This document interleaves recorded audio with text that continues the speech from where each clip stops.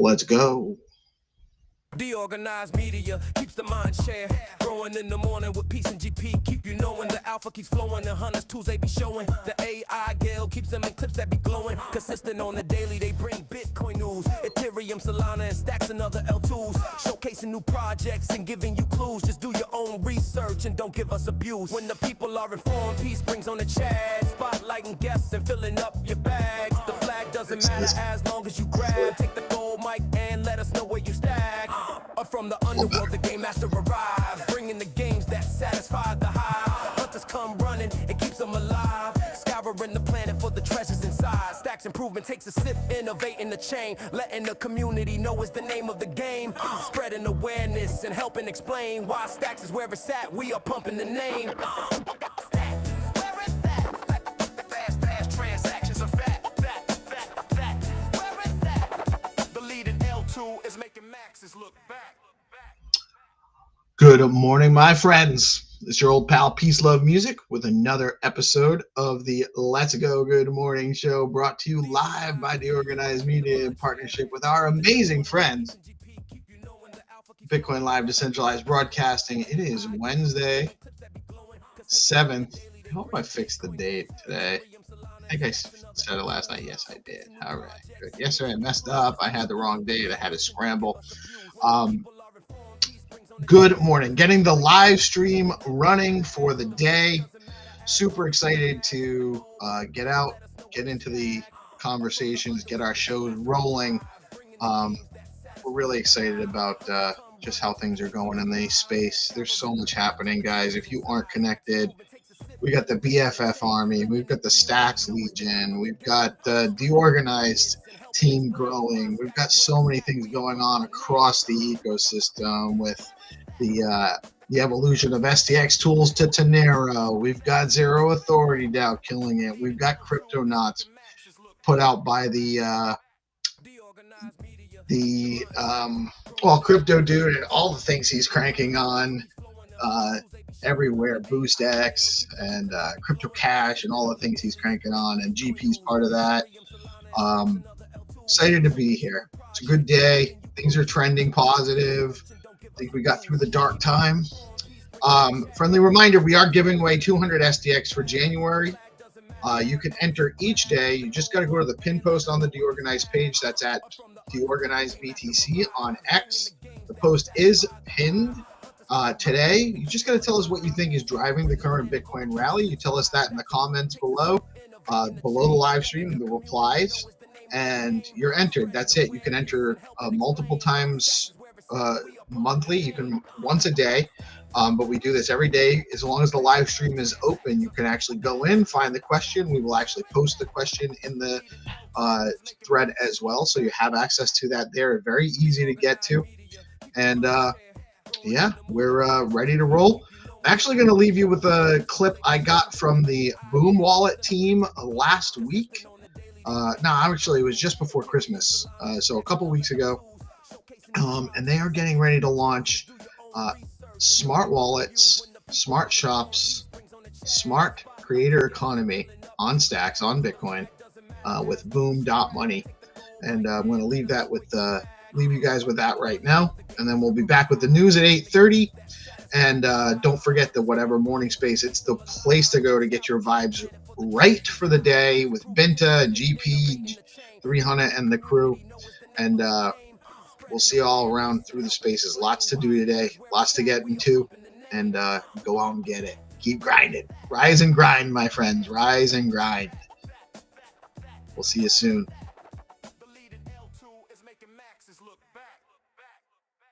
DeOrganized media keeps the mind share.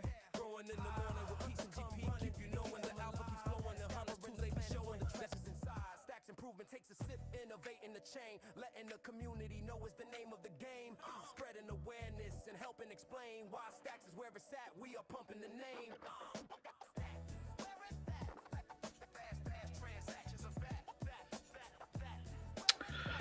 What is up, my friends?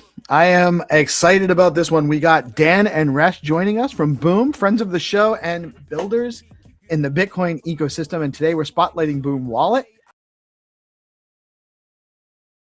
as they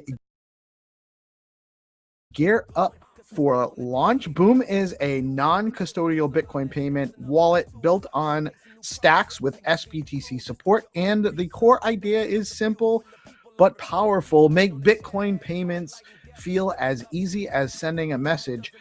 Instead of wallets being complicated tools only power users love, Boom is focused on real-world usage, everyday payments, merchants, peer-to-peer transfers without giving up self-custody and security. The timing could not be better. So let's dig into why they're building this, who it's for, and what people should expect as Boom gets ready to go live, fully live. And we have Dan Trevino and Suresh Singh in the house. How are you, my friends? Are you guys doing well? I hope you're catching a break for the holiday season we're dropping into. It's great to see you guys. Hey, great to be here. Thanks for inviting us. Likewise. It's 4 p.m. here in England. It's getting dark, miserable weather. Oh, well, that's not too bad then. Yeah. Miserable is the word sunny for UK. Well, isn't that kind of just common for the UK? Yeah, it is. Well, I'm being, yeah, pretty much. Yeah. No, but you know what though? Actually, I think you guys know Jamie Fletcher from the dog pool coin and all the cool stuff he's brought. Oh, yeah. He comes on periodically, and there was one day where he was talking about it being a sunny day, and I was surprised because I didn't think you guys actually had any of those ever. So it does happen though, I guess, from time to time. We have good summers to be honest. We have decent summers. I think Jamie's I think based in Bristol, down south. Yeah. I think you're correct. I'm not positive about that, but so it varies like the U.S. to some degree. The further north you get, it's a little cooler. Yeah. I think the only comparison I have, to be honest, I have told it's actually the same, is Seattle's weather is very similar to UK weather. So that's a comparison I can give people. Anyway, so let's kick off. Yeah. Let's. So, Dan, you've been working on Boom for quite a while. In its current iteration, I want to say for probably about a year, with what or maybe a little bit longer than that. But it's been about a year since we've been kind of quietly waiting, seeing this develop, to see what's coming on it. And it's a use case we really need more of in the ecosystem. So tell us a little bit about. For those that aren't aware, because I'm quite familiar, which is uncommon for me. I like to actually do these when I know less about the project, so I have more curiosity behind my questions. So why don't you give us a little bit of a background? What is Boom for? What are you building Boom for? How much background do you want? I can tell you where we started back at the Stacks launch date. Whatever you think is important for people to know about the project. Okay. Well, we launched with the Stacks mainnet launch back in 2021 with Boom as a web wallet at the time and an NFT platform. We were the first NFT platform. We have the first NFTs minted on the Stacks network, and we ran that for first NFT mint. As far as I know, yeah, I think.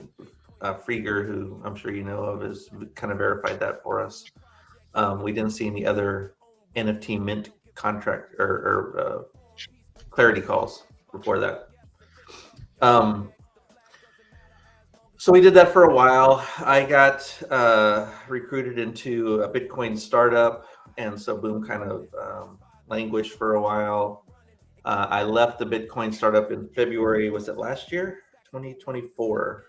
February 2024, and went back to Boom, really. At the time, they were starting to talk about SBTC and the Nakamoto upgrade, and I really saw that. I saw SBTC with the faster speeds on Stacks that were going to be coming down the road, which I guess didn't show up until like September or so of 24. Nakamoto was November.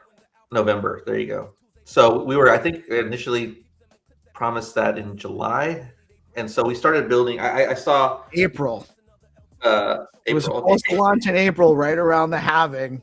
Maybe July was one of the intermediate. That might have been one of the first target, like the target extension was July. I think you're right. But anyway, so earlier in the year, I saw SBTC and the promise of a faster Stacks network, and I was looking around and I thought we really have an opportunity to be a better Lightning than Lightning here.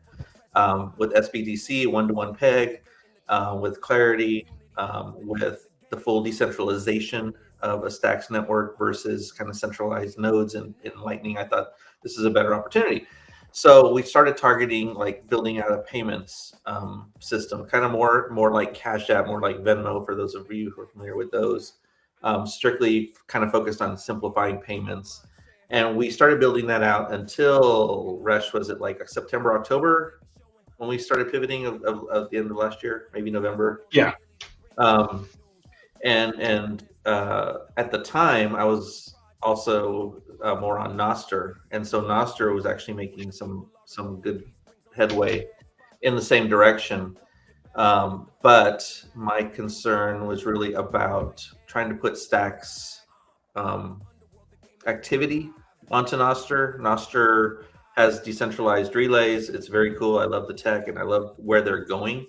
But I think there's still like the opportunity there to censor different note types. Like you have to specify types of notes that when you're sending them onto these relays, and some of that can be reused. But the way I was looking at potentially using Nostr, I was like, we were going to have some of our own custom note types, and whether those got picked up by the relay nodes to actually move forward, whether they were actually supported, because different relays can support different types of notes at their will, was an open question. And so I thought it's better if we just kind of take this into our own hands rather than relying on a network that may or may not be open to, a different use case.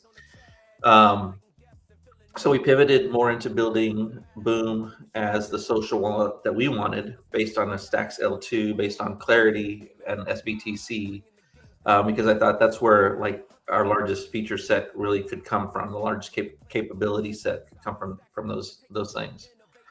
And so from that time, we've been building out what is essentially 3 apps, which I know people are going to beat me over the head for. But we're building a wallet, we're building a marketplace, we're building a chat app, and then of course all the infrastructure to support those different things. So your comment about us taking a while.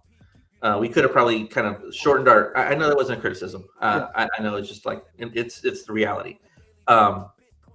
We could have probably shrank our feature set a little bit and done this quicker, but we've kind of built it incrementally, and I really wanted to make something that's going to be different from what every other wallet out there is. And actually, we kind of pivoted away from just calling it Boom Wallet, which just Boom.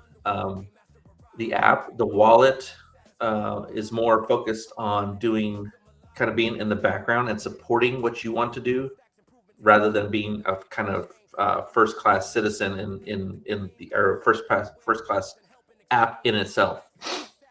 Similar to, you go to Amazon, you don't have your wallet up front, right? Your wallet just comes in when you want to make a payment. The marketplace is what's up front that people are interacting with. Exactly. Right. And so we're trying to get bring that kind of experience into Stacks Web3, Bitcoin Layer 2s, again, with the idea that SBTC is the right play for this, and that Stacks' faster network is really going to be a key enabler. And we've seen that so far. And so that's where we are. We're still kind of finishing up some pieces today, but we're pretty close on completing that whole 3-app bundle journey. Just want to add to what Dan shared there. I think what you stated is quite fair criticism or feedback in terms of it taken a while, because we were supposed to be done middle of last year or towards September, October. But what we have found in every iterations we have done or Dan has done is that once you build to a certain level, you say, oh, there's limitation at this part. We need to address this part. So anybody who says that, this can be easily, I can launch in 3 months, welcome to try it. I promise you, I assure you. Yeah, listen, I certainly didn't mean it as criticism. No. We didn't take it that way at all. Totally understand. Our website is still, we understand. We're definitely trying to build stuff out, and we're not as we're less far along in the last year than you guys are, and we've so it's I totally understand, and honestly, you're better off taking your time and putting out a good functioning product that is what you want, and rushing to meet an arbitrary deadline, Well, I mean, yeah, there's this whole lean startup thing. Like you can argue this both ways, but it is what it is. I have certain feelings about what I want to release, just me personally, and that gets in the way of some of it sometimes because I'm like, I don't really like this chat. I want to redo the chat now, or which Rich gets frustrated with, but. So, I mean, if I were, and you guys are, I know you've been cranking and you're towards the finish line of getting to market. I've already played around with the app in the background. Very cool. I know that there's obviously you're still in like a beta function trying to work out some kinks, but it's very functional, very, very much. The roadmap is clearly there. And it's only a matter of time, but you also want to make sure so you mentioned the 3 components. There's the wallet, which is fundamental infrastructure for any application on chain, on any chain. Quite honestly, the easiest part of this whole thing. Right. But the social part of it is more important than because a wallet is a wallet is a wallet. But what you can do with it is important, and the chat functionality and the marketplace functionality both make it a more engaging application than just a wallet, and those are the features that I want to play with. I have a wallet. I have a number of wallets. It's not just another wallet. That's not what Boom is. And I actually am glad you guys aren't really. I try to refer to it as Boom or Boom.money because I realize that while there is a wallet layer, that's not what this is really for. It's about the economy that it's and the necessary components of having it actual exchange happening. At a deeper level, even kind of below that, it's about the community, right? Right. Like my vision, when I think about the best part of or the best version of this is a bazaar where people are interacting with each other, people are buying and selling, but there's a community formed around Bitcoin. And getting that economy moving, right? So you'll be able to buy locally with Bitcoin. You'll be able to buy remotely with Bitcoin very easily without having to go through 2 different places to do those different things with a community that you may not know, right? You're stepping out to existing Lightning or Bitcoin shops right now, and that might be fine. There's some great ones, but we're trying to kind of pull that together and kind of create a community that is interested in building a Bitcoin economy, and that's kind of at the lowest level. That's what it's about. And it's important. There's a lot of creators. Our model is more creator content focused, but content creators are looking for commerce for their content. That's the goal of creating the content, is either to get attention for other stuff you're selling or to specifically be selling the content, or both, monetizing the stuff you're creating. And there's not really a really good central place to do that right now. And Resh had actually asked me the other day about whether we were interested in setting up a smart shop on Boom, and 1000% we are. We don't have a merch store yet for DeOrganized, and it's something people have been telling me we should do. And I don't disagree. It's just it's a bandwidth issue. That's the same.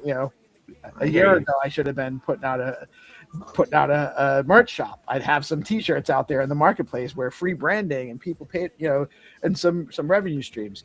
But this is actually going to be a catalyst for me to get off my butt, get some merch together, figure out how we're going to create a merch store, put it in Boom, and then get that on our website and be able to distribute that. That's something we can then market on our platforms and get some exposure.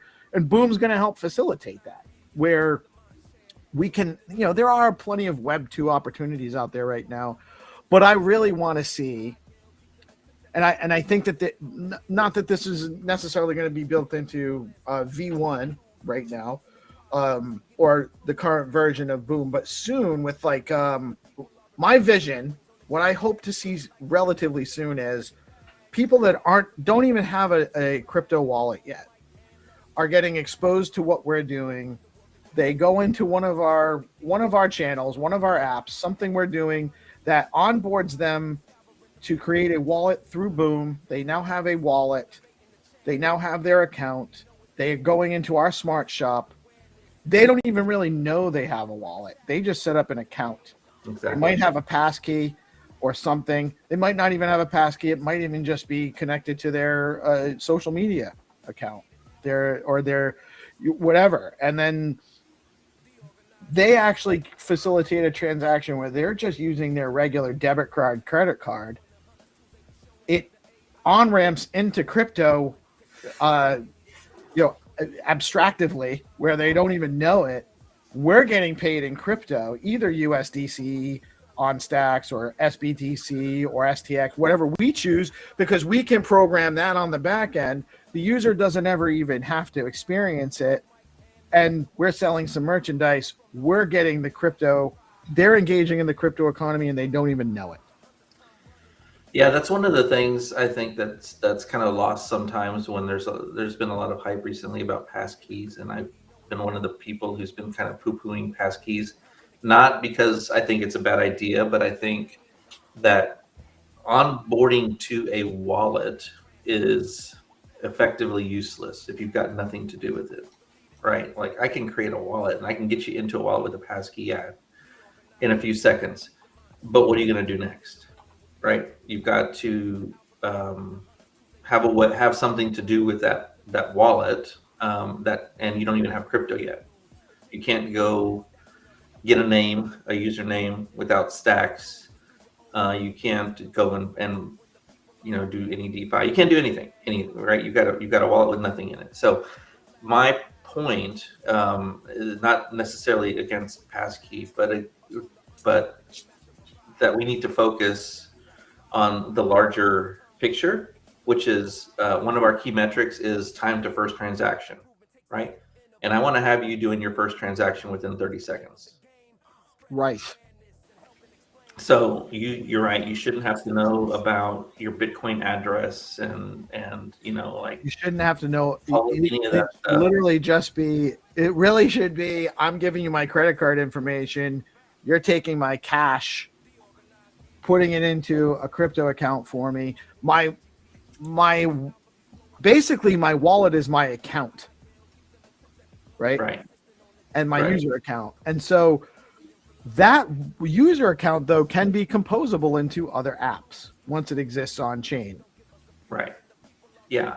And my ability to log into it can be part of it is when you're interacting, let's say with DeOrganized Media's smart shop, there's some value in the pseudonymity, whatever that is. Pseudonymous Transactions, right? Like maybe you want to go buy a mug and you don't want anybody to know you bought a DeOrganized mug. But the reality is you're going to have to ship a mug to somebody. And so there's going to have to be shipping information potentially and some identifier that makes sense to a delivery organization, whether it's like UPS or like the USPS, and they have different rules about what names you can use and what names you cannot use, right? We've kind of found this out over time. I think Resh brought this to our attention. And so we are, one of the things we're doing during our onboarding is everybody gets a name. a name is basically key to the platform, and it's free. So we're not onboarding you to a wallet and then saying, here's some stacks, go buy a name. We're giving you a name at the beginning. It's free, it's fast, and that way when somebody goes to buy a mug, you know that you're dealing with dan.boom.btc or resh.boom.btc, right? And that also kind of feeds into trust building over time, right? You can see like dan.boom.btc has never, I don't know, returned merchandise or whatever like that, or never had issues with sellers. Or you can see that DeOrganized Media has fulfilled 100% of their shipping issues, and nobody has ever complained about them, right? And everybody rates them as 5-star.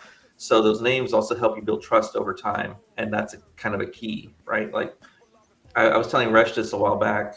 One of the triggers for this whole thing about the social piece of it was the realization that money is social, right? Like that's not a realization to a lot of people, but it's a realization that I had while I was at my in-laws' place in India, right? And there in the community, within the community, my in-laws can go down the street without cash, without money, go to a shop and say, hey, I need X, Y, and Z. They can get a short-term kind of pass, right? On okay, we know you're going to pay later, but that trust exists because there's a community that knows each other, right? Right. It's social credit, not in the Orwellian way, but in the actual like how it exists in real life way. I know you, and so I can do this for you, right? I know that you live down the street, and I know that you've always paid me back within a day or two, and so this whole need for names and identifiers, I think, feeds into that social credit,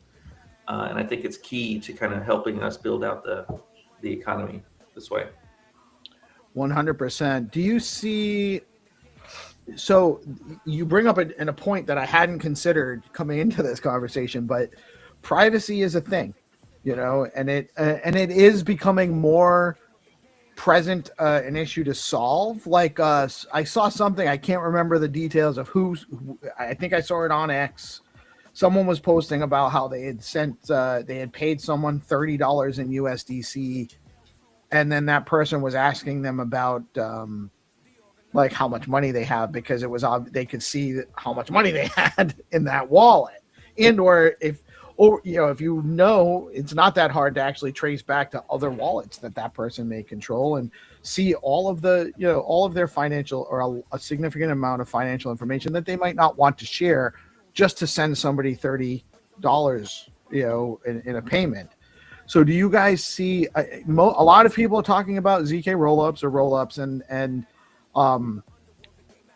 my understanding as a layman without any technical real knowledge on how it works is that it's complex. It's there. It could be the solution, but it's not probably a short-term solution. It's probably going to be something that takes a little bit of time and effort to develop out. Do you guys have you guys considered privacy? Yeah, for sure. It's kind of hard because right now, and I'm not a ZK expert, but my understanding is that we're still lacking some of the primitives on stacks that would allow us to do zero knowledge proofs.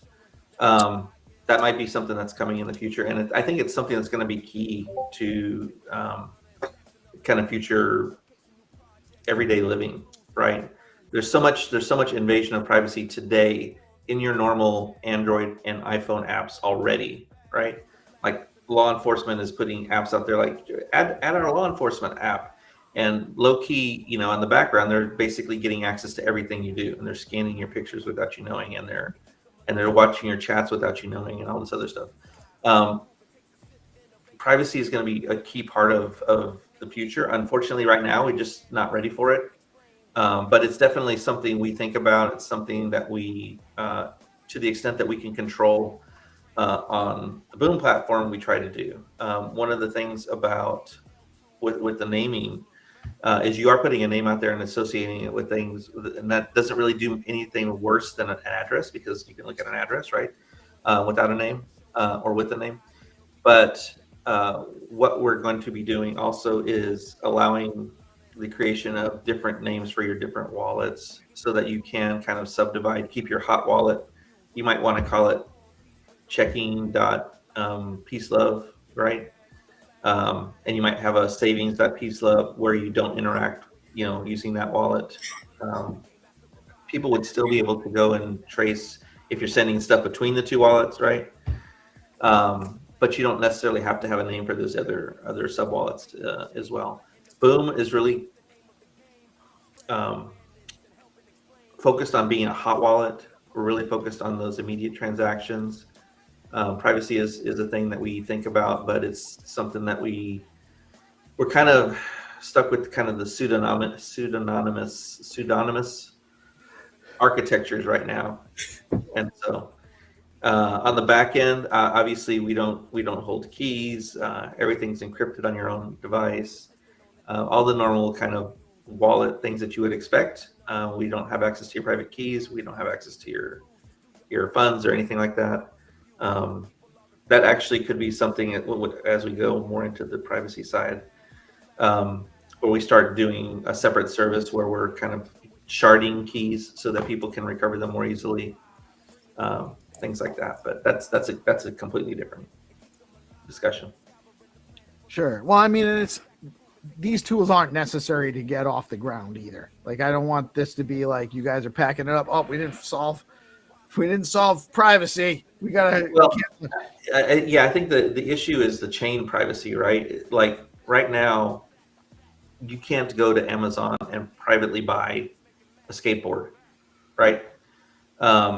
Right, but when you buy a skateboard on Amazon, your bank account isn't exposed. Your bank account isn't exposed, so people can't steal. But there is actually, so there's a double-edged sword here, because there still are third parties that have access to your purchase data, and they're able to use it without your knowledge to a large degree. Yeah, they may not have access to your account directly, but they see that this person buys $1,000 worth of Amazon products every month. They've already pegged you into an income bracket, right? Guaranteed, based on your Amazon purchases, right, and your searches and all that other stuff. So right. it's not directly visible, but like I said, that's really on the chain side. That's the chain security that really needs to be kind of secured, right? privatized. And it should be a user setting at some level, and I think that they are working on some of that stuff on Stacks, and it's not a pressing issue. It's just something that it occurred to me while we were having this conversation, because it's a consideration for people, and it's something that we haven't really solved yet entirely, but the problem you guys are solving is for creators. And I didn't get a chance to introduce GP. I think you guys know him. You might have met GP once or twice. 300 as well. I think you guys might know the homie. Hi, Rash. Hi, Dan. What up, Good to fellas? see you. What up? Finally. Finally. Boom! We don't have to make any more mafia-oriented, threatening memes. Boom out there. No more. We are excited. We are, but the reason I'm pointing to them too specifically here is because they're both prolific content creators. NFTs, they both launched NFT collections. They both create content all over the place. They both have communal followings in their own right. They're both contributors to what we do here, which we are also trying to grow our community. And you guys are providing some infrastructure solutions that are going to help both DeOrganized and individual projects like DeOrganized and individual creators get more organized and direct and standardize some creator economy opportunities with what you guys are building out. And I think that that's a huge need in the space, because there's not really an obvious way to do that right now. Yeah, I that's the hope. right? Like that's the goal is to kind of help people build their communities within the community. We want to make communication easy. We want to make it secure, and that way, when you have a store, you know, you've got a built-in kind of community that's sort of onboarding that they can opt into actually continuing to interact with you beyond just a single purchase, right? And obviously all of the normal tools that exist out there for engagement based on memberships or based on NFTs or based on whatever, or subscription content, all of those things are available as well, you know, in this place. So just to add a few things, please, even the chat functionality that Dan was mentioning to you, I mean, this is maybe common knowledge, but when we're looking at it, you know, when people write that BRN, for example, B00RN.BTC, for example. Now, if you look at it first glance, you'll just read it, oh, there's a boom, but it's actually not. So we actually had to think about it. Okay, how do you solve the simple issue of even visually, if you see a name, it stands out that, oh, this is not boom.btc, this is something else. So even that font and the design took us a while. Then Dan and I went back and forth. Then we came up with the solution in terms of, okay, use a certain type of font that immediately you see visually, you know, like, oh, there's separation. You literally got to be visually impaired. And I don't mean that in a disrespectful manner. You literally have to be visually impaired to be able to not see this issue that, oh, the name is not what it is. So that's one thing. The one thing we've also was very important. I didn't pick Dan pick this up, was that you want your social life and your business life to be separate. So when you start your chat functionality as well, you'll have your personal chat functionality, like Trihana will have his personal identity. You can just chat with me and Dan. Then he might also have his own store. And for the store, there's separate chat functionality they can create as well. Now that creates two separations. For various reasons, I think it's easier and cleaner for business transactions to be there in one part, and your personal life to be on one another side. So those small nitty-gritty stuff only came into trial and error as we were building this thing out. So yeah, so that's the one thing that was very important for us to figure all these elements out. The element you're talking about in terms of onboarding creators and all, that came about while we were building everything.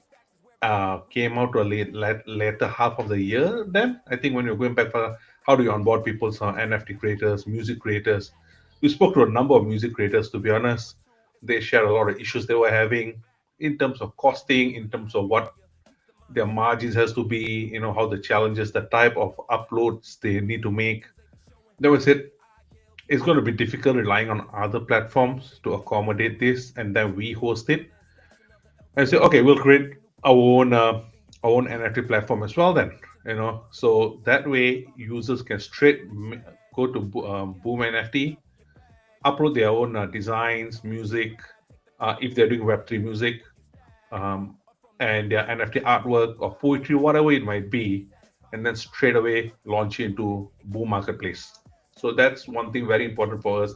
Has to be a seamless experience, and that we believe over time is going to be really impactful. Of course, the platform also accommodates if people just want to upload digital goods. You know, you could upload an MP3 music, for example, you know, or MP4, depending on what a music file or whatever file size you're uploading. Non-copyright. Not copyright, yes. that's very important. You know, so if you are like 300 great Suno musics, like amazing Suno music, I got a question. That's his copyright.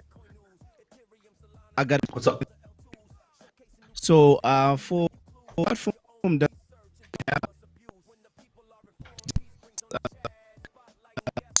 is copyright or non-copyright?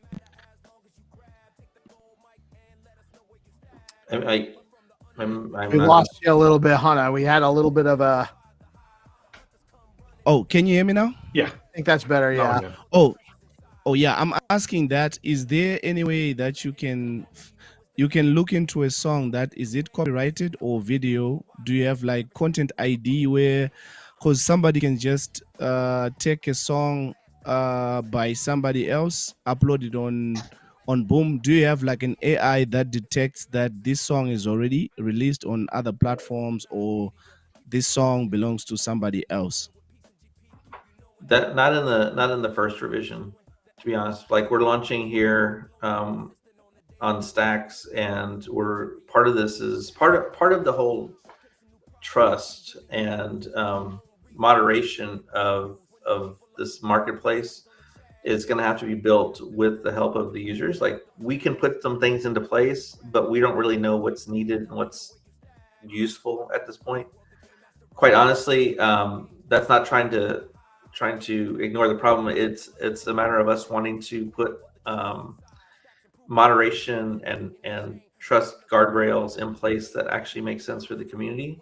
You know, we've talked with obviously folks like the Zero Authority, who are building their own trust platform, right?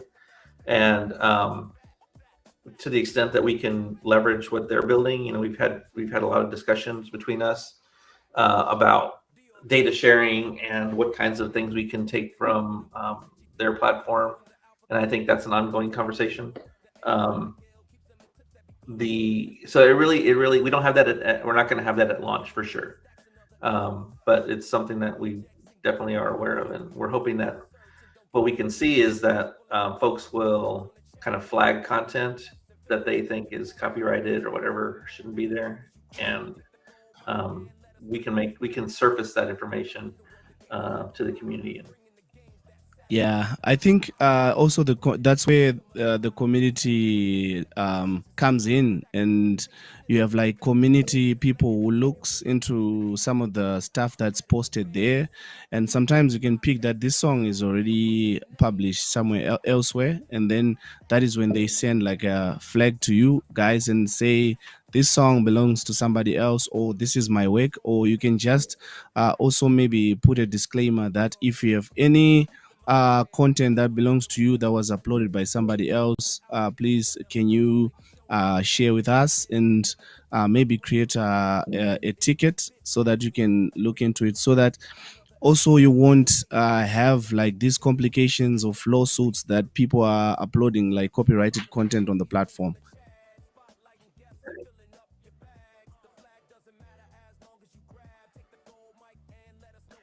I want to go back to Resh's point about like the confusing names and things like that. That's part of being a wallet without being a wallet. You know, one of the things we're trying to do is be very intentional about typography that we're using in specific places, right? Like, it's not just a heading and body text, content text, right? Like, in a chat, you want to understand exactly what name you're dealing with or what Stacks address you're dealing with, potentially, you know?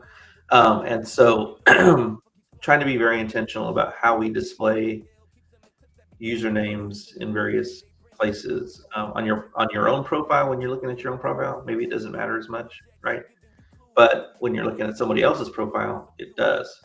And so how do we handle just the different contexts for different typography for different contexts for the same data and things like that? So that's also part of, like I said, being a wallet without being a wallet. Like, when we talk about these three different components, they're really all blended.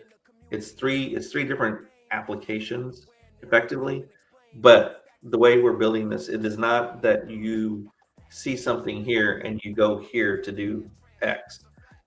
You can interact with the marketplace in your chat. You can interact with your wallet in the marketplace, right? And the chat in your marketplace. And so all of these things are actually three kind of foundational layers, and they have to work together. And so wallet is really contextual, right? Your wallet is contextual within a chat, within a marketplace, within a game, whatever. So in that way, we have to be very intentional about like how we ask you to create a transaction, right? A game is going to say, hey, if you want to keep playing, send 2 stacks or something like that. I don't know, whatever. Or maybe it's a pay-per-play game that you're doing some kind of like, I don't want to say gambling, but like some kind of pay-to-play game, right? So the way that we surface kind of payments in these different contexts matters, and so we're trying to be very intentional about those kinds of things. And it's one of the things that we have to be that kind of differentiates us from like just being an X first or a Leather Wallet or a Magic Eden kind of thing, whatever. Yeah, and it's all about creating good experiences for the user. And you have a couple of different users. You know, you have the content creators and or whoever's actually providing the merch or the services that are in the shop. And then you have the customers for those as well. And Right. so, and then there's, you know, we have a kind of similar model. We have content creators and we have audience / users / community. And then we also have sponsors, which I suspect you guys will have some kind of sponsorship model as well. You're going to have real estate, right? I don't know if you've considered that. But you can go on Fastpool now. oh, are they a Fastpool is actually a sponsor for Boom? No. Like they have their sponsored stacking thing. Oh, that's right. That's right. You can actually You can sponsor Different projects. You can sponsor projects to get your like stacking rewards from your or a percentage of stacking rewards from your stacking and stuff like that. So there's all sorts of cool things. We're at the precipice of a very, very interesting time in humanity, because there's so many technological tools out there. But so the one thing, please, just want to add that at the present moment, if you look across the board, the experience of using Web3 shopping is not great. You know, Right. If you use Lightning, you got to lock in your money your money is literally locked in the channel. You got to close. You got to make sure everything is there. Your towers. you just meant there's so much friction just in knowing about Really, it. yes. Just in understanding what you just said eliminates a huge percentage of any market. Exactly. So one thing we wanted to say, like if SBTC is going to be, it's amazing, and it's also going to go cross-chain. It's going to go to different networks. Adopting it now and making it into available on a marketplace really easy. And we have individuals like Cornell in Brazil who's developed his own product base onboarding Latin America.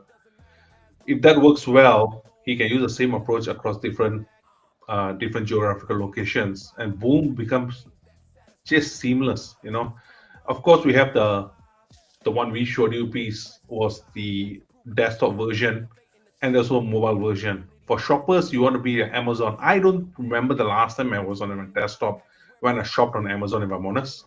Oh, I God. literally just sit on the sofa, I just scroll. But if I'm a seller, I want to be able to do it from a desktop, makes things easy to manage. So we are accommodating both sides of it, to be honest. Initially, everything was mobile. And then I sat down there like, pardon my language, is a pain in the ass if I got to manage everything on my mobile. You can't program from a phone. Yeah. Just can't. So that's why program it. all the Well, elements. and saying maybe you can. I don't know.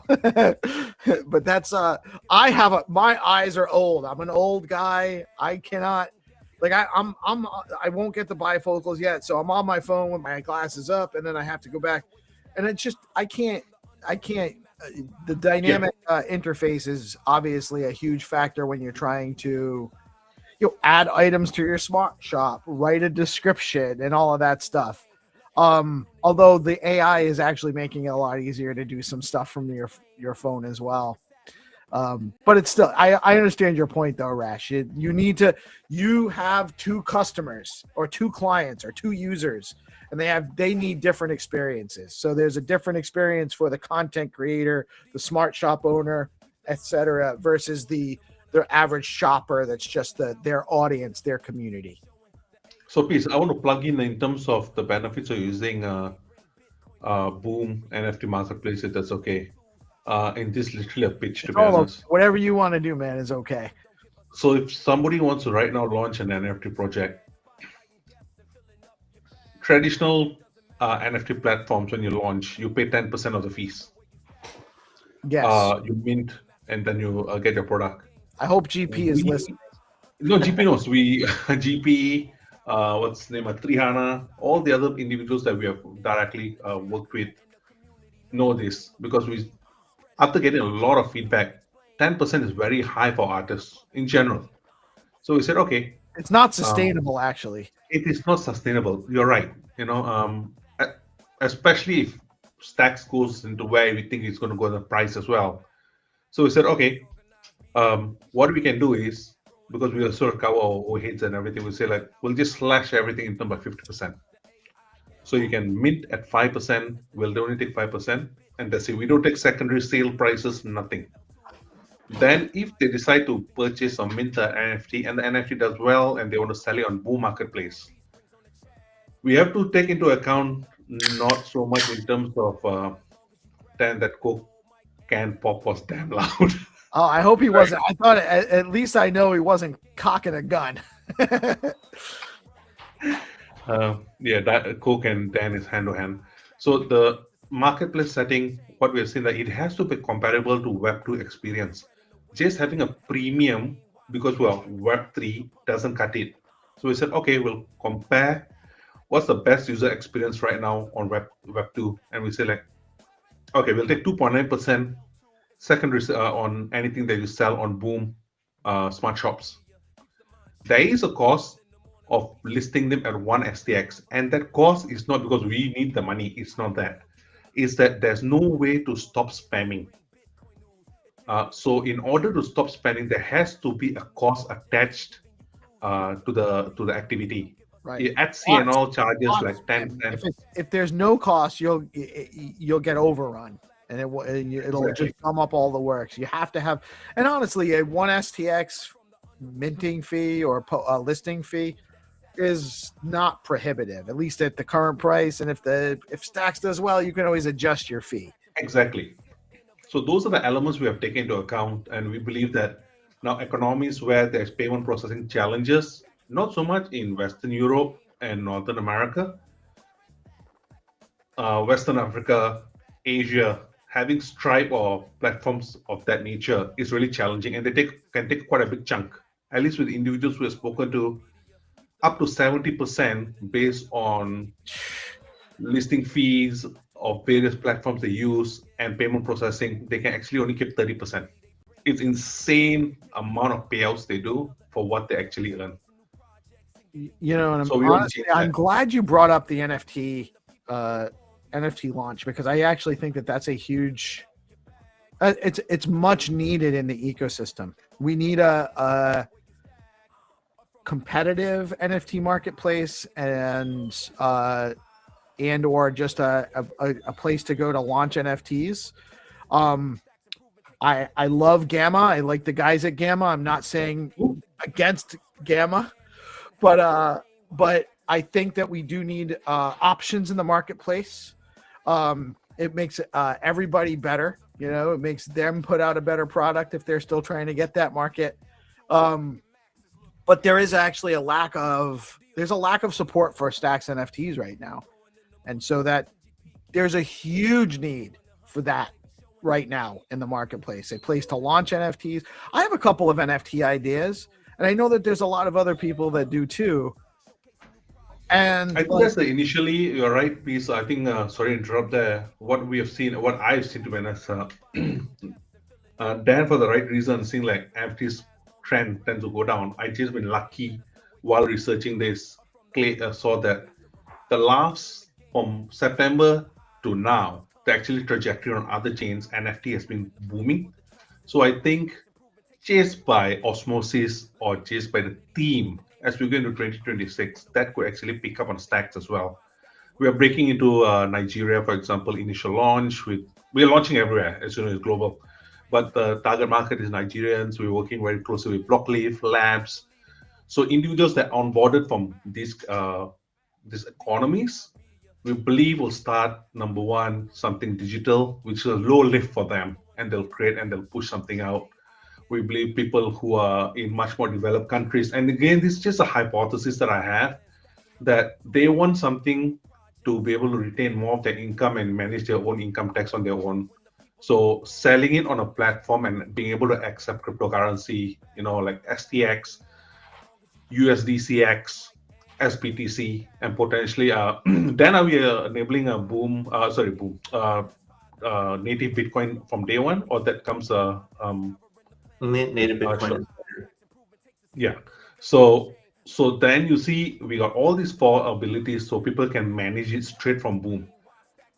My personal opinion is people are trying to gravitate more to crypto economy based on how the governments are behaving currently. So that's where my pitch is.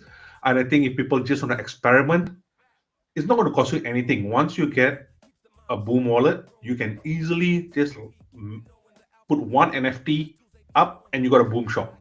Literally, that is, you place a product for listing, you got a Boom shop straight away.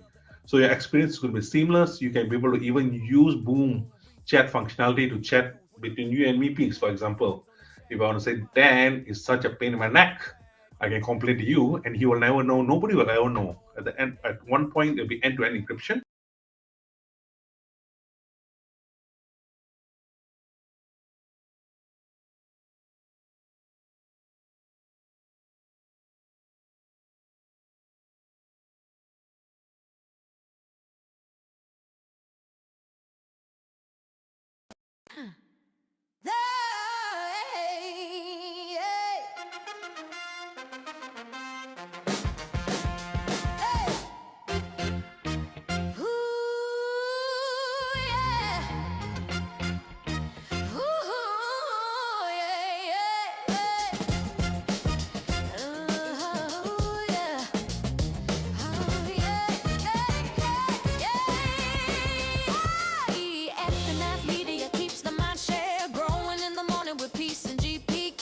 Keeps flowing and hunters tools they be showing. The AI guild keeps them in clips that be glowing. Consistent on the daily, they bring Bitcoin news. Ethereum, Solana, and stacks another L2. Showcasing new projects and giving you clues. Just do your own research and don't give us abuse. When the people are informed, peace brings on the chat. Spotlighting guests and filling up your bag. The flag doesn't matter as long as you grab. Take the gold mic and let us know where you stand. From the underworld, the game has arrived. Bringing the game to satisfy the hype. Hunters come running, it keeps them alive. Scouring the planet for the treasures inside. Stacks improvement takes a sip, innovate in the chain. Letting the community know is the name of the game. Spreading awareness and helping explain why Stacks is where it's at. We are pumping the name.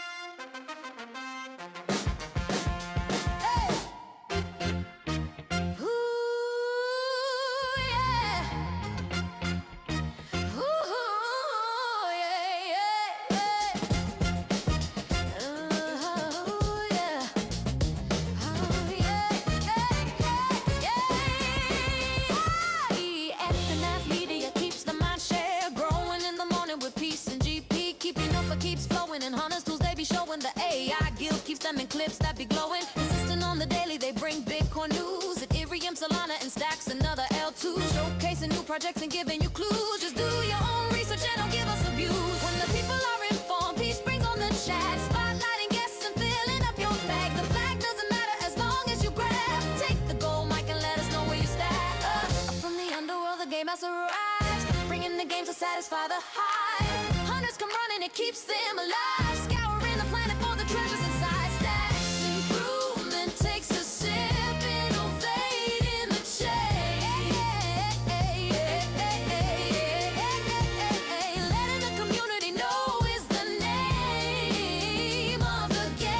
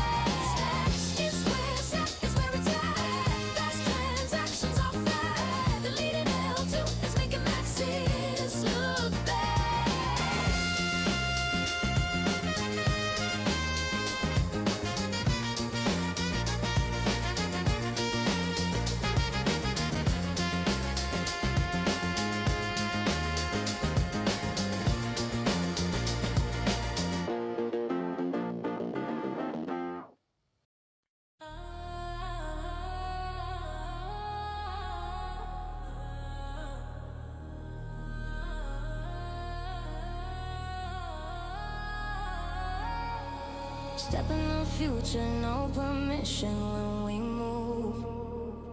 Bitcoin on the chain and the flow stay true. No middleman, hands only money that's yours. Tap into the source, this the key to the door. Let bit flow, unlock your Bitcoin with a real one stack, let the signal make noise. Let bit flow, unlock your Bitcoin, swap smarter, go farther, we control the choice. Let bit flow, unlock your Bitcoin, where the market gets deep and the liquidity deploys. Let bit flow, unlock your Bitcoin, hit the chain, feel the game, watch the power get enjoyed. Never bow to the banks, let the freedom go live. We ain't talking about the future, we already arrived. No cap, no delay, this is real block time. Bitcoin in the engine and the yield stay prime. No keys, held hostage, flow stay trustless. Stacks to the core, but the base chain rugged. From the chain to the swap, everything on demand. If you're built for the winners, then you already understand. Not a trend, it's a net web evolution in motion. Liquidity unlocked like the gates in the ocean. You can flex when you own, I beg for permission. Bitflow is the tool, execution with precision. Let Bitflow unlock your Bitcoin with a real one stack, let the signal make noise. Let Bitflow unlock your Bitcoin, swap smarter, go farther, we control the choice. Let Bitflow unlock your Bitcoin, where the market gets deep and the liquidity deploys. Let Bitflow unlock your Bitcoin, hit the chain, feel the game, watch the power get enjoyed. No ceiling, no borders, this the true free world, where the builders get paid, where the vision unfurls. Rooms BTC, stable flows in rotation, new era on the chain, this the price of innovation. You ain't gotta ask twice, it's non-custodial might. Every swap locked tight, every rate optimized. It's the layer for the legends and the ones getting in. No luck, only skill, this is where you begin. Every click in control, that's the anthem we preach. Bring value to the people while the old banks sleep. Say the name with conviction, that's a lift off code. Bitflow, now watch the Bitcoin flow explode. Let Bitflow unlock your Bitcoin with a real one stack, let the signal make noise. Let Bitflow unlock your Bitcoin, swap smarter, go farther, we control the choice. Let Bitflow unlock your Bitcoin, where the market gets deep and the liquidity deploys. Let Bitflow unlock your Bitcoin, hit the chain, feel the game, watch the power get enjoyed.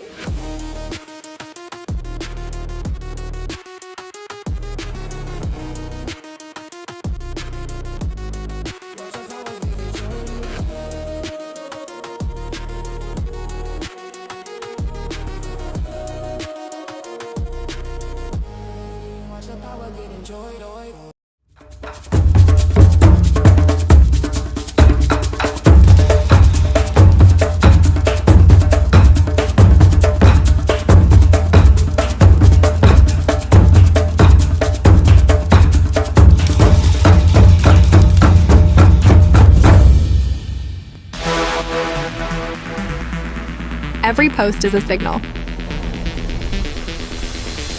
Give it fuel.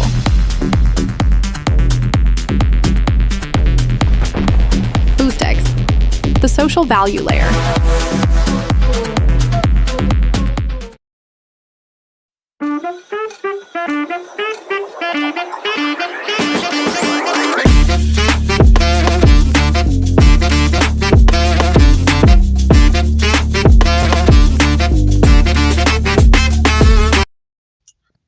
Let's go. DeOrganized media keeps the mind share. Growing in the morning with peace and GP. Keep you knowing the alpha keeps flowing. The hunters tools they be showing. The AI Gale keeps them in clips that be glowing. Consistent on the daily, they bring Bitcoin news. Ethereum, Solana, and stacks and other L2s. Showcasing new projects and giving you clues. Just do your own research and don't give us abuse. When the people are informed, peace brings on the chat. Spotlighting guests and filling up your bags. The flag doesn't matter as long as you grab. Take the gold mic. Yeah, I love my opener. I'm also gonna share again Pip's song from that we debuted yesterday. I really like it. The organized media. Nice easy vibe in the morning. The organized media. The hub of the digital gold. The hub of the digital gold. Thank you, Pip. Let's navigate. Guys, I gotta fix this.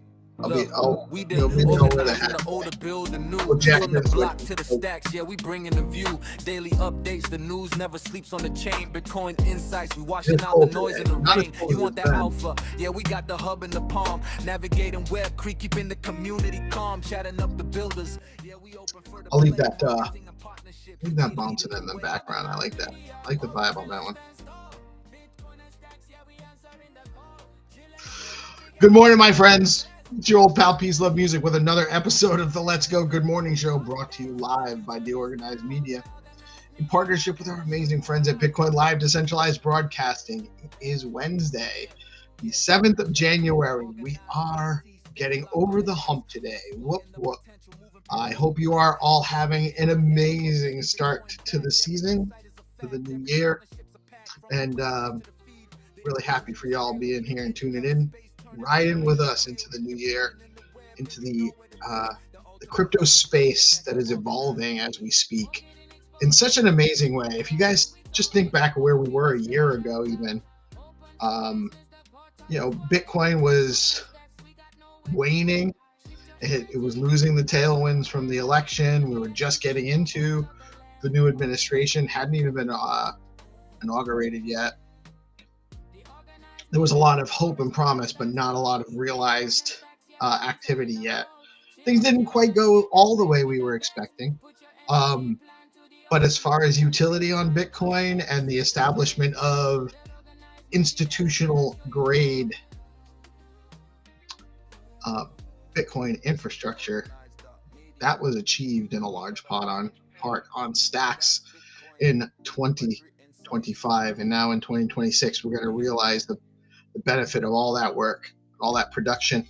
And we got a lot more work to do, by the way. We're not sitting back on our haunches and waiting for things to happen. We have a lot more to do. There's a lot of development going on. Super excited about all of the cracked devs in our space, just iterating and cranking and creating more utility and more ways, making it easier to onboard into real Bitcoin yield on Stacks.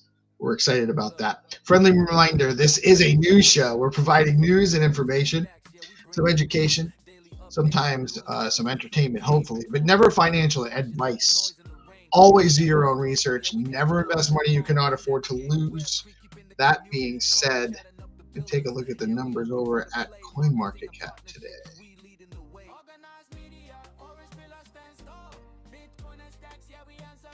Make sure this is right. That's good enough. Good enough for government work, as my old ex-father-in-law, late old ex-father-in-law used to say. Good enough for government work. Bitcoin coming in at 92K. Still at 49 on the Fear and Greed Index, right in that neutral range. Not quite over the hump, though. We're just getting over the hump today. Let's see what happens. Ethereum holding on to 3,200. So we are a little bit down from the rally earlier in the week. It does seem like we're cooled off a little bit. Some corrective behavior. Some eager longs getting liquidated before we can trend back up, which is usually a good thing for the long-term strength of a market rally. Things are still a little precarious, but we definitely are feeling better than we were a week to 2 weeks ago. Stacks still holding on over 35 cents. That's great. 36 cents for Stacks, even though it's down 4%, still up 43% over the last week. Healthy correction, resetting some support, and getting ready for the next leg up. Maybe. Not financial advice, obviously. I told you that. Top three gainers over the last 24 hours are Meme Core, Mix Finance, and Tron. We do have just a couple of gainers. Most things are flat or down in the 3 to 4% range. Dash, SPX, some big correction. Zcash back under 500. So there's definitely movement. Not everything's moving in the same direction, which is usually a good sign as well. You're going to actually start seeing, maybe the market's getting a little bit more discerning as to the winners and losers. We're starting to see who's going to actually win. And we'll see. It'll be an interesting year for sure. Let's take a look at what's going on in the news today.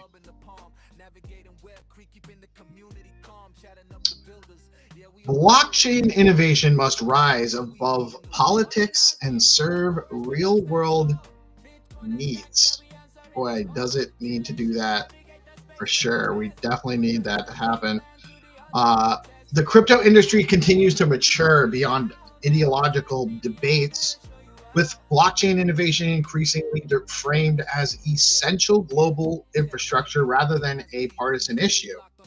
The piece argues that permissionless open networks are becoming foundational tools for economic coordination, transparency, and resilience in a fragmented world. As governments struggle with debt, inefficiency, and declining trust, well-earned declining trust, blockchain-based systems offer neutral rails for value exchange and verification. The takeaway is that long-term adoption will be driven less by political narratives and more by practical utility, particularly in payments, settlement, identity, and capital markets initially. And that identity piece, there's a lot there. We do need to rise above politics, my friends. That's important, and it needs to happen sooner than later. We're in a place where this needs to get addressed. Morgan Stanley adds Ethereum staking ETF filing to growing crypto lineup. They're getting into everything right now. They're definitely going into crypto.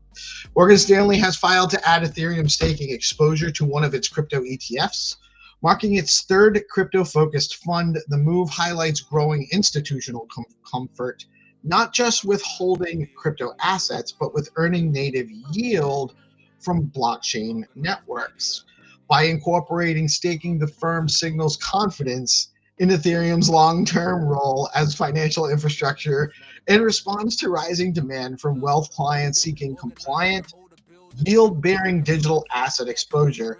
This reflects a broader Wall Street trend toward integrating crypto into traditional portfolio construction. Very interesting. Love to see it. We want, and I know there's different opinions about this, but TradFi is, if we don't get TradFi adoption in this meaningful way, nothing else actually happens. So this is just all part of the plan. It's important that this keeps happening. This is a really encouraging one. MSCI temporarily refrains from excluding crypto-heavy companies. MSCI has temporarily refrained from removing companies with significant crypto exposure from its indices, easing fears of forced selling and reduced institutional access. The decision follows industry pushback and highlights ongoing uncertainty around how digital assets should be classified with global benchmarks. For public companies tied to Bitcoin mining, exchanges, or crypto infrastructure, MSCI's pause provides short-term relief and reinforces the idea that crypto exposure is becoming harder for index providers to ignore as adoption grows.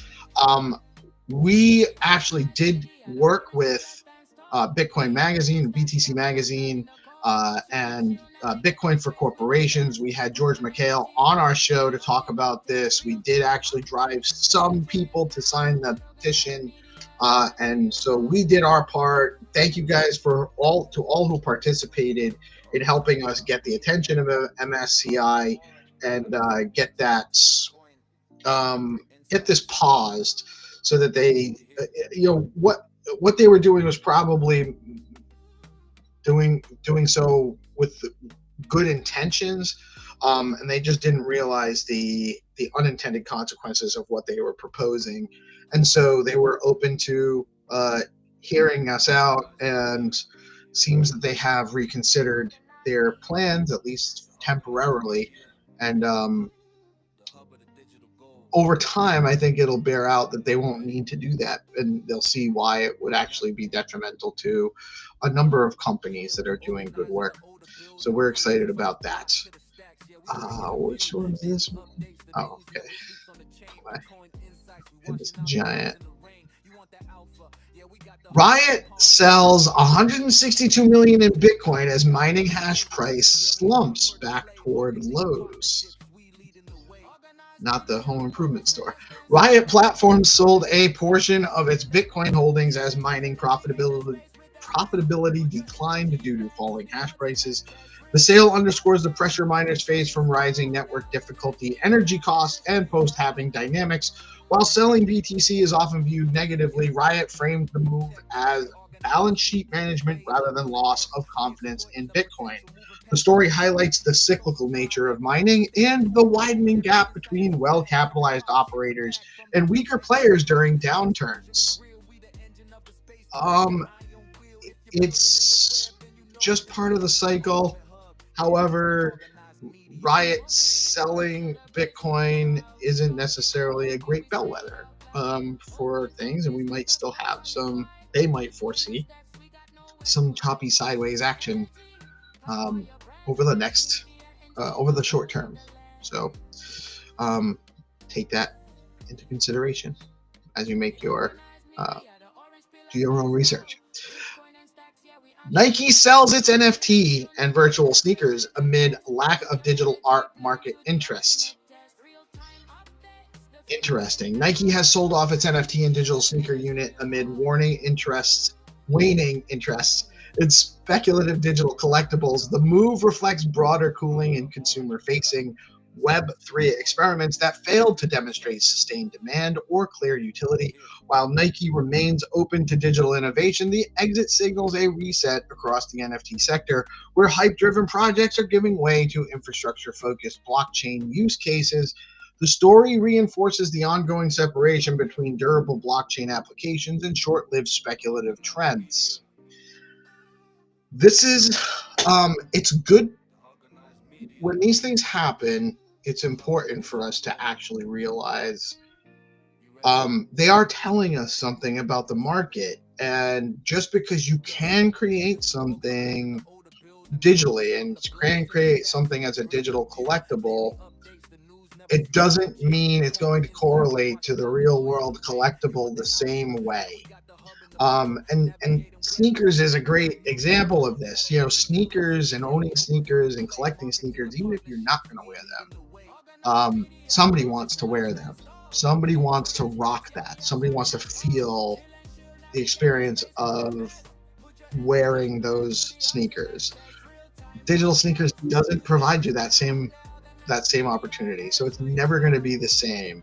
Now, could there have been something that they did to that process to add value to the market, to make more demand, to make it more profitable or more functional? Yes, they could have. And who knows?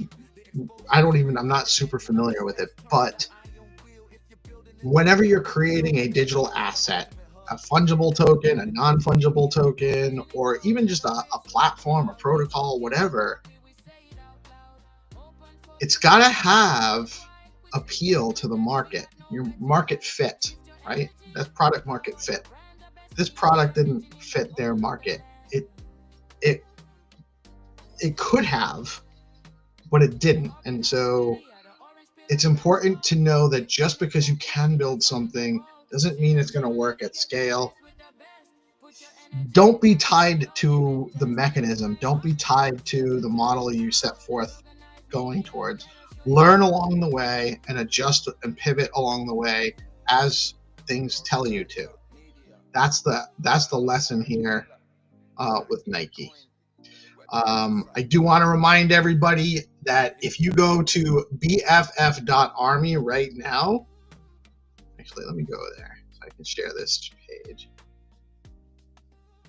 Internet's tired today. bff.army, super easy to get there. You can learn, earn, and HODL. You can learn all about how to get into DeFi, how to utilize more complex DeFi opportunities at Bitflow, Stacking DAO, Zest, and so on.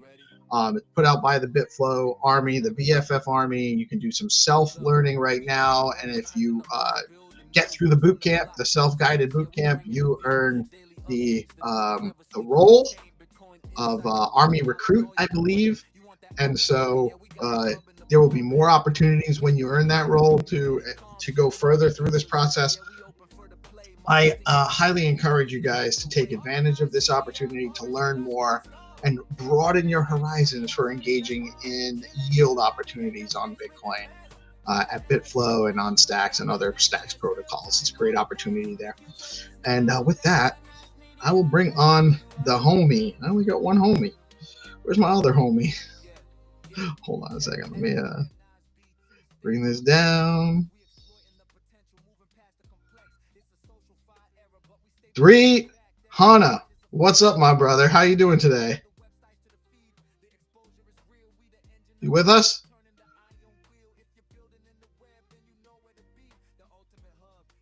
I don't know if Hana can hear me. Can you hear me, Hana? Is it an audio issue? That's weird, actually. Check. Can you guys hear me? Yo, peace. Yo. Can you hear me okay? GM, can you hear me? I Oh, can, sorry, right? my browser. I was speaking to a muted mic. Oh, okay. No, that makes. I'm like, because I'm not getting audio Can you hear me response. now? I can. Can you hear me okay? Oh, can you hear me now, peace? I can hear you. Can you hear Okay, let me? me try to reload. Can you hear me? Can you guys hear me? Check. I'm not sure what's going on. Might be having some, maybe that's where GP is. He might be having some technical difficulties as well. We'll see what's going on.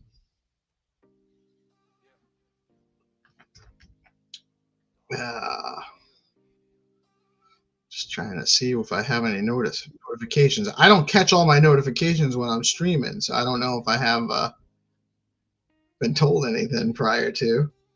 We got Hana. Let's see. Can you hear me back. okay? You're Yeah, back. I can hear you. I can hear you. Yes. Browser Okay. issues. So I was speaking to a muted mic, and also, yeah, I was using a wrong browser. So right now, I'm on another browser. Browser issues. Browser Lots wars. going on, man. Lots going on today. And, you know, the kids are back in school, so the internet was taking a break. Where's that? Is GP? He was in the space. What happened? Did he have to go? Do you know? Did he say anything? No, I didn't say anything. So I He don't might know be what's having going on. Yeah, probably having some trouble. Yeah, I was on some iShow Speed stream. He's in Zimbabwe right now. As we speak, he's doing some tours around Zimbabwe. I'm just laughing off and seeing people what they're doing. Who is? iShow Speed. I don't know who that is. Ooh. I'm missing out. You are not a Gen Z. If you ask your kids, is one of the biggest streamers on YouTube. iShow Speed. iShow Speed. Yeah, Hold on, let me see if I can find him. But do you know Mr. Beast? Do you know Mr. Beast? I know Mr. Beast. Yeah, he's along that in those lines, and also their friends. So yeah, right now he's doing some IRL streaming in Africa, the whole Africa. So right now he's in Zim, he's being shown Zim around. Yeah, that's the guy. This is the guy. He's one of the biggest streamers. I'm not familiar. That's weird. Like I don't blame see you. Mr. Beast a lot though, either. So let's see what Wikipedia has to say about him. I don't blame you because a lot of I think he appeals more to Gen Z. Yeah, and I just don't like. I am on YouTube, but for whatever reason, the algorithm doesn't send his stuff my way. I only know about Mr. Beast because of my kids too. Like I've never really Oh yeah. like watched his stuff.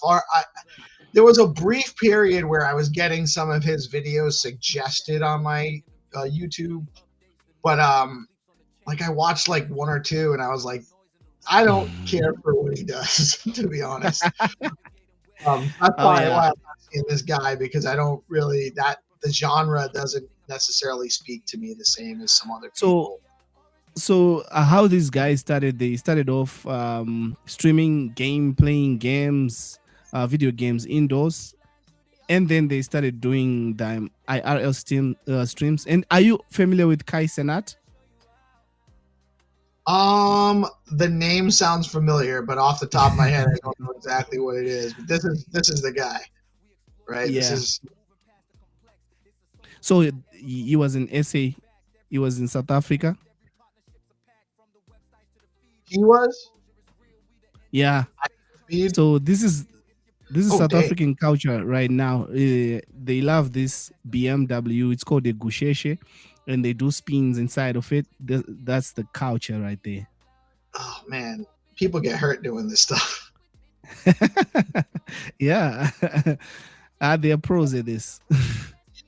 That guy is a beast. To be honest, that's a beast of a BM. Woo! That kid is energetic. He's energetic, is fast. That's why he called himself Speed. Oh, interesting. So he's in Zimbabwe, you said? Yeah, he's in Zimbabwe right now. He's doing a live stream as we speak. I was covering it up on my timeline. So he's being shown around Zimbabwe. He was in Botswana yesterday, and he's trekking on top of the car. Crazy. He's energetic and crazy. So yeah, right now is being shown Zimbabwe.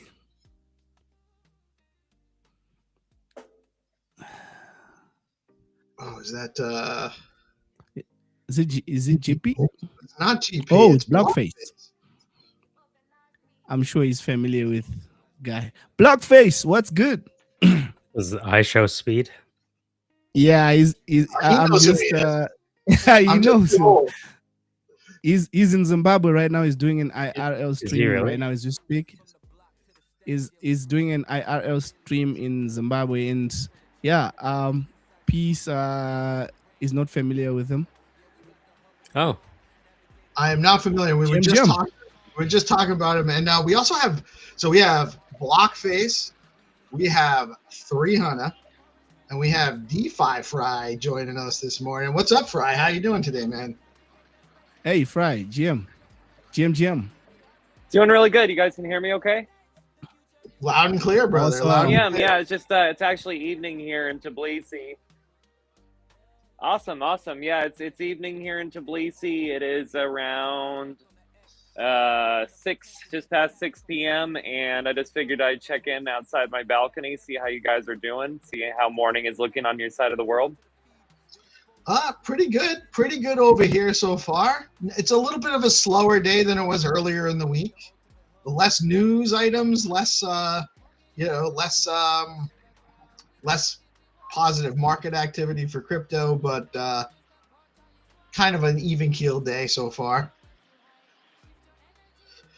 So you're over in the yeah, I mean, I've noticed that. Yes, correct. And I apologize. I think there's like a little bit of a delay on my system. I don't know if it's me being out here. I don't know if it's my phone or something. But yeah, no, like in terms of markets, I'm definitely happy to see that my gold is still slowly but surely going up. It's nice to see that Ethereum and Bitcoin, even if they're not pumping today, I think overall we're seeing some activity that's positive, that's showing that maybe, just maybe, we could be heading back into a bull market. I don't know, might be too early to say, but I think there are some positive things. And of course, there is some excitement in terms of, the economy, at least in America, and different things. Though I feel like we're the bubble we talk about so often is AI, and then as people invested in decentralized finance, you have the bubble, of course, that is actual fiat currency. But I think even though we have these temporary moments where it looks like things are going really good in the economic space, I think the reality is that the ultimate bubble is anything that touches any kind of centralized currency or centralized banking system. The Fed, whatever you want to call it, whatever you want to refer to specifically, but basically this big giant system that's built on a mountain of debt that we're trying to get away from with decentralized finance. But hey, in the short term, I think we are seeing some positive symptoms, and hopefully some of those trickle back to crypto. Yeah, honestly, I do think that we have bottomed. I think this little rally has shown that. I don't think it's a relief rally. I think it's a flip rally. I think we're flipping momentum. But it will take a little bit of, it's not going to just be a complete, like, now we're just only up only kind of thing. That doesn't really generally happen. But I do think that, was that Michael had something? We live in a world where last year Bitcoin and the S&P 500 were all at highs. So no matter what you were a fan of, if you held money. What I want to ask you guys, it was on my mind today, is, and this is a question for our guests. How would you, if someone told you they wanted to start a self-custodied Bitcoin treasury company, what would they do? Do they have an existing company now that they're turning to a self-custodied Bitcoin treasury company, or are they just starting out? Self-custodied Bitcoin treasury? Yes. Well, are they existing company that's converting, or are they, because there's different. I'd say they already have. If it's Bitcoin. A new company, they already have Bitcoin, but is it a publicly traded company already? No, let's say it's 5 entities with 50 Bitcoin each. The reason I ask is because I'm trying to understand Stacks' role in supporting a treasury company, or a company whose thesis is writ large on their balance sheet through Bitcoin capitalization. So to answer your question and to elaborate into that realm, so you have 50 Bitcoin each, but you have to figure out a way to generate yield to make it a company. So you need to generate yield. So what are you going to do with your Bitcoin to generate yield? And Stacks has an offering, is becoming the de facto. They built institutional grade infrastructure to onboard Bitcoin right into Stacks and provide yield opportunities. And there's also a growing and robust Bitcoin-centered DeFi ecosystem now on Stacks. So one way to earn yield on Bitcoin is to put it into Stacks, participate in proof of transfer stacking to even secure the network. You get more yield on your Bitcoin that way.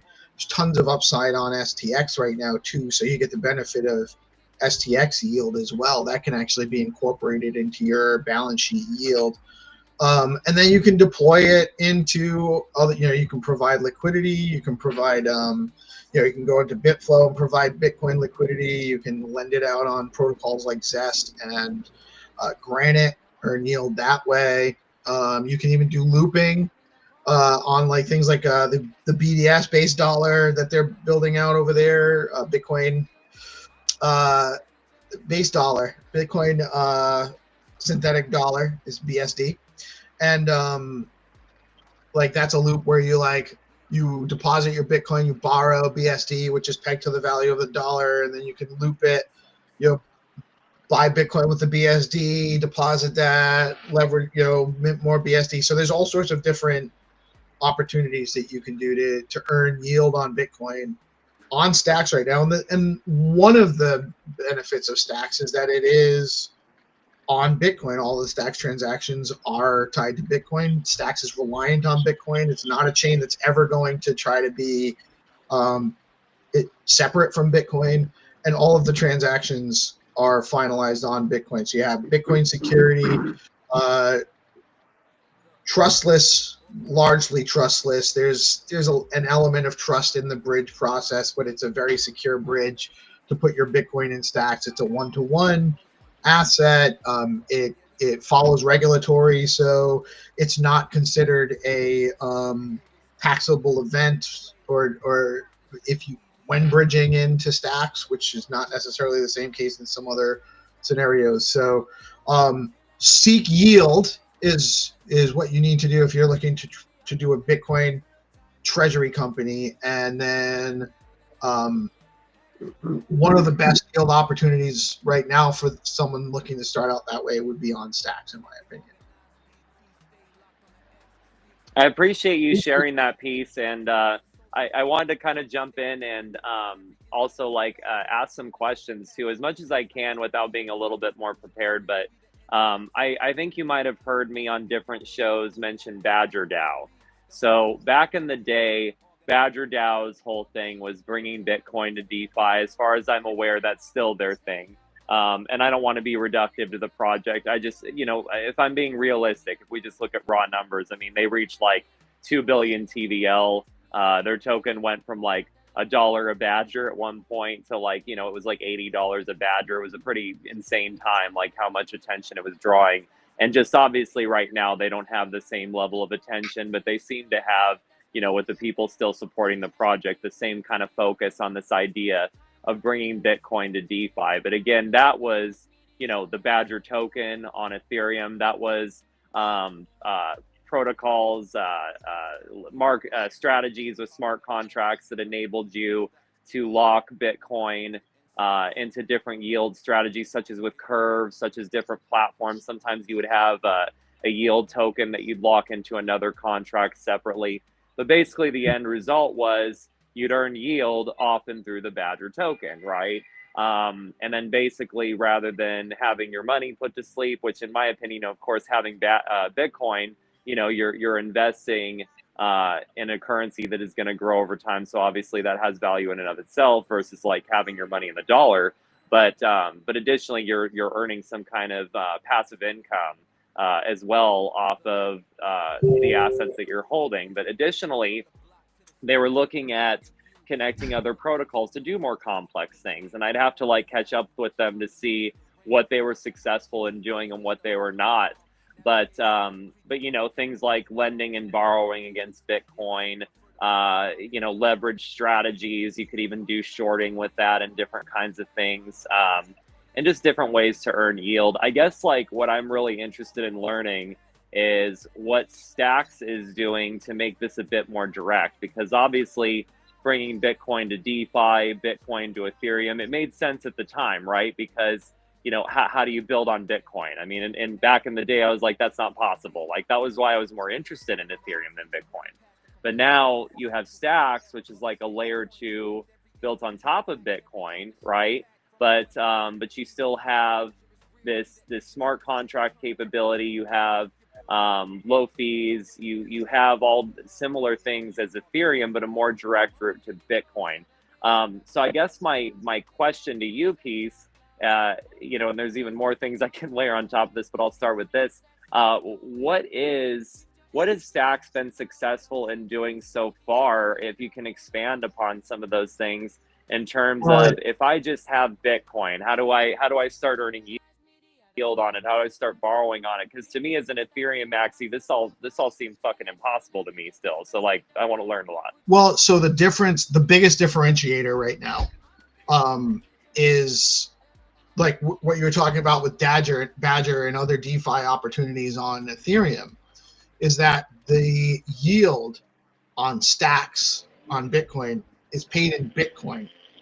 And that's a huge differentiator. You're not building, the yield isn't paid in STX. You do earn yield in it. So Stacks, you're not familiar with the proof of transfer protocol and how that mechanism functions. That's the basic way how Stacks is tied to the Bitcoin ecosystem. I'm assuming you're not familiar with that. No, like please, like Oh, lay it all out right. for me like I'm dumb. Like, Okay, like imagine I want to learn everything. so this is the fundamental piece on how Stacks is tied to the Bitcoin ecosystem and leverages Bitcoin security. Stacks ties to the Bitcoin ecosystem. We say all of the Stacks transactions are finalized on the Bitcoin blockchain. And how that happens is you have a miner mechanism, or what's called an entity or an actor called a miner. They're not mining like on Bitcoin. It's not solving blocks. Miners in this case put up Bitcoin. They bid Bitcoin for the right to mint the Stacks block. So you have all of these miners competing for the right. They all bid Bitcoin. That Bitcoin gets distributed to the signers and validators that are participating in proof of transfer on the Stacks side. They put up Stacks to validate the transactions. So they're making sure all the transactions on the Stacks blockchain are legitimate. And that is, by stacking, that secures that. So anyone that holds Stacks can participate in stacking. You can run your own Stacks stacking validator node. If you have I think it's 100K stacks still. I don't think that has changed. So you have to have 100,000 stacks. You can run your own node, or you can join a pool. All of the Bitcoin that gets bid goes to provide yield to the stackers that are stacking. So you earn yield based on the Bitcoin that's being put up. The incentive for the Bitcoin miners is that when they mint the block, they get the stacks that are in the block reward. There's a stacks emission for each block. So you have this aligned incentive model to secure the network and create Bitcoin in, stacks out yield flow. So you're getting Bitcoin yield. So even when you participate in stacking, your yield is in Bitcoin. Your yield is paid out in Bitcoin. There are, like Stacking DAO has, you can participate in stacking where they'll give you your yield on in stacks. Basically, you get a liquid token that earns yield in stacks that increases in value against stacks based on the yield you receive. But the yield in stacks comes from Bitcoin. It's built into the mechanism that ties stacks to the Bitcoin blockchain. So all of the yield that you're getting on your Bitcoin in the Stacks ecosystem is in Bitcoin, which you're not getting on any other chain. You're not getting Bitcoin paid into that chain to provide yield opportunities, and your yield isn't realized in Bitcoin. So it's a huge differentiator. It's the prime asset. That's what everyone wants their yield in. You wouldn't want your yield in anything else, really. If you could, if you could get it in Bitcoin, why would you want anything else? So yield on Stacks is paid in Bitcoin. Of course. And then Stacks also just rolled out dual stacking. So I want to say it's been about 3 months, maybe. They rolled out dual stacking. So if you have, we have an asset called SBTC. It's like wrapped Bitcoin, but it's a much more secured bridge system. It's a federated bridge. So we have this group of signers that sign in the in and out, peg in and out transfer, but it requires the user signature as well. So they can't actually access any of the Bitcoin in the wallet without a user transaction initiating it. That Bitcoin has to be in that user's wallet, and or the SBTC. So it's a very, very secure federated bridge mechanism. It is open now. It had been capped. Like we had different caps where you could only bridge in a certain amount for a little while.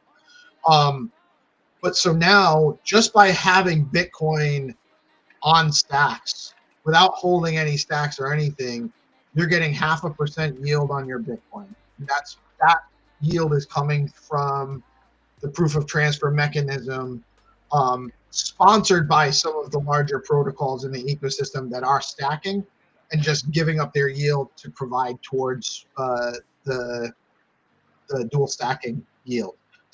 So the yield is coming from proof of transfer with industry partners agreeing to give up their yield while they're securing the network to onboard more Bitcoin into the network. If you participate in stacking, excellent. No, that You can actually get up to 5% if you actually hold stacks and participate in stacking. To up to 20%. If you have 20% of your STX value relative to your SBTC value and it's stacking, you're getting 5% yield on your Bitcoin right now for participating in proof of transfer and just holding self-custody. You're holding the Bitcoin. It's not locked up. You can transfer it in and out at any time. You can use it. You can deploy it into more DeFi. So I don't know how this measures up necessarily to some of the other opportunities you've seen, but and then we also do have lending and borrowing and all that other stuff that's going on and all of it. Right, and I'm assuming you can leverage other strategies to get that balance up. But honestly, like 5% isn't bad, because if I'm even like, you know, Badger, I mean, obviously at one point when you roll out a token yielding project, there's these points, even with the more conservative ones, right? Because if you have like 35,000% yield, right, that stuff's gone in no time, and it's like scammy half the time. But like, you know, even with Badger, when you're having like, I swear when they would like launch a pool, maybe you'd start at over 100 and then it'd be down to like, you know, 50, 40, 30%, 20%, whatever.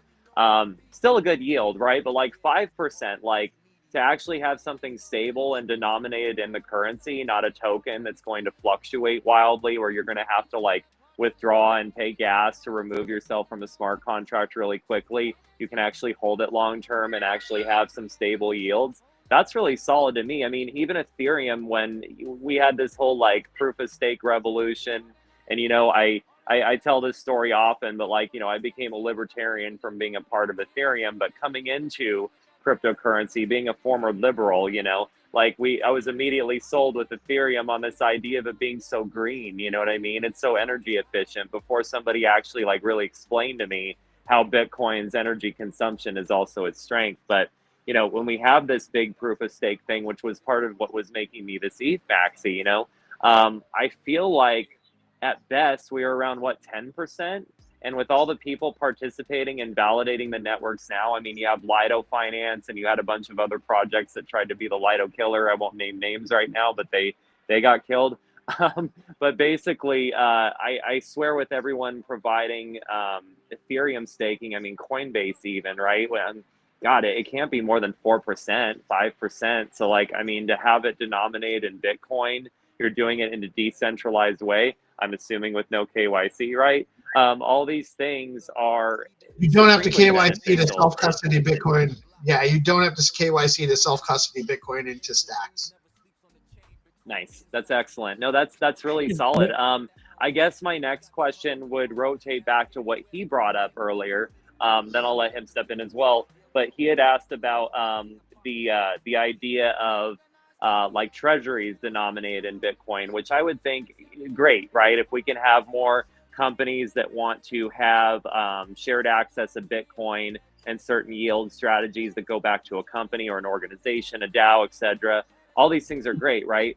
I guess my one thing is, it's also kind of like that idea of, you know, dealing with that contradiction of it's self-custody, right? But now it's being custody by an organization, right? And of course, we don't want our money custody by government, but maybe we can custody it by people we trust. And that's kind of like the trade-off if we believe in their yield strategies. Is it like with something like that, is it done through a multi-sig? Are people connecting to a multi-sig to withdraw yields? Is there a group of people, maybe it's only 5, but the organization is 500, but 5 people make the decisions for those 500, and people have some kind of share or ownership in that through a token? I'm just curious what that looks like.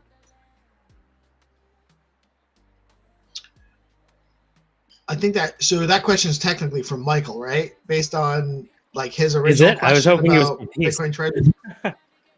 Well, yeah, I mean, both you guys, like, how would you want it, Michael? And then how would no. the governance work? Sorry, I have a little delay too. Yeah. So it's okay.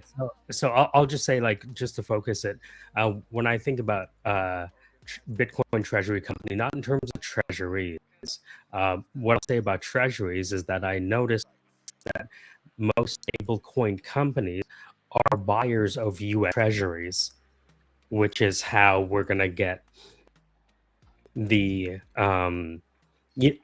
be a stable coin sanctioned by the U.S. government that isn't bought into. So But putting that to the side, the reason I asked about this is because I woke up this morning, had my coffee now. I was like, I wonder if anyone who wanted to create the same coin as cash, collateral, capital, and credit strategy, growth strategy with Sailor could do all of that on Stacks. And by the way, if we're doing this, if we're creating this paradigm of Stacks and Bitcoin, I recently met LitVM, which is a Litecoin. I think the same Stacks are Ethereum go down. So we're talking about Stacks now, but in the future, what I see is more and more companies, especially new companies, are going to collateralize themselves with digital assets, and it would behoove them to earn yield on said assets in a way that didn't scare people risk. I'll stop there. So thank you. No, I appreciate that very comprehensive answer. But to the question of self-custody, because that was what Michael, I'm not sure, you're not self-custodying your Bitcoin in MicroStrategy. So I think it's a different proposal when you're talking about self-custodying. Self-custodying would look like, well, so stacking or staking on Stacks is self-custodial. You're locking your Stacks up. You're putting your Stacks into a smart contract and you're locking it up, but you actually still hold those Stacks. They're still in your wallet. They're not subject to go anywhere else. They're just in that stacking pool. So the private key is an exchange, you're saying, right? Private key is not exchange. You're signing an agreement to lock. You're signing a smart contract agreement to lock your Stacks. You're pooling with a specific pool, usually, unless you're self-stacking the whole thing, which is rare. And your Stacks remain in your wallet. They're still in your wallet. They're still verifiable in your wallet. They are designated as locked. They're not spendable until you withdraw them from. It's a 2-week cycle, so you have to wait until the end of the cycle before they're available.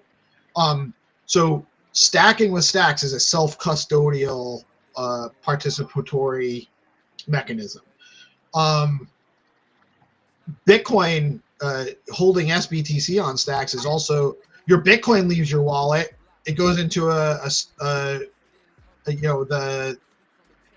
wallet that holds all of the Bitcoin that is representative of SBTC on Stacks, and then SBTC is minted and burned based on the Bitcoin that's in that wallet.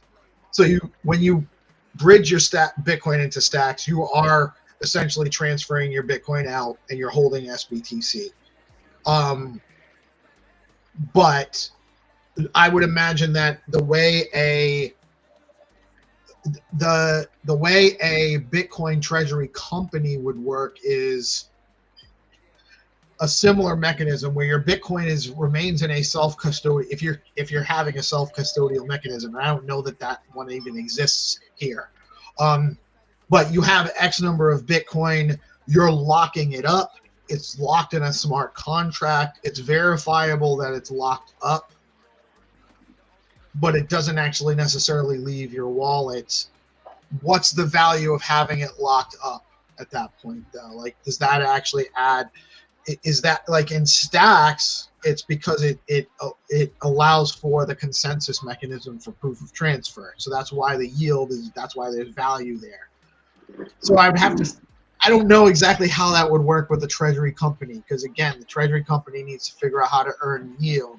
So they got to do something with that Bitcoin to make it earn yield. So then it can't just add value being locked up. I don't know that you can actually still custody your Bitcoin and participate in a treasury company and have it be valuable, unless let's evolve this. Unless the way that treasury company is earning yield is borrowing against the locked up Bitcoin, in which case there is some kind of risk of losing it if it's part of collateral. But if you're collateralizing that Bitcoin and you're buying treasuries, and then you're using those treasuries to issue USDC, and then you're using that USDC to buy more Bitcoin collectively, and then you're deploying that Bitcoin for yield, and then you're distributing that yield. That could be a way it could work that way, right? I think. I was thinking maybe like you have, because I'm thinking about Badger DAO and some of the yield strategies they'd have, but to me it's like you have it locked in a vault, right? And something I could immediately think of, because we've got this whole real world asset revolution thing going on, right? It was a big talking point at Stellar Meridian that I went to, where they're saying, we've tokenized everything, now what? And essentially they were talking about the idea of examples like this. I was in a situation before I left where I was like, I really would love to, rather than just taking a chance selling my house and getting the hell out of America, what if I could take a loan on the equity that I have in my home? And I had good credit at the time, but I could not get a loan, right? I could not find anyone to give me $1, and that to me was very strange, but it's like I knew if I could somehow put my house on the blockchain, right? If I could turn my house into a token and I could put it on the blockchain, and I put out this opportunity for someone to loan me X amount of dollars against the equity of my home at some kind of yield, I'm sure somebody would have done it, because it was like, to me, like a win-win. Like however much I wanted relative to the equity I had, there was such a big difference there, but it didn't happen for me. And I thought, like, if some organization came along, and let's say it was like a similar, almost like a treasury company, right? But people are locking in Bitcoin, and they're locking in Bitcoin for people to give loans based on decisions that maybe a board of directors, a group of people who represent the DAO, etc. And of course, there could be tokens issued to make certain decisions when it is need to by the community. But of course, you have some level of community governance, but some level of trust, to the people who are team leaders, of course, because how much things can you always have people govern on. But imagine that they're actually giving loans to people. They're borrowing against the Bitcoin in said treasury to give people USDC loans, so that maybe they can get by until they're able to pay back the debt, or worst case, they get liquidated and their house gets sold, and then the treasury gets even more money, which of course, in either case, whether they're paying the loan, and of course you have the interest on the loan, or in the event of liquidation, that's all going back to the treasury, and this ends up in yields to the users. This, to me, in one way would be a way for like Bitcoin stacks, and then taking advantage of this real world asset kind of revolution, could kind of all come together to create a really unique yield opportunity and solutions for people like me who are looking for home equity lines of credit but could not get one, you know what I'm saying, or a home equity loan, or whatever you want to call it. So that's just one idea for me, and it also leads to another question. First, like, I guess, what do you guys think about something like that? And then also, what would you think about, like, what is stacks and Bitcoin? How can they work together as part of like this real world asset revolution that's kind of taking place? You So just described a system where I'm just gonna say, described a system where if I had tokenized ownership of a property, I could use value to buy groceries. If we think about tokenization at its full, it's almost like a crazy kind of return to barter, where you could actually have a value between a fraction of a chicken and a fraction of a. Isn't that crazy? Wow. Oh, It so is, like, huh? And it's crazy too, because when you think about America right now and the fact that people can't afford groceries, like, how relevant was this to them? I mean, I use this example all the time when I'm talking about interventionist policy and the U.S. debt crisis and the wasting of our money. I'm like, why are we spending money on all this bullshit when we can't What are afford you talking groceries? about? That's my go-to example, and I come back to it.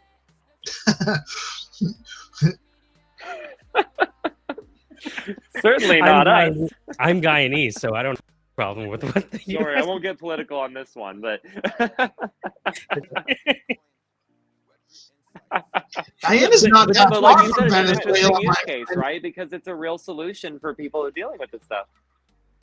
Well, so I just put a fine point on that. If it's true that we're going to tokenize, you can get it's a project working on right now, fractionalized real estate, where the future of real estate is shared because things are getting fractionalized. If you have in your wallet of, I don't know, let's say you have 2% of a house or a resort, and then you go to the grocery store, tokenization at fullest means that that fraction of a real estate share is just as liquid as your USD. That's wild to me. Mm-hmm. You could even fractionalize your house that you I have own. another point on that too. After you piece, or go ahead. You could actually fractionalize the real estate you already own and hold all the fractions of it until you maybe need a little bit of, like, you could actually end up being your own equity lender provider. You sell fractions off as you need the income rather than taking a loan out of against the whole equity. Very interesting stuff, guys. We actually so we have in the house, there's a lot of interesting. Yes. Well, just Fry does. I don't know if you're aware. We do Find2Earn games. We have the game master comes in, and we play some Find2Earn, where our audience has an opportunity to win some Stacks meme tokens. We have a various number of sponsors. The game master's, he comes up from the underworld. He lives in the underworld. He's going to come up, and we're going to play some Find2Earn games. So I don't know if you have time to hang out, observe the Find2Earn segment, and participate. If you want to get a final word in beforehand, we usually like chat around different things during this segment too. So you're welcome to stay. I don't want you to feel obligated to, though. Do you realize that?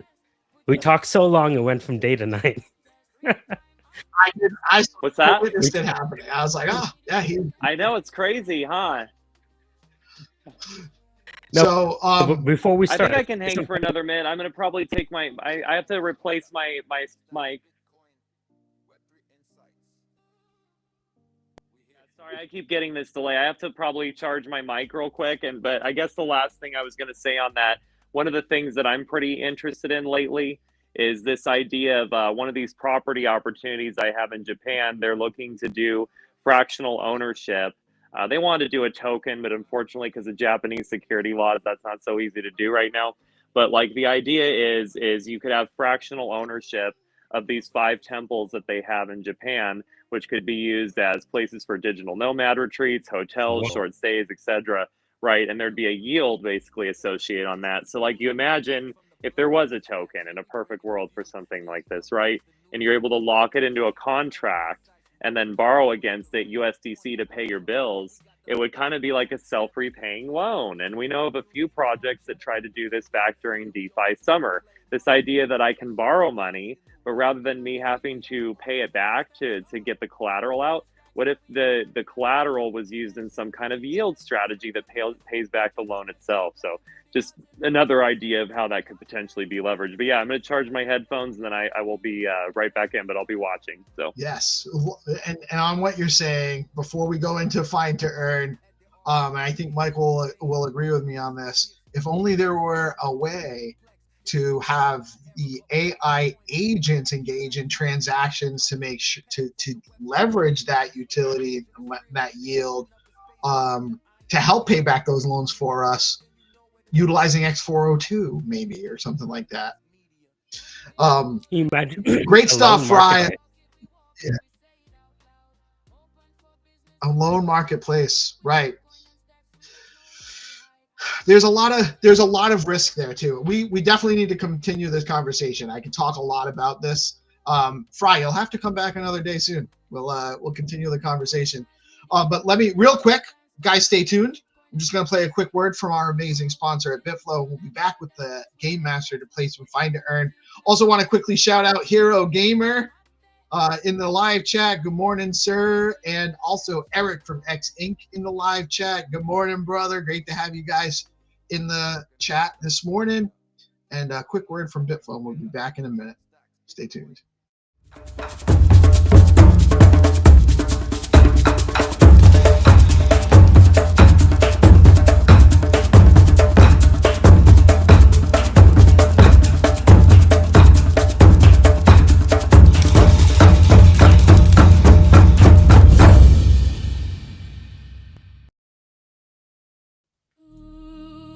is time.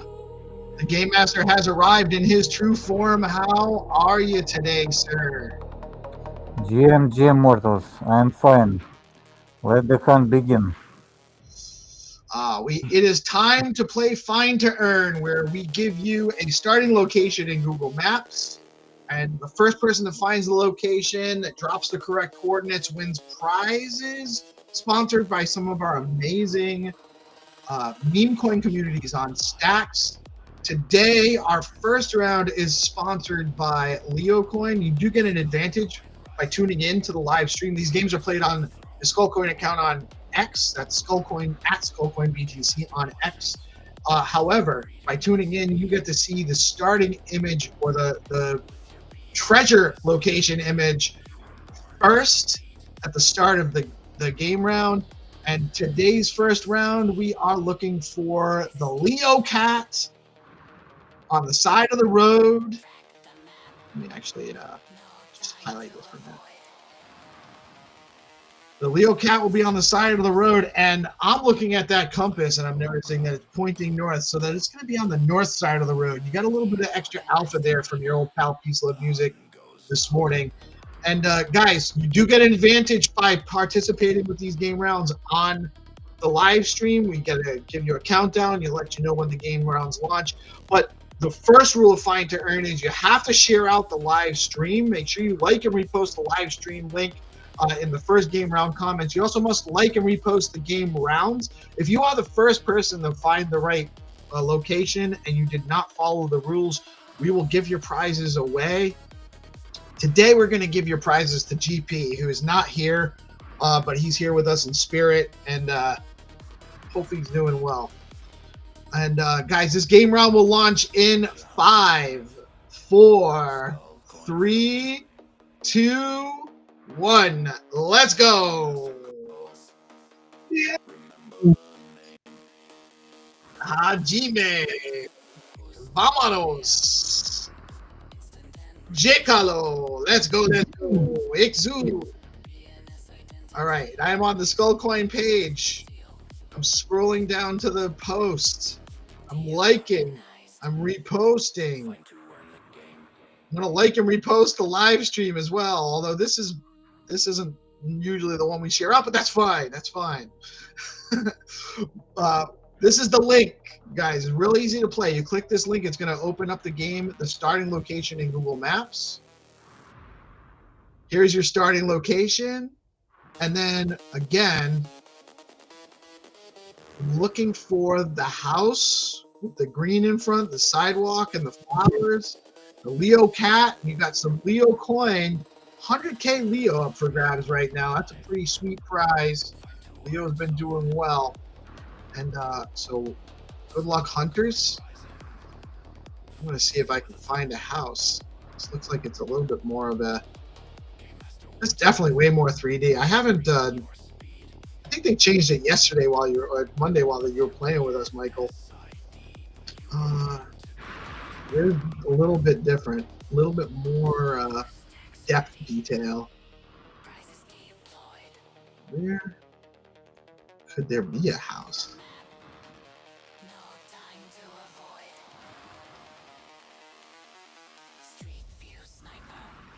So if you click the little yellow guy, it'll tell you where the roads are. Hajime.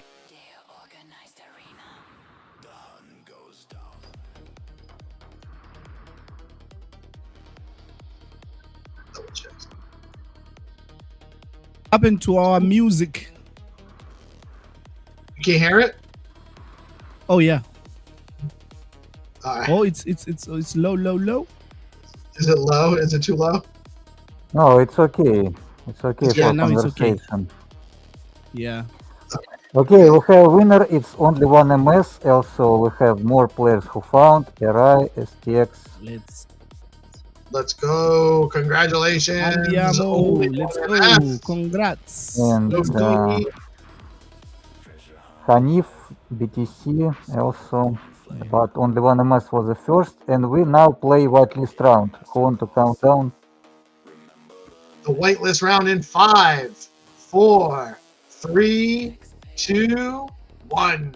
Let's go. Jekalo. Let's go. Refresh our coin page. There is a 200k droid.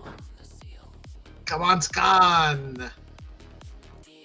The Nakamoto 1 droid project, and you got this little boy with a parasol, it looks like, or something. Purple. That's the old stacks color. So you got Bitcoin, the Bitcoin orange, and the old stacks like blue purple there. I like it. I like it. We got 200k droid, and again we click that maps. And for the whitelist rounds, usually you just have to walk forward. Yes, sir. Oh, I think I see the purple umbrella. So this is your location, and guys, it's real easy. I thought a little boy. It looks like a young lady, actually. Yeah, I think it's a lady. We're gonna click share. We're gonna copy the link. We're going back to the game round. Post on X, and I am not in the. I've won too many times, so I'm not eligible for the waitlist. But if I were, I would click reply, and in the replies, I would paste that link that I just copied. And if I was the first one, I would win the prize for the round. It's that easy.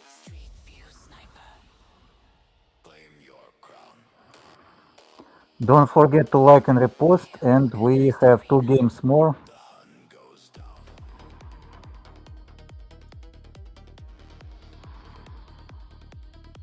Yeah, make sure you guys like and repost the game rounds.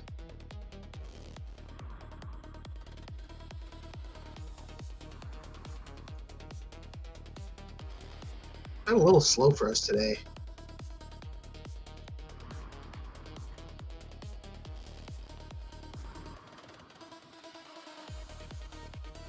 No winner?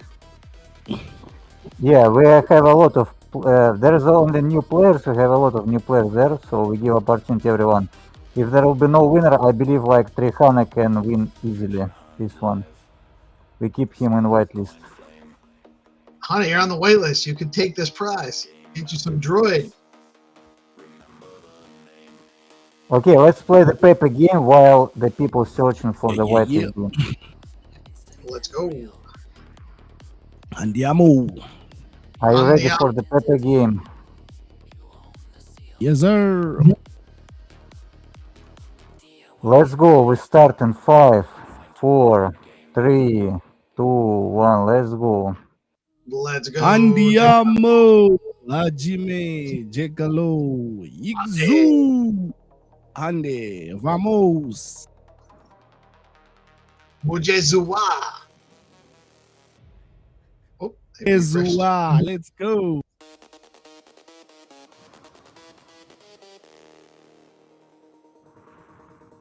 All right, we got. Don't forget to like and repost before you play the game. That's right, you guys always like and repost before you play the game rounds. All right, and we are looking for this B Pepe, the only Pepe frog, the only Pepe coin you need to know about, the orange frog. And we're looking for this young lady and a little bit of a mural here with the purple backpack. So, and let me actually put something here real quick. I'm also noticing that I'm facing slightly to the southwest.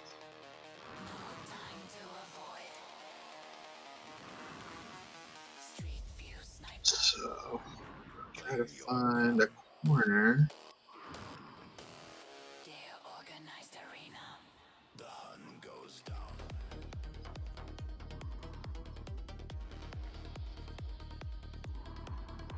I don't think so. That gives me great direction.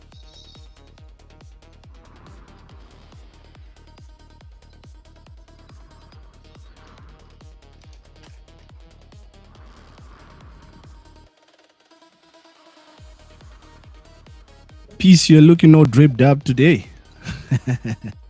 It's just because my hair was a mess and I had too much to, I didn't have time to fix it. Oh, Thanks for yeah. noticing. What were we gonna say? I'm saying Okay, now that you've been. Yep. we have winner. Yeah, the first person was ojokbon.btc. The All right. second was Blessed Origami. The Ojibon is the winner. We continue. We have the last game, jackpot 60 stacks today. Since we have no winner, Let's we give go. you, 60 SDX. we give you time limit 5 minutes. All right, 5 minutes, guys, and you have get back so you know we're gonna launch. We're gonna launch the game round. You guys got 60 SDX up for grabs today. Not a bad price. Okay, we play the game 5 minutes. If there will be no winner, the price will be 90 stacks, and the price goes to Friday. But we give you opportunity to win. It's not so hard, but it's different. Can you count down, please? And 5, 4, 3, 2, 1. Let's go. Jekalo. Andiamo, Jekalo. Vamos. Andiamo.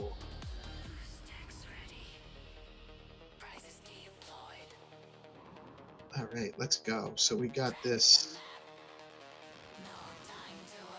I like this. This is this one of the entries from the contest? Yeah, some kind of it's entry ideas inspired by Trihana and also DeepIet. So this is cyberpunk. We're playing future. All right, so we got. But the details the same. You have to find this car. It will be black car and black bicycle in front of the house. Okay, very interesting.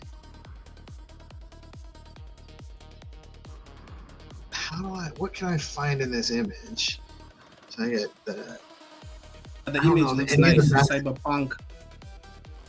Yeah, it definitely looks good. I just don't know if there's enough clues in here. Don't forget to like and repost and try to find this. Black car, black bike, red flowers, palms. Let's go.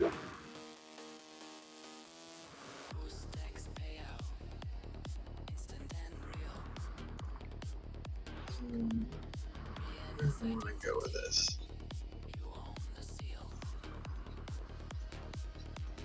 DeOrganized. Find2Earn the game.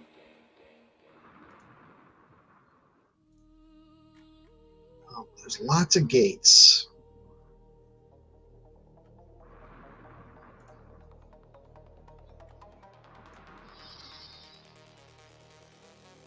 Okay, seems like we have a winner for whitelist game. Finally, make away 100 BTC. Let's go. Congratulations.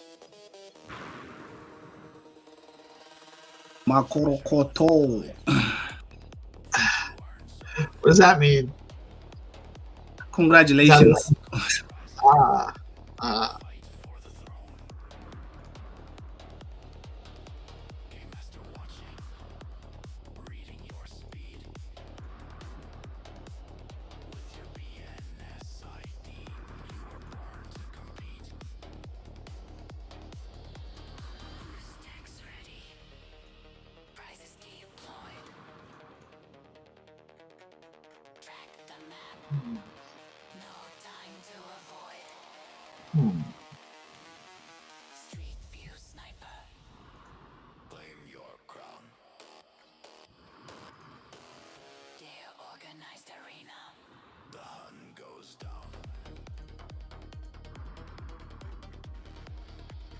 So we'll see how hard it is, but we make it not so far. I mean, like, you don't need to cross like 10 streets to find it. That's a good clue. Medium rare. Medium rare.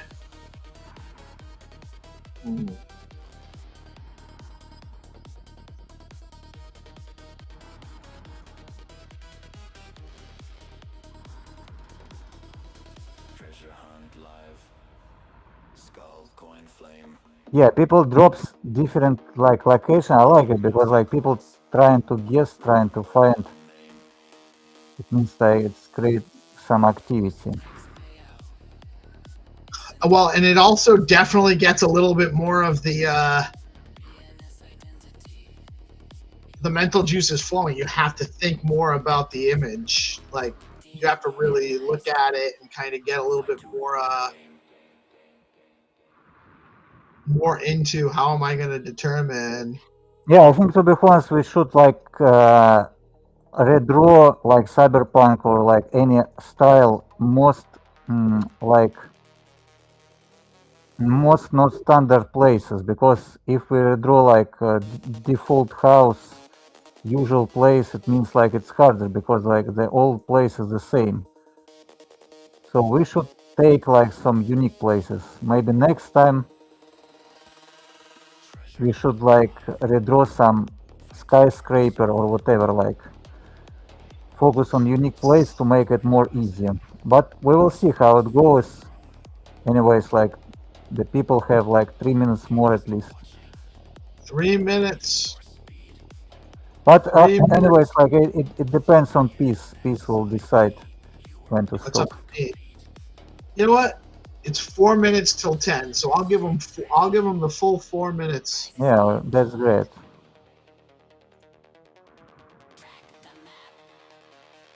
Let's see.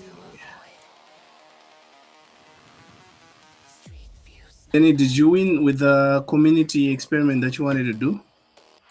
Yeah, not yet. I was busy. I will DM you. I still remember this thing. Like so we should test it.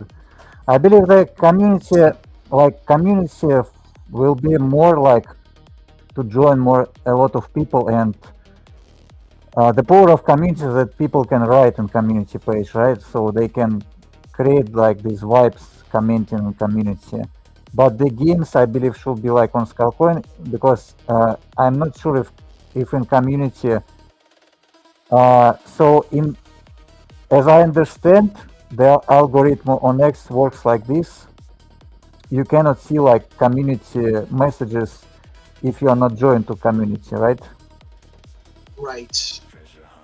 So it will be exclusive game rounds in the community. Yeah, we can make like exclusive games rounds and not game rounds for sure, but we will test different things. But our goal to make like a big community. And in community page now, the people, they can leave the message, they can comment the message at others, they can have like some community vibes, because the difference, so it should be like the real Twitter, because like in our Skullcoin Sigma chat, the chat is scroll down, scroll up, and it just disappears. Right. The DMs and like even those like communities, it's not especially if the more engagement you get, the harder it is to find anything like more than a day old. Yeah, and also like it's a culture on Solana and other blockchains. The creating community is something like to make a lot of attentions, because like the community itself, it sounds like community. It means like the page belongs to community, so community can say the good things, the bad things. They can they create the good vibes or the fat, whatever they want, and it means like the freedom. The freedom is very important. And we want to give the freedom, because we want to upgrade our project as much as possible and give it to the community hands, because we have only the good reviews for all time. But it's not about we want to critique. We want to get the new ideas from community, because if the community will grow like 1,000 people, 2,000 people, a lot of smart people will come, and these smart people have like their own creative ideas. It's like, like small Silicon Valley. Everyone can bring something to their projects and bring some ideas. Yeah, that makes the more people involved, and that's actually the whole beauty of decentralization, is that you're empowering people to benefit from their participation in a more holistic way. And so because people are benefiting from their own participation, they participate more, and so more people participate, and then you get a broader swath of ideas. They don't all have to be good ideas. The more ideas you consider, the better your ideas become, the better the ones you choose are, because even when you're considering bad ideas, there can be some value in that. So it doesn't even have to be a good idea. Just participation is going to add value. I think we're at 10 o'clock. I don't know. I don't feel like I'm any closer than I was. And so let me check. Let me check the last guesses, and we wrap it up. And the prize goes to Friday, everyone. The prize goes to Friday, and it means like the price will be 90 stacks.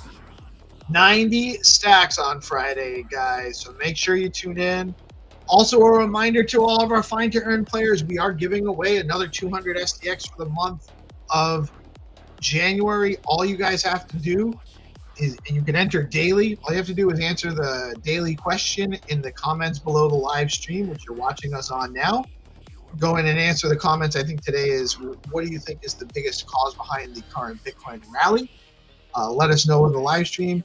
Just comment your thoughts on that. You're entered. You have your opportunity to win a share of the 200 STX that we're giving away for January. You can do that daily on DeOrganized. Okay. And then 60 STX for the jackpot round on Friday.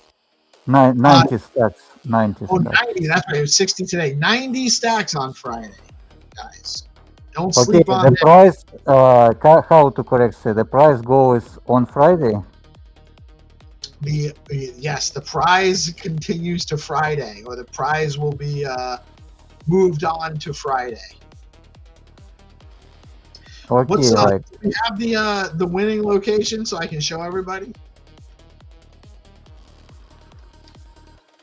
I'm just leave the comment. You can show everybody like it was a close, so it was a trick. I thought it might be close. That's why I kept going back, but I didn't get back obviously to the right spot. Yeah, but now like people can see how it changes the images, so they can adjust for the next game. This adds a huge. It does add a significant difficulty factor here. So these are your coordinates for the winning location. Nobody found it. This was a challenging one today, and just going to get you guys the directions from the winning location to the starting location.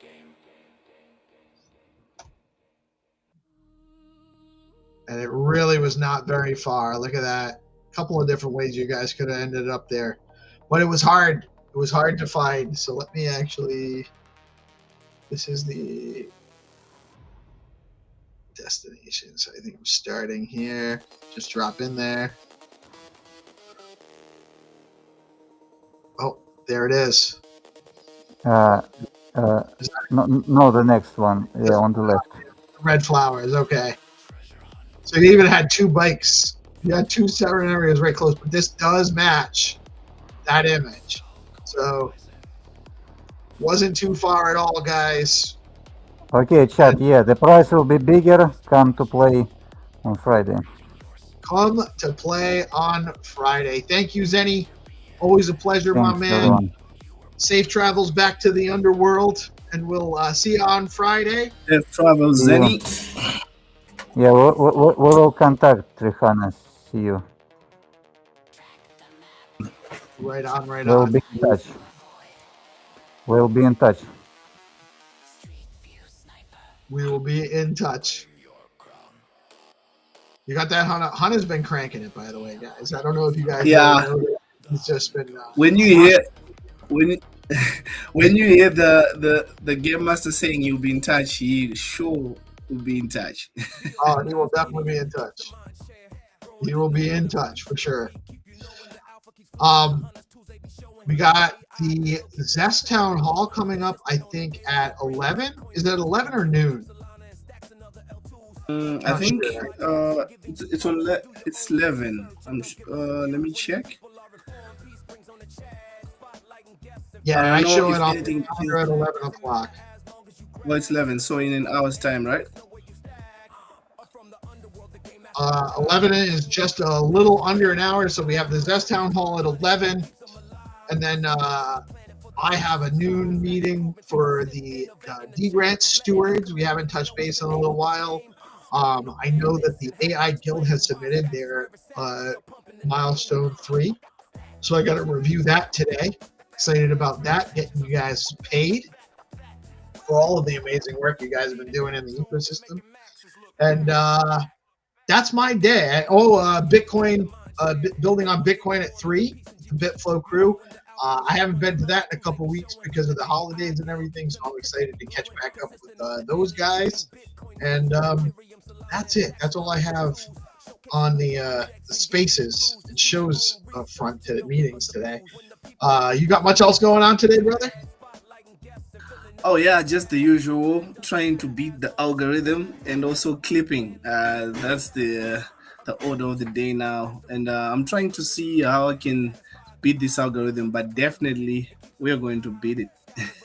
We are going to be. So I actually had some good luck yesterday on my main account, and so back before I was a media guy, before I was doing DeOrganized, before I was doing a regular daily live stream or a news show or any of that stuff, I used to just kind of like comment on people's posts because I liked to. I always have something to say about it.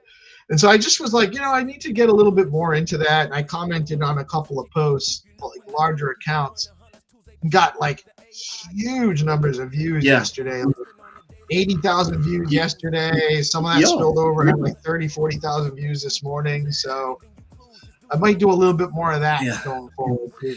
So if you want your account to blow up in few days, you need to do that. So the algorithm is favoring reply guys. You caught the tweet, reply the tweet, engage in a conversation with these big accounts. That's what the algorithm wants right now. So yeah, you're doing the right thing. Just gonna keep doing it, man. We just gotta keep doing it. I hope GP's okay. Did you hear from him at all? No, I'm trying to contact him, but seems like he's out. I don't know. Maybe you can give him a I'm call. worried about it because it's not like him to just disappear like that. I hope he was just out of the house and unable to get connected. But I am a little concerned about it. Not hearing from him. I don't have any messages from him or anything. So I hope everything decided. Yeah. Guys, if you see him. GP, tell him we're looking for him. Not in a bad way, not in a threatening way. We just miss him. Tell him we have him in our thoughts and prayers. Much love to our brother. I hope everything's okay and it gets settled soon so he can get back to his regular stuff. I hope he's available for the town hall today. I'm not sure how that's going to go. All right, another excellent episode. I loved the conversation with Fry and Blockface. I could have done that for another hour or two. And excited to get more of that on the stream. Guys, we'll have continual content throughout the day. I think Boom's going to join us tomorrow afternoon for another segment. I think they're really getting ready to launch their product now. So we're very excited about that. Yeah. Some cool stuff going on with Roth is working on something called Pillar. That's an interesting project that's using the passkey technology for sign-in, wallet abstraction, embedded wallets, and combining it with some Bitcoin yield opportunities to buy Bitcoin with your Bitcoin. with leverage. In Oh. a simple way. Yeah, some really cool stuff going on with Pillar. There's so many cool things happening, man. We're really in a great spot right now. So yeah, always a pleasure, my brother. Great having you by my side as always. I am Peace Love day. Music. We are DeOrganized Media, coming at you live on Bitcoin Live, decentralized broadcasting, every Monday through Friday. Yeah, do the way. You may or may not want to hear it. Y'all have a blessed rest of your day. Thank you, my brother. Much love, man. Couldn't do it without you guys. Peace out.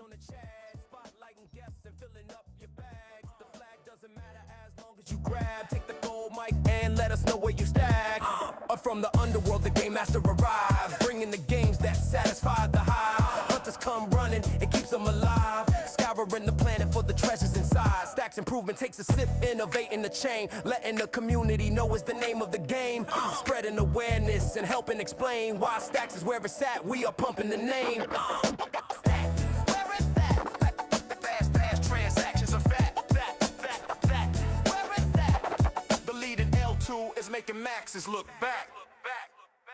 DeOrganized media keeps the mind share growing in the morning with peace and GP. Keep you knowing the alpha keeps flowing. The hunters tools they be showing. The AI Gale keeps them in clips that be glowing. Consistent on the daily, they bring Bitcoin news. Ethereum, Solana, and Stacks and other L2s. Showcasing new projects and giving you clues. Just do your own research and don't give us abuse. When the people are informed, peace brings on the chat. Spotlighting guests and filling up your bags. The flag doesn't matter as long as you grab. Take the gold mic and let us know where you stack. From the underworld, the game master arrives, bringing the games that satisfy the hive. Hunters come running, it keeps them alive. Scouring the planet for the treasures inside. Stacks improvement takes a sip, innovating the chain, letting the community know is the name of the game. Spreading awareness and helping explain why Stacks is where it's at. We are pumping the name. Fast transactions are fat. The leading L2 is making maxes look back. Explain why Stacks is where it's at. We are pumping the name.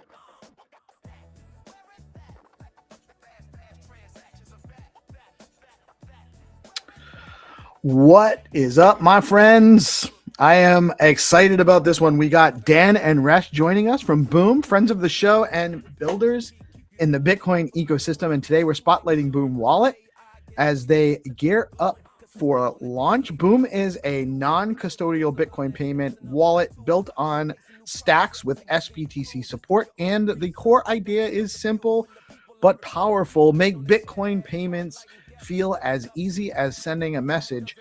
Instead of wallets being complicated tools only power users love, Boom is focused on real-world usage, everyday payments, merchants, peer-to-peer transfers without giving up self-custody and security. The timing could not be better. So let's dig into why they're building this, who it's for, and what people should expect as Boom gets ready to go live, fully live. And we have Dan Trevino and Suresh Singh in the house. How are you, my friends? Are you guys doing well? I hope you're catching a break for the holiday season we're dropping into. It's great to see you guys. Hey, great to be here. Thanks for inviting us. Likewise.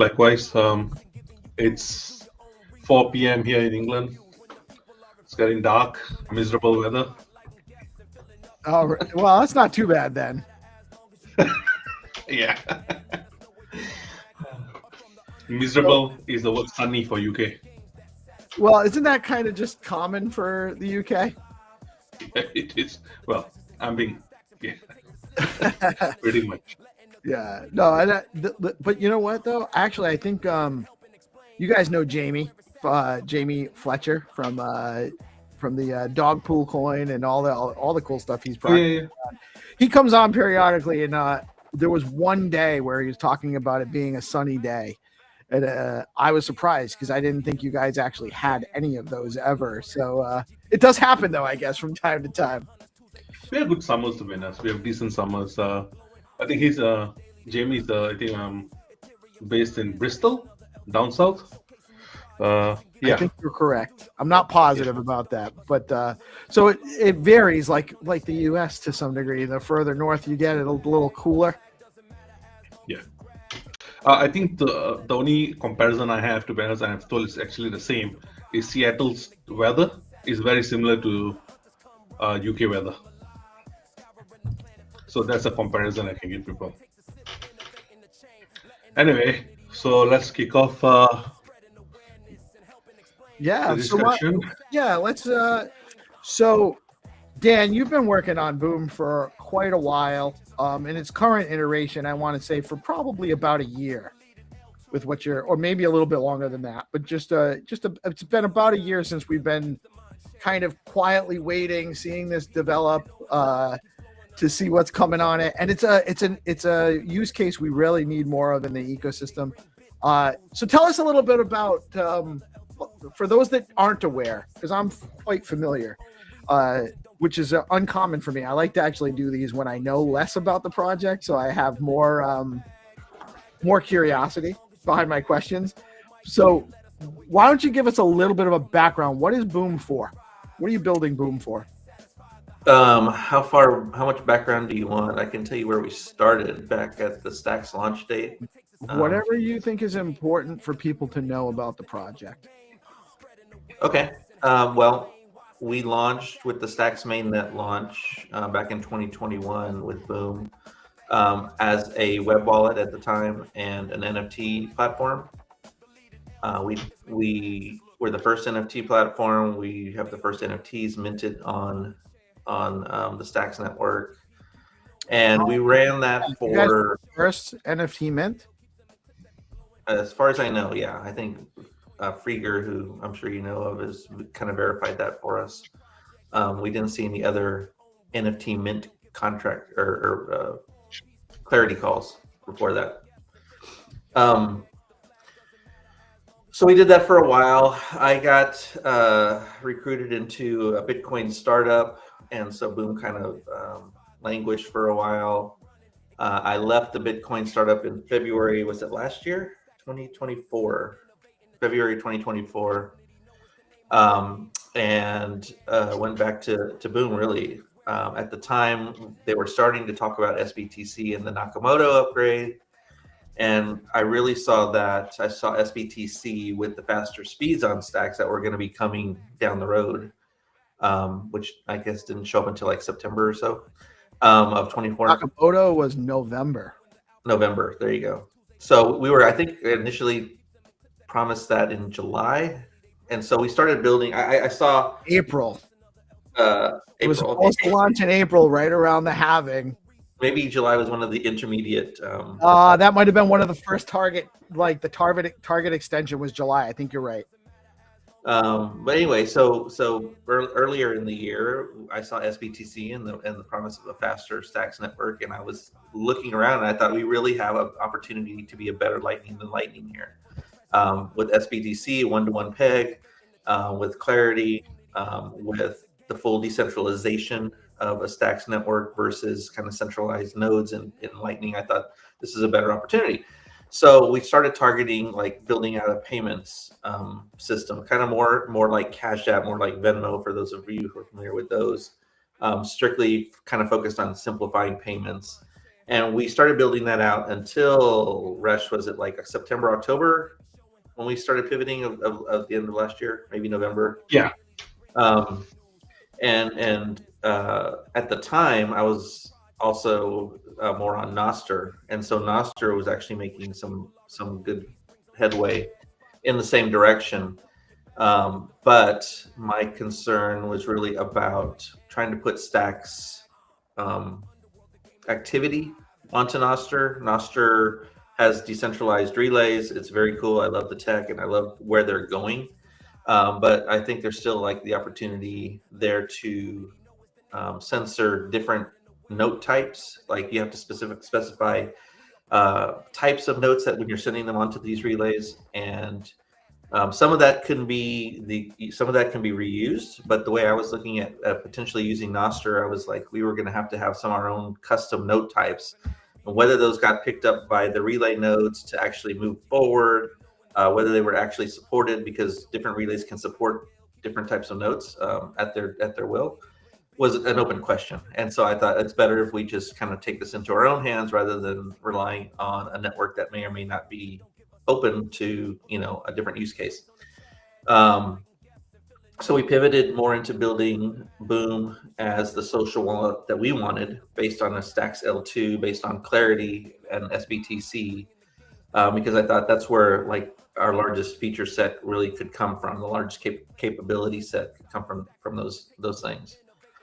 And so from that time, we've been building out what is essentially 3 apps, which I know people are going to beat me over the head over for, but you know, we're building a wallet.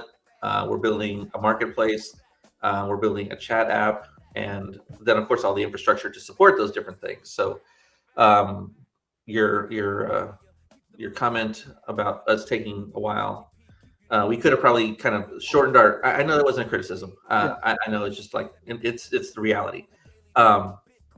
We could have probably shrank our feature set a little bit and done this quicker, but we've kind of built it incrementally, and I really wanted to make something that's going to be different from what every other wallet out there is. And actually, we kind of pivoted away from just calling it Boom Wallet, which just Boom. The app, the wallet, is more focused on doing, kind of being in the background and supporting what you want to do, rather than being a kind of first-class citizen in the, or first-class app in itself.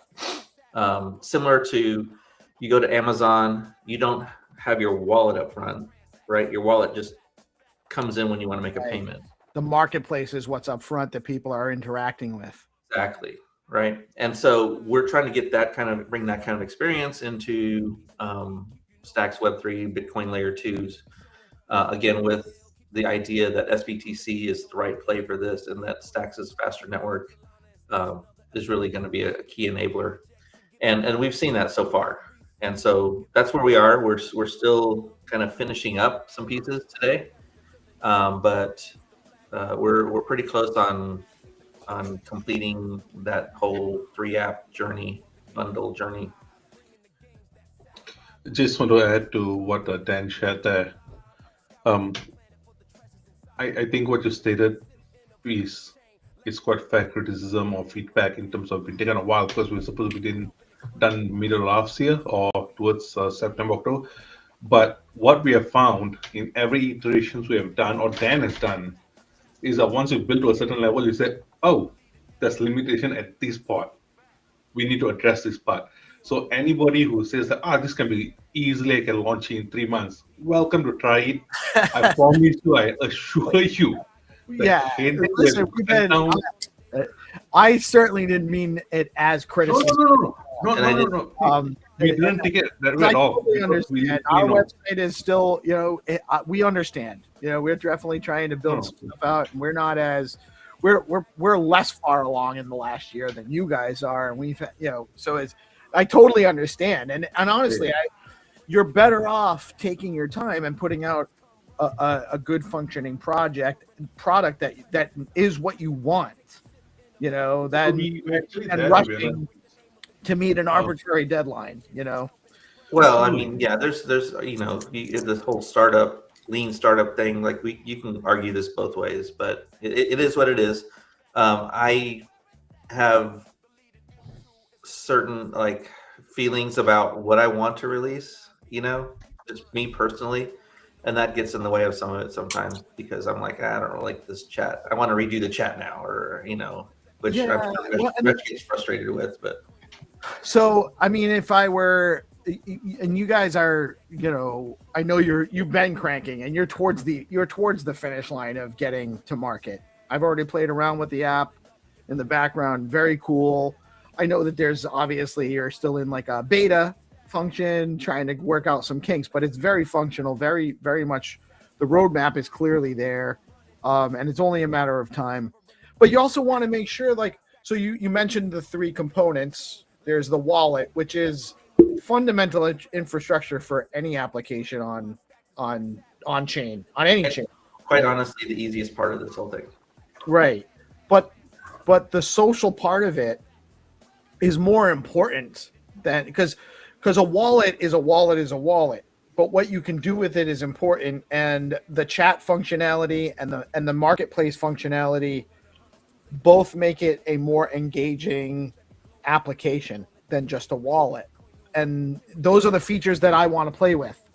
You know, I have a wallet. I have a number of wallets. It's not just another wallet. That's not what Boom is. And I actually am glad you guys aren't really, I try to refer to it as Boom or Boom.money, because I realize that while there is a wallet layer, that's not what this is really for. It's about the economy that it's, and the necessary components of having it actual exchange happening. At a deeper level, even kind of below that, it's about the community, right? Right. Like my vision, when I think about like the best part of, or the best version of this, is a bazaar where people are interacting with each other, people are buying and selling, you know, but there's a community formed around Bitcoin, and getting that economy moving, right? So you'll be able to buy locally with Bitcoin, you'll be able to buy remotely with Bitcoin very easily without having to go through to different places to do those different things with a community that you may not know, right? You're stepping out to existing Lightning or Bitcoin shops right now, and that might be fine.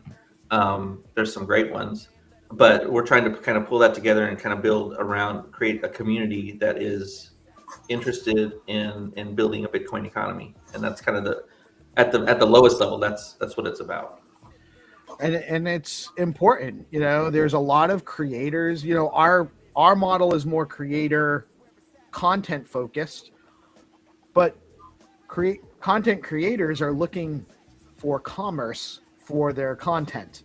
You know, that's the goal of creating the content, is either to get attention for other stuff you're selling, or to specifically be selling the content, or both, monetizing the stuff you're creating. And there's not really a really good central place to do that right now. And Resh had actually asked me the other day about whether we were interested in setting up a smart shop on Boom, and 1000% we are. We don't have a merch store yet for DeOrganized, and it's something people have been telling me we should do. And I don't disagree. It's just it's a bandwidth issue. You know, that's the same. You know, a year ago I should have been putting out a merch shop. I'd have some T-shirts out there in the marketplace where free branding and people pay, you know, and some revenue streams. But this is actually going to be a catalyst for me to get off my butt, get some merch together, figure out how we're going to create a merch store, put it in Boom, and then get that on our website and be able to distribute that. That's something we can then market on our platforms and get some exposure. And Boom's going to help facilitate that, where we can, you know, there are plenty of Web 2 opportunities out there right now, but I really want to see, and I think that not that this is necessarily going to be built into V1 right now, or the current version of Boom, but soon, with like my vision, what I hope to see relatively soon is people that don't even have a crypto wallet yet are getting exposed to what we're doing. They go into one of our channels, one of our apps, something we're doing that onboards them to create a wallet through Boom. They now have a wallet. They now have their account. They're going into our smart shop. They don't even really know they have a wallet. They just set up an account. Exactly. They might have a passkey or something. They might not even have a passkey. It might even just be connected to their social media account, their whatever. And then they actually facilitate a transaction where they're just using their regular debit card, credit card. It on-ramps into crypto, abstractively, where they don't even know it. We're getting paid in crypto, either USDC on Stacks or SBTC or STX, whatever we choose, because we can program that on the back end. The user doesn't ever even have to experience it. And we're selling some merchandise. We're getting the crypto. They're engaging in the crypto economy and they don't even know it. Yeah, that's one of the things I think that's kind of lost sometimes when there's been a lot of hype recently about passkeys, and I've been one of the people who's been kind of poo-pooing passkeys. not because I think it's a bad idea, but I think that onboarding to a wallet is effectively useless if you've got nothing to do with it, right? Like I can create a wallet and I can get you into a wallet with a passkey in a few seconds, but what are you going to do next, right? You've got to have something to do with that wallet, and you don't even have crypto yet. You can't go get a username without stacks. You can't go and do any DeFi. You can't do anything, right? You've got a wallet with nothing in it. So my point is not necessarily against passkey, but that we need to focus on the larger picture, which is one of our key metrics is time to first transaction, right? And I want to have you doing your first transaction within 30 seconds. Right. So you're right. You shouldn't have to know about your Bitcoin address and you shouldn't have to know any of that stuff. Literally just be. It really should be. I'm giving you my credit card information. You're taking my cash, putting it into a crypto account for me. Basically my wallet is my account, right? Right. And my user account, and so. That user account, though, can be composable into other apps once it exists on chain. Right. Yeah. And my ability to log into it can be part of it is when you're interacting, let's say with the Organized Media's Smart Shop, there's some value in the pseudonymity. Yeah, whatever that is. Pseudonymous? Transactions, right? Like maybe you want to go buy a mug and you don't want anybody to know you bought a DeOrganized mug. But the reality is you're going to have to ship a mug to somebody. And so there's going to have to be shipping information potentially and some identifier that makes sense to a delivery organization, whether it's like UPS or like the USPS. And they have different rules about what names you can use and what names you cannot use, right? We've kind of found this out over time. I think Resh brought this to our attention. And so we are, one of the things we're doing during our onboarding is everybody gets a name. A name is basically key to the platform and it's free. So we're not onboarding you to a wallet and then saying, here's some stacks, go buy a name. We're giving you a name at the beginning. It's free, it's fast, and that way when somebody goes to buy a mug, you know that you're dealing with dan.boom.btc or resh.boom.btc, right? And that also kind of feeds into trust building over time, right? You can see like dan.boom.btc has never returned merchandise or whatever like that, or never had issues with sellers. Or you can see that DeOrganized Media has fulfilled 100% of their shipping issues and nobody has ever complained about them, right? Everybody rates them as 5-star.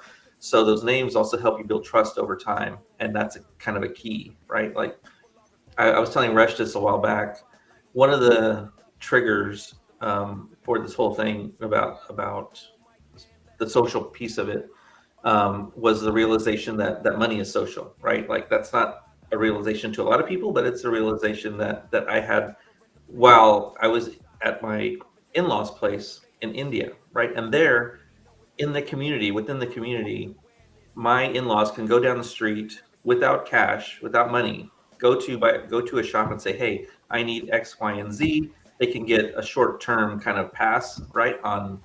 Okay, we know you're going to pay later, but that trust exists because there's a community that knows each other, right?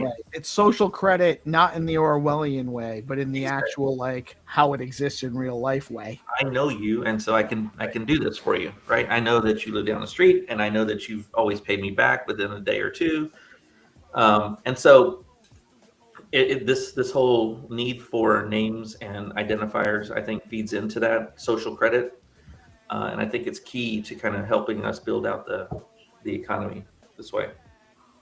100%. Do you see So you bring up a point that I hadn't considered coming into this conversation, but privacy is a thing, and it is becoming more present, an issue to solve. Like I saw something, I can't remember the details of I think I saw it on X.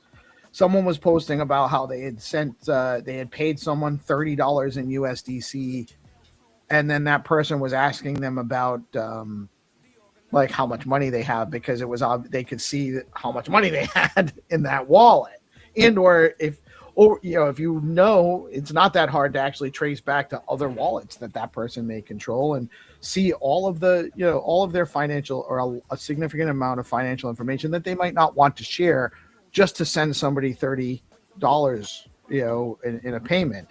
So do you guys see a lot of people talking about ZK rollups, and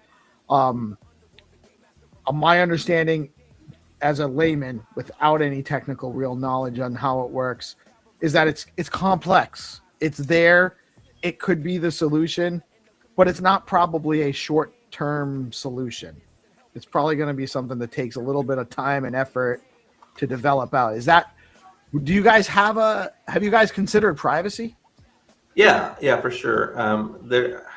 It's kind of hard because right now, and I'm not a ZK expert, but my understanding is that we're still lacking some of the primitives on stacks that would allow us to do zero knowledge proofs. That might be something that's coming in the future, and I think it's something that's going to be key to kind of future everyday living, right? There's so much invasion of privacy today in your normal Android and iPhone apps already, right? Like law enforcement is putting apps out there like add our law enforcement app, and low key, in the background, they're basically getting access to everything you do, and they're scanning your pictures without you knowing, and they're watching your chats without you knowing, and all this other stuff. Privacy is going to be a key part of the future. Unfortunately, right now, we're just not ready for it.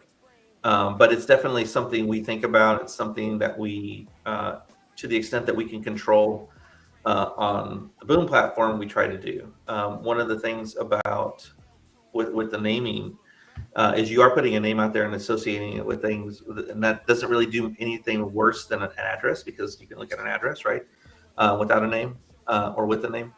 But what we're going to be doing also is allowing the creation of different names for your different wallets, so that you can kind of subdivide, keep your hot wallet. You might want to call it checking.peacelove, right? And you might have a savings.peacelove where you don't interact, using that wallet. People would still be able to go and trace if you're sending stuff between the two wallets, right? But you don't necessarily have to have a name for those other sub wallets as well. Boom is really focused on being a hot wallet. We're really focused on those immediate transactions. Privacy is a thing that we think about, but it's something that we're kind of stuck with, kind of the pseudonymous architectures right now. And so on the back end, obviously we don't hold keys. Everything's encrypted on your own device. All the normal kind of wallet things that you would expect. We don't have access to your private keys. We don't have access to your funds or anything like that. That actually could be something as we go more into the privacy side, where we start doing a separate service where we're kind of sharding keys so that people can recover them more easily, things like that. But that's a completely different discussion. Sure. Well, I mean, these tools aren't necessary to get off the ground either. Like, I don't want this to be like you guys are packing it up. Oh, we didn't solve privacy. We gotta. Well, I think the issue is the chain privacy, right? Like right now, you can't go to Amazon and privately buy a skateboard, right? Right, but when you buy a skateboard on Amazon, your bank account isn't exposed. Your bank account isn't exposed, so people can't steal. But there is actually, so there's a double-edged sword here, because there still are third parties that have access to your purchase data, and they're able to use it without your knowledge. to a large degree. Yeah, they may not have access to your account directly, but they see that this person buys $1,000 worth of Amazon products every month. They've already pegged you into an income bracket, right? Guaranteed, based on your Amazon purchases, right, and your searches and all that other stuff. So right. it's not directly visible. But like I said, that's really on the chain side. That's the chain security that really needs to be kind of secured, right, privatized. And it should be a user setting at some level, and I think that they are working on some of that stuff on Stacks, and it's not a pressing issue. It's just something that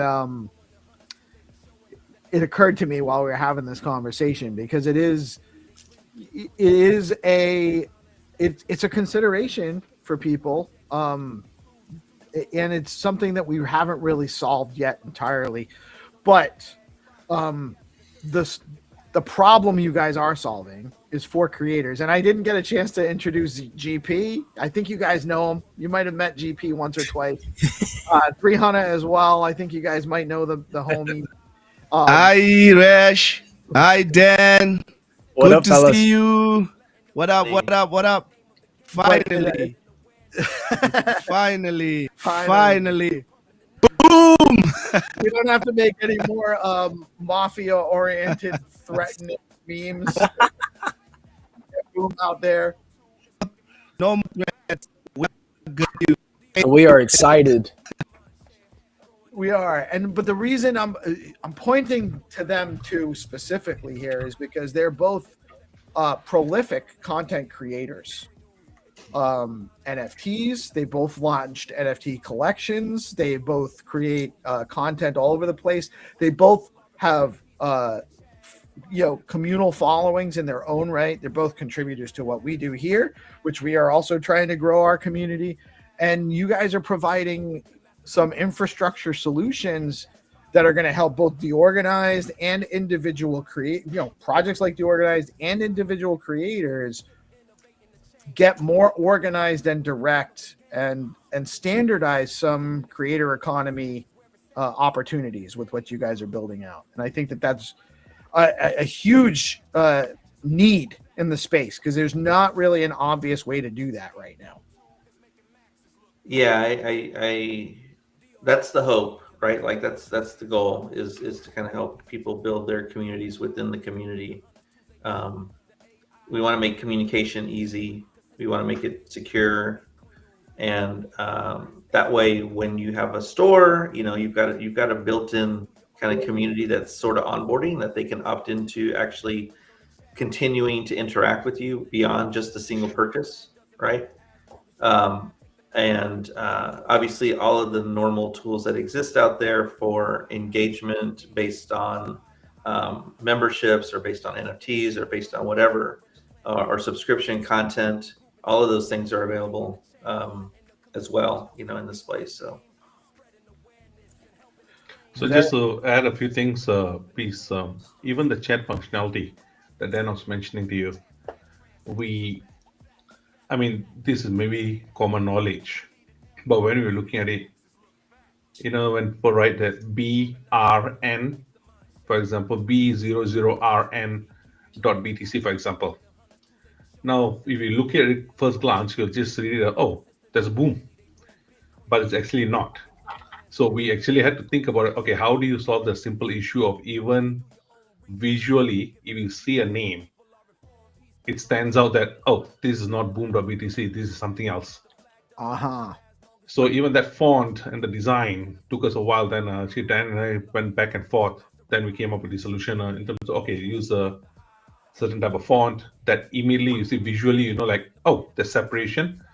You literally got to be visually impaired. And I don't mean that in a disrespectful manner. You literally have to be visually impaired to be able to not see this issue that, oh, the name is not what it is. So that's one thing.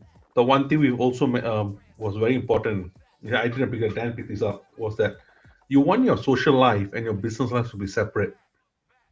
So when you start your chat functionality as well, you'll have your personal chat functionality, like Trihana will have his personal identity. You can just chat with me and Dan. Then he might also have his own store, and for the store, there's separate chat functionality they can create as well.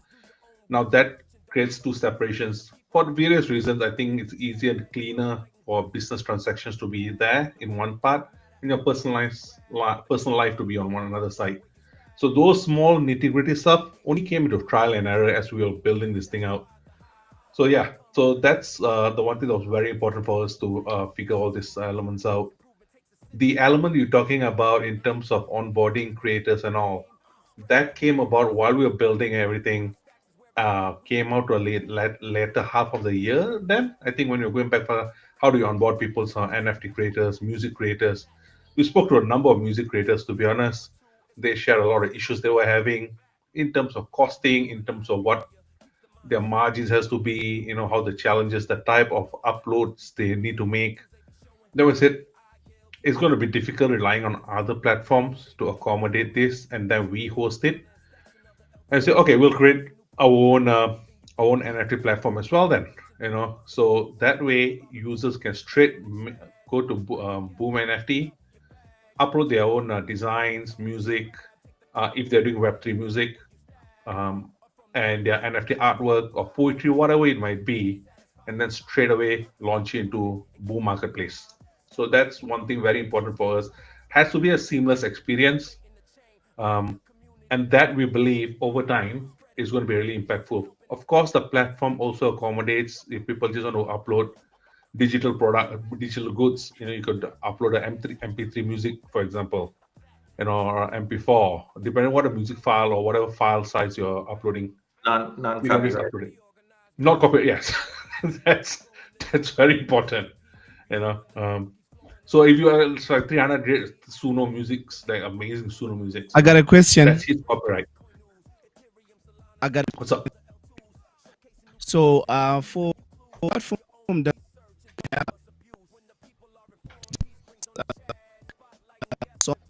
copyright or non-copyright?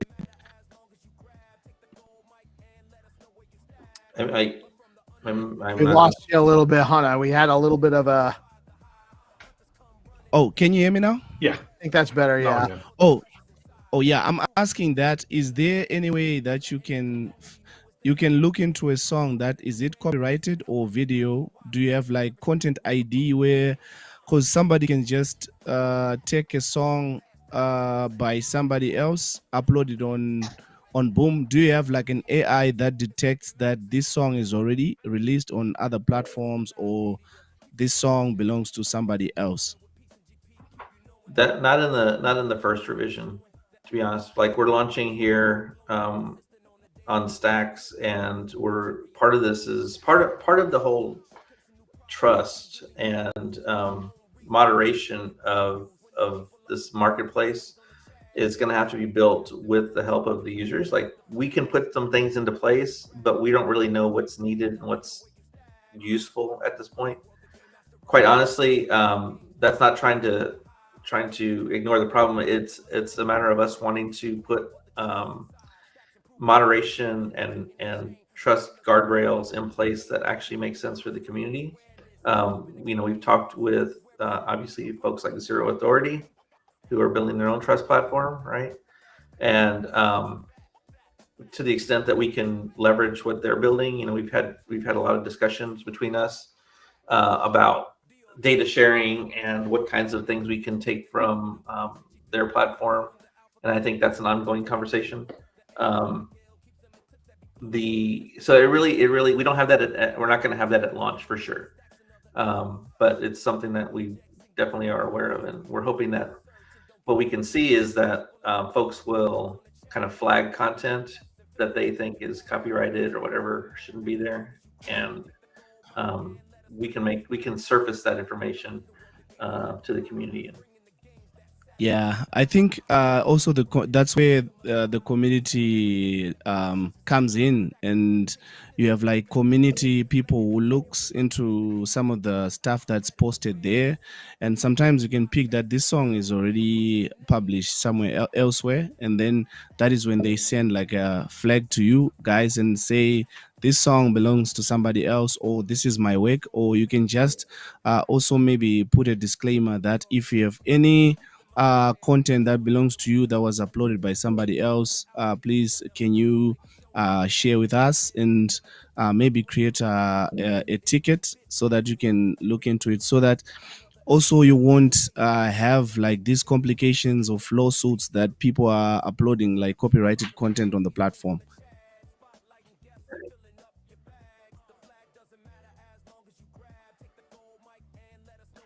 I want to go back to Resh's point about like the confusing names and things like that. That's part of being a wallet without being a wallet. You know, one of the things we're trying to do is be very intentional about typography that we're using in specific places, right? Like it's not just a heading and body text, content text, right? Like in a chat, you want to understand exactly what name you're dealing with or what stacks address you're dealing with potentially, you know? And so trying to be very intentional about how we display usernames in various places on your own profile. When you're looking at your own profile, maybe it doesn't matter as much, right? But when you're looking at somebody else's profile, it does. And so how do we handle just the different contexts for different typography for different contexts for the same data and things like that? So that's also part of, like I said, being a wallet without being a wallet. Like when we talk about these three different components, they're really all blended.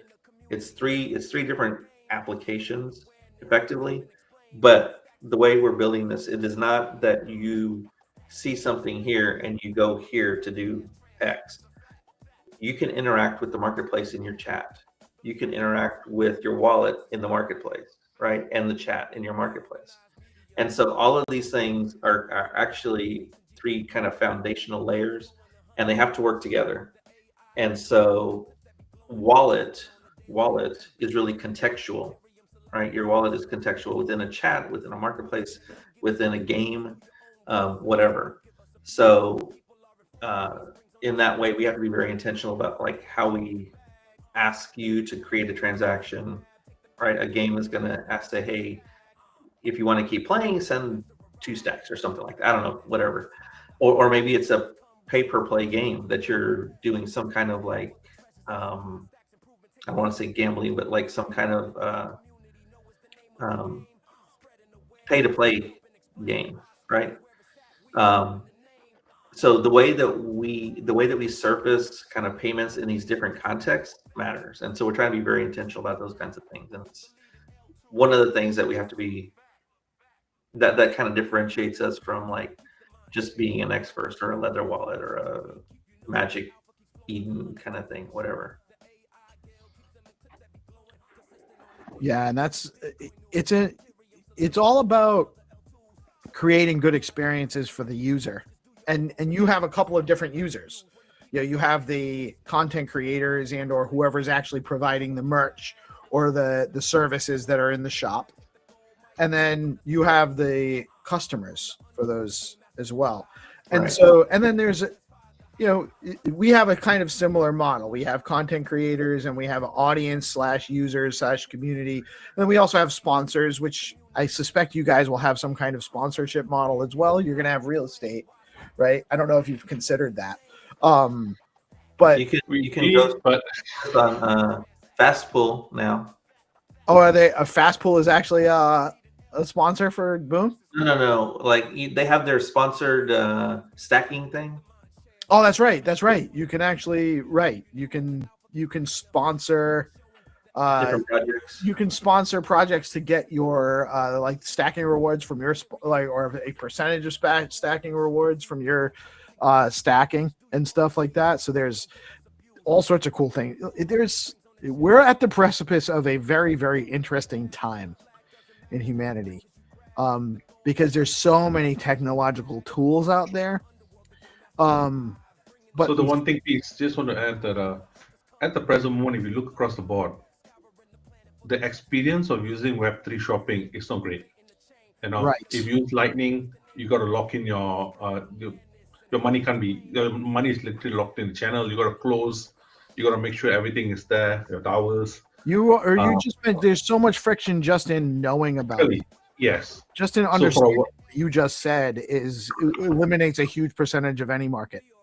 Exactly. So one thing we wanted to say, like if SBTC is going to be, it's amazing, and it's also going to go cross-chain. It's going to go to different networks. Adopting it now and making it into available on a marketplace really easy. And we have individuals like Cornell in Brazil who's developed his own product base onboarding Latin America.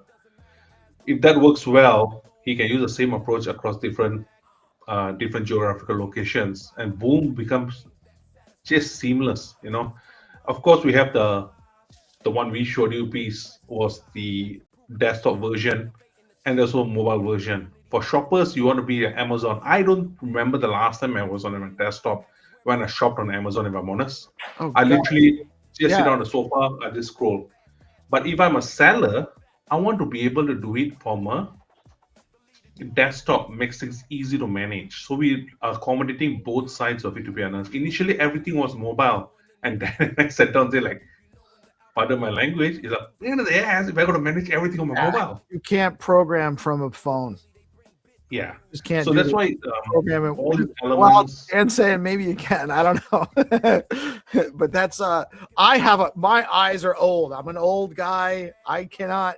Like I won't get the bifocals yet, so I'm on my phone with my glasses up, and then I have to go back, and it's just I can't.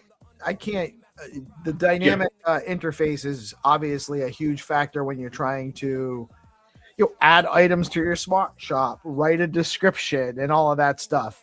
Although the AI is actually making it a lot easier to do some stuff from your phone as well. But it's still, I understand your point though, Rash. You have two customers or two clients or two users, and they need different experiences. So there's a different experience for the content creator, the smart shop owner, etc., versus their average shopper that's just their audience, their community.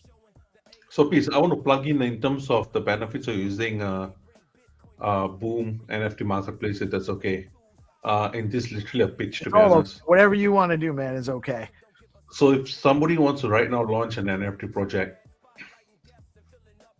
traditional NFT platforms, when you launch, you pay 10% of the fees. Yes.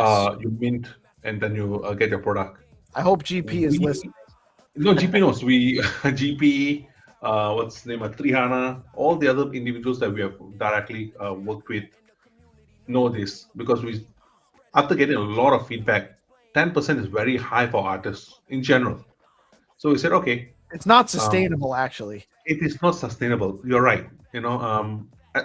Especially if Stacks goes into where we think it's going to go the price as well. So we said, okay, what we can do is, because we also cover our overheads and everything, we say like, we'll just slash everything in terms by 50%. So you can mint at 5%, we'll only take 5%, and that's it. We don't take secondary sale prices, nothing. Then if they decide to purchase or mint an NFT, and the NFT does well, and they want to sell it on Boom Marketplace, we have to take into account not so much in terms of then that Coke can pop was damn loud. Oh, I hope he wasn't. I thought at least I know he wasn't cocking a gun. Yeah, that Coke and Dan is hand to hand. So the marketplace setting, what we have seen, that it has to be comparable to Web2 experience. Just having a premium because we're Web3 doesn't cut it. So we said, okay, we'll compare what's the best user experience right now on Web2, and we say like, okay, we'll take 2.9% secondary on anything that you sell on Boom smart shops. There is a cost of listing them at 1 STX, and that cost is not because we need the money. It's not that. It's that there's no way to stop spamming. So in order to stop spamming, there has to be a cost attached to the activity. Right. Etsy and all charges like 10. If there's no cost, you'll get overrun, and it'll just come up all the works. You have to have, and honestly, a 1 STX minting fee or a listing fee is not prohibitive, at least at the current price. And if Stacks does well, you can always adjust your fee. Exactly. So those are the elements we have taken into account, and we believe that now economies where there's payment processing challenges, not so much in Western Europe and Northern America, Western Africa, Asia, having Stripe or platforms of that nature is really challenging, and they can take quite a big chunk. At least with individuals we have spoken to, up to 70% based on listing fees of various platforms they use and payment processing, they can actually only keep 30%. It's insane amount of payouts they do for what they actually earn. You know, and So we want to honestly, change I'm that. glad you brought up the NFT launch, because I actually think that that's a huge.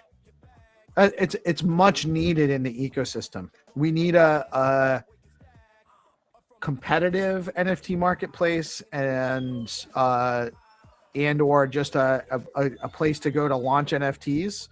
I love Gamma. I like the guys at Gamma. I'm not saying against Gamma, but I think that we do need options in the marketplace.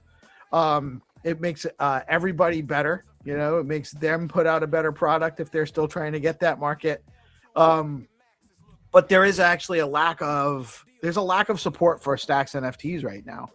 And so that there's a huge need for that right now in the marketplace, a place to launch NFTs. I have a couple of NFT ideas, and I know that there's a lot of other people that do too. And I think that's initially, you're right, please. I think, sorry to interrupt there. What we have seen, what I've seen to be honest, Dan, for the right reason, seeing like NFTs trend tends to go down. I just been lucky while researching this, saw that the last from September to now, the actually trajectory on other chains, NFT has been booming. So I think just by osmosis or just by the theme, as we go into 2026, that could actually pick up on Stacks as well. We are breaking into Nigeria, for example, initial launch we are launching everywhere as soon as global, but the target market is Nigerians. We're working very closely with Blockleaf Labs. So individuals that onboarded from these economies, we believe will start, number one, something digital, which is a low lift for them, and they'll create and they'll push something out. We believe people who are in much more developed countries, and again, this is just a hypothesis that I have, that they want something to be able to retain more of their income and manage their own income tax on their own.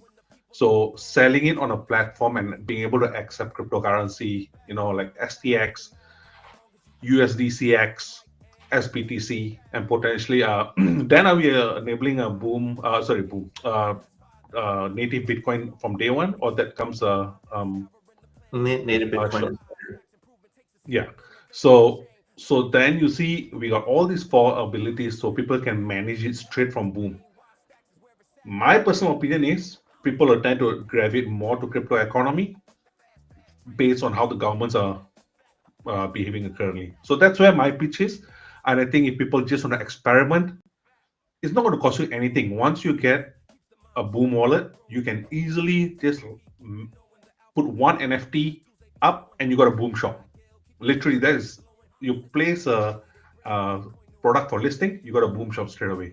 So your experience is going to be seamless. You can be able to even use Boom chat functionality to chat between you and me, please. For example, if I want to say, Dan is such a pain in my neck, I can complain to you and he will never know. Nobody will ever know. At the end, at one point, it'll be end-to-end encryption. So if somebody wants to say, like, what has Restream speaking to Peace about Dan? Nobody will ever know. It's same like Telegram. So that's the approach we're trying to use. If you don't have a mobile number, no problem. Your NFT, your BNS will work. Cool. So that's my pitch. So you could have a mobile device that doesn't have a phone number attached to it, but you're using Wi-Fi, and then all you need is a BNS which you're going to automatically get boom.btc, whatever you pick. If it's available, you got it. Yeah. So it's attached to your wallet address, and then people can build repo and all. You can say, like, once you start selling, like Dan said, you have a rating functionality. Like, you know how eBay used to do it back in the day? I mean, Amazon still does it, but eBay back in the day, I still remember people used to look at the rating. Yes. How many times people have failed or succeeded. It was the same approach. Well, and that could save you from because that was open social media when eBay first opened. It wasn't as controlled. So they came up with some of the solutions that we're going to need now. That social credit, that's a way to develop credit or reputation, I should say. That social reputation is important. And the current Web 2 state is obviously centralized and controlled. So they got rid of a lot of that stuff because they want to be able to tell you who you can trust and who you can't trust, and who you should use, and then just basically censor the people that they want to censor, whether it's warranted or not. A more holistic way to do that is to let the community decide who they want to engage with and what specific reputation would disqualify or qualify someone to engage with, and the context of the situation. If they're selling something I want, but they're routinely not delivering, well, they probably won't have an active smart shop for very long anyway, because people will just stop using them. We don't need Boom to actually go and interject into that at that point. So I appreciate what you're saying, man. And we will remove one thing to be very clear. If there's anything that's breaking the law and we know of that nature, we will remove either direct visibility of that particular product from the site, just because while we agree that it should be open to everything, anything illegal, anything that's breaking the law, we don't want to get a hook. Specifically, we don't want to be on a hook on the wrong side of the law. Going to jail. Yeah, literally, we don't want to go to jail. So if somebody puts, I use this as an extreme edge case, anything regarding underage kids or whatever, that without even being triggered, we'll remove that stuff straight away, Oh, and you want to, that's right. And you need to have those rails, right? You don't want to be facilitating stuff like that, period. And that's not the point. But you do want to be as open and hands off as much as you can, as long as there's.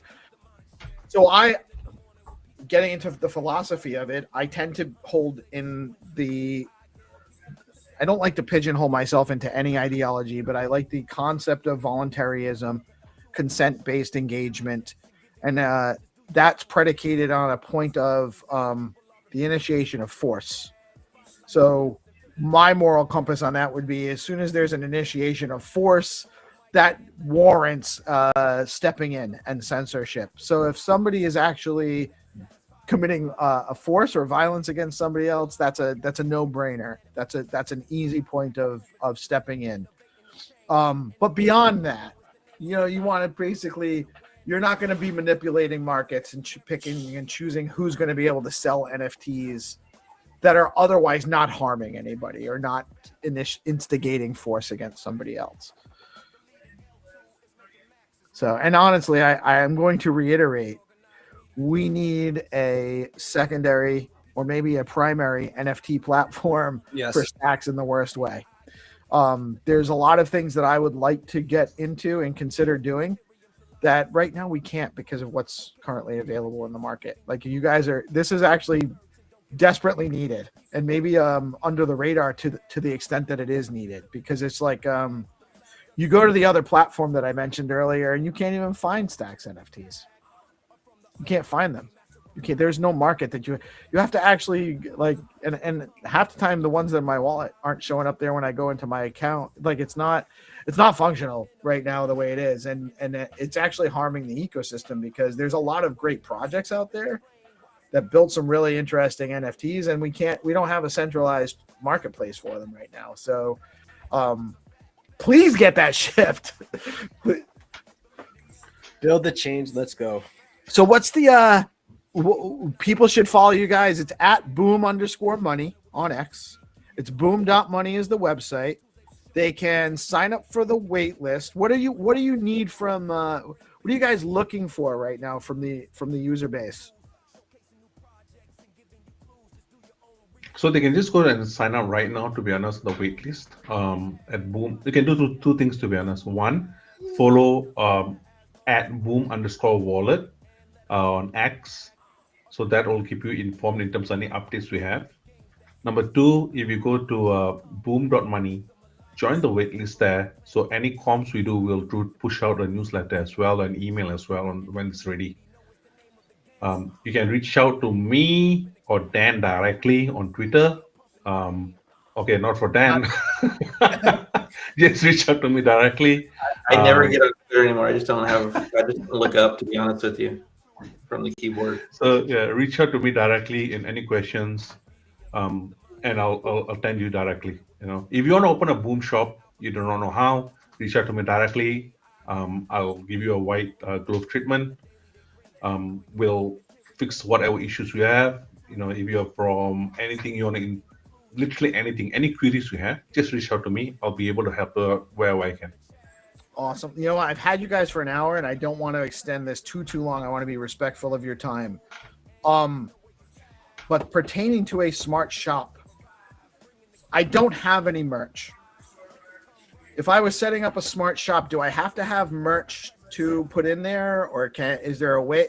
Will that actually drive me? Or maybe down the line, that's something you can hook me up with a t-shirt designer that will drop ship it, and then I can create it and put it in my smart shop, and now I have a hat and I have a t-shirt and I have a branded water bottle for DeOrganized and that kind of thing. Is that something? Is it that easy, or do I kind of have to find those items and then put them in the smart shop? So V0, it's all manual. Right. So I'm saying version 0. Our initial release, it's all 0. So we have to. We're kind of trying to figure out what the community wants before we start building even more. Mm-hmm. So that's really the key. Is like, what's the driver? Is that a demand for just you, or is that a demand that we're going to be seeing 1,000 requests for? Right. And we need to build the next version based on that. Our next versions are going to include some things already, like Resh mentioned earlier, native Bitcoin payments, and there's something else. I have to look at the roadmap. But a couple of kind of largish pieces. But in terms of like what the marketplace wants, what the creators and merchants want, what the users want, that's going to be driven about by the requests that come in from after the launch. Sure. I will say this, and I'm just thinking about this now. Like, I'm just it's forcing me to consider. And that's one of the friction points for me, is I don't know exactly where to go to get started designing and where the best place to go for that is. And if I could just do it within Boom, then that's going to make it easy for me. That's another application, like a whole web design. Exactly. Is a whole other application, and it's not something. I'm not saying that we couldn't do that, but it's another thing that we need to have demand for, right? So we have freelancer app though. Sorry, go ahead, Resh. Sorry. Freelance app. Yeah. So one of the functionality of Boom we didn't mention was a piece. Is somebody like literally what you mentioned that offers that service for example, I don't know, Zimbabwe. I'm minting. I have a printing shop. You can engage with me, and they actually can go within Boom app. There's a freelancer app that's actually you can list services there. So I might be able to find someone that can set up my merch store for me, and then we can incorporate that merch into my Boom shop. Yes. They can't. So again, right now we have single manager shops. So like we put the structure in place so that we can have more, so that you can delegate some management of your shop, but we haven't enabled that full functionality yet. We haven't gone through the multiple layers of authentication and authorization that would have to be set up to enable that. So when you say set up your shop for you, they could give you the tools that you could use to create your shop today. Well, they could potentially help me on the front end where I'm creating a merch store outside of Boom, or just creating a merch collection, and a way to actually facilitate the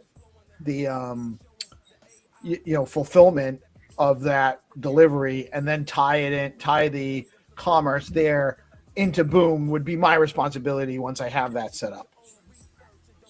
Right. But I don't think the setup in Boom would be the trick.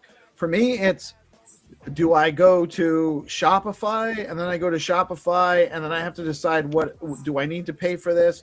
What do I need to pay for? Do I really need to? Let me look at the other ones. And then I've spent like 2 hours in a rabbit hole and I never actually end up doing it because I don't have 2 hours. So I've already missed something. And so getting somebody that can actually point me in the right direction would be Hannah. I'm looking at you actually. Even Hunter's easier. Hunter's going to come up with an AI that's going to do this for me tomorrow, actually, now that we know that there's a problem. I'm sorry. AI Guild.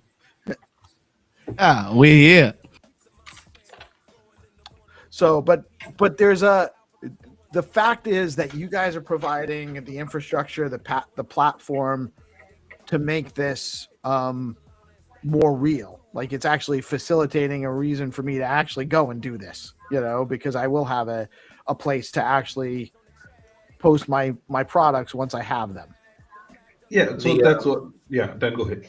I was going to say, one of the things that we kind of try and do is just simplify. So if you're imagining having to set up themes and colors and all the layouts and all that other stuff, like, you don't have to worry about that. We've got some very basic layouts, and we're going to add just a couple for startups. So like, your customization is not going to require deep thought. You might want a 4-column grid or a 3-column grid, or you might want a list, some basic stuff like that. It's more of kind of the Etsy layout model than the Shopify build your own store kind of full image layout kind of thing. If you go to Etsy and you pull up their stores, they're all almost exactly the same, right? There's customized banners. There's a little bit of customized layout. I haven't spent a lot of time in Etsy recently, but it's a very simple kind of customization features. We know that there are people that want some customization, especially on the creator side. Like, that's a high demand. So those features will come over time to support like what they need and what they want, so that they can express, their themselves. But as of right now, like, if you're just looking to start like a simple merch shop, you're going to have a couple of different options and you'll be done in 5 minutes. Cool. And honestly, is like I that's what I'm expecting too. I don't think that there's going to be a heavy lift setting up the smart shop. For me, it's actually I don't have merch, so I have to figure out what I'm going to sell and design it, and that's my friction point, for right now. But I think that I have to do it. It's something this is going to force me to actually look into that part of it. So, but I just want to reiterate, when people always worry that, when you want to create a wallet, you got to remember the seed phrase and all. I assure you, with Boom, if you're starting from scratch, it'll take literally 20 seconds to just get the wallet straight set up. And you still have a seed phrase, but it's in the wallet in the setting section.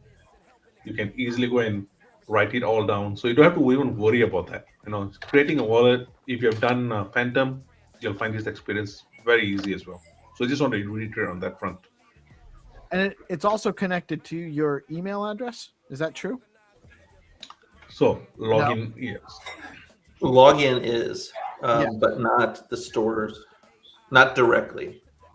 Not the right, but my wallet, my account is connected. My login is connected to my email address.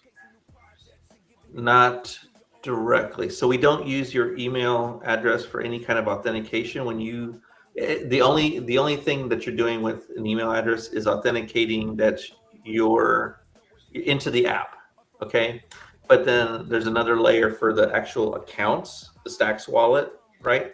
That's a completely separate layer, and everything in the app is really managed at that layer. So the email address exists, and in theory, someone could tie an address to an email address, but in the app and throughout the app, any of the processes, everything's managed as a Stacks wallet.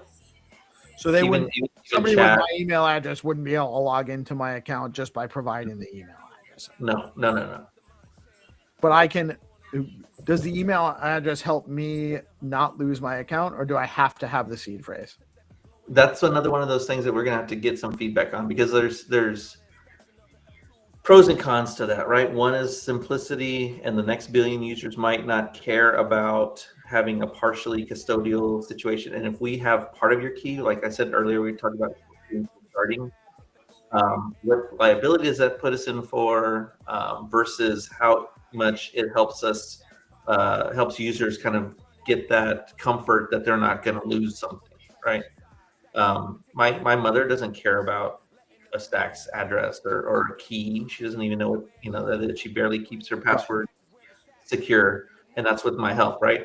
So in the sense, like, if there's something that we can do that kind of enables more people to just get to that 30-second to first transaction, great. But then what do we have to watch out? What are the counter issues with doing that? So that's still a remains to be seen kind of item. Yeah, I will say in general, I think the next billion don't care. They don't care about where they don't care about the wallet security. It's too bad. It's just the nature. It's human nature, and what we've been accustomed to. Someone's going to recover this for me, right? If I don't have to be responsible. I've been beating the privacy drum for 25, 30 years. I've learned a long time ago that people don't care about privacy. They don't care. They don't care unless they're doing something bad usually. Or if they have a lot of resources and they don't want everyone to know exactly what they have. That's the two people that care about privacy. To the extent that we can remove uncertainty, we want to obviously do that. But again, the question is, like, what does that really imply for us as a business, us as a support organization? We're flooded with thousands of requests for, like, hey, help me recover, and we don't have some kind of automated process to do that. That's obviously not a huge win. Yeah, 100%, man. I've been kind of dominating the conversation. I want to make sure GP and Hunter have a chance to speak at all. Actually, I've been talking too much, but you guys have any questions for Dan and Resh before we wrap it up? Yeah, just really excited to see this launch, Dan. I know you guys have been like cranking on this for a while, and to see, the way that you guys are approaching these smart shops is really cool. I think it's interesting, and I can't wait to launch, my own shops and do my own merch for the Gigaverse, utilizing Boom, launch some NFTs, and have some fun with this thing. This is something that I've been really excited for, and I know that Doc has worked on some artwork as well that he will be launching with Boom, and there's a few different things that people should be paying attention to, and that is Boom. Boom is one of them. I want to, if I can throw a teaser out, we hope to have an announcement tomorrow. Right? Announcement of an announcement. Yes. Yes. We love those. Pre-announcing an announcement. I love it. No, we live for those. Yes. So a big announcement from Boom coming tomorrow. You heard it here first. So follow their Twitter. Follow at Boom _money. And wallet. Oh, it's Boom. I'm sorry. It's Boom _wallet. It's Boom.money. That's right. So Boom _wallet on X. There we go. Get in there like swimwear, guys. That is in there. Boom _wallet. Let's go. One thing I just want to plug in, like, we have good music artists that we're launching as well. I mean, one of them is going to be the godfather of rock from South Africa. Arno. Oh, nice. Oh, Arnold's going to be on there? Yeah, Arno is going to be on there. So we are trying to get people on board. We have Gene.btc will be launching on there as well. Awesome. And Gene has music industry. Triana will be there, exactly.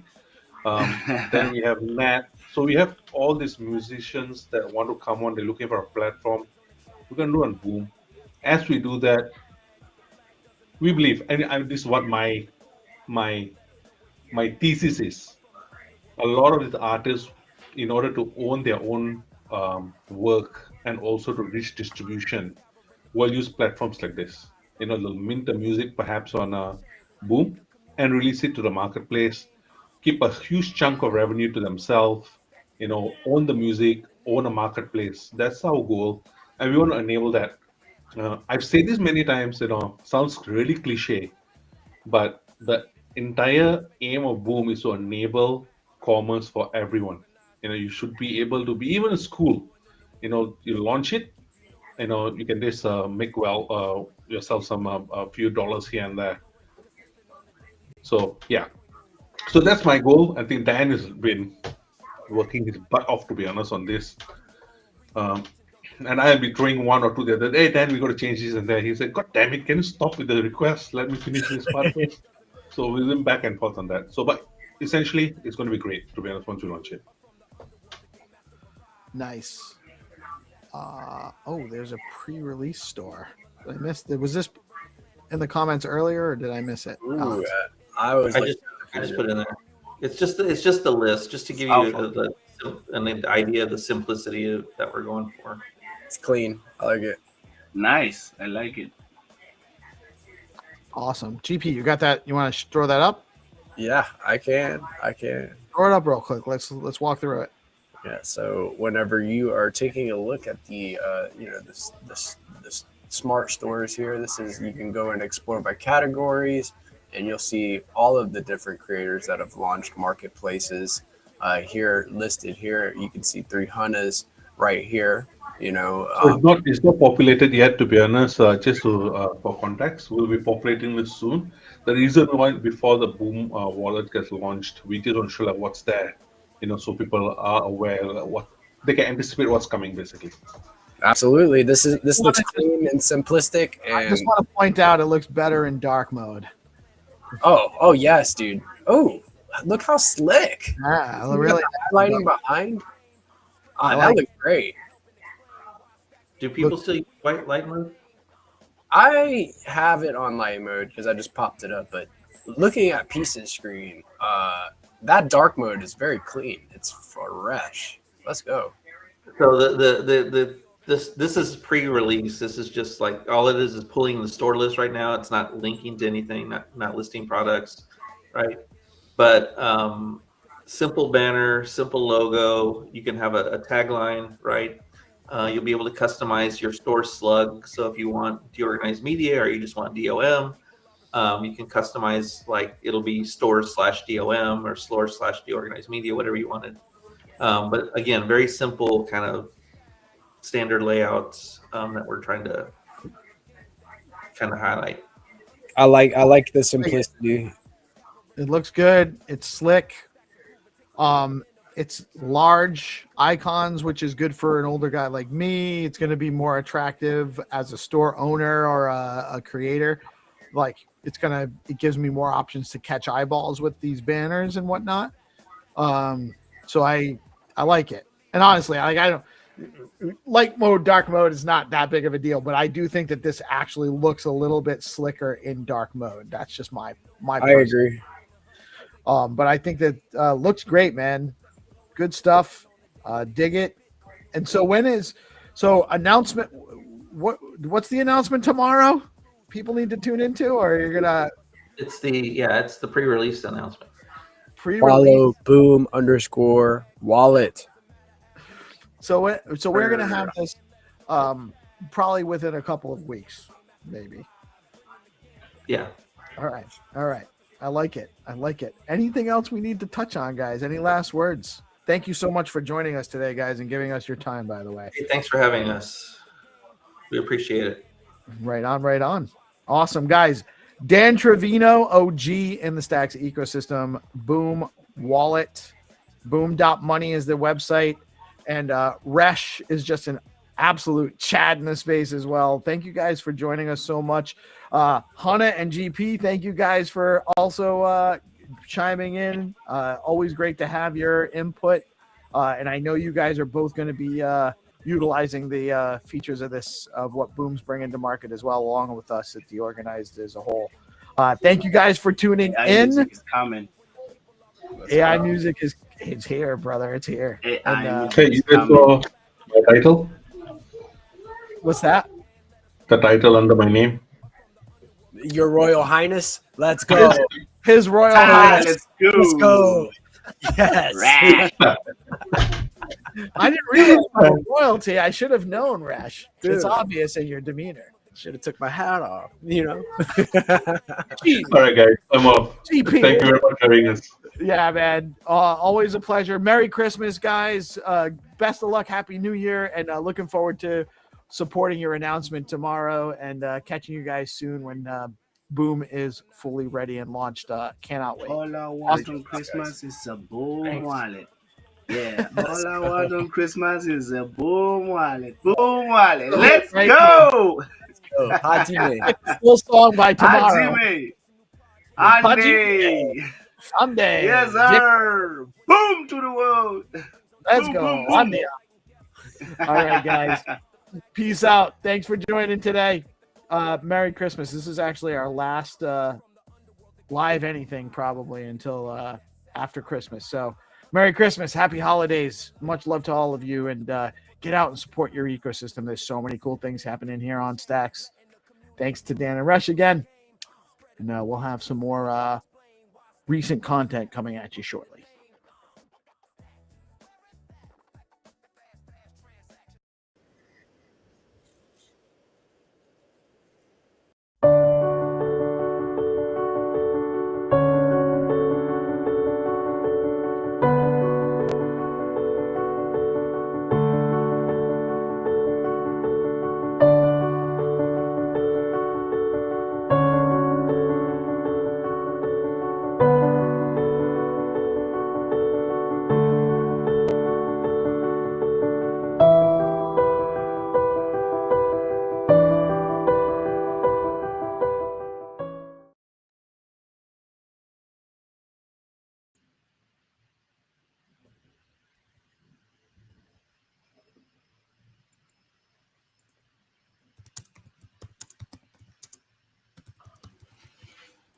GP, I think you're having some audio issues, man. How about now? Now we can hear you. That's probably a mute button, man. What's going on, guys? It looked like you were actually like killing the intro too. It was I right. was nailing that. It was the best intro ever. Lost the time.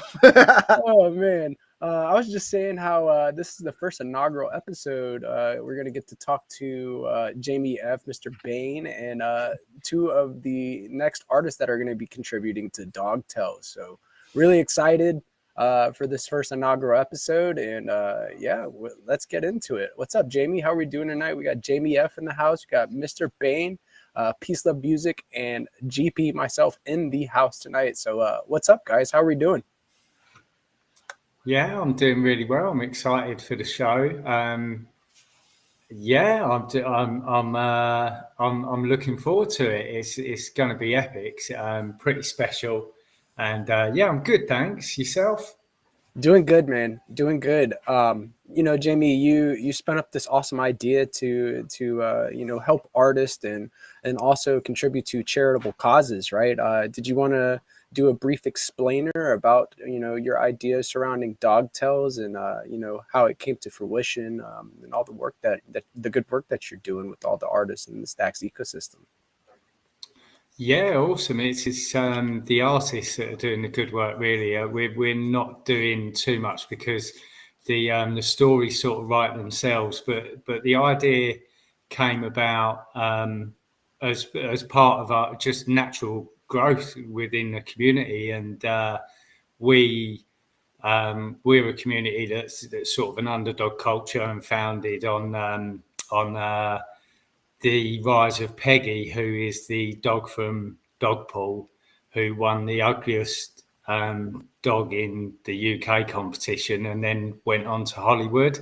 So we sort of, it's quite poetic and quite, you know, it's pretty cool. So, and we built on that with Dogtails, which is basically where we collaborate with artists to retell real life stories, which, you know, we're not short as a race of inspirational stories. And as you know yourself, being our first artist, you did the story about Paul Stamets.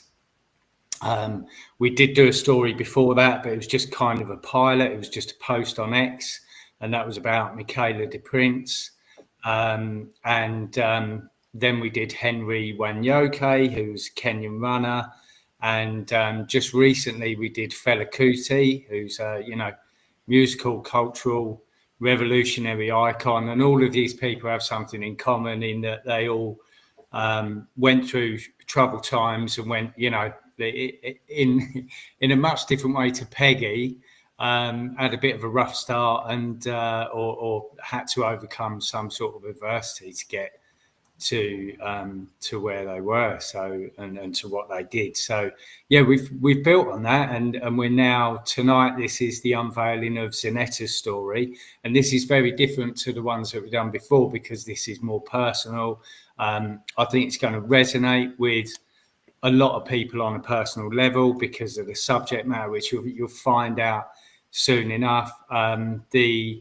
It's different again that it's a photo shoot. So everything that we've done before it's not been photographic art. It's been digital art, it's pretty unique.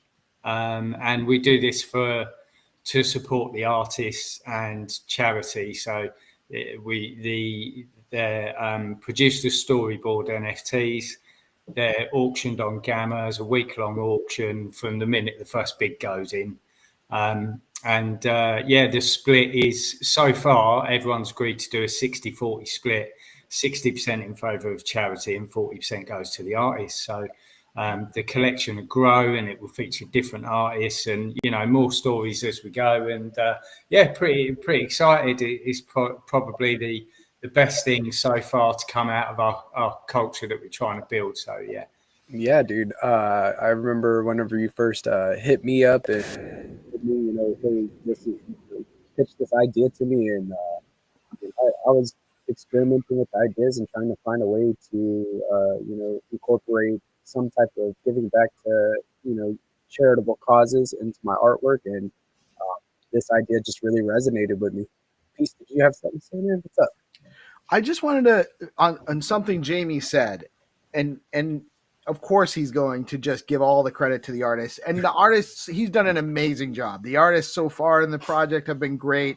He's done a great job picking great artists, but I don't want to undercut the amount of effort and work Jamie puts into this project on the regular and the stuff he's creating. Jamie, you deserve a lot of credit for what you put out as well, man. Don't sell yourself short is all I wanted to say.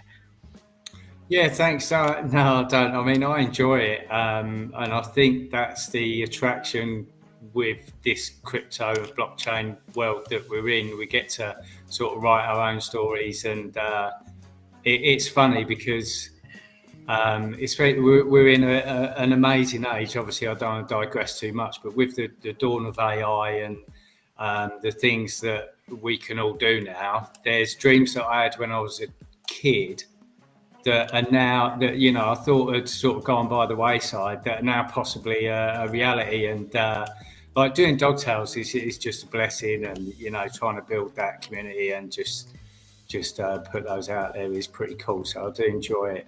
Yeah, I think it's a pretty cool way to get artists to collaborate on one collection, right? Like you have multiple artists that work within Dogtails, and it's just a very unique way to approach getting artists to collaborate. And I'm a big fan of the structure and how it's set up.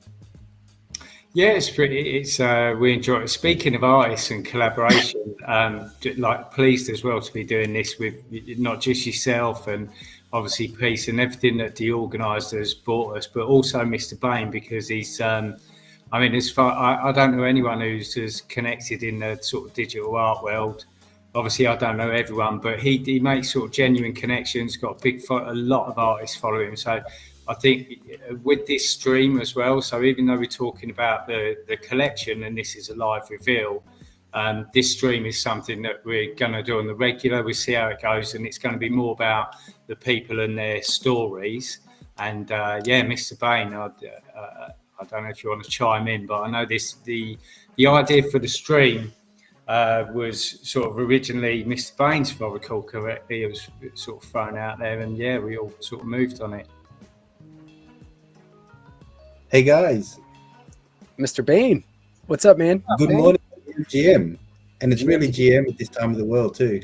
Oh, nice. You're on the other side. We're on the other side.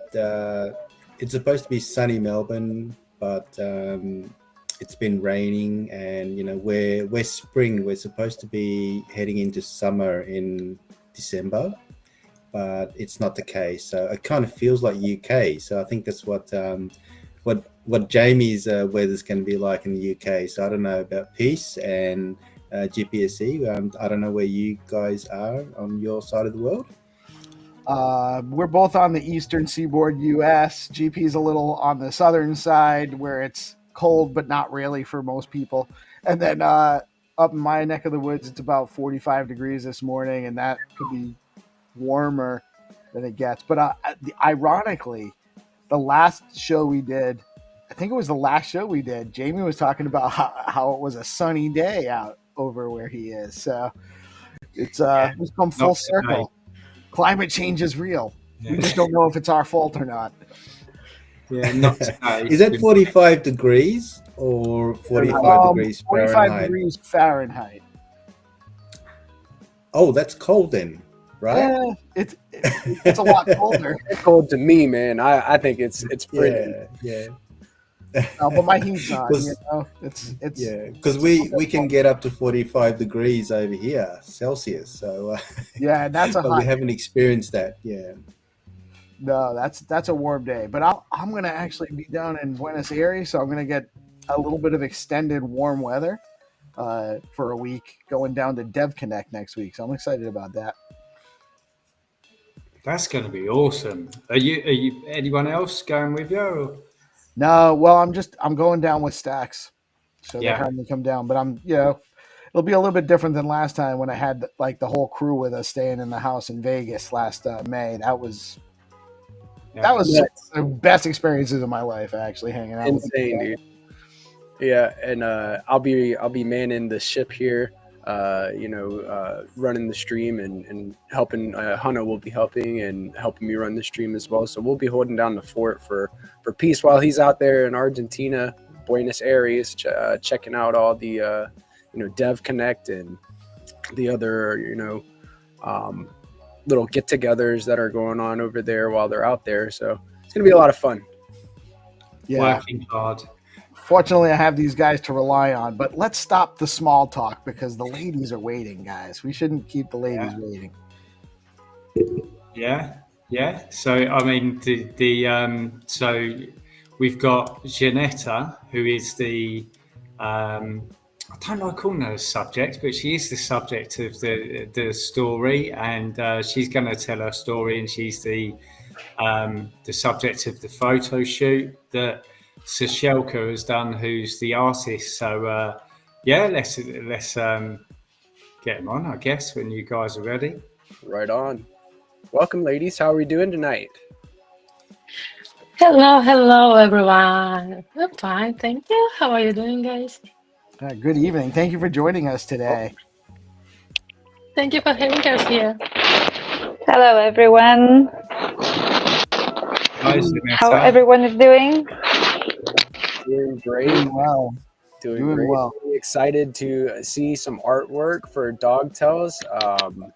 I have collaborated with Jamie too, so now we are collaborating and we are collaborating on Dogtails. So it's awesome. It's awesome to meet you guys. GM, good morning. Good morning, Mr. Bain. Hello. Oh my God, I'm so excited, really, guys, because it's my first experience. And when Janetta, just don't touch mic. Жан, микрофон не трогай. So yeah, and oh my God, I'm so nervous. So I'm really excited, guys, because it's like we were waiting this day so long because I don't know how to explain. It's this story. It's really touch myself. I mean, and I believe it will touch you when you will hear it. And I'm so proud of Janetta that she decided to speak herself. It's like it's her hour. It's her. It's. Oh my God! Let's just start and then we will see. Let's go. I'm really excited to do like live art reveals. That's something. It's a great idea, Jamie. I think that it's very engaging, and it's an awesome way to kind of showcase all the work that has gone into the different stories that are going into Dogtail. So this is going to be a lot of fun.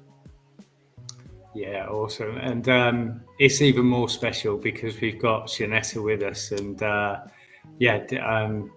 Sasha, I know what you mean about being nervous. I think, it's just normal. It's like we're going to be fine, and we guide you through it. And I think the photos are going to speak for themselves. We've got the story as well.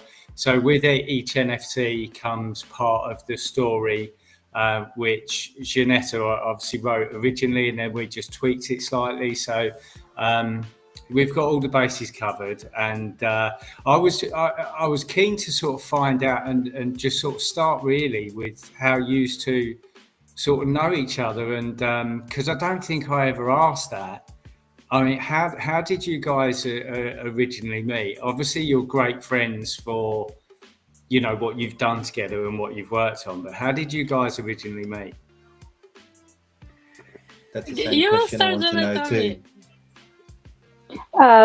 I can say some words. So basically, Sasha, she is a very good friend of my cousin for many years, and I always heard about her, but I never just met her. And of course, the age gap between me and my cousin is 5 years. So I was a child when she was having fun with Sasha everywhere in the city and going to parties. So it was just, very like black and white. I was just too young to understand what they were talking or doing. So, but life happened. I ended up in UK and Sasha too. And somehow my cousin just, introduced us. And since then we became a good friend. And I'm very happy for it. And Sasha, you're a multidisciplinary artist, aren't you? I'm glad I managed to say that word. I don't usually have trouble. So you've how long have you been an artist? Where did you sort of start off? And just tell us a bit about yourself and the work you do. Oh yes, of course. Yes, I'm a multidisciplinary artist and photographer. I'm self-taught artist. I haven't finished any, university. About art. So, and I think art was always with me. During my life, from my childhood, in school, I drew these posters for these events, but then I got, I was like an accountant, general accountant, and then I came back to art. So it's like, I always drew like these cards for my friends, for family, I used to work as a designer of metal construction, so 3D. I was there and here and there. And yes, I can't, choose just one medium. I love, like you can see my oil paintings behind me. I love digital drawing. I love photography, and I can't, I can't choose. So I decided to do everything, what I want. Yeah, it's interesting that you say you was an accountant and doing other stuff, because art doesn't always pay the bills, does it? So, but it's good to see that the way you're moving in digital space. I know you've done a lot of stuff and collabs with Mr. Bain as well, haven't you? You got the Two Worlds collab, Mr. Bain, didn't you? Recently collaborate on that. Mr. Bain, are you with us, Mr. Bain? Yes, I am with you. I am with you, loud and clear. Look, it's. I thought that this was such a great opportunity because having the collab was a way to reach out to artists, and it's a great way to experience the creativity. Because, like, for myself being a photographer, it's I'm not a real artist. You know, everybody keeps saying, "Yeah, you're an artist," but I wanted to experience more. So that's why we had this the Two Worlds collab, and I've been supporting Sash. You know, we've been connected for a long time. So she was one of the first of the 6 artists to collaborate, and it's a real first-hand experience, you know, getting into the artist world, and knowing their techniques and styles and medium, and I know it was a great experience. And then when we you know, spoke with Jamie, it was just a wonderful way to introduce Janetta, and that's how it all came about. So I'm just like all you guys, you know. It's the first time that I'm getting onto here and really getting to meet Sash and also Janetta, but also GPSC and Peace. You know, it's a wonderful experience. I'm sorry that you don't get to see my face today, but I'm just moving around a little bit. I will, you know, one day it will happen. One day we'll have a doc station. It's only a matter of time. Once you come on DeOrganized, you will eventually dox. It happens to everybody. Absolutely. Dogtails has like started to, you know, give artists the space to, you know, express themselves, and you know, also kind of onboard new talent into the Stacks ecosystem. It's a really, really awesome thing to see the momentum get behind Dogtails, and see all of these wonderful artists get to express themselves on it, man. It's awesome.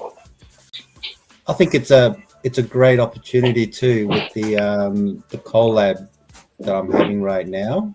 I think Jamie has quite you know, a whole list of artists that he can connect with, and especially if we wanted to have this on a regular basis, we can certainly you know, meet new artists and work out something along the way, and have Dogtail, you know, become a regular feature. That's what I'd like to see. Yeah, that would be awesome. As I say, it's going to grow over time. Yeah, but just going back to you guys. So before, I guess we should probably move on with the story, if you guys are ready, and obviously the reveal as well. But just before we do that, I wanted just to touch on, so the photo shoot itself is based around kintsugi, which is a Japanese philosophy, and I just wanted to touch on who sort of came up with that idea, or how that, you know, evolved, because it kind of fits into the bigger picture beautifully, the story and your, you know, I'm talking, obviously not many people have heard the story, but from what I know, and knowing a bit about you, Janetta, and your story, it's and the way it's been done, your artistic impression of it, Sasha, is just all beautiful, the way it fits together. But I just wanted to know a bit more about the kintsugi side of things, because I think it sort of sets the scene before we do the reveal. Whose idea was it? Or I think Janetta should tell about it, because it was her idea. I mean, I'll tell briefly. When we came, like, you know, the idea of the photo shoot came like when I oh my god, how can I tell, because you don't know the story yet? But okay, I'll try. We could reveal. You don't have to if you no. We can just, you know, I just try to find the words. Yeah. You know, when I heard the story, I knew the story, and I wanted to support her. I mean, you know, you can't find the words, and words usually they don't help. I mean, like, but I thought, you know, well, like, girls, we like to take photos. You know, I am a photographer. I can do nice photos. So I decided maybe if she wants, I can make a photo shoot for her. You know, just to support, to show how beautiful she is. I can do it. I can show the beauty. And I suggested and she agreed. And when we started to think about the idea, she told me about this kintsugi.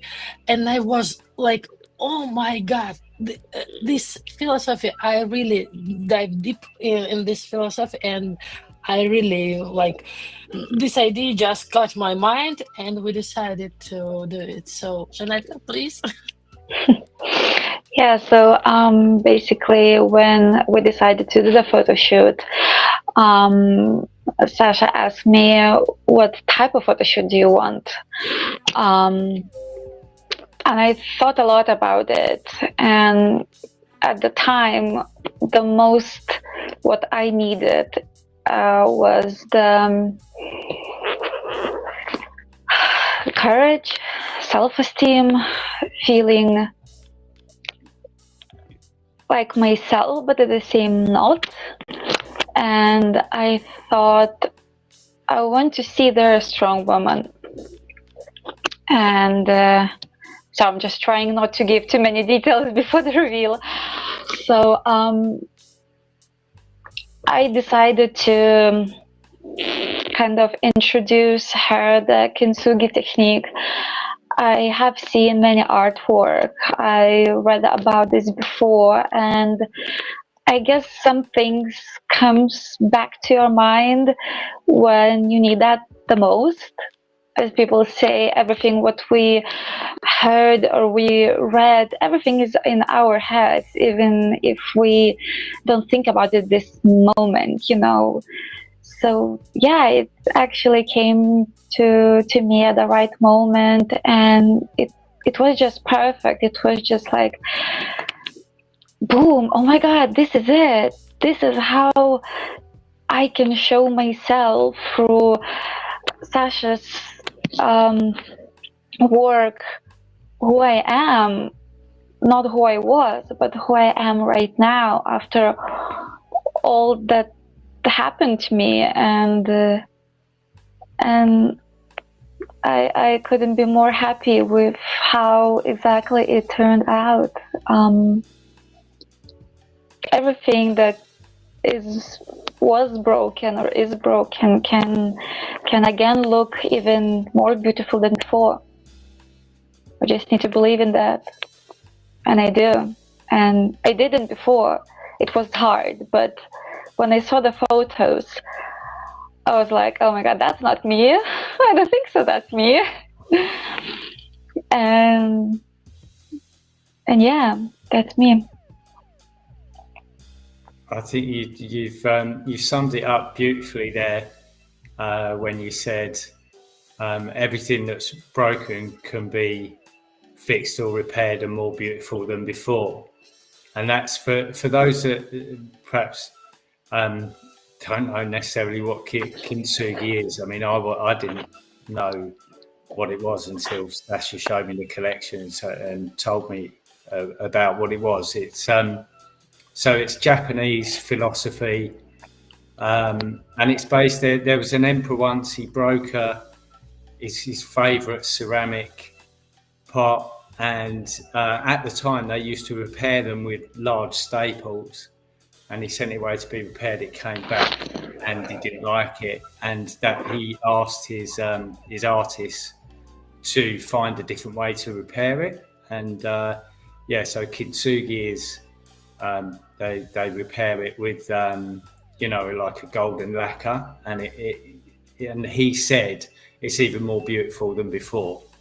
And and there's been a whole philosophy sort of built around that, and I think he summed it up beautifully, Janetta. And I guess that's probably a good time, unless anyone's got any questions or anything else we wanted to talk about, to perhaps move on and reveal the first piece. And maybe if you could just sort of tell us a bit about your story as we go, Janetta. And is that okay? Yeah, of course. Should we do that? Are you ready? Are you guys ready? Yep. Oh, absolutely. Awesome. So I'm just gonna let me just get set up. Take me 2 secs. Chat amongst yourselves. I'll just get the screen share going. Well, I wanted to say that I've never I've never heard of kintsugi myself until this story between Sash and Janetta. So just having a look at how the technique was performed. I mean, I had to go through, Google Chat just to find out what this kintsugi is, and it was just beautiful. So I'd love to have a look at the reveal right now, and just to see how it marries up with the definition of kintsugi. Well, I'm ready when you guys are. I've got the first piece ready, which each piece is titled after a part of the kintsugi method, and this first piece is titled Urushi. So I don't know if you guys can see that. I have to look at the screen myself because I can't seem to share. Yeah, you're up, man. You're up. Okay, perfect. So, Sash, I don't know if you want to start off, or maybe Janetta, if you'd like to start and just tell us your story and how this all sort of pieces together. I can't see the piece. Is it there? Yeah, you're sharing your. I cannot see either.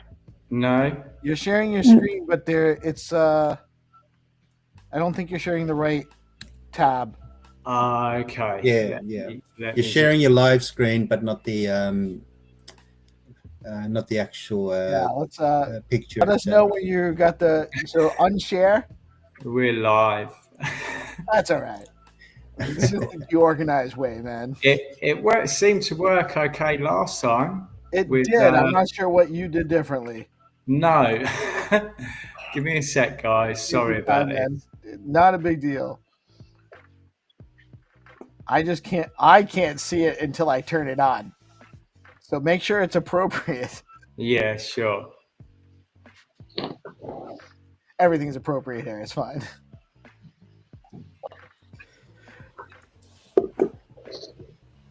Let's try again. So how long did it take you guys to produce this? Was it one shoot? Yeah, it is one shoot. When we discussed everything, I just took my props in the car and just drove to Janetta's place, and we made it like a shoot. I don't remember how many hours did it take. With all the girls talking, from 2 to I guess 10 p.m. Yeah, it was. It But was we were dark. talking a lot. Yeah, we haven't seen each other for a bit, and before Sasha have never been at my house, so yeah. But it was amazing. Oh wow! Time. Yeah. There it is. Sorry, I think I'm ready. You should be able to see the first piece. I think you're ready. Now we Absolutely. Yeah, we can see it. Yeah. I think Janetta can start with this story, and if we will, maybe later we can talk about the photos. So. Okay. Yeah. So this girl at the photo, she was 32 years old. She was an ordinary person, living her life, working, work home, like every other person, and at the same time feeling incomplete, unhappy, realized that hated the job, was invisible in the relationship, misunderstood, and it was just everything not right. I'm grateful that I'm alive. I'm grateful that I'm healthy, but just something is wrong. And at one moment on a holiday, I have noticed a lump in my breast. I did not panic. I'm on bloody holiday. Why should I? I cannot change anything right now, right here. So I thought I will just ignore the fact for a bit. I will enjoy my holiday and I will deal with this when I'm back at home. And I did. And time went by. Doctor's appointments, nervous thoughts, anxiety. It just kicked in. Actually, even before my holiday, I been redundant. I lost my job, so maybe that's why I was just doesn't matter. I will enjoy my holiday and then come back home, you know, deal with this. So,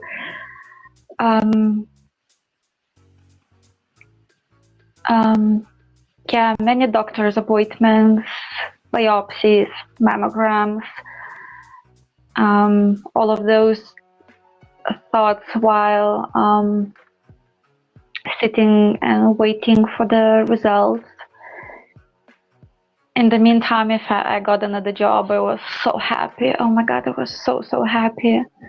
At least, you know, a bit of light, kind of in the end of the tunnel or something. And then I remember I had that appointment to find out about the biopsy results. I came alone. I asked my partner not to come with me because anyway I will come back home and I will tell you everything about it. So don't miss the job and, you know,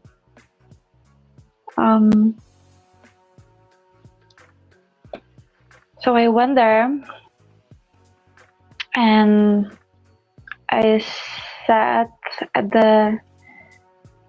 in the room and the surgeon came, a couple of nurses came, and I heard those words that you usually see in the movie, you know, but when you watch a movie, you don't have any feeling.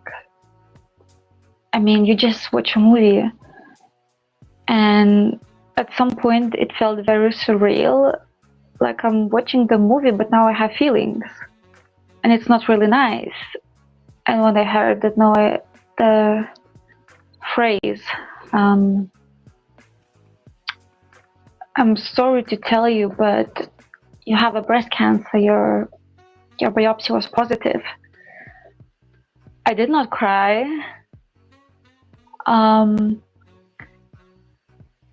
I was just watching at my surgeon's boots, brown boots. And I still remember every detail. I think so they were explaining me stuff about what's gonna happen next, but I honestly don't remember. I remember the boots. I guess that was my coping mechanism at that specific second. And so I got all the information, the details, and I still wasn't crying. And I remember I thought, so I don't have feelings. What's wrong with me? And I even asked the nurse, is it normal that I'm not crying? And I was explained that people are different and they react differently, which is normal. I'm like, okay. But still not quite realizing what is happening. And I still remember, so it was so silly, just before leaving the appointment room, I made a joke to a surgeon. He was absolutely shocked, if to be honest. And I think so, I mentioned that before. I said to my surgeon, well, at least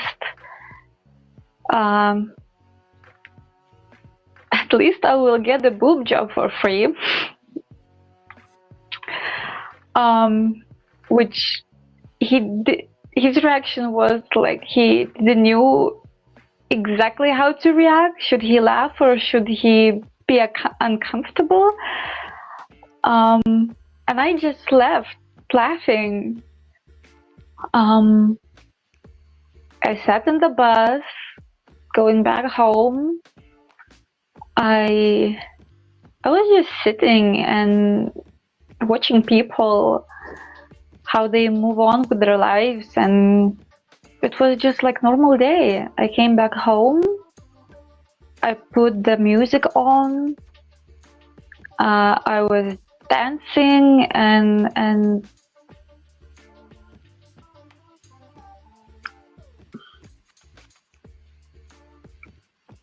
it's so weird. Sorry, so weird to talk about it right now. It was.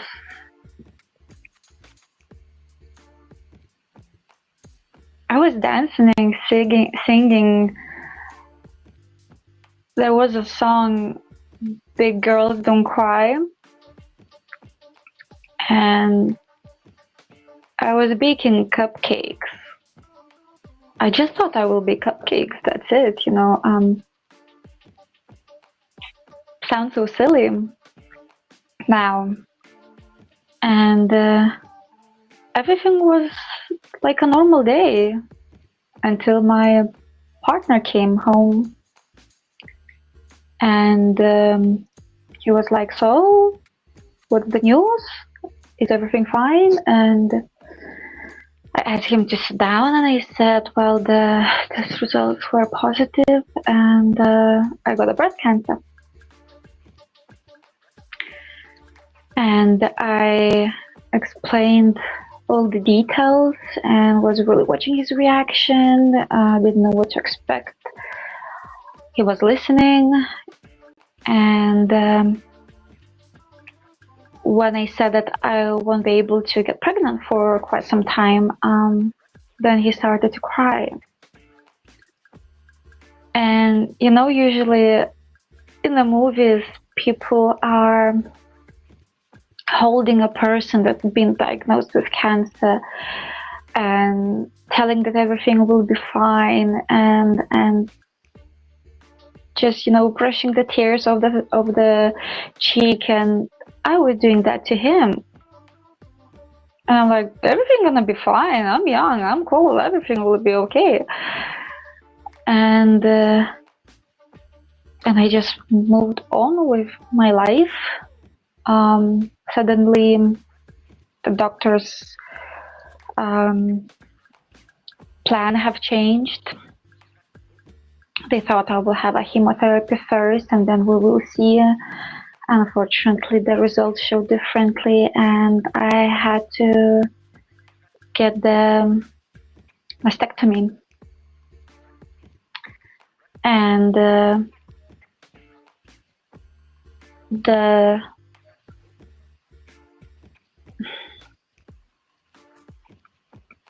second I woke up after the surgery, I thought it's a bad dream. I was not sure where I am, and just confused. In a couple of minutes, I got myself together a bit, and I looked at my chest, and it wasn't the same anymore.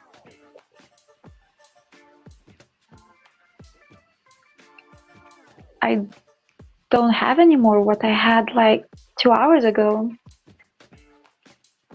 And how did that happen? How can you just lose a part of your flesh, your body, your femininity, yourself? But I was holding cool, I guess. In 2 hours, I was going back home, and actually first I cried the next morning when I felt the physical pain, and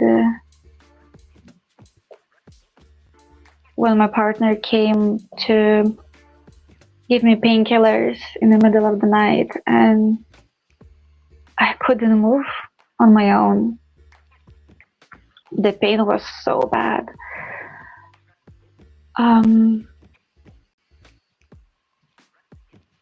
And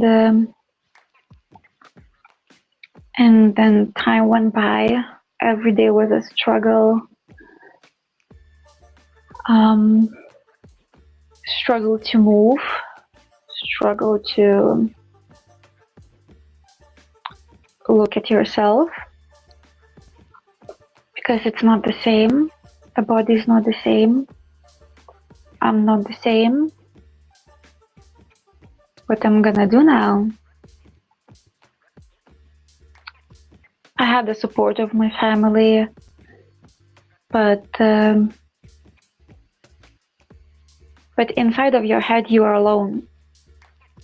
You know that you have that support, but in your head you are alone with your thoughts, with everything that you feel, and you see that reflection in the mirror that's not you anymore. You, but not you.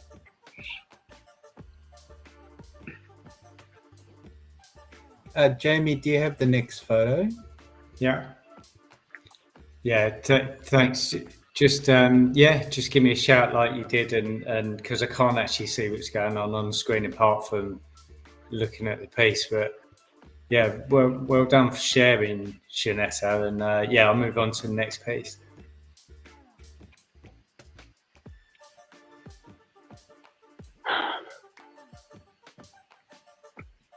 Yeah, so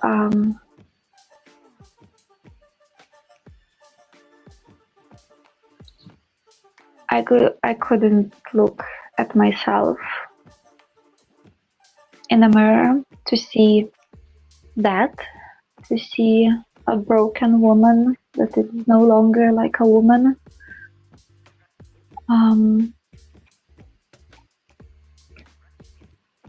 After the mastectomy scar healed a bit, I had to go through the chemotherapy for 6 months.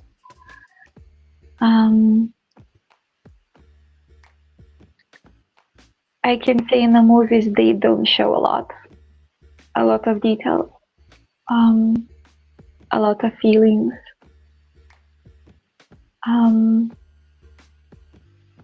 I was late to my first chemotherapy appointment just because I couldn't step out of my doorstep. It still felt surreal, like it's not me. I went, I got the drugs, and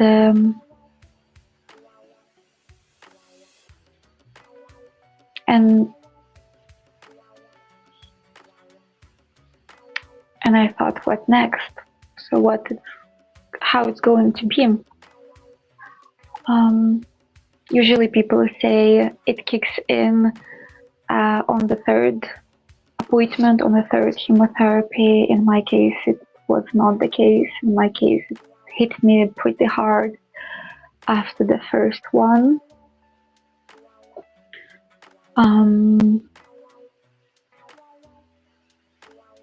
After the third appointment, I started to notice that I am losing my hair.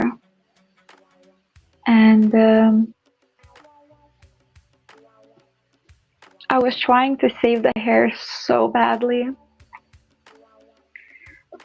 I haven't washed my hair for like 5 days. I just put it in a ponytail, and I was afraid to touch it, because every single touch just takes more and more hair off.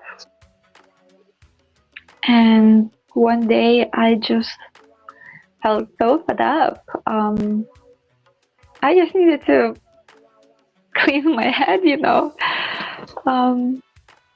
And I thought, where is the point if everything will end up in the bathtub? So I went to my partner and I said, shave my head. I need to release. That's what that uncomfortable feeling, you know. And my friend was filming and my partner was shaving my head. I was laughing, I was crying, I was laughing again and then again crying. And the feeling when you touch your scalp, it's insane. I know it's just the hair, but for us women it's a lot. It's our identity from one point, and we all have hair, but we're not the same, you know. We look differently. And for me, it was a shock. It was really a shock. I was ashamed when I looked in the mirror. I was ashamed the way I looked. I was afraid what my partner will think. What if he thinks that I'm ugly now? And I had a bunch of stupid thoughts and weird feelings. And my friend was telling me, oh, you look amazing, don't worry about it. And my partner just scratched my scalp and said, oh, that's cool.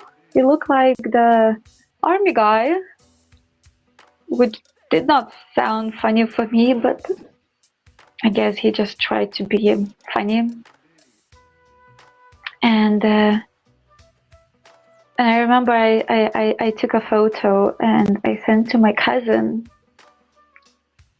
And she was absolutely amazed by that.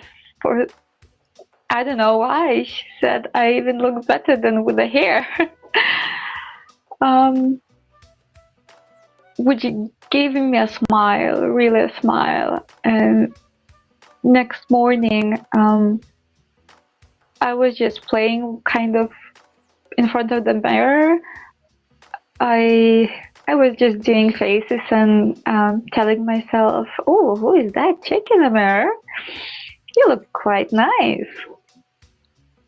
And it helped. It helped for a bit. It gave me a bit of normality, I guess, because nothing is normal, but it's just a new normal. And yeah, then chemotherapy went along. It was very hard. I lost all the hair. I lost my eyebrows, my eyelashes. I haven't had a single hair on my body. It was just insane. The amount of physical pain that you can feel during the chemotherapy. It was way more than I was told to. Every person takes it differently, and I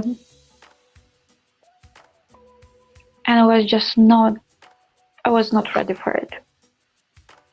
But I'm happy it's finished. After chemotherapy, I went through the radiotherapy. It's not that painful, it's just a bit uncomfortable. And that took a month. Every day for 5 working days for a whole month. You have to come into the room, expose yourself, get half naked, different people every day, and you lay still and pretend that you're not where you are, basically. At least this is how I was helping myself, I guess. And finally it's over. Everything over. No more of constant scans, no more of needles. Like, that's it. And actually the scariest part, I guess, it was, yeah, but what now? What I'm gonna do now? For the last year, it's like someone tattooed on my forehead, a cancer patient. I had a new identity. I am a cancer patient. And I have my appointments. I have to take the medication. I have to take care of myself and do this and that. And now that's it. It's over.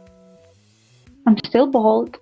I'm still have no eyebrows or eyelashes.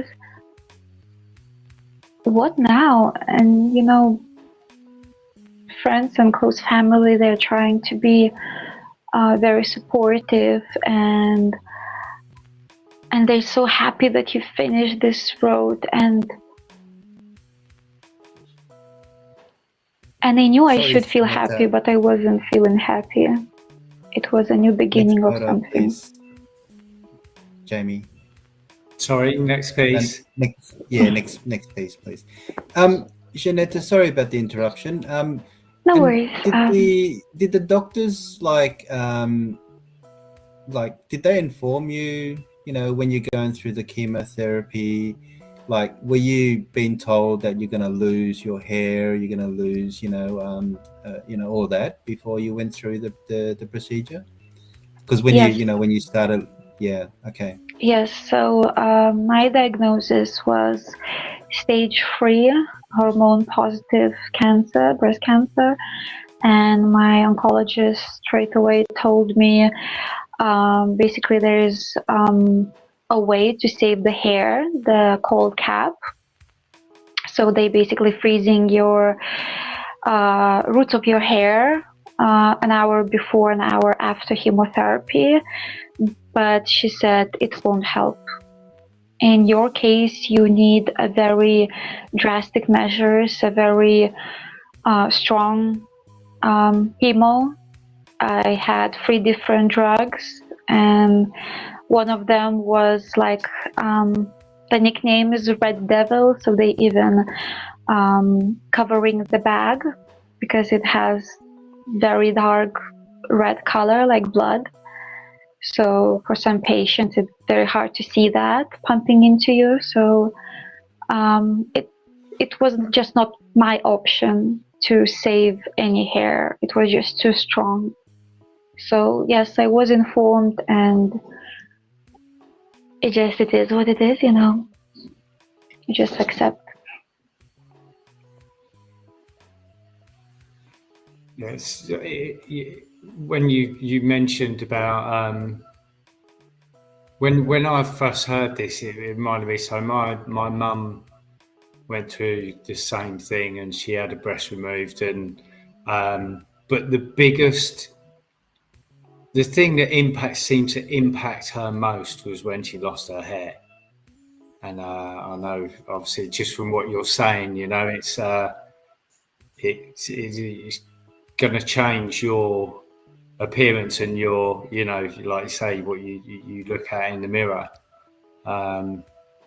So, I mean, I can't imagine having to go through that, but I know for my mum, she said the chemotherapy was just awful. You know, going through that, you lose all your taste buds and everything else. But I don't want to die, you know, go back. But it resonated with me what you said about that, and it kind of, even I didn't sort of realise how much it impacted my mum at the time. But looking back on it, yeah, it's a huge deal to go through that so many women and so many people go through. But please continue, Shanetta, and if you need me to move to the next slide, just say and I'll move along. Okay, and just about the hair, as you mentioned, your mom's experience. One of the things that was probably one of the hardest was to tell my mom. The thing is, a bit less than a year before I got diagnosis, my mom had breast cancer stage 4, and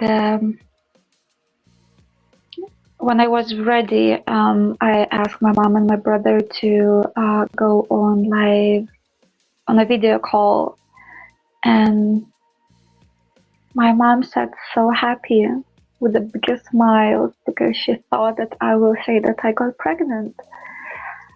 And I said, Mom, I love you, be strong, but unfortunately I have something very sad to tell you. I got breast cancer.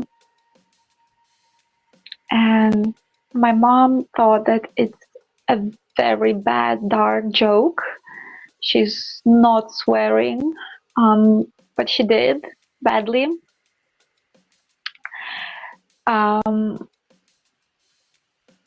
She thought it's a bad joke. It was April month, and she thought it's a bad joke. So it was hard to see her look of her face. I still remember that. And with the hair, my mom did not lose any. Her circumstances are a bit different. I lost all. And you know, when you, like at the beginning when I shaved my head, somewhere there was still me, just no hair. But when you're moving along with the chemotherapy,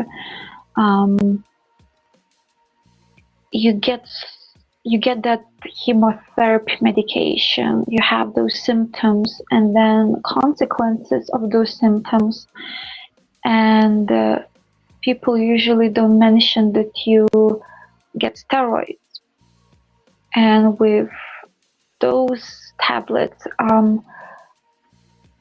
it just suddenly you don't look like yourself. I remember I was sitting and waiting for my appointment for chemotherapy, and it's been maybe like 5th month, and I noticed that all of us, we all look exactly the same. Exactly the same round shape face, bald head, no eyebrows, no eyelashes, swollen,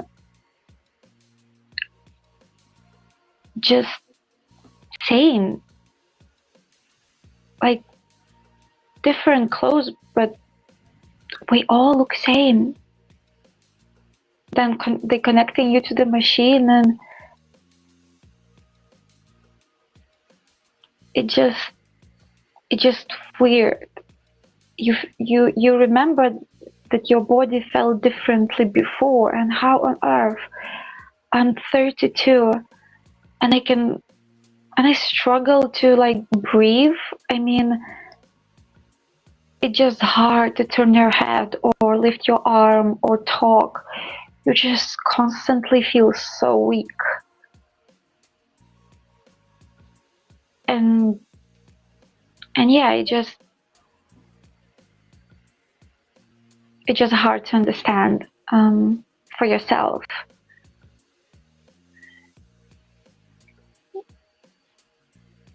I think so. We can move to the third photo.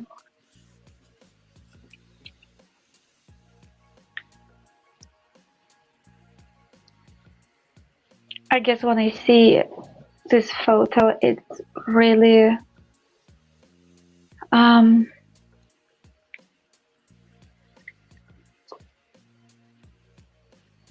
I guess shows exactly how I was feeling at one point. I would stand in front of the mirror, naked, look on my scar, and turn away. Just turn my back on myself because I couldn't accept myself. And after I finished all the active medication, and there was a Valentine's Day. And unfortunately, long story short, my partner decided that he doesn't want to be with me anymore and that we are done. And this is when I just lost it. It felt like the whole world just slapped me hard, straight in my face. I felt betrayed. I felt, that's it, my life is over. Who will look at this? Who on earth will be able to accept this? It's ugly.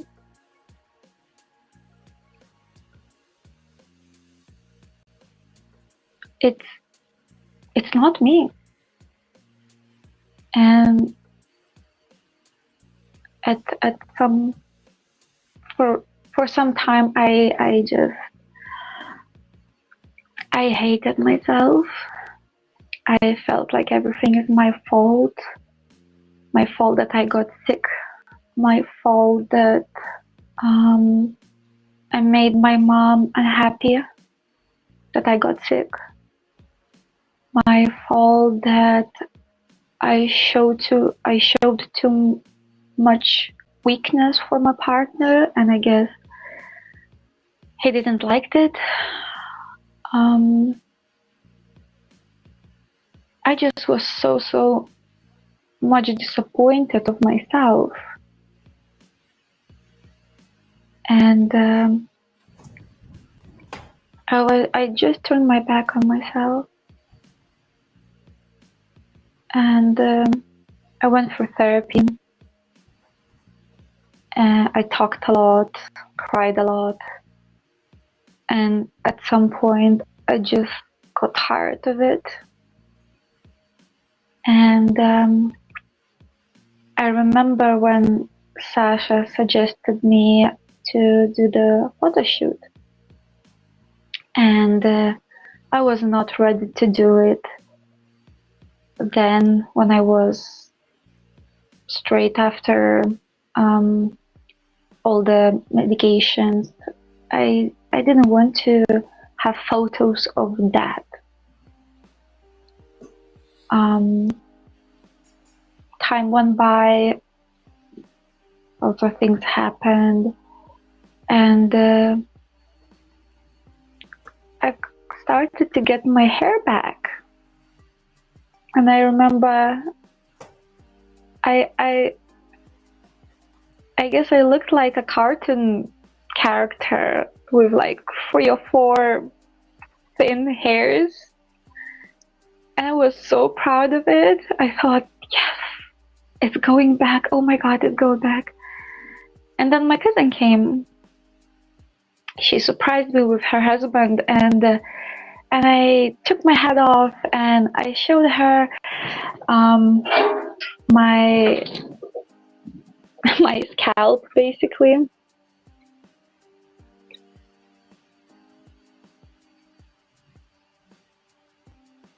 It's almost like baby hair, isn't it? Coming back. Yes, exactly. Sorry, my phone is going off. Yeah, so it was very much baby hair, and my cousin said, well, I'm happy for you, but if to be honest, if you want to have a normal hair, you have to shave it. And I'm like, no way, I'm gonna shave that. that's a victory. It's going back. And you saying me I have to shave that? Are you nuts? And she's like, well, you know my experience. And yeah, you'll have to shave your head. And I'm like, I'm not gonna do it. And then I thought, wait a minute, but what if? And I don't want that if. So I went and I shaved it. I actually, just to triple check, I shaved it 3 times. And oh my boy, I'm happy I did that because I have the full head of hair. And the eyebrows, and I mean, I guess people that haven't went through cancer are really and oh my god, what is the word? Underestimating the hair in the nose. Oh my god, how it's important, guys. I was so happy to have that too. And bit by bit, I felt that like I'm me, but just a bit different. And then I remembered about the photo shoot again, and I connected with Sasha and I said, let's do it, if you're still up to it. And she was like, yeah, of course, I was waiting for you and just wanted to make sure that that you're ready for it. And then she asked me what type of photo shoot you want. In the nature, intimate at home, to reveal yourself, not to reveal yourself, just what do you want? And I remember I thought, okay, what really do I want? From all of this crap that I went through, I want to see a victory. I want to see a strong woman. Okay, what is a strong woman for me? And straight away, for some point, I just saw that image in my head. Very strict black women's suit with killer heels, with that blazer and nothing underneath, and very like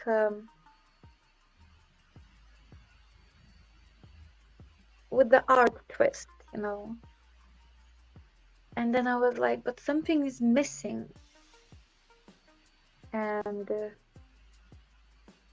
I guess people are right that when you're in a shower, sometimes you get brilliant ideas. So I remembered about the kintsugi technique.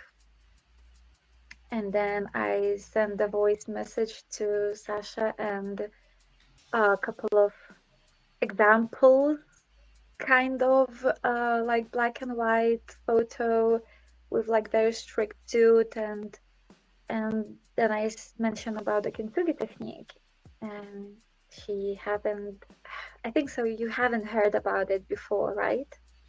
No, I haven't.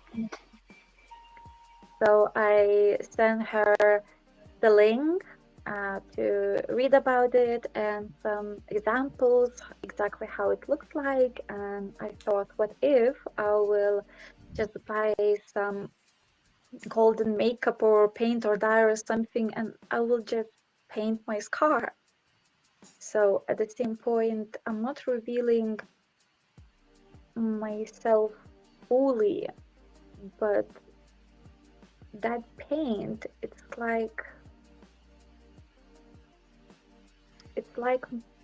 my armor in color. The place on my body where I am most vulnerable, and every single evening, every single morning, I'm reminded about it. Sometimes you have phantom pain or phantom feelings, like I read about it before. When some people, when they have like amputation of limbs, they may experience like a sensation, like the arm that's been amputated, it's itchy, or they feel tingling there, but there is no limb. So how can you feel it? And sometimes I have that till this point. Like, yeah, you just sometimes watch a movie and you feel like, oh my God, like my boob is itchy. And you do what your brain tells you to do. You like, you know, I need to scratch, and like, oh, damn, I don't have a boob. Okay. Just moving on with the movie, I guess. And yeah, it's just different. It's never gonna be the same like it was. And I thought it's gonna be an amazing photo shoot. And Pasha, if you want to say something from your side. I mean, just what can I add? I just wanted to show like how she is fragile and at the same point so strong. How she is beautiful, you know, like this unshakable spirit. Like, and I think we did great job. We could convey everything. I think this kintsugi technique, like, really helped us to show everything we wanted. Then you can feel it on the photos. I think, of course, you know, I would like to hear your opinions, guys, too. But it was like, you know, when I came to Jeanne's place, it was like, at the beginning we feel a little bit maybe uncomfortable, right? Because we didn't know how it will go, how we do, and when we started, it just went, you know, like easy. And oh my God, she has an amazing dog, and he takes he took part in our photo shoot. Yes, so we just you know, I just wanted how to say, is this photo shoot about the healing? You know what I mean, like about acceptance and about reclaiming like identity when it was lost. You know what I mean? So I think we did great, right? Yeah, I think so too. Well, if I would love to just chime in on the technique. So when I first saw the, you know, the lining around your scars, it really does, you know, give you a better understanding of the you know, the kintsugi. Is it kintsugi? Is that how you pronounce it? Kintsugi technique. And I thought like, is that a permanent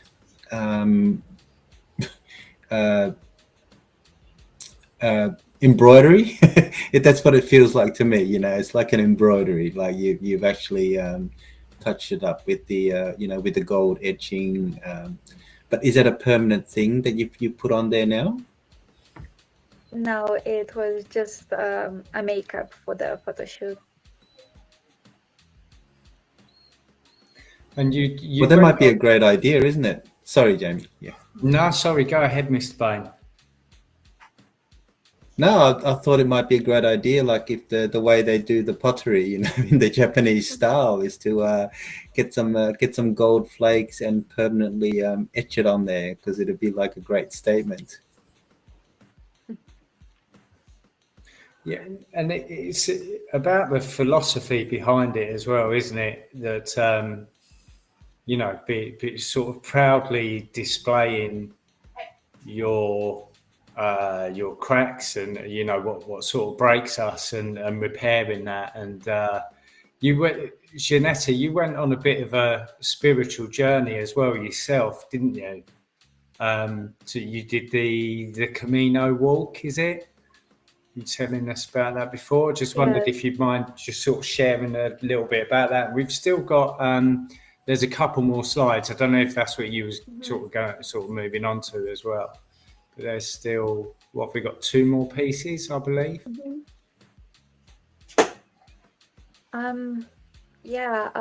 So I just thought that, the past year and a bit, it was just too much. And I was so lost in my head with all of the anxiety and everything. And I just needed to remind myself, who am I? That I can laugh again, I can enjoy my life again. And I just needed to reassurance for myself that I can do things, like I can do something. So I did a bit of a homework just to roughly understand what I'm going into. I bought some gear. I put everything in a backpack, bought a ticket, and I was in a plane to Bilbao, Spain, not knowing how to get to the destination, not knowing where I'm going to sleep, nothing, absolutely nothing. Everything before, it was planned, it was specific date, specific time of the appointment. I knew what to expect because it was written in the letter of the appointment, and I was just ready for that. But I thought, during this Camino, if I really want to see the change in me, I need to change the way I act. And I said to myself in front of the mirror that I will act completely different than I would normally act. So if I would be a person that plans things, I'm not gonna do it right now. And let me tell you that I have never traveled anywhere alone.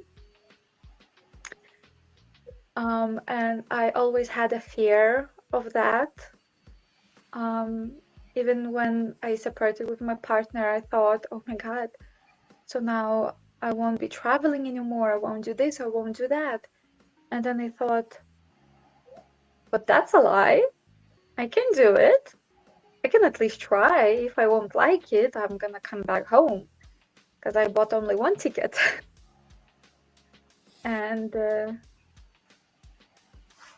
I left the plane and I thought, holy moly, oh my God, I'm actually here. What to do now? I don't have any plan. What on earth did I thought? I mean, I just wanted to slap myself for not planning in advance. And then, wait a minute, I can do it. So basically I found a way, 3 buses and 1 train, and I got to Saint-Jean. So that's in France.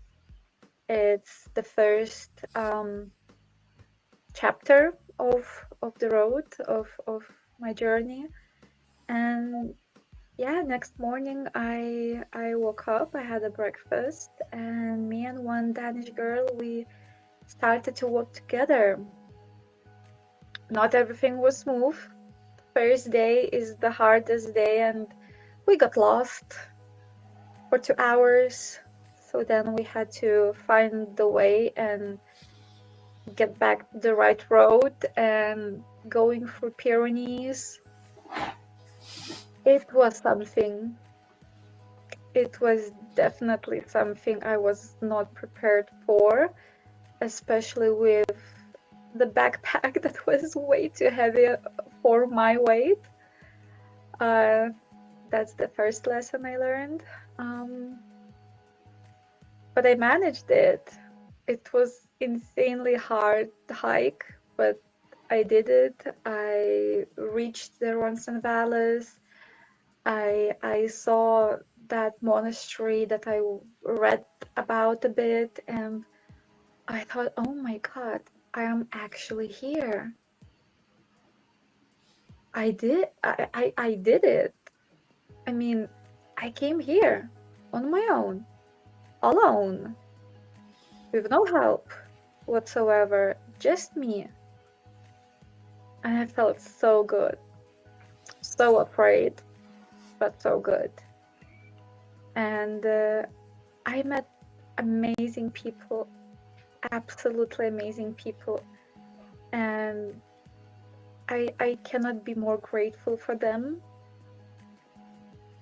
I learned about myself a lot. I learned that I'm quite funny person. At least that's what people were telling me about. And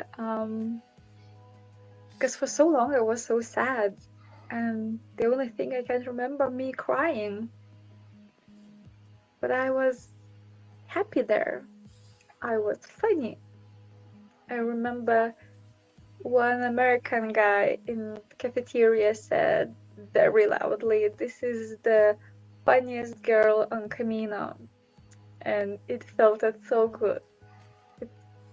It honestly felt it so good. I was like, I'm still cool. And Janetta, sorry to cut in, but the Camino is a pilgrimage, isn't it? It's a walk that lots of people do to overcome something, to deal with something. Yeah. Yes.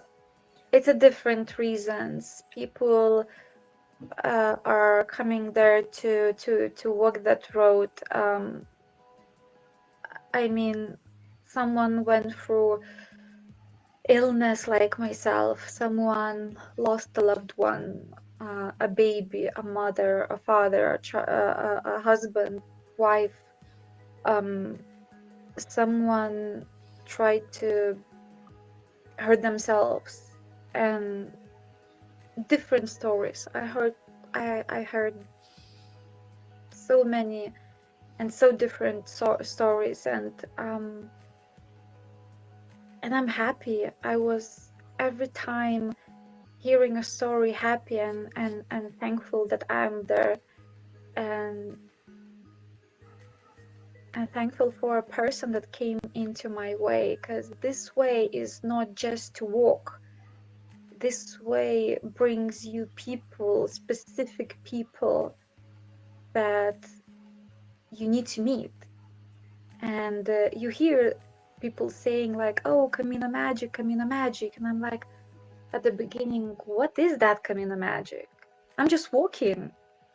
Like, you just need to walk. And I remember I judged some people. I was very selfish that day. I remember I saw a group of young girls doing the same hike with very small backpacks, and one of them said, I don't understand how people can do this hike with those heavy backpacks. I'm so happy that I am using the transfer. And I thought in my head, well, not everyone can afford that. Let's start from this. And on the second half, I wanted the experience. And from one point, that bloody heavy backpack, it felt like it was all that pain that I was carrying lately. Every single time when I felt pain in my shoulders, I was reminded about that pain. And then I met some people, and one guy helped me with my backpack. Apparently, I striped it the wrong way, and it was just a game changer. And I developed the blisters. The same guy helped me with that. And I couldn't be more grateful for meeting Mickey. He's 60 years old, retired Irish man, and I mean, he was like a father for me going through Camino, and I learned a lot from him, and it was just so much fun to meet every person, because going along, then there was a lady who just, stopped in middle of the road, seeing me, and she was like under the rain, and she was like, "Oh my God, I thought about you for the last 2 days, and I was wishing to meet you. I just need to gift something to you." And she was searching something in her backpack, and she gave me 2 little bags of sheep wool that apparently helps with blisters. And at the time, I have developed the Achilles inflammation, and I couldn't walk. And I thought, that's it, my Camino is over. But how is that happening? I got redundant, I got cancer, I have been dumped. I came here and now it's over. And I still remember the Italian guy, Massimo, when he saw my food, he was like, "Finito, home." And I was crying, and I was like, no, I'm not ready to go home. And then the Camino magic happened. My bunk bed neighbor from Korea, she was hiking with her mom. Apparently she works as a pharmacist, and she gave me the supplies, she explained me how to use it, and I had everything for 3 days, and inflammation went lighter, felt lighter. I bought the sandals, and for the next 5-6 weeks I walked with my sandals. And when I think about it, like yesterday actually I watched a couple of videos that I have recorded during the Camino, and I just thought, holy crap, that's me. Like, that's insane. And I couldn't be more proud of myself and everything that Camino showed me, taught me. And when you have that Camino magic, then you suddenly are put into the situations where you find yourself that you can help someone else. And it just happens so naturally. And this photo specifically, it really shows that happiness, that smile that I had every single evening. My feet were inflamed. It was so painful, but in my head, in my face, I was that happy. I was exactly that happy. And I'm very proud of myself that I did it. You should be. You should be proud. I mean, I really appreciate you sharing with us, and what you've been through, and just how brave and you are for doing the photo shoot, and the journey that you've been on to choose yourself and to do the things that you wanted to do and to go for it. And and all the people you met along the way, and the way you've come through the other side with the Kintsugi spirit. It's inspirational. It's an inspirational story, and I think the photo shoot is just amazing. It all, like as I said at the start, it just all pieces together beautifully.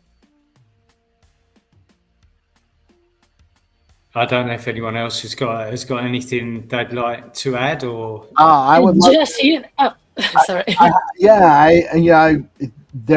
didn't want to interrupt or interject, and I'm not I'm not trained on the style or the like the method, but I do like to observe what's going on, the emotions that are captured, and Sasha, you did say this too, like you were trying to show, the vulnerability, but along with the strength, and you captured it well, and it's such an amazing and compelling story. So awesome! I think it's a great collection, a great concept. Well done. Thank you so much for sharing this with us today, because this is really great stuff. I love it. Thank you. I just wanted to say the same. The bravest part is that she decided to share the story. I mean, herself. Because at first, when I asked her, when Jamie came to me and about this project and about the tale, sorry, and I was thinking like, okay, what story I want to talk about, and I thought, no, I can't find, and then I thought, oh my God, maybe Jeanette's story, maybe she will allow to tell, people about her story, because I think it's really like story that everyone should hear, because we cannot mention around us, but sometimes somehow you can touch this topic. I mean, maybe some of your like friends, you know what I mean. And when she agreed, I was like, oh my God, okay, I will not show your face. I will do drawing, but then she agreed to show her face and to speak herself, and I thought it's the bravest part. And when she said, even this story that we were going to share, will help at least one woman, I did my job, at least one. And she said, and I was, oh my God, we definitely should do it. And thanks a lot, Jamie, really, for this opportunity, because, I'm so emotional about this project, about this story, about everything, and about this charity that you decided to share. So I'm speechless. yeah, it's sorry, go ahead, Mr. Bain. You can go first. I just want to say a little bit too, based on the story and how much it's touching not just the people here, but also. But you go ahead first too. Yeah, thanks. It's it has definitely been emotional, and couldn't agree more, Sasha. It makes it extra special. We've got the story written, but it's just so much better when it comes from the person who's actually actually part of it, couldn't believe that you agreed to do it, Sasha, because I know it's a big deal, and your reason for doing it is fantastic as well. And I think you demonstrate the Kintsugi spirit. The whole thing demonstrates a Kintsugi spirit about embracing what we may perceive as flaws, and just rebuilding yourself and choosing yourself. And it's been emotional all round, because of and I think a lot of people, everyone has a family member who's perhaps touched by cancer, and it certainly struck a chord with me and made me reflect a little bit, in a way, on what my mum went through that I would never have done without speaking to you. So thank you for that. Go ahead, Mr. Bain. Well, Janetta, you have made me feel guilty about not appreciating,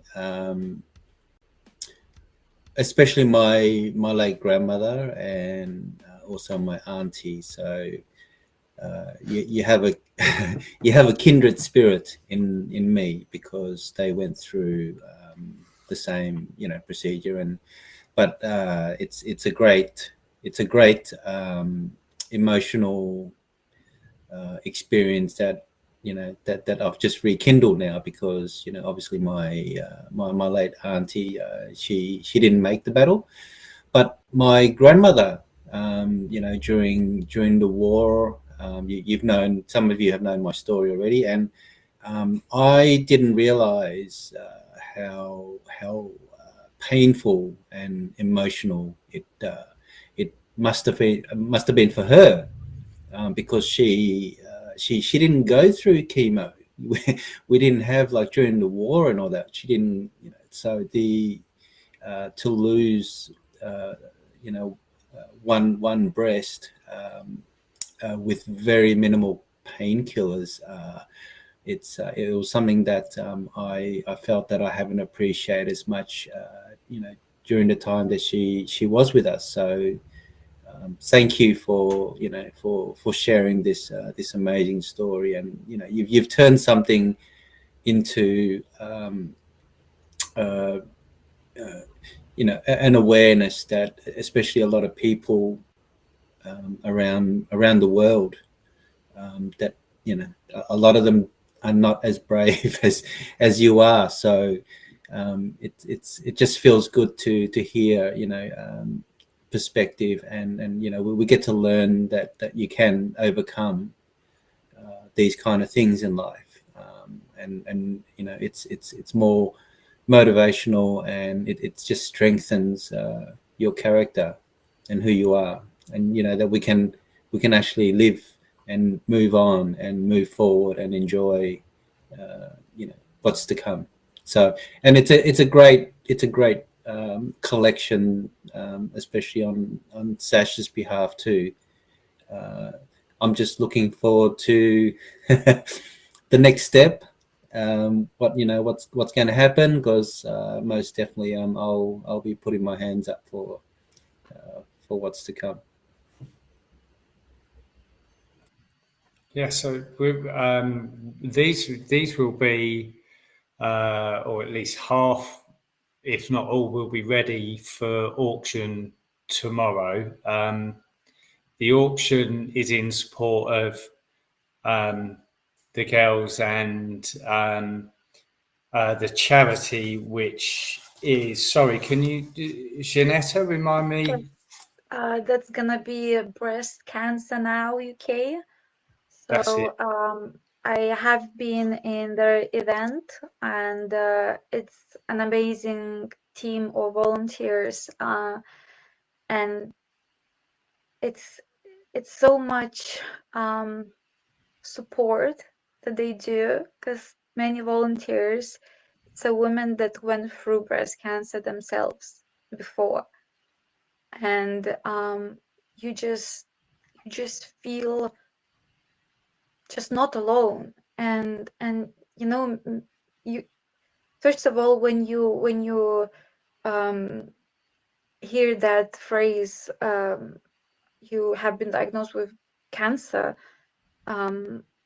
it's like, me, but I'm just 32. What are you talking about? You straight away thinking about it, like, no offense, but everyone that I talked to in that event thought the same, and like, but the cancer is only for old people.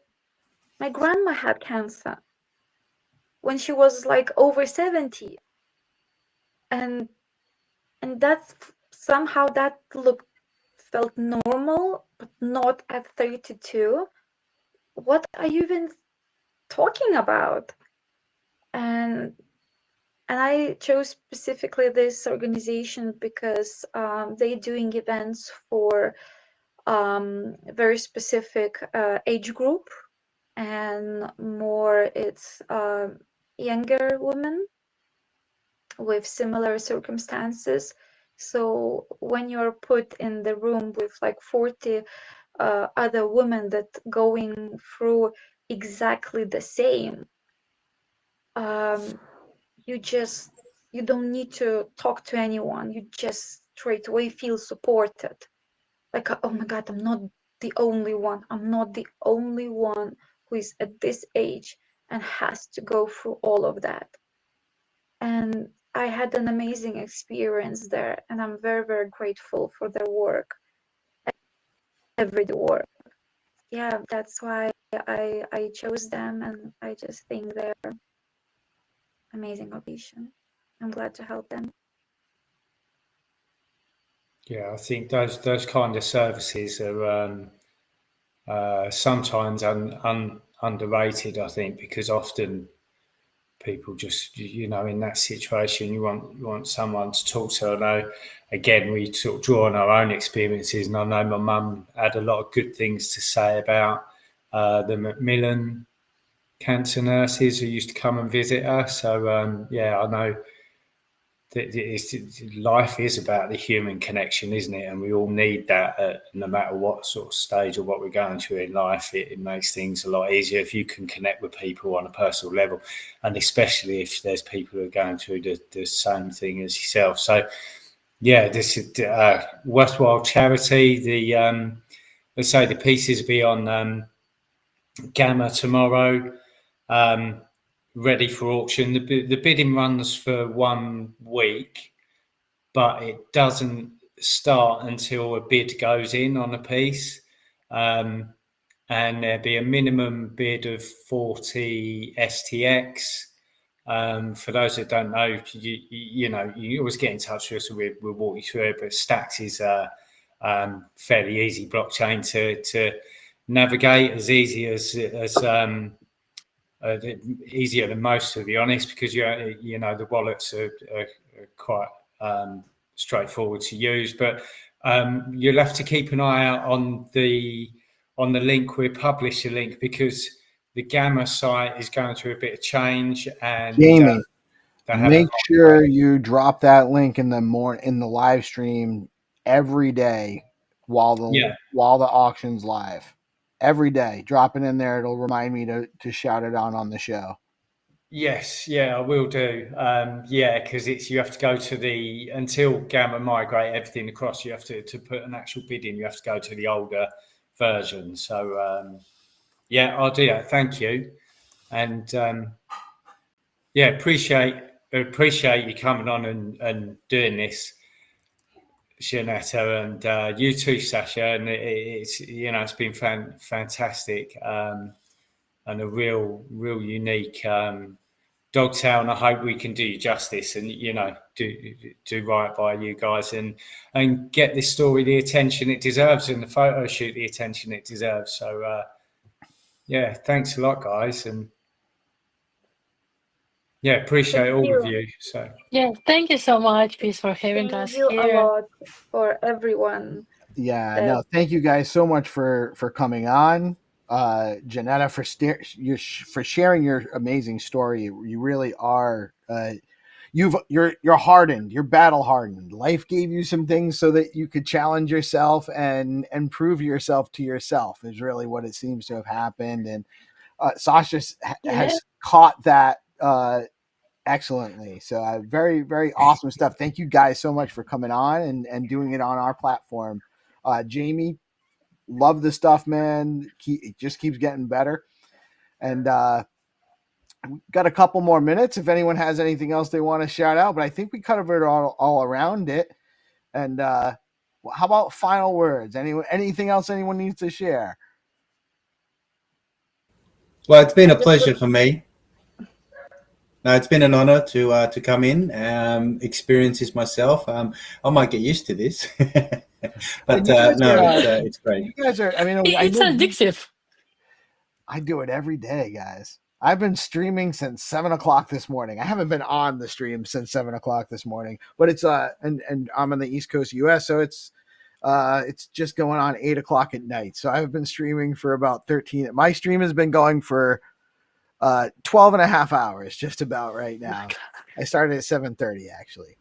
Yeah, no, I think it's a good opportunity for Dogtail, to have something Well, and it's on a regular it's a basis. win-win situation, right? If I'm streaming all day, I need stuff to stream. I can't. Normally, I wouldn't be on this. By the way, I should have just. I'm a little bit of a control freak, so I can't leave it well enough alone. I should have just let Jamie handle and not come on. That was my plan to begin with, but I can't help it. But we do this every day, and Mr. Bain, you're always welcome as well. We've chatted a number of times in the dog coin spaces, and I love the vibe. We have a really cool community here that supports art and technology and the human side of things, and I really appreciate you guys coming on and doing this, and happy to have you on more often. I'm glad you liked it, Bain. Most definitely. But thank you, Janetta and Sash, and of course, Jamie, for bringing us all together. It's a real pleasure. And obviously, we've got our space coming up too. So we want to continue with all this on Friday night. So looking forward to it also. So thank you, Peace.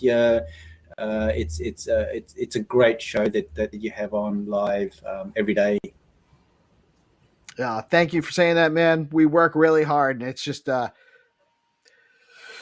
it's a lot. It's a lot, but it gives us the opportunity to do stuff like this. And this is a cool thing. You don't get to do stuff like this all the time. See art, getting the reveal, being part of the technological breakthroughs that we're having. We're putting stuff like this in the digital realm, and maybe I'll bid on some of this. I have bought a few of the pieces in the other collection, so I probably should have one of these too.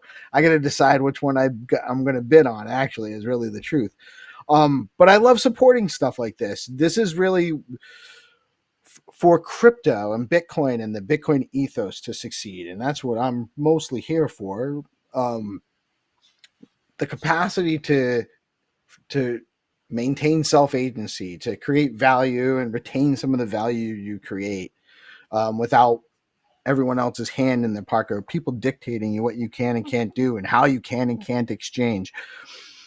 In order for that to actually succeed, it can't just be money. There's got to be real stuff behind it. And this is what brings value, the human side of things. So thank you guys for participating in this experiment we're having. Thank you for listening, and thank you, Sasha and Jamie, for all the work you have been putting into this. And Mr. Bain, thank you also for participating, and everyone for listening my story and the support. I do really appreciate. I would never think that I would do anything like that if someone would tell me on my most vulnerable day that I will show myself like that, and I will talk to strangers about this while they're looking at my photo like that. I would never Oh, believe. come I on, would Janet. honestly never Well, believe. Web3 family, But you know what? I just It sounds like wanted to say she's new. She's new in Web3. I mean, at all. Yeah, she's also. It sounds like she's proud of an accomplishment, and she should be, right? You feel proud about this, like you've I am shined. proud for You've shined in myself. the face of adversity. You're beautiful, and you're you. and you have a beautiful story, and it's been captured. This is it's really great stuff that that you guys have brought forth together, and so thank you for sharing. It really is. It's beautiful. And Jamie, thank you for putting this together, man. You're like I said earlier on, don't sell yourself short, because I try to be not forward and boasting on what I do. And I know that there's a lot of warts in our show and our production. We don't seem very professional. We're a little relaxed, maybe. But we provide a platform to put these things together and to offer opportunity. And that's actually a value. And Jamie, you're doing the same thing. You're by putting your project together and networking and building, you're creating opportunity for artists and people to express themselves. And so that's a big deal, man. So thank you for doing that. Yeah, no, couldn't have done it without you. And we're all, doing our bit. And you've built DeOrganized. Don't sell yourself short. I mean, I love the conversational style of the streams that you do, and you're amplifying everyone's voice. And you're just such a good guy, always willing to help people out.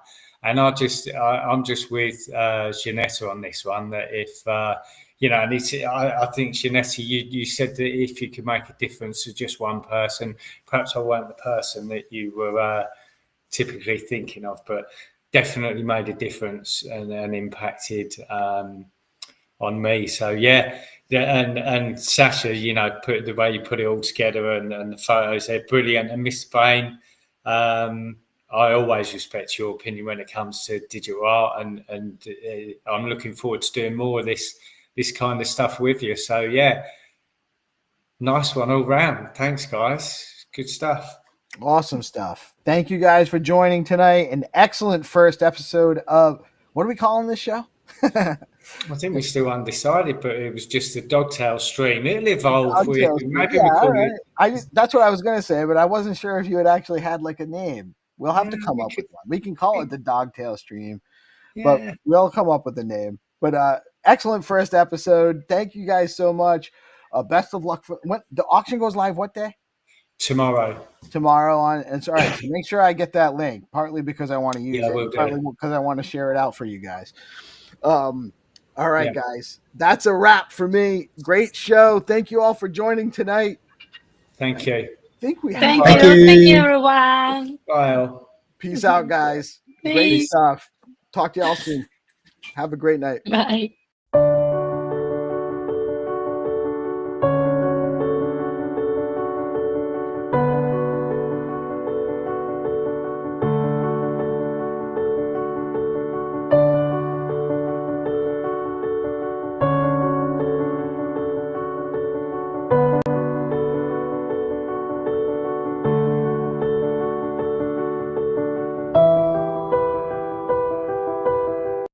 The basics of what SpeedFlow is and how it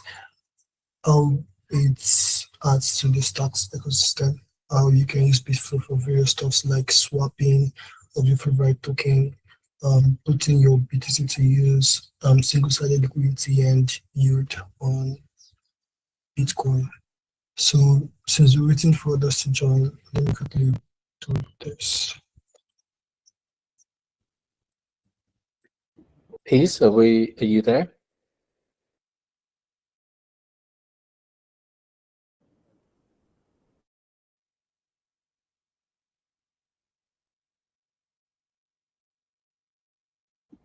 Nice.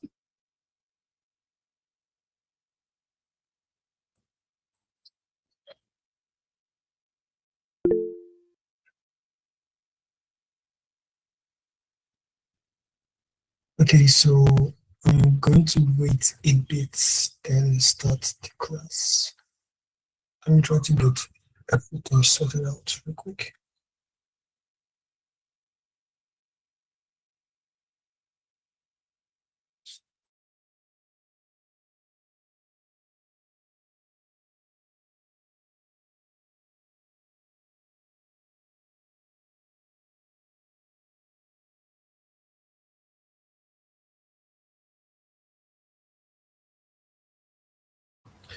But yes,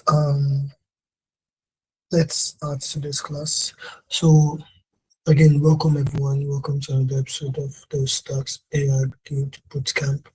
Today we're going to be going over what or how you could like create content on Bitflow, since most people don't know what Bitflow is since they're so new. So first, what is Bitflow? Bitflow is a decentralized exchange on the Bitcoin ecosystem, on the Bitcoin blockchain. So Bitflow is designed to help solve the problem of fractional liquidity. That means it helps you trade both stablecoin or Bitcoin-pegged assets. Basically, it helps you trade Bitcoins, tokens that are on the stacks blockchain, like your main coin like Rush, Leo, and the likes. Also, what Bitflow aims to solve is that Bitflow aims to solve the problem of idle assets, which Bitcoin is all about. So Bitflow is here to create a yield or DeFi strategy for the assets on Bitcoin. So basically, it involves you can supply your SBTC on Bitflow and get rewarded through liquidity pools there. And there are various core features in Bitflow. Mind you, I'm going to go through this real quick because I'm also going to do a recap of the original classes, just a quick recap. So Bitflow allows you to swap. That means you can swap your meme coins, your stable assets, or anything with minimal slippage. And you can also earn real yield. That means you can stake your assets and get rewarded with sustainable returns. And then Bitflow also offers single-sided liquidity, which you can see from your STX on the Bitflow pool. And through that, you can supply only your STX and get rewarded for that. So next, the benefits of Bitflow, why Bitflow is so based. It is created on the Bitcoin layer to which leverages stacks to bring smart contracts to Bitcoin. So what Bitflow does is that it uses the programmability of stacks to allow DeFi on Bitcoin. It allows SBTC integration. SBTC is a one-to-one pegged Bitcoin, which enables users to perform DeFi with it. So Bitflow allows people to do that with the SBTC. And now I'm going to go over the last class. We've talked about prompting, how prompting could help you grow, and how to do effective prompting. So today I'm going to just go brief on how you can do effective prompting without having to do too much. So first, when you want to create, when you want to make effective prompt, you have to know what your context is. You have to be clarified on what you want to do, and then you have to define your constraint. So first of all, when you say context, that means what your AI is. That means you have to give your AI personnel to get effective prompt. For example, like let me give an example, a practical example to be precise, so you guys should not be confused. I'm going to go to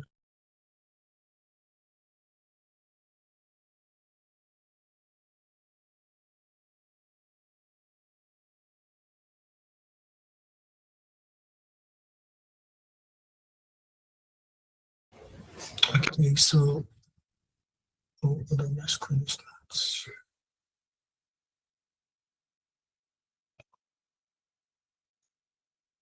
So now I'm going to show you guys how to give your AI a persona. So first of all, you can use any AI for this, mind you.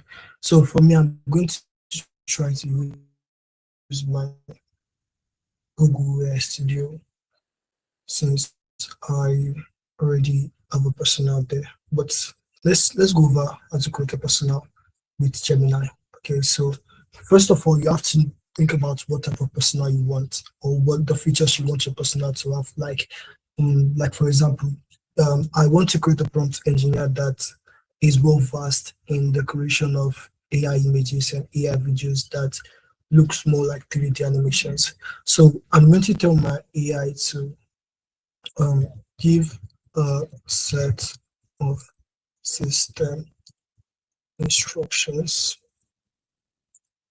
that gives the well, I hope my screen is visible. That gives an AI the set of personalities. Personalities.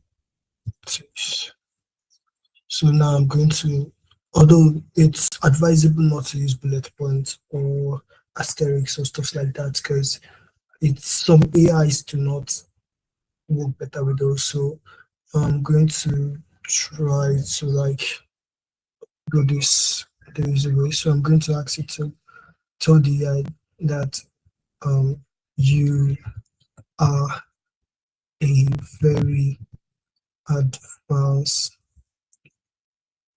AI prompt engineer skilled in the field of AI images and video creation.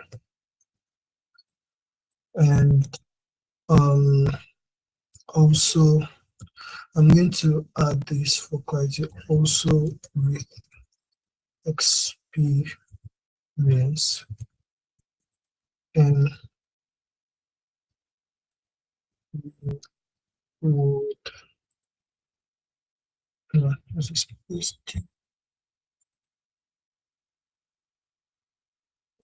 reward photography. The reason I said photography is because when you want to like create an image, the photographers have better sense of how to create images, what images should look like, how they should look like, the best way it can come out, the best angle, stuff like that. So I'm going to run that and see what Gemini gives me. So it gives me this. So what I'm going to do is that I'm going to copy this system instruction and then take it to my Studio. I'm going to show you. So the site is airstudio.google.com and you can access it. It's basically free for everyone in case you have no access to subscription. So I'm going to put this in and then I'm going to switch this to Gemini. Okay, so now I want to like create a normal image, but I don't want to use a reference image. So I'm going to tell you to create an image of, oh yeah, another important thing. The best way to use prompt is by using them as JSON files. So JSON files are like super important when you're trying to create a personality. So always make sure to add the fact that all its output should be in JSON format. And so I'm going to add that all output must be in JSON format. So since I've done that, I'm going to ask it to create an image of let's say a humanoid kangaroo. So I'm going to run that and let the AI go through that and see what it gives me. Although most AIs usually work with more complex prompts, but most are very easy to use, like Nano Banana. Nano Banana literally just gives you what you give it and gives it to you back in better format. So now it's running the prompt. Oh yeah, another important thing is that for your prompt, always remember that you must add a negative prompt, because negative prompts are more like what you don't want to see in your image.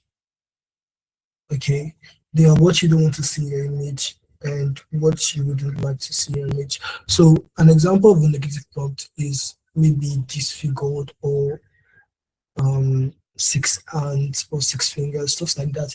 They help distinguish between what you want and what you don't want. So now you can see that in my prompt here, you can see that it's first went through the concept of what I want to do. So it analyzed the concept of an humanoid kangaroo, that is a kangaroo with human features, and then it's recommended the like a framework for it. That means like a framework for it.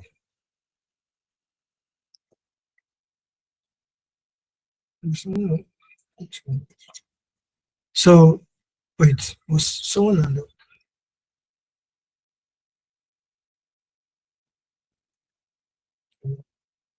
So next, it's analyzes the type and it gives me suggestion about what its skin should be like, about the texture of the character and its anatomy. So, and then the next one was it gave me suggestion on the lighting of the image. I mean, that is why the photography side was very important. And then it's also gave me the camera settings. That's also this. And then it gave me a final output, and it says here this is the explanation of what it does, what it did rather. So it says I chose specific keywords like anthropomorphic and bipedal to enforce the humanoid shape, reference to Aaron Sims creative and unreal similar AI. So basically what it says here is that it tells me the reason for the prompt and why it is optimal. So I'm going to copy this prompt real quick and take it to I'm going to use 2 different AIs for this. I'm going to use Gemini and run this, and I'm also going to use Google AI Studio for the second one. So it's loading. Let's see what it gives us. That's fast. So voila, see what it gives us. It gives out a kangaroo with humanoid feature that's hands and standing upright, because kangaroos don't normally stand this upright. So it gave it the shoulders, the hands, the legs standing aloof, and then you can see here that the background is more like as if it's taking a picture. Do you get it? It's very, very smooth, and you can see how clean it is. So next, I'm going to show you another type of AI you can use. So I'm going to try image and for portrait image. Is it possible to make the kangaroo like somehow more Bitflow, like themed? Oh yes, definitely. So I'm going to have to go here and edit my prompt right here. So mind you, we must first know what Bitflow basically represents. Oh wow. So we're going to go to Bitflow's page. We see that they have a yellow and black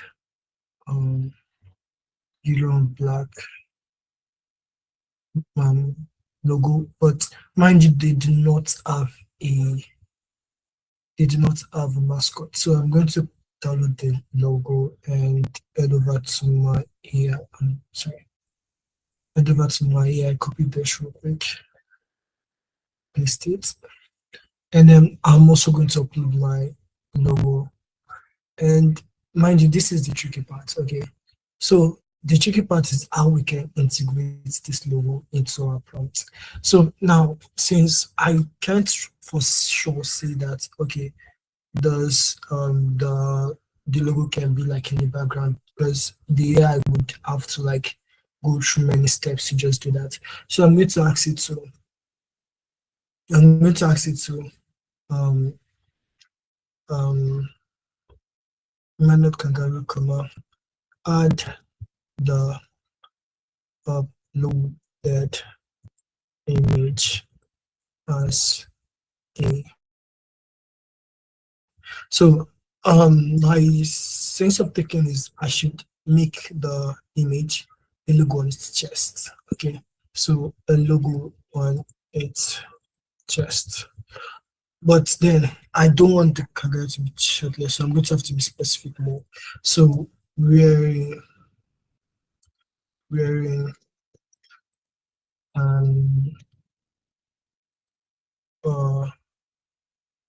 I'm just going to go with a black shirt.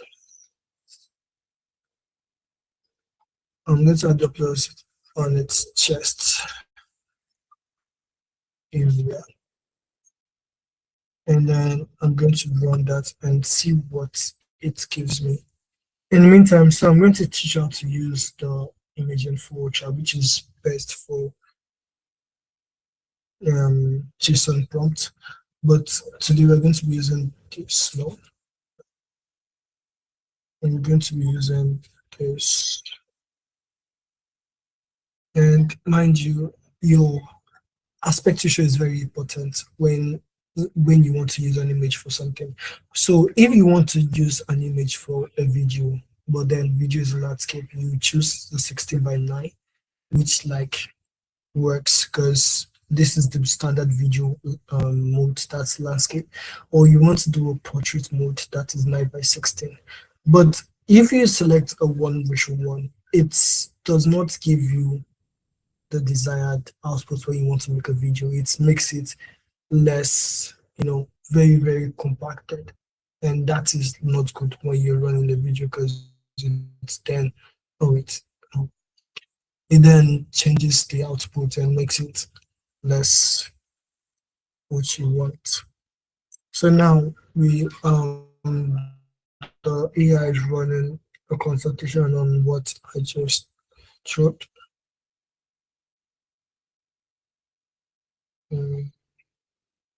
So they want to invert it. It thought about the fact that if it adds a black logo to a black shirt, it will basically be invisible. So it thought about a more better way, but I don't think it's worth that. Let me check. Pixels, blah, blah, blah. Okay, bright orange, yeah. So although the image may not be concise, it may not be the way you want it, because for most of this AI, they do not do well with already uploaded image. So I'm going to have to upload my image here again, just to be clear with the AI what I want. So now this is the tricky part. So pixel art logo, I'm going to put in bracket right here, image provided. Okay, so what that tells the AI is that I uploaded an image already. Why don't you use that image to create the logo that is in the centerpiece? So now I'm going to run this and see what the AI gives me. In the meantime, this is what is given for the other AI. You can see here that it gives the kangaroo in human form. You can see how better it looks than the nano banana, but it also has its benefits. You can see the yes, but yeah, you can see that it's quite good the way it looks. So I'm going to save that. Mind you, when you're creating with AI, don't think that the first image you create is the best one. Okay, always try to create more than once to have a proper, I say, average image, like the best image possible. Okay, so once you keep it, okay, yeah, this is what we got. Can you see my screen? Yep. So this is what we got. Because of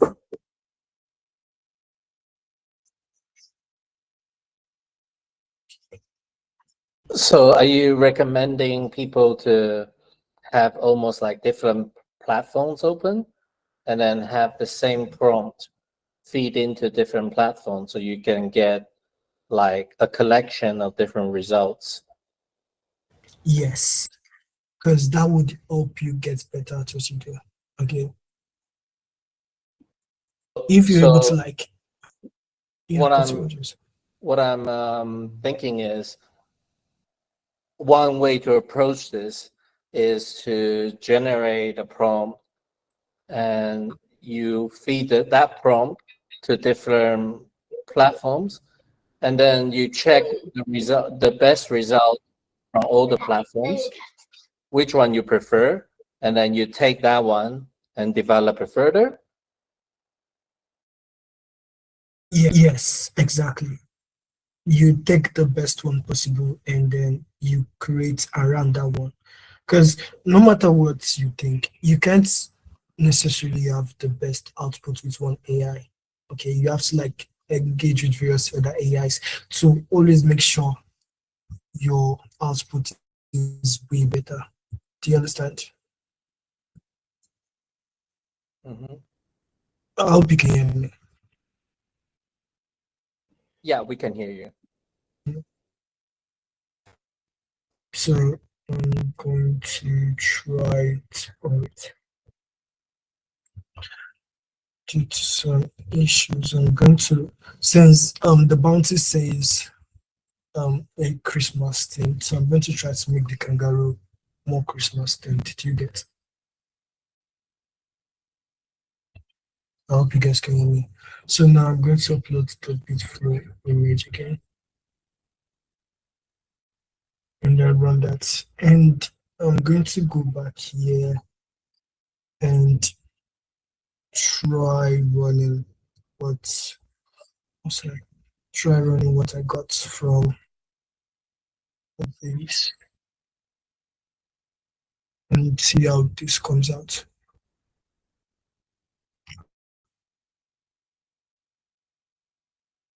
So, mind you, I will drop this personality in the Discord for anyone that wants to have access to it.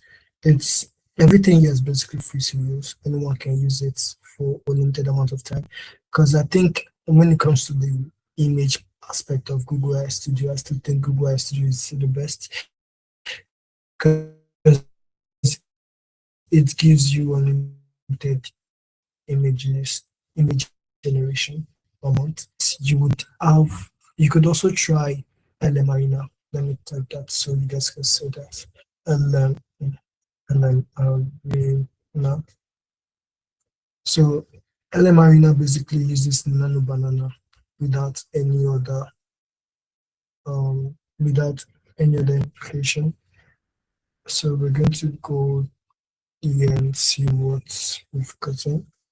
Yeah, because of I did not add the logo, it gave me a whole new logo. So this is the limitation of this, because you won't be able to update a logo. So that's why I recommended using different AI, because then some AIs will allow you to upload while you are creating images, but others won't allow you to do that. So I'm going to copy this prompt. No, I'm going to have to create this prompt. I'm going to change this to adventure to see how it goes.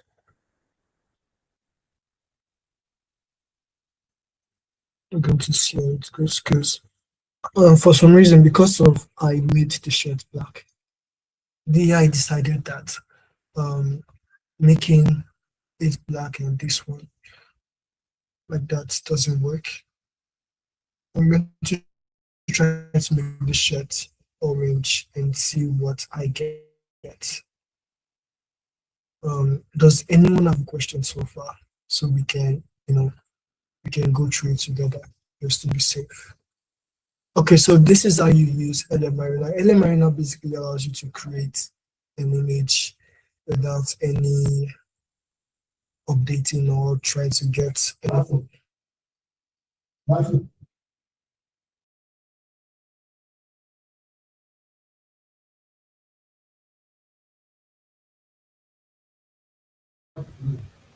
So now I'm going to try to upload the image. This image? No.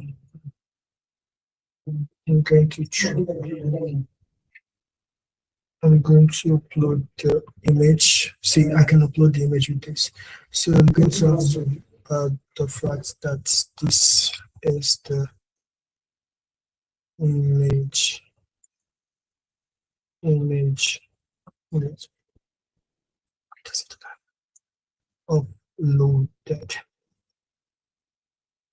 So I'm going to close my bracket and run that and see what the AI gives. So in the meantime, let's go check out how our last prompt did. So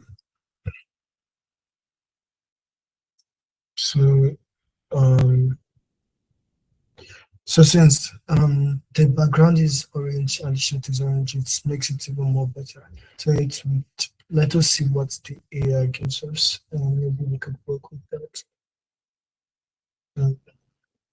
Now this is loading. So now, since we had a bounty launched earlier, late last week, about creating a Christmas themed beautiful bounty, beautiful video. So for now, I'm not going to create a video because I want you guys to create with your full imagination. So what I'm going to do is just show you how to create a themed image with what I'm doing. So now I'm going to wait for this to load and copy this prompt and run it. So let's check on our, okay, so and the marina is done. Oh yeah, you can see it now. You can see the two different types. Although this one did compromise the image, this one brought out the image perfectly. Hero, did you see it? Yeah. So you can see that this one compromised the image, although the character looked better.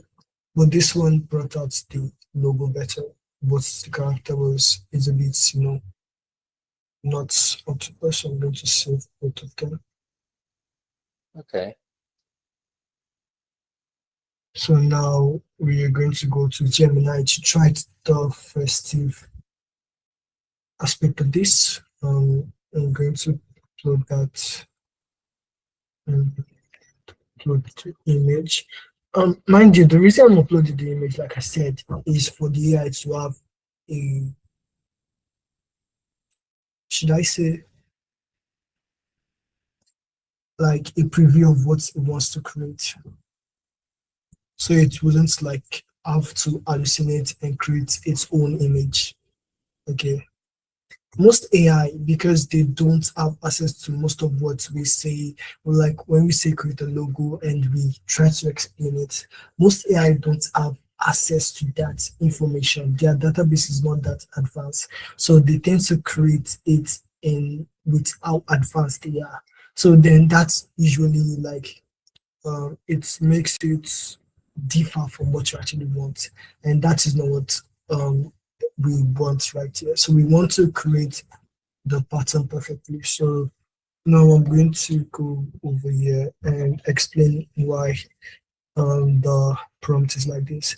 So it says that I define the shirt as vivid orange to blend with the logo background, ensuring the black pixel art geometric leaf stands out sharply as the brown element. That means it's made sure that the beautiful logo is very, very evident and it's not like reversed like the other images.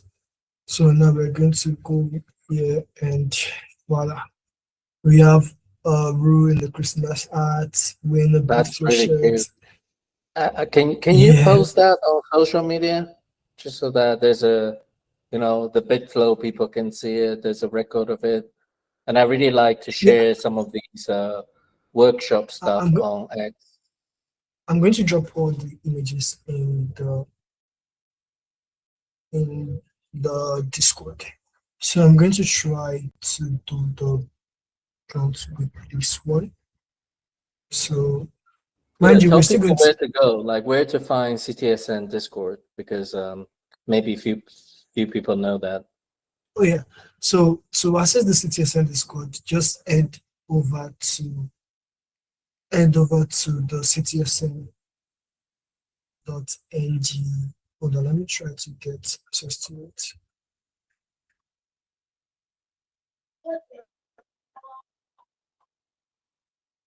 So you can always have access to the CTSN Discord through the CTSN X profile. The link is in the profile, and I'm going to try to access it right here so you can see. So all you have to do is go to your search button and press CTSN _ng. So once you go there, you're going to see the Discord link right here. And then if you click that, it's going to take you to the CTSN Discord.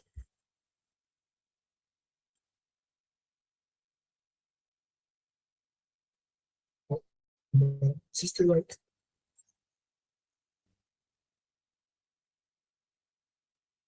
I think advanced link is let me try to text.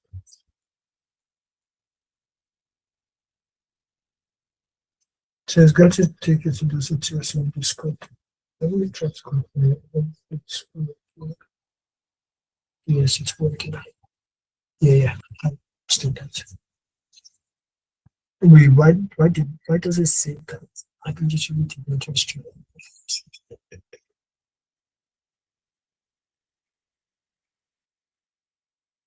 So it's going to take you to the CTSN Discord, and then to access everything that we've done so far, you can head over to the content creation channel, which is totally open for everyone. But just to be clear, you can get role at state channels and roles, or you could get it.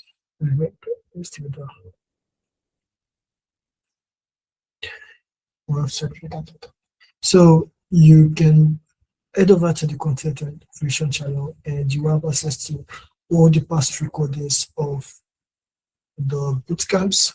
So in case you are curious about what we've been doing and you have no access to it, you can head over to the CTSN Discord, and you would have access to every material that we've used so far, and also every tools in regards to both development and the music production.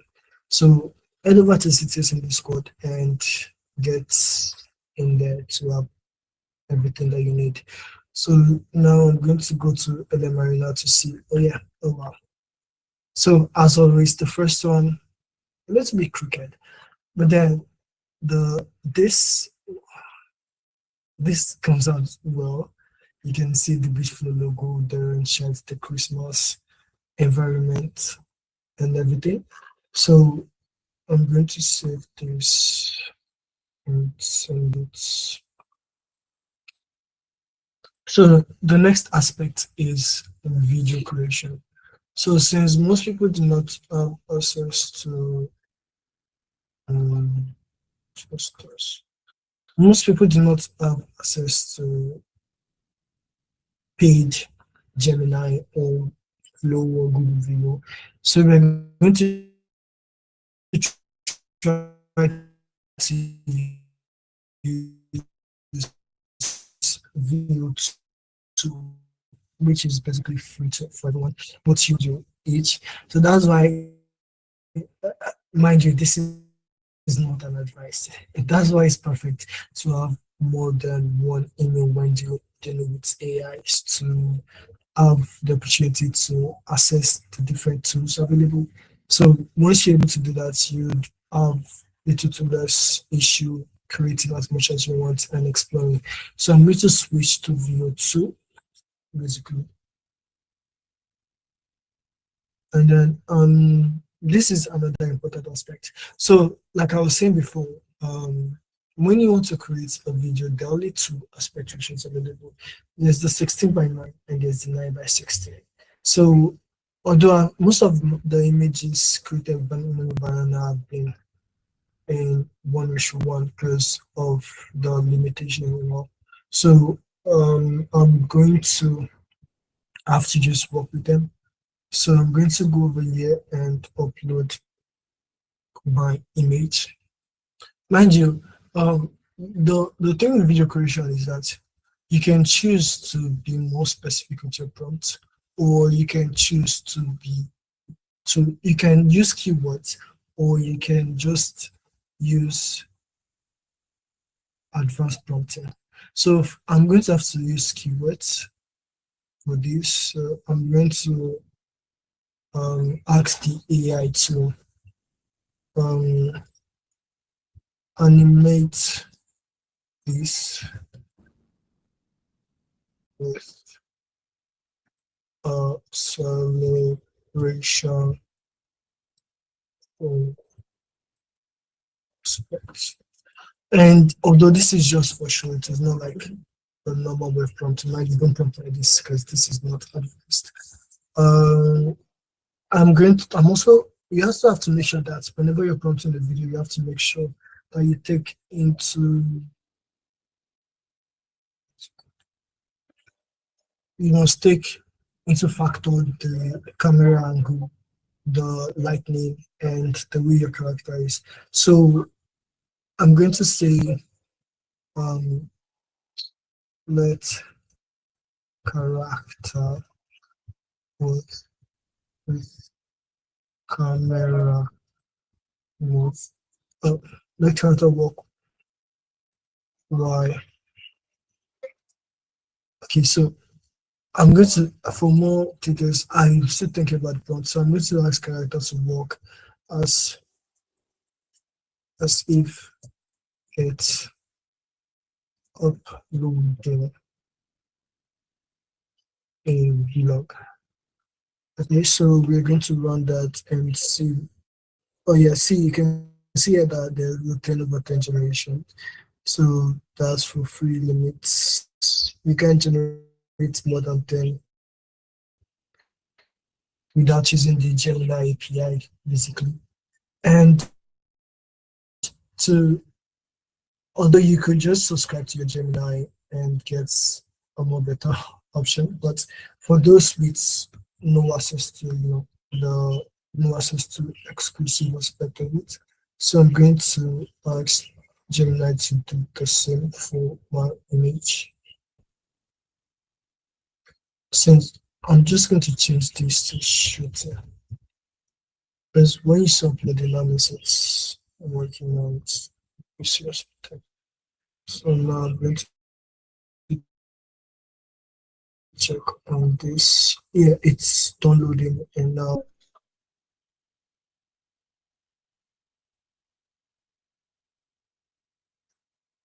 okay, so let's see what that gives me.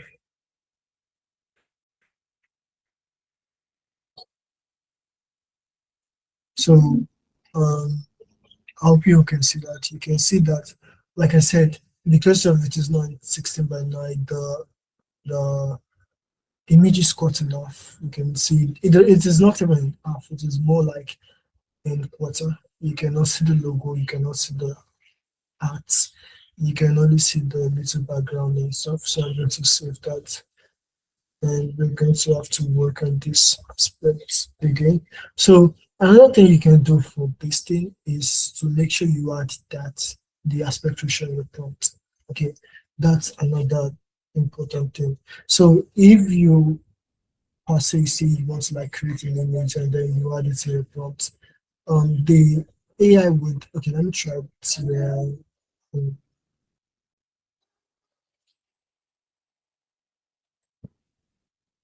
so I'm going to try this, copy this, paste it, and then I'm going to tell it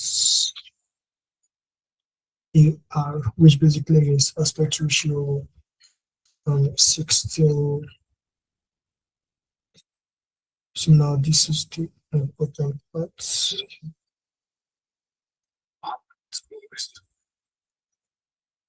So I'm going to have to go with 16 ratio 9.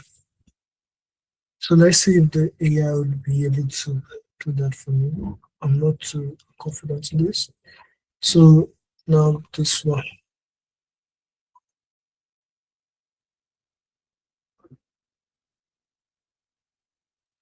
So because I did not put a dialogue, the AI had to generate a dialogue for me. So I'm going to be sending this to the chat for those who want to listen to it and see the difference between both generations.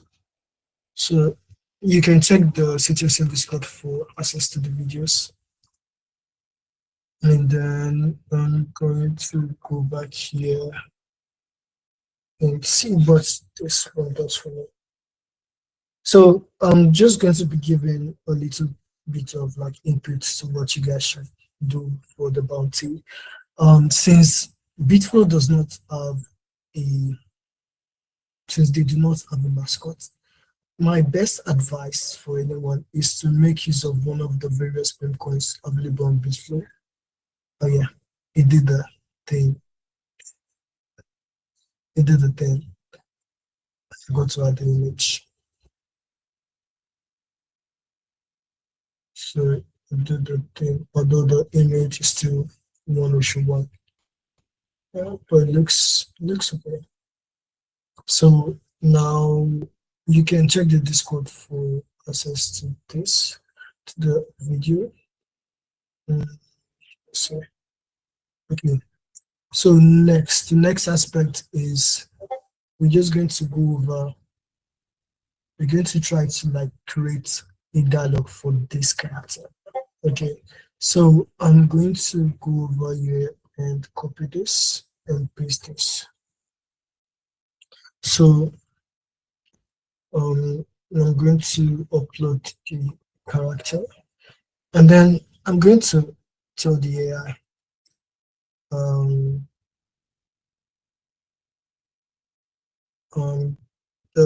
the important thing is the way you structure your prompt, like I said. So I'm going to try to structure my prompt in such a way that the prompt is not complex for the AI. So I'm going to make it very, very simple. So I'm going to ask the AI to let the dialogue by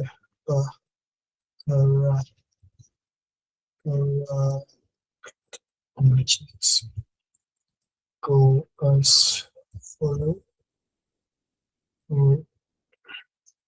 So I'm going to say welcome to the month of the worship I see. I'm going to use XMS for night mass. So I'm going to say trade on Restream. I'm going to say don't forget. I'm trying to make sure that my prompt is not, my dialogue is not more than it's supposed to be. So okay, so straight on flow. So let's see if the AI is able to create the old prompt around this. And another AI you can use for your video is Flow.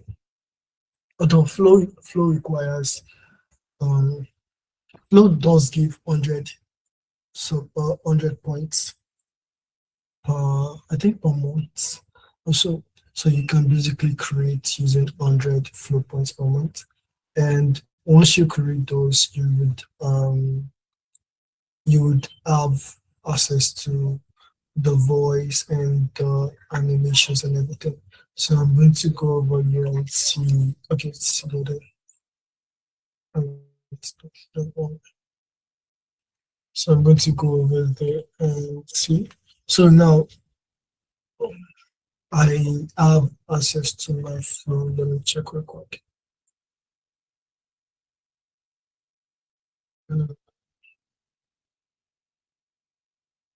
So it's slow again. And let's check our Gemini to generating. So, mind you, when you're working with Flow, you can let your imagination roll out because Flow works better with imagination. So you can let your imagination work around what tell you what to do, how to do it. So as access to Nano Banana, you can basically create image with Flow. So now another perfect aspect of Flow is that there is the text to video aspect in which you put in a prompt and Flow helps you create that image or that video rather. And then you have frames to video, which you have to upload two different frames and add them together. So let's say, for example, you have like two distinct images. So you can, wait, let me try to do something to show you guys. I'm going to try to these two. So I'm going to tell like this to set from of the course as true. So I'm going to try to run that prompt to show you how the frame to video work. So when my video is ready, I'm going to go at it and see it.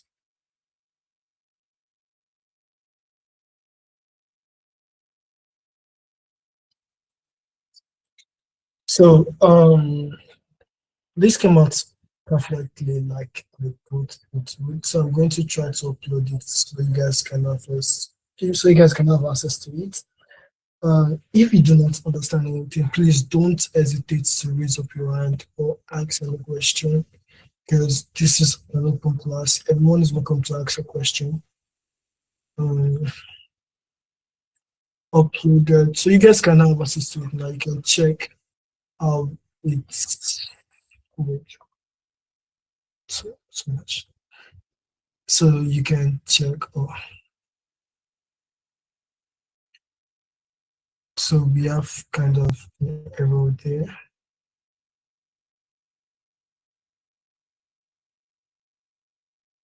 So you see how the frame to video works. It's basically made sure both of them are in the same image. And then it's also, this is the first frame, but then this is like the middle frame, what the prompt I asked it to do. And then this is the last frame. Okay, so normally what it does is that it doesn't like add both frames together, it makes them separately, but because I asked it to add both characters together, it's had to do that. So now we're going to go over this one. So now you see how good it is. Yeah, and you see that both frames are also in the video, so showing that the frames of video is meant to like make sure both frames like mingle with one another. So I'm going to save this.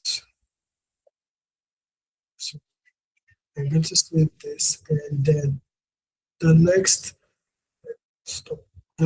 aspect is ingredients to video.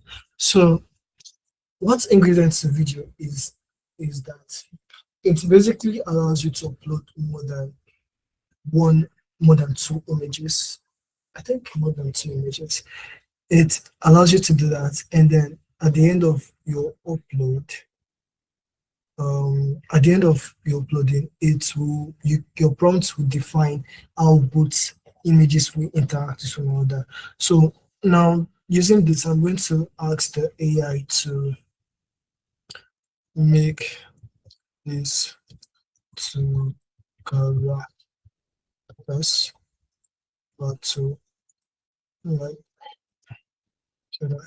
mind you, you can also use the prompts from your Google AI Studio system instruction personality, but I'm just taking it slow because that would take more time than we have, and I wouldn't want to take too much of you guys' time. So I'm going to try to show you guys how the latest video came out.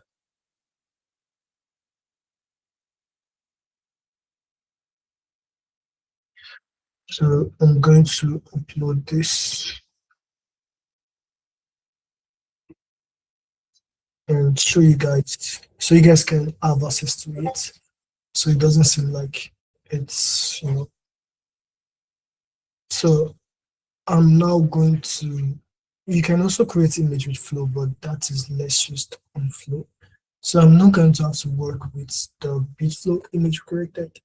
So I'm going to use the prompts that we used for Gemini. So I'm going to upload that, and then I'm going to do this, copy the prompt about this. Okay, so I'm going to crop and see. Waiting for that to upload. Oh yeah, the video is done. You can see both characters. So that's the beauty of AI. AI, you can do anything you want. So what do I see after this? So I'm just going to add the word July and add the command there. So I'm going to run that, and we can have a look at what we created. So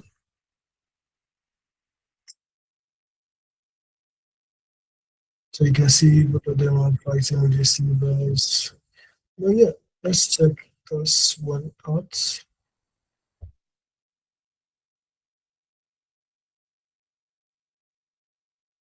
And it's not too much.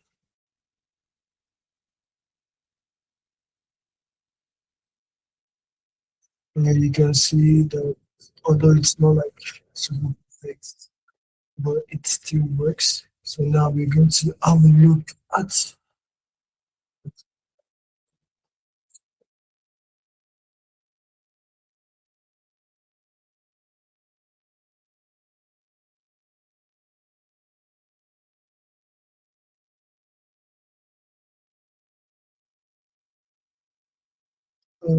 good.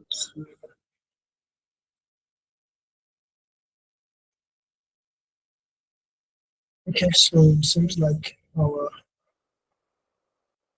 image is created.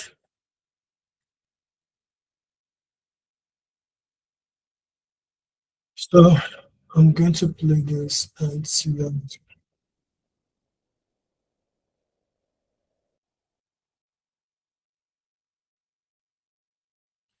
So this came out as good as I thought it would. Let's see the second one.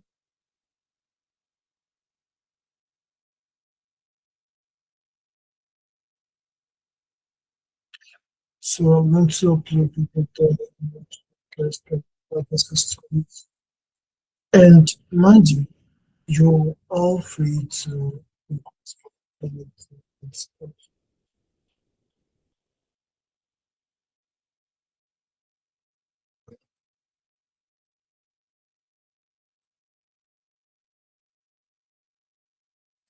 so there you go. That's how you can experience AI stuff. That's how you can create videos AI while also doing other stuffs. So if anyone have a question, they're free to ask their question right now, because we've come to the end of the class, and hopefully you guys learned a lot. Oh yeah, Team Lang, what's up? I have a question. So, Yeah, ask. when you try to use an image as a reference for video generation, right? And let's say that the said image has like writings on it. Sometimes when you use the video generation, it doesn't give you, when it comes out, it doesn't give exactly what it's supposed to give, like exactly what is on the image. It just writes like gibberish text. Oh yeah, text is another limitation for AIs. Some AI cannot analyze text and remake it. So your best option is to add it after you've created the image. Do you get? That's one of the uses of that's one of the use of the Canva and your CapCut. Oh, okay.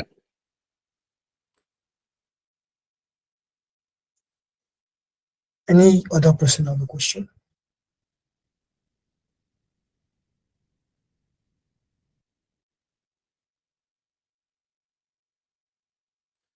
Okay, since we have no other question, I think we've come to the end of today's class. Thank you for joining. I hope to see you guys next class, and hope you all have a great night. Good night.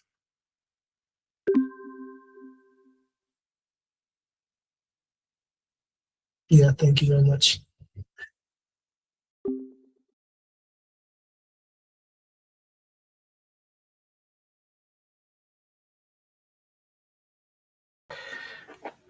All right, that was a great session by the Stacks AI Guild and our good friend Bolupeak, showing us how to use some of these amazing AI tools available to us.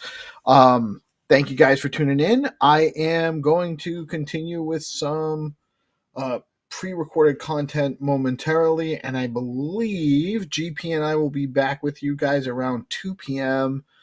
to cover the Fed speech. It's scheduled for 2 p.m. still right now. If that changes, we'll let you know. But we'll have something going on, and stay tuned for more content. And as always, thank you guys so much for continued support and tuning into what we're doing here. We really appreciate you, our audience, and just want to say that. We'll be back with more content shortly. Stay tuned.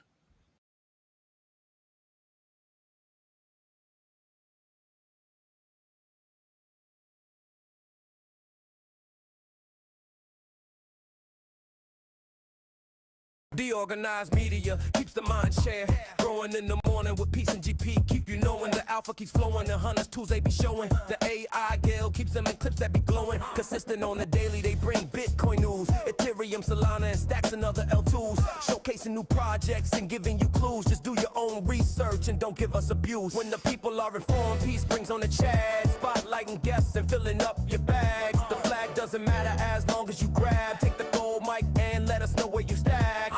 From the underworld, the game master arrives, bringing the games that satisfy the high. Hunters come running, it keeps them alive. Scouring the planet for the treasures inside. Stacks improvement takes a sip, innovating the chain. Letting the community know is the name of the game. Spreading awareness and helping explain why Stacks is where it's at. We are pumping the name. Fast transactions are fat. Where is that? The leading L2 is making maxes look back. DeOrganized media keeps the mind share growing in the morning. 0% slippage with the new HODLMM concentrated liquidity market maker over at Bitflow. Awesome stuff going on over there. Well done, guys. Can't wait to play around more with it. And there is opportunities now for phase 2 of the beta testing, going to launch soon. There'll be some boot camps helping people learn how to go through these later on in the month or maybe early December. And we're really excited about this project because it's really going to take trading on the Stacks ecosystem to the next level. You know, the liquidity provider opportunities are going to be really cool, and just 0% slippage on swaps is something we need, or way lower than 4%. The 4% slippage is probably something that's been holding the ecosystem back a little bit. I'm glad these guys are solving the problem over at Bitflow. Let me bring on the Chads. Stop sharing my screen. You got GP in the house. Good morning, brother. How you doing today? Good morning. Doing good, man. Doing good. Just getting started. Happy hump day. Happy hump day. We got 300 in the house. What's up, brother? How you doing today? What's up? What's up? Peace. What's up, GP? Good to see you. Bizak on your camera. Awesome. That's right. I forgot we had. This has been. You do look nice. You get a new camera. Yes, dude. It's actually better quality. Got a new light too. So so nice. might be the lighting. Very cool. So I mentioned in the opener earlier today when I first opened the stream, you guys will be running the stream tomorrow without me, which is, I'm sure you guys can do it, but I just like I like to remind everybody, give these guys an extra hard time tomorrow. They need. So my broker, right? My real estate broker, who's an old guy now, and I've been doing it for a long time. But when I first started, and he still says it to all the new guys, he used to say, I want you guys to have hard transactions. I want you guys to get beat up a little bit because it's how you learn. That's when things go smoothly, you don't learn how to tie it up. And we're easy here. We don't care. We're a little bit of out of the ordinary is kind of our thing anyway. So I'm sure you guys will do fantastic no matter what happens. But I do want you to get beat up a little bit. So people tune in, give these guys a hard time in the live chat, or don't. Give them support. Show them some love. I don't care. But just show up. Show up for the homies tomorrow. It'll be a good time. Me and Three have ran the show once or twice, one or time or two. So yeah, I mean, you did the night show for forever. So you're not new to doing this. So I think it'll be good for Three to get a little bit of experience with the producing side of things. That'll be cool, man. Be good. Yeah, I think so. We also got Nosferatu in the house. What's up, Nos? How you doing this morning? Nos is actually our newest producer as well. He's got some producer access. He's gonna come on. He's gonna help out a little bit, being supportive of the.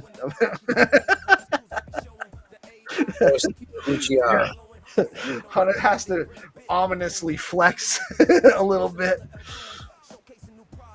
All right, let me bring on our guest. Also, go chain right here, son. Go chain right here. You ain't got that, do you? I know. That's a win. I win. Oh, nice. GP wins, right? GP got Jesus. GP got Jesus, so GP wins. Everybody needs a little bit of Jesus. Everybody needs. Yeah. Where is Jesus? Jesus? Oh, Jesus! You said peace. Has he risen? There he is. He has risen. Let's go. He isn't, dog. Well, you gonna need to put him closer to the camera or something. He blurred out. You can't blur out your Lord and Savior. Come on. We have the homie white official Ovi Mars coming on. Let's go. Ovi, how are you today, man?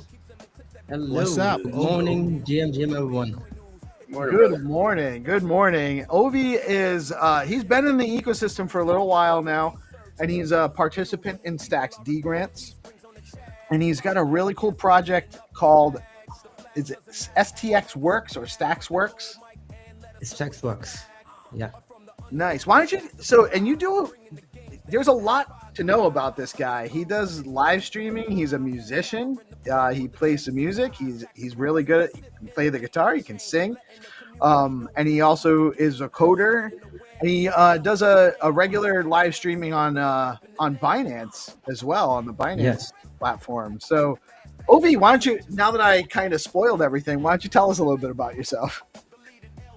Yeah. Okay. So I'm just like I'm basically a physics enthusiast, and I've been a theoretical physicist and robotic engineer. So I've just switched up myself. I've been into media industry in Pakistan. Like it's been like 16 years I've been spending with the ATL, BTL, TTL campaigns with the different brands. And after that, I've just realized to do something different in Web3. Then I've entered myself into different channels in Solana. Then I've just hopped out from there. Then Freddie is one of my first friend on Stacks, and he introduced me like why don't you hop into the Stacks ecosystem? I said okay, let's do it something. So I started with my token with white on Stack City. Then after that, I'm just trying to working on some different applications and gamification stuff as well. I've been working as a VFX artist, CGI artist as well, and I do lots of things according to acquiring or need whatever but I'm not stuck on a single thing. But gradually, by the time I'm trying to change myself in somehow to promote myself promoting the ecosystem. Keep doing promoting on Binance, with we have a team matrix actually, individually on Binance. We have 80K people whenever we do our live together. We always say to ourselves defenders of the assets. Every single one character is representing that different chain. I'm representing as an STEX. You can visit the matrixclan.com. So we are 9 core members, and we are keep doing promoting the different chains. But mostly whenever I hops in, I always promote stacks on Binance every day. Mostly people don't know about it in South Asia. So we do BTC party and give away to the people on a raffle wheel twice in a month. Yeah, so we are keep building our and keep expanding. We have another group which is Portal Latino from Latino gangs, and Alondra is in our. Oh, I think we lost him. I think we lost him. Goddamn. We and did. I know We GP was very in the Latino part. He's like, hey, Latino, Latino. Let's go. Hey. Vamos. Vámonos. Let's go. GP was interested in the Latina part.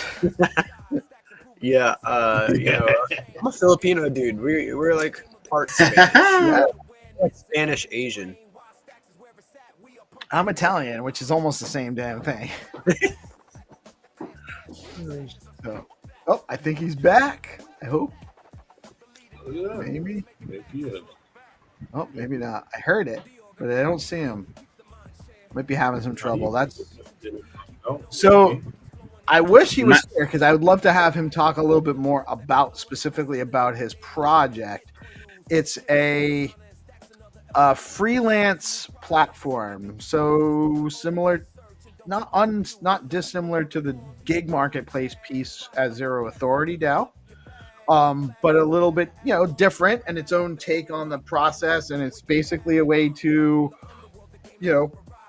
almost like a Fiverr, but on stacks, where you can offer gigs, accept gigs. There's an escrow piece where you offer a gig, you put up some money. It can be stacks or SBTC, and on there, he's still just working on it. It's a new project. It didn't exist before D grants. He's literally building this as a proposal for his D grant. He did submit his milestone 1. He has a testnet MVP piece that's a little bit, I was hoping we might even be able to try it out a little bit, but I don't have the link handy. Hopefully he'll be back. Let me actually see if he's DMing me. Now that you guys all saw all my DMs. Let's go. Docs the D. It goes down in the DM. It goes down in the DM. Good thing I don't talk shit about people in DMs. Damn. I don't. I don't really talk shit about underscore. Don't leak the group chat. Yeah. Don't let everyone see the group chat. We be hiding alphas from you mean the stacks alpha platform? While we are a media platform, we're going to gatekeep alpha. Except you keep tuning into DeOrganized, then maybe, just maybe we give you all alpha. But until then, it's just gonna be in the group chat. Maybe. Word. Are those sneakers behind you, bro? Yeah. I'm a bit of nice. It's a good test, bro. I'm a bit of a sneakerhead. Oh, I think he's back. That's nice. I think he's back, right? He's back. You with us, OV? Yeah, I'm here. Sorry for my bad. Yeah, no worries, man. Honestly, it happens. It happens. Yeah. All right. So without further ado, why don't you tell us a little bit about STX Works? What your plan is for the platform moving forward, what it does, and where you're expecting it to go. The thing is, that there are different platforms for freelancers and clients, and people are struggling with the KYC, especially, and getting the payment in the right way. And I've been experienced it in past years many times, and not getting the the legit one people. Also, the different countries has a different governance terms and conditions according to the when you going hop into the KYC stuff. So there is the way like what we are integrating, the people can integrate here for confirmation. Also, the directly experts or ledger wallet, you can connect it, and you don't need to. There is an escrow, and also we are integrating implementing the NFTs leaderboard for clients and freelancers as well as a leaderboard, so they can gain some points and they can as an rewards. And yeah, the accumulating the BTC for everyone easily, the payments on SBTC and stacks, both options in it. And hopefully like before what I'm targeting, like if it is executed from our back, the milestone 1 grants. So I'm pretty much sure like it will be done by the mid of the December, maybe by the first week of the December. It will be beta test, it will be on for everyone. Very good. So basically, if I want to offer, I have a job I need filled, and I want to offer it on the platform, I'll be able to go in as a I guess what's that as user? a client, as a client, you are hopping. Or right, I'd be a client, or well, I'd be a client. I wouldn't be a freelancer. So or a client hires the freelancer. So I would put there'd be a job board. I put up the job, and I put in the stacks or SBTC that I'm offering for the job. That gets escrowed as soon as I offer the job, or does it not get escrowed until somebody accepts the job?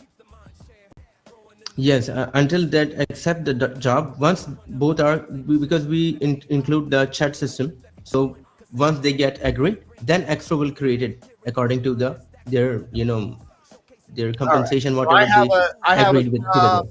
I post something with my scope of work, what I'm looking to do. Freelancers on the platform will see the job, and they'll be able to kind of get into a conversation. They'll be able to maybe bid for the job or something.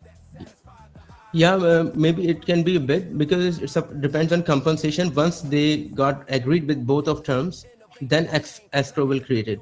So I'm trying to make more feasible. There are 4 milestones on each client.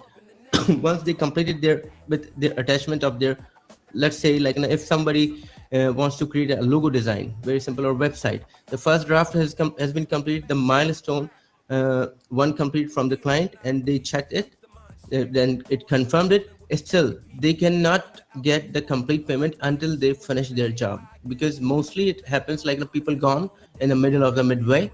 So this is not I want, like until you can complete the job 100%, but at least it can confirm and give him the approval, like I've done like 1 or 2 or 3 milestones already, I need to complete the 4th one to get the complete payment.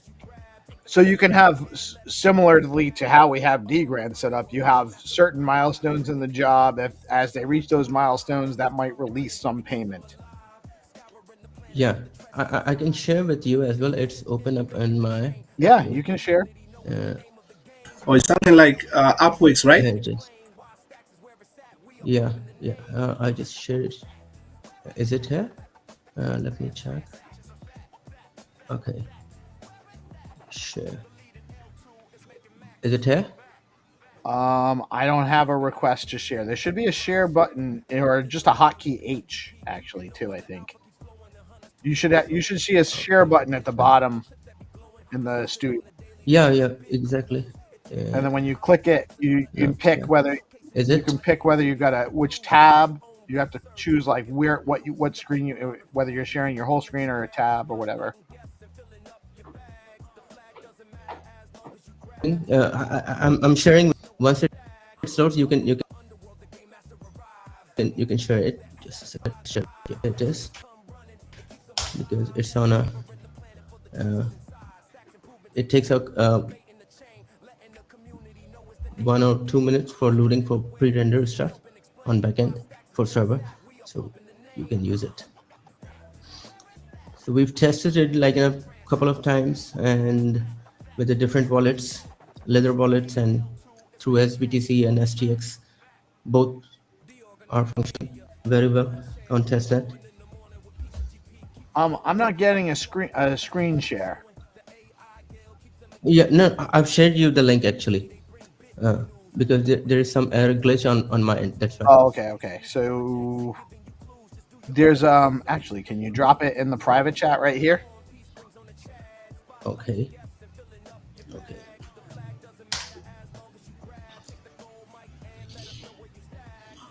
Oh, there it is. I got it here too. All right. I got this. But give it like in a 1 or 2 minutes for HTTP server loading. Then it comes. All right. So let me. That's not the one.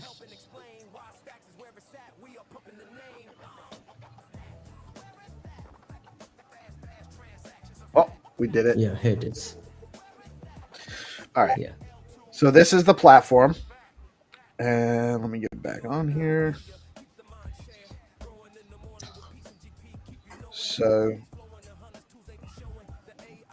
there is nothing right now because I can create it, or you can create it as a testnet. You can test right away. No problem. Testnet? It's on testnet? Yeah. All right. So let me actually change to testnet wallet.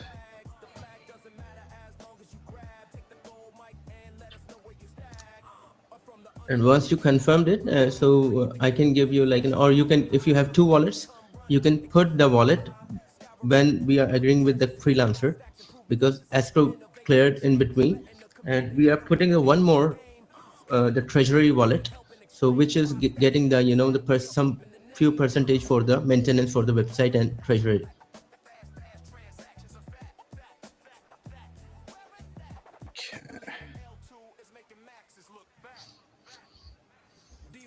Or for the whole project free. All right, so I'm on the client page now, so I could. This is where I would create. So create an escrow is actually where I would create a gig or put forward like a scope of work offer. Yeah. So yeah, and you need to put the freelancer's wallet address.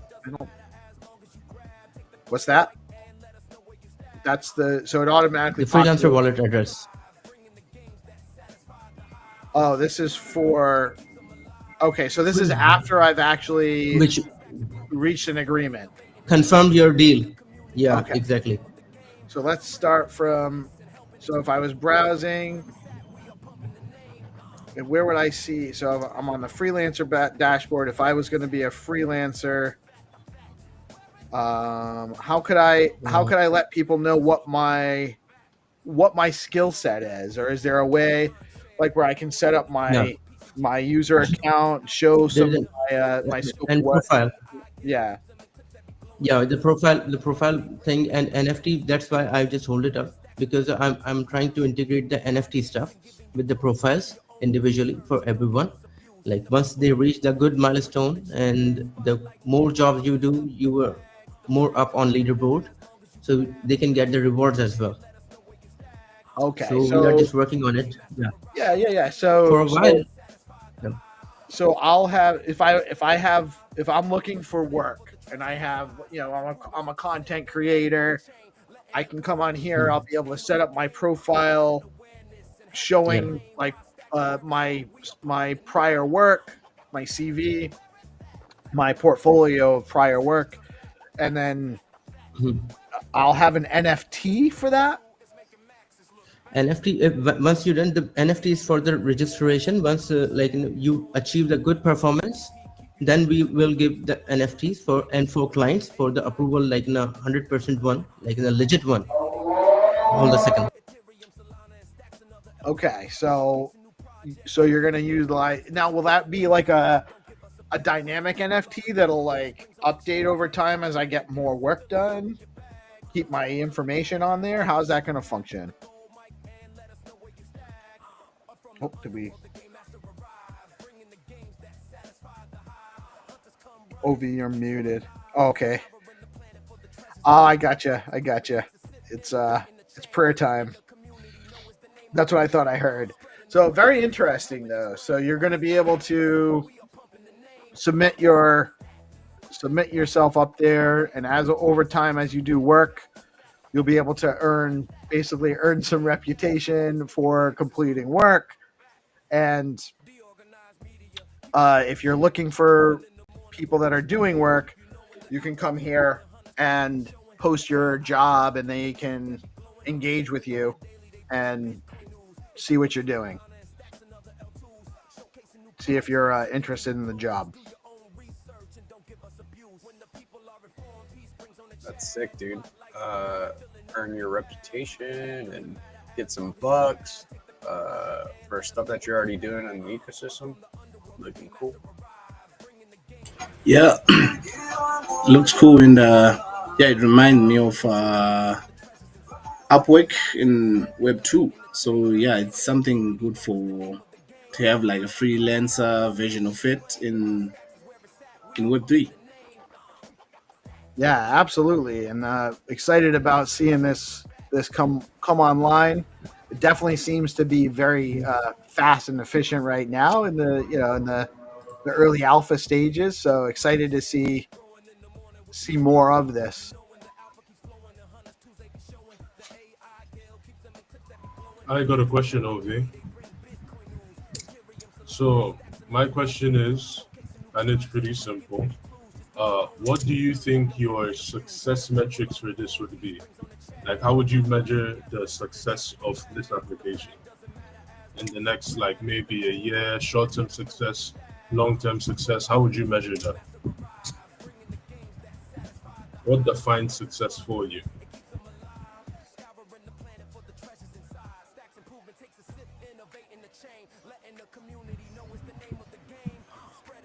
Ovi, be there. I don't think Ovi's here though. No, I think he had some background stuff going on. So it's it's prayer time in where he is. So that's fine. We got about 15 minutes until Find2Earn, so hopefully he can make it back before the end of the piece. I would just say that I would expect success would be, I guess the first success would be completing the first, project, the first successful agreement where, client posts a job, freelancers post a certain number of freelancers post their account, create a profile. So having some clients and freelancers set up accounts, and then actually engaging in gigs, engaging in projects, facilitating milestones, number of payments, that sort of thing. I have the few campaigns, and according to this, which I'm thinking to run according to that, to promote the platform, the proper commercial for it, and getting, because I have some FMCGs companies, and I can ambassadors or different wallet companies like a Zeely or anyone, or Layers wallet, which I'm thinking we can integrate with it as well, and so to collaboration with the different platforms, so it can helpful for expanding the more. So I also, wonder, there are different. I wonder if Stacks just announced a partnership with Wallet Connect. So I wonder if that actually, do you see that as being any kind of impactful on your project?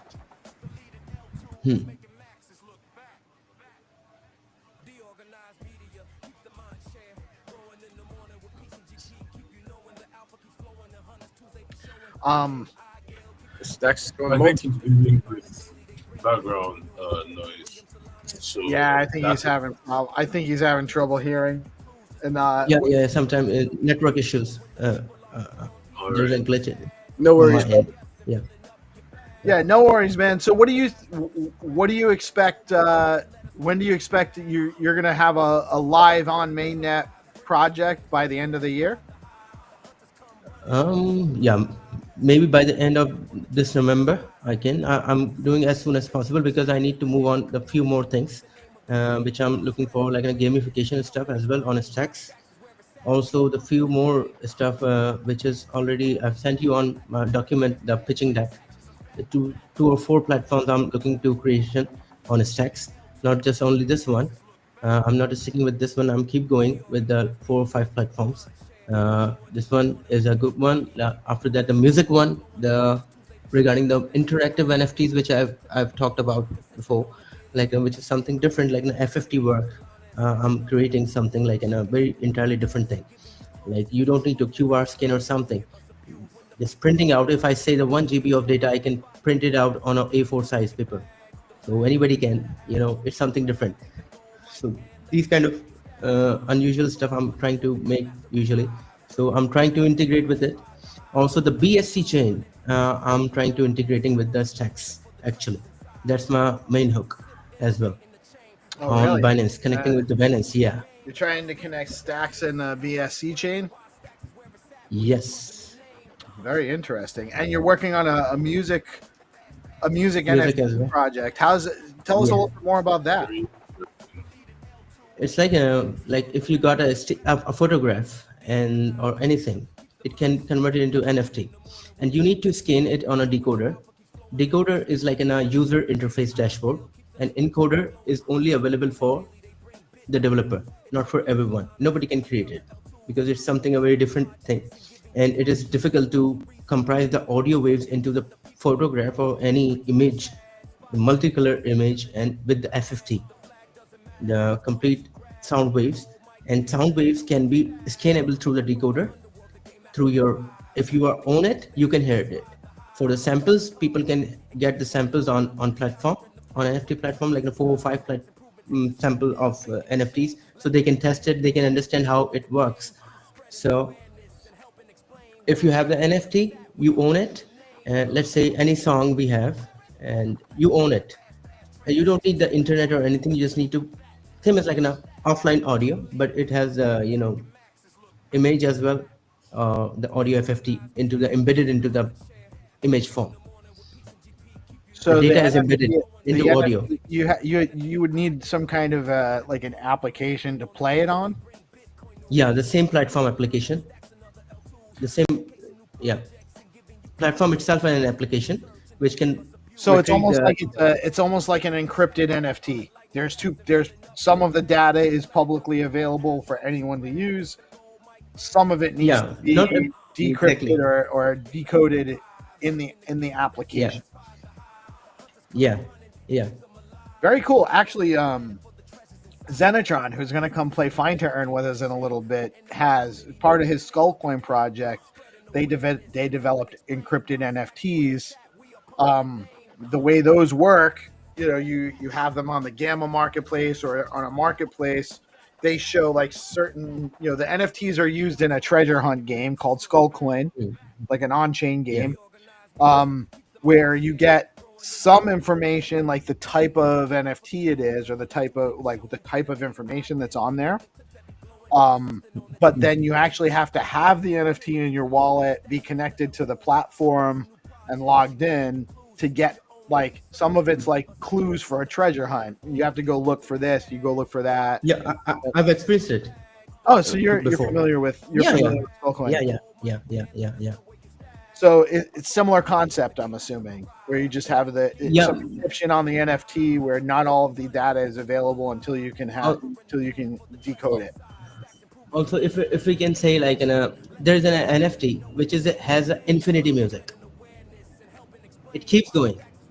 It is designed like that way, like a radio with a synthesizing sounds, and it is keep going, like a nightfall sound or anything like in a meditative kind of stuff. Usually we binaural sounds. So you have like a music generating NFT. Yeah. Infinite music generator NFT. Exactly. These kind of stuff as well. Wow, very interesting, man. Very interesting. When do you expect to have that developed? After Stacks works, I've quickly jump into the BSC connection. When after the BSC connection, yeah, I'll just dig into this one as well, because I've started in 2019. I have the samples for it, but that's a very small part of audio which can put it into a single NFT. But now I'm able to put like in a 4 minute, 10 minutes of audio into one single box, which is 1080 pixels. Very interesting. And you stream, how often do you stream on Binance? Yeah. Daily Oh, daily every on day? Binance. What's the, and Every day you Binance. have a group you have a group you work with. I can't remember. I don't have the website handy. What- Team Matrix, Matrix Clan. Let me write. Here it is, matrixclan.com. All right. Let me actually put that on there. So, and you guys are all like heroes. It's a comic. Yes. Oh, you got a comic. Yeah. Comic thing going on. Here's you. Yeah. I like the theme. Yeah. Yeah, nice. But GP is working on his own comic. He's got his Gigaverse characters and the Gigapepe and the spaceships and the memo bots. We're actually giving away. Oh, we gave away a memo bot last week. Memo bot NFT. So GP is working on some comics and stuff too. You guys should definitely get together and collab maybe. yeah, we usually do in that way, like in a comical theater on every. Yes, we can talk to like that every time. We are the defenders of the assets. Yeah, man. So welcome to the Matrix. So this is how we always do, like in that way. And we have a global community, like from Algeria, Switzerland. Everybody's representing from different countries. I usually represent the Southeast Asians, like Bangladesh, Pakistan, India, Nepal, and Arnpai is from Australia. Everyone has a bullish. We have Telegram. We are putting like in different stuff as well together. But it's rare. When we honor, there is no any higher or lower in our team. It's like we are all on a round table, and everyone is very much experienced in their analytics and their development stuff and all. So we always educating the people on Binance according to the new upcomings, AI technology and all stuff. And so each of you guys represents a specific token Yeah. to the platform. And Yeah. down here, you're representing Stacks. Stacks, In the Stacks ecosystem in this group. Yeah. And regularly with your live streams on Binance. Yeah. Sometimes 24 hours, sometimes 12 hours I'm doing. Oh, really? 8 hours. Yeah. I don't sleep. You can ask anybody. Like I know, I Binance believe people that. know- There's never been a time where I haven't been able to get you. I believe that. You've mentioned to me many times. I do sleep, but it's only from like 10 p.m. till about 4 a.m. and that's all I got. Which is for somebody that doesn't sleep, that probably sounds like a lot. People keep saying to me, like, please take care of your health. I say, like, 5 days are enough for me in a whole month. Just keep doing until I got frustrated. Actually, if I not get the result, whatever I'm coding or something, when I'm stuck in, and I'm keep awake myself to engaging with the audience as well. Meanwhile, and working on coding as well. And both things I'm going. I've put one co-host so they can manage the live as well. And the KOLs, I'm putting it. And there are more.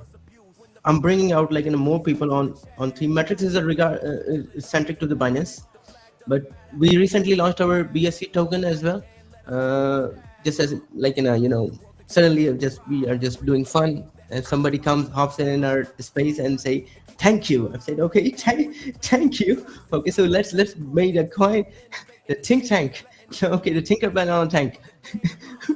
So we put like that.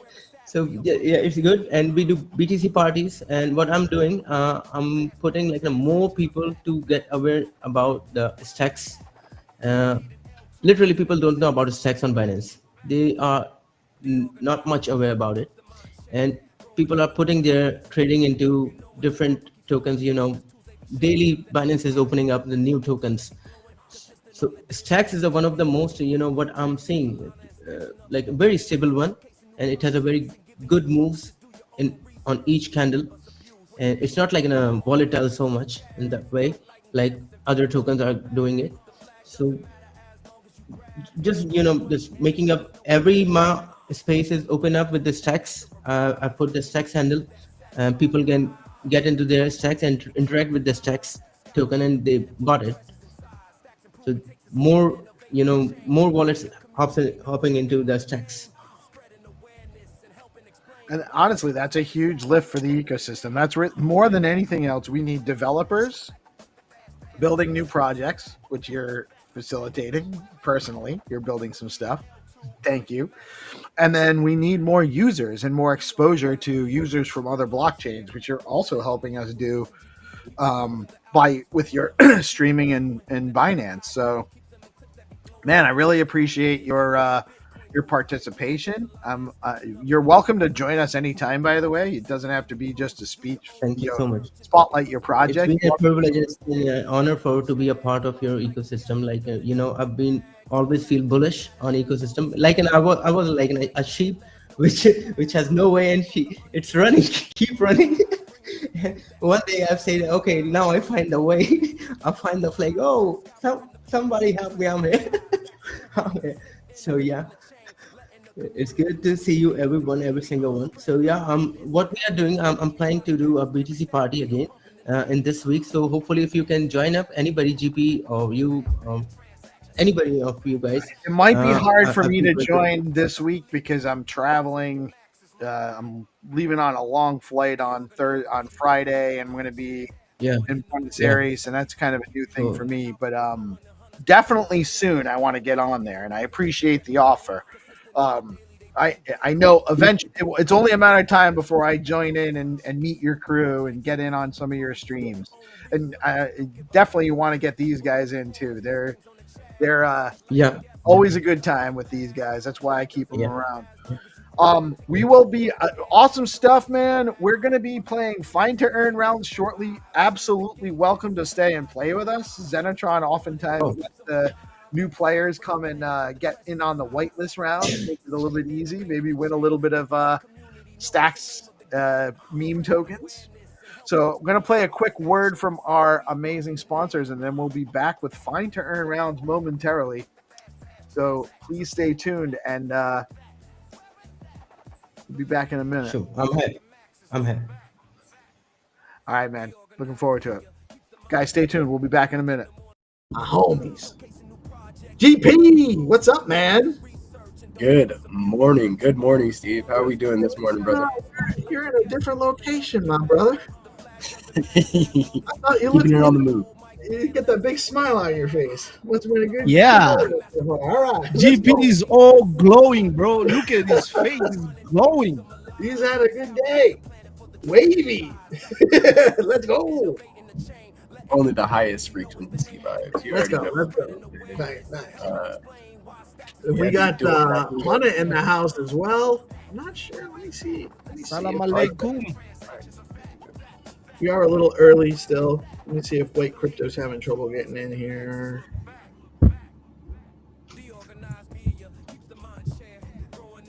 Oh, where is he? Yo, yesterday I got the degrees of the weather wrong. It's 33 degrees. So that is why. Yeah, it's closer to 90. It's closer to 90 degrees. That's getting warm. Yeah. So this was wet, but now it's all dried up. I was like, wow, I'm surprised. I thought they get much hotter down there sometimes, you know? You're a little closer to the equator than I am. Yeah. But so it's hot today, hotter today? Yeah, it's hot. They are very, very, very, very hot. Are you're representing Team Purple? I just found it close. Nice. Yeah, dude, it's rainy and cold where I'm at, man. Starting to get into that rain. Purple's a good color. It's the color of royalty. That's my favorite color. If you saw my mixtape, they're written Purple Mars 1, Purple Mars 2, album Purple. I actually everything have. purple. Purple's a great color. I have seen that. I have noticed that's the theme on your albums and a lot of your content. I dig it. I like purple. GP nice headsets that you got right there, bro. Yeah, dude, it's Lolo's sons had let me borrow it. I'm using equipment, so it looks like it's coming through loud and clear. Is it clear? Very loud and clear, bro. Good. Sounded good, man. Solid. I'm glad. I've been trying to experiment and figure out how I may be able to do some streaming from over here. It looks like connection's good, the computer's strong enough to do it, and the microphone's coming through loud and clear. Awesome. Very nice. It's always good when things can be a little bit more efficient, functional. Yeah. Functional. White Crypto was here, but he dropped out. He might be having connectivity issues. If so, what we'll do is we'll have him join us in one of the spaces soon. Sometimes that happens. People have trouble connecting to the live stream. We all know how that goes, So if you're listening, man, don't worry about it. Keep trying. If we get you in, we'll chat about it. Very interested in talking more about Stacks Tribe and that project. But if we can't get you in today, we'll get you in soon one way or another. We'll get you some exposure for the ecosystem. I think they have a X handle. I haven't even, man, I'll tell you, I've just been meetings and spaces and calls, lots of stuff with D grants. He wasn't in my track, so I don't have, I think it's Stacks Tribe. Yeah, Stacks Tribe is the handle.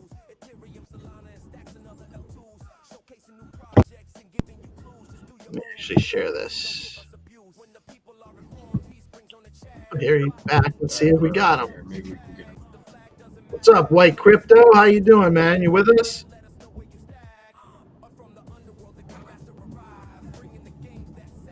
You might be having some technical difficulties. We can't hear you if you can hear us. But he's with the new project, Stacks Tribe Africa. There we go. I believe, if I got the right one. I hope I got the right one. I might have the wrong one. Might be a different project. I think it's Stacks Tribe that he wants to come talk to us about today.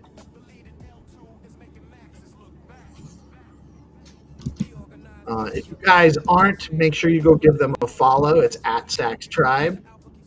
And they're looking to teach crypto in simple words, helping expand the ecosystem.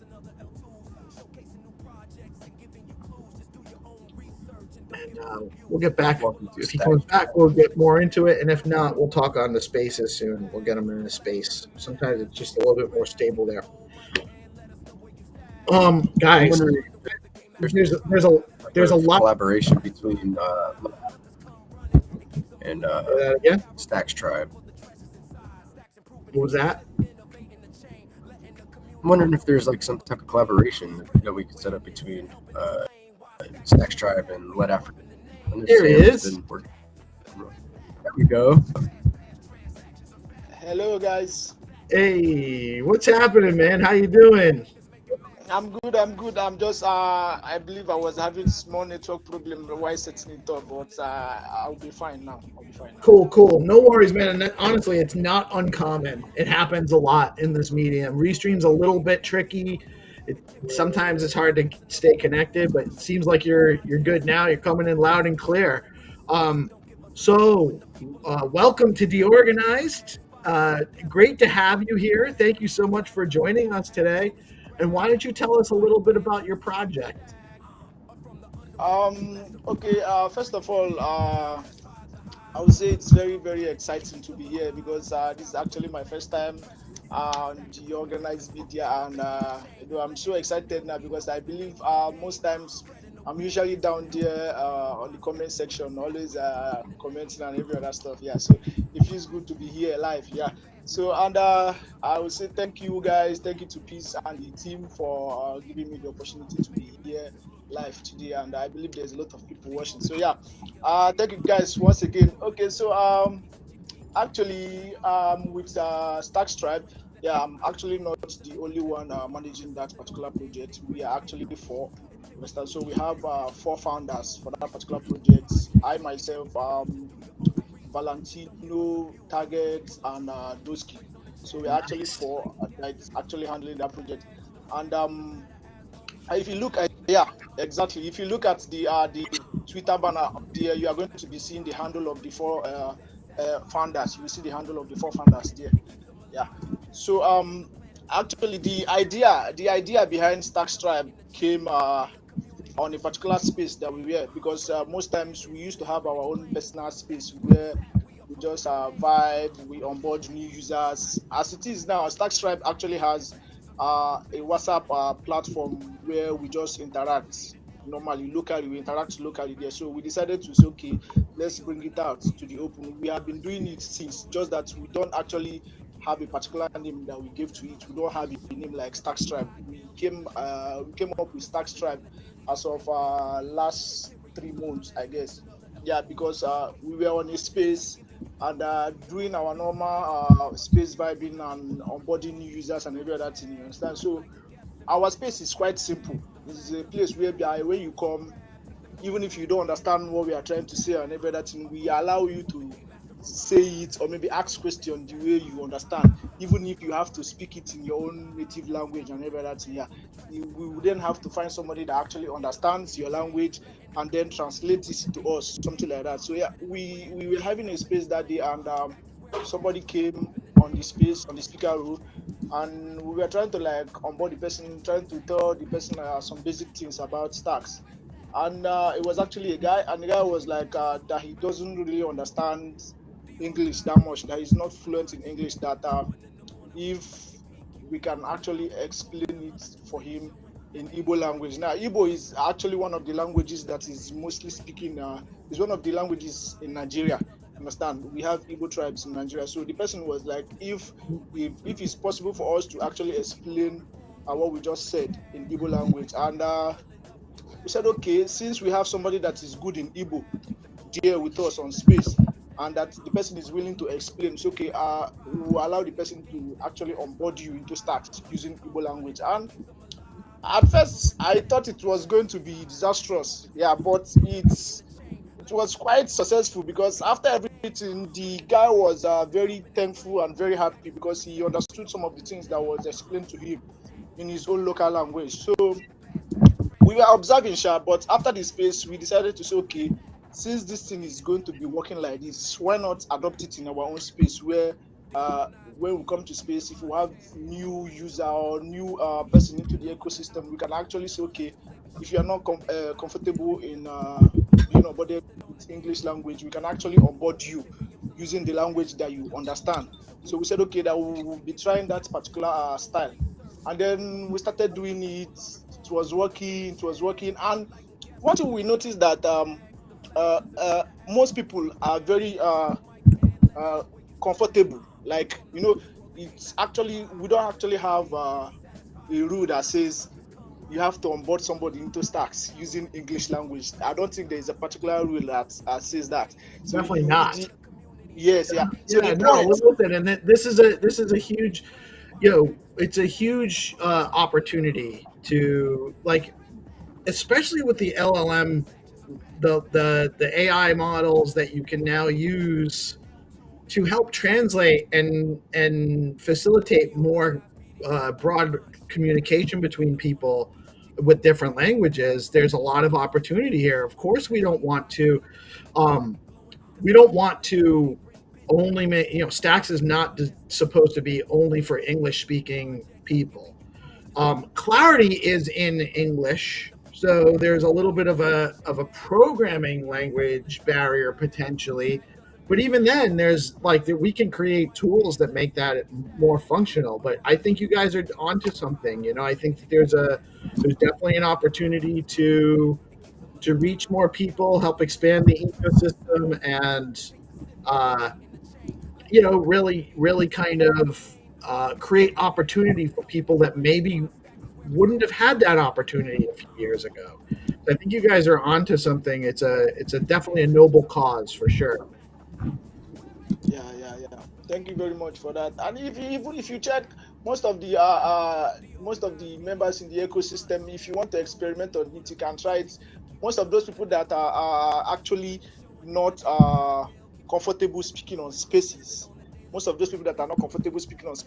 times you can try to like let them actually come to mic and say what they want to say, even if it's in pidgin language. Yeah, you can just encourage somebody to come up to the space and say, okay, that thing that you want to say, how about you say it to us in pidgin language, and you are going to see the difference between when that person is speaking in English language and when that person is actually speaking in pidgin language. Because I believe English language was being taught to us. It's actually not the language we came out with, so you understand. And most times somebody tend to be comfortable with that particular language where he or she can express himself. So it's very, very understanding that you actually know the language that person is comfortable with. Yeah, then you'll be able to get the full potential of that person. So that's just the idea behind Stack Strike.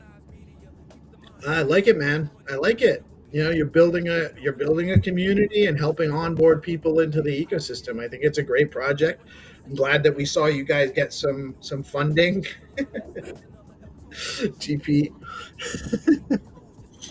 I haven't had a chance to introduce Gnome yet, the advisor in the house. Good morning, brother. How you doing today? Doing great, guys. Gem Fiona, Gem GP, and Gem Peace, Gem everyone. Like, thanks for having me on the show. As I was saying before, it's been a long time since I last joined, and just cool to be here. I won't be able to stay here long because I have another meeting. Like in Europe, they changed already like the time zone. So like all the meetings are switched up by 1 hour. Yes, I know. It's always a tricky part. Like in the US, it's a nightmare for 2 weeks. yeah. I know because we're partners with Bitcoin Live and Nick's over in the Netherlands, so it's a little bit like we were supposed to have a meeting Tuesday night, and I'm waiting for him to show up, and then all of a sudden I'm like, oh yeah, you're actually going to be an hour late today, aren't you? I don't understand why we don't align it. Like, why it must be like we could do it at the same time, and there will be no issues between the US, for example, and Europe. And yet, like in Europe, they changed the hour 1 week earlier than the US. Lost weight. Yeah, I don't know. I don't know why they don't coordinate that. To be honest with you, it's like 2 weeks of chaos every 6 months because it's not lined up in the spring either. No, correct. You know what's fun is that, it's just more this thing, like, we trust governments to do the best for us, and we're not even able to coordinate a freaking time change. But that's something for a conversation for another time. Right. Well, you know what it is? It's probably at some point it's just a flex. It's like, no, you're going to copy us. No, well, we do it first. No, you're going to do it. So it's just, ethos is the problem, probably. So really excited. Let me ask you, White. Do I call you White? White Crypto? How should I address White Crypto? Good to see you on this on DeOrganized. So is this the first docs? Yeah, this is actually the first docs. Let's go. Oh, let's go, bro. Make people feel comfortable about being their true self on DeOrganized. I dig it. No, thank you, man. I really appreciate you coming on today. Let me ask you before I forget. How should people follow you? Are you looking to grow more community members? Should they follow you on X? Is there a Discord? Is there a Telegram? Or is that stuff in the works? Yeah, we started up very small, and now with the grants in place, we want to get it out there as much as we can, you understand, because then we believe now we are being recognized by Stacks, and it actually helps boost our morale, and we feel very confident in what we are actually trying to build. So actually for now we don't actually have Discord or this thing for now, or Telegram. We just stick it with X for now. But since we are actually going full time public, we will be making a preparation to have those ones in place. Nice. And so, what are your current milestones for D grants? What are you guys trying to Uh, accomplish? yeah, actually, the first milestone is actually trying to onboard about 150 users currently. Wow, So I that's believe that's the that's first milestone. aggressive, man. That's a lot. That's not a small number. Yeah. It's actually not easy to do that, but we are pretty confident in what we can do because I believe by the time we start putting out the words out there that okay, yeah, you can actually bring your friend. It's not actually compulsory that he or she must be very good in the English language. I believe some people will be very confident to actually try what we are doing here and start. Awesome, man. I think you guys will be successful no matter what. It's a nice team. All of the guys in that project, by the way, are constantly dropping into our spaces, supporting us on the live stream. Target showing up all the time, and all you guys. You know, I see you in there, man. I've seen you coming in, saying hi in the live chat, commenting, and all that stuff, and I really appreciate. That helps us tremendously. So, whatever we can do to return the favor, do not hesitate to ask. We're happy to work with you guys to help you reach your goals however we can. If you need us to shout out, you have space going on and you need us to repost it, or you got something else going on, don't hesitate, man. We're happy to, or you got something you want to come back on and talk about something sometime, always welcome. Really appreciate you. You guys are always cranking in the ecosystem. I know you guys do a lot of stuff with the STX AI group as well. Steve is a friend of mine, and I love that project. So, we're all part of the greater Stacks family here, right? And I love seeing people move forward and grow. You're taking on your own project, starting to create your own community, and those things are immeasurably valuable to the growth of our ecosystem. You're getting people engaged, you're getting people onboarded, you teach people that are non-crypto native, which is the hardest part, how to get into crypto. And so kudos, man. I really appreciate you stepping up and putting the work in. It's not an easy job, I know. But my best advice is just be consistent, keep doing it. Push it every day, even when you don't feel good. You wake up with a sinus infection, you take a little bit of Claritin, and you do the show anyway, because that's how we do. You know what I mean? Speaking from experience. Speaking from right now. Thank you very much for that.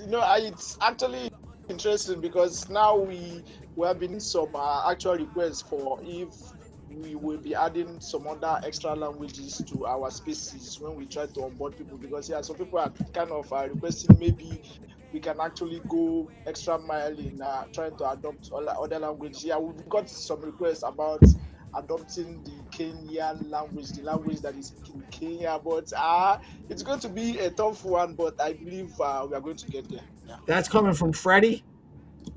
Is that coming from Freddie?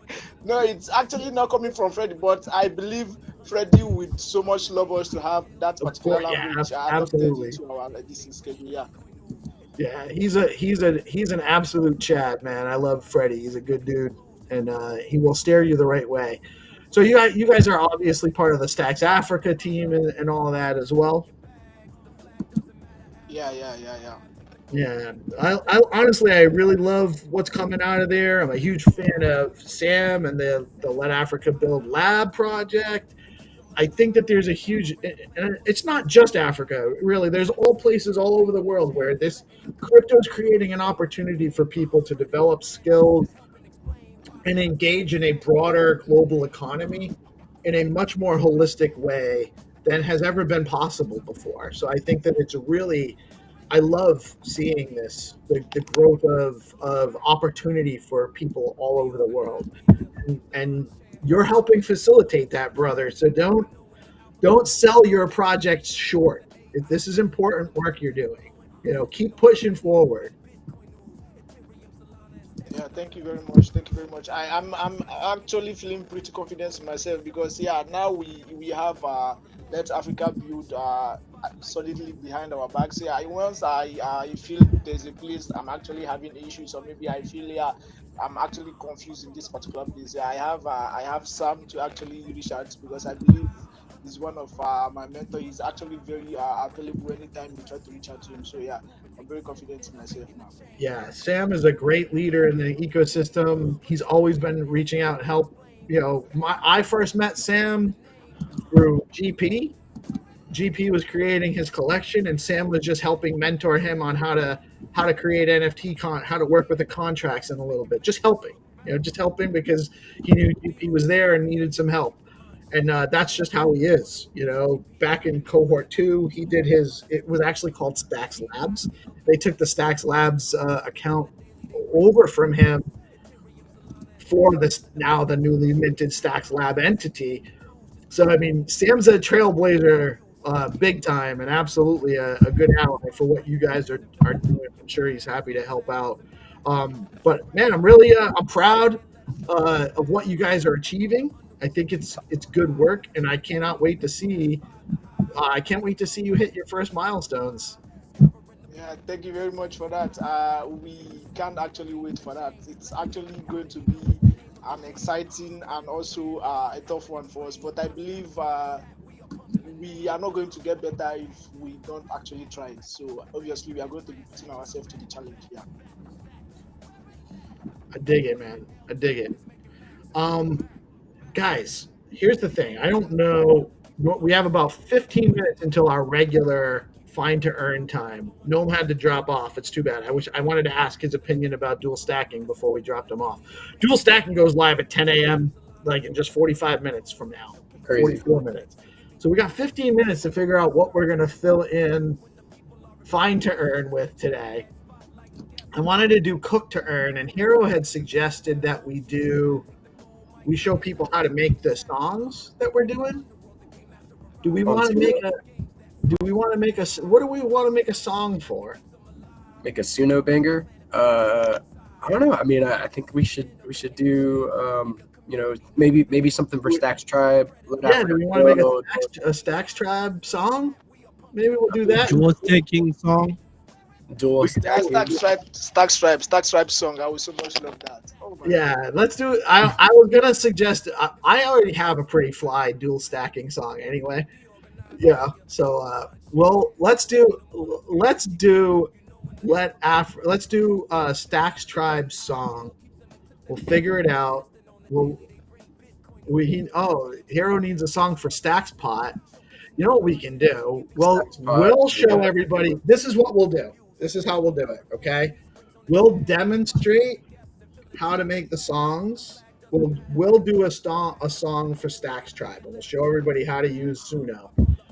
It'll only take about 10 minutes, and then we'll drop the link for the Suno the free credit sign up, so everyone can try it out, and they can make songs for whatever they want. Drop the link to the song they created in the live chat, and we'll look at it throughout the day, and we'll pick the three of us. We'll pick the best song, and I'll send somebody 10 STX for whoever creates the best ecosystem song. Right? So we'll use Stacks Tribe as the example, so we can show everybody how to do it. And then so we're gonna do 10 STX and a Stacks Invader. How about that? We'll do the top song gets 10 STX and a Stacks Invader NFT. Let's go. That sounds like fun.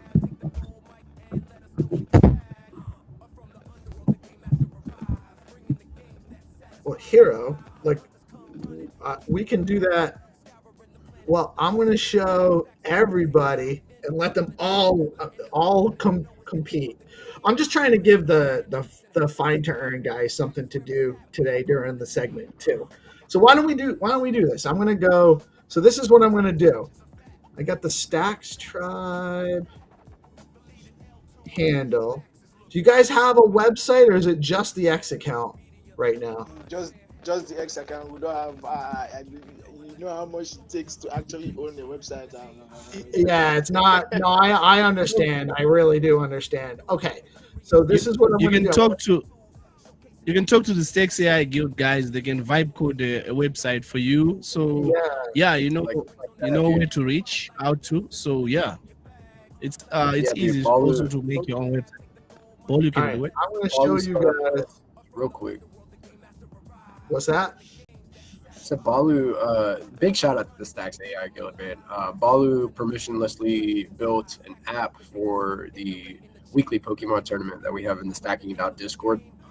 Crazy work, you know, and it's much more streamlined and efficient now, lining everybody up for these battles in the Stacking It Out Discord. So, yeah, I definitely second that. The Stacks AI Guild guys can definitely help you vibe code a website if you need one. Absolutely, absolutely, and that could actually be an episode that we could do that on stream too at some point. I think so. Hero, if you want to join us, you have the link. Come on in and chat. Come kick it. He's like, why does GP look like a gamer today? Because I got game. Yeah, bro. I made something for you, GB. I think you saw it on the timeline. Yeah, I like the vibe that you have right now, bro. Let's go. Hyundai. Also, Hyundai. Hajime. Can you guys see Did you guys see that video I made for the Gigaverse AR for Cryptonauts? Oh yeah. Maybe we could play that too. I wanna play that and you want show that off. now? I've been using Google AI Watch Studio, like just doing some storyboarding and then running it through a Google AI Studio, and then kind of splicing the clips together with Clipchamp, and seems to be a pretty feasible method for making some marketing material. Oh Maybe yeah, that is true. Showing off that too. All right, we have Hero in the house. He's going to help us. He's going to learn with us too. You are now Oh, watching keyboard, a master. keyboard, come join us, man. You're always welcome, man. Always welcome. All right, so this is what we're going to do. I'm going to show you guys how I get the AI to help me make songs for projects in the ecosystem. So this is my Chat GPT. I'm just training it right now on Stacks Tribe. Stacks Tribe is a project that came out of DeOrganized's Cohort 3. They are onboarding users to Stacks and Bitcoin via engaging in local native language among new users in Africa, focusing. I don't need to focus on anything. I want to write a song for their project using Suno. You are now watching a master. Can you help me? Did you hear your tagline piece? What? You are now watching a master at work. I like it. I like it. That should be your tagline, though, man. All right. Let's anchor the song around Stacks Tribe's mission, onboarding African builders and creators into Bitcoin via Stacks in their own languages. Wait, is that all pretty much accurate right now? Yeah, I can hear you very much. You said what? Why don't we, how about feed the information from the application? Would that help? Or is that too much? I can probably actually, let me. Yeah, you can do it, and then you can just simplify it. Not a bad idea. Yeah, we can actually do that. Hold on, let me. We can go through and get the information from all the applicants and do stuff like this. We can. That's a smart idea here. That's a good suggestion, bro. Yeah. Because we've been doing that with prompt evaluation bot that Blockface is doing, and it's taking data from social, it's taking data from the spreadsheet, taking data from spaces. You guys have access to the spreadsheet? I don't remember where it is, but we used to, right? I think. We used to, but it's not public right now. So is it? It's not this. Oh, maybe there is a. I don't remember anymore, to be honest. But I have access to the regular spreadsheet, so I won't share it on the screen, so it's not. It should be public information though. No, in DeGrant's cohort 2 it was. I thought Yeah, it it was should pretty it should be public, really, like, because entering is public. There's no reason why this couldn't be public. Yeah, it just it's got contact information on there, the one I have access to. So I just won't share it on screen. Yeah. Yeah, don't want to dox anybody's information on accident. Yeah. I'm looking for. Where are we? Stacks Tribe on here.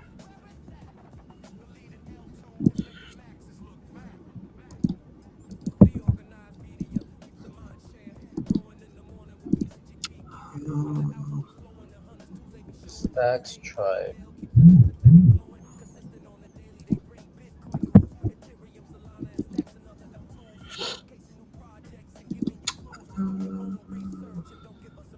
Ooh, I found it.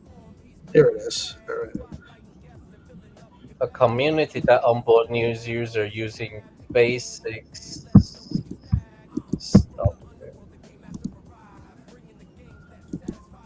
Yeah, I got that on the website. That should do. Okay. Actually, we don't need all that other stuff anyway. So I got here.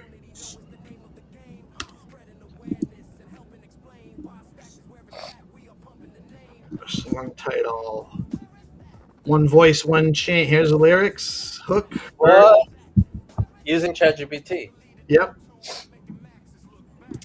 How do we want? That's where everything happens. Oh, they even give me a. They want to put it in E minor. All right. You know what? Optional rollout tagline. We don't need to worry about. What did you ask? You fed in the context, I believe. So first I just put the X account link. Okay. And just wrote some basic information about it. Then I copied and pasted the same that you saw on the website. So this is public facing. Yeah. So this is where I just copied from the DeGrants recipients page. Yeah.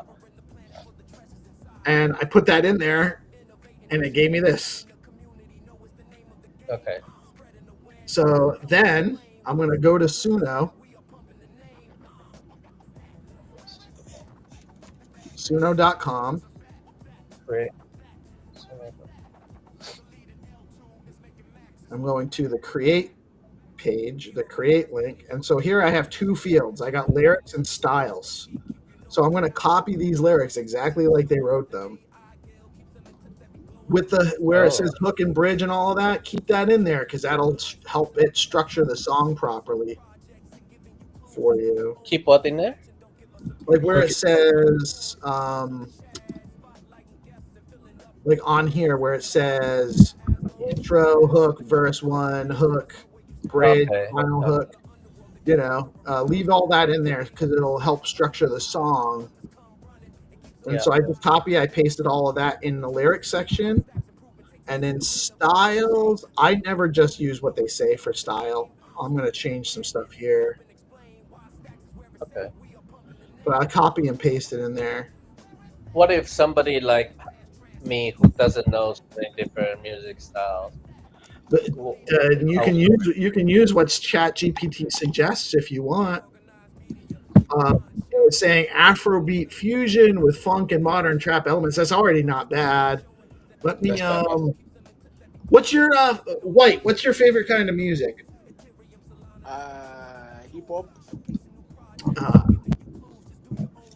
Add a strong hip hop influence, deep bass. White, what do you think of Afro pop? Since in Africa, Afro pop and Amapiano is the biggest genre right now. Yeah. Like this one. That combo is actually quite nice. Yeah. What would the customers wanna hear? That's what I'm interested. Yeah. The people that you want to onboard, what would most of like the list? Yeah, if it comes down to the customers, I believe Trihona is actually right with the Afropop, because right now in Africa it's more like the Amapiano Afropop. and yeah. Now What, the like biggest the genre. Taylor Swift of Africa? Sorry. Like the Taylor Swift of Africa? It's more like the house like who's the guy who was doing house the one with the beat. GB, do you know the guy? No, I don't. But You know the vibe?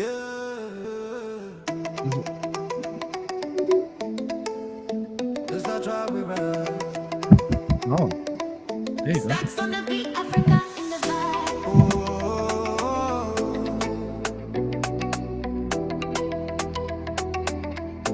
Yeah, we just that scrap, one voice, one chain. From Lagos to Cape Town, we build again. TikTok block in our native tongue. Knowledge for the people, the future be going, yeah. We move with purpose, code in our soul. Stacking dreams through the vision zone. Bitcoin roots, stats sky high. Decentralized truth, no need to lie. We just stack, one voice, one chain. From Lagos to Nairobi, we build again. Teach the block in our native tongue. Local hard, It global produced really quickly. Like you don't have to wait for like 10 minutes. rhythm, innovate, confidence born from every line. Africa rising is our time.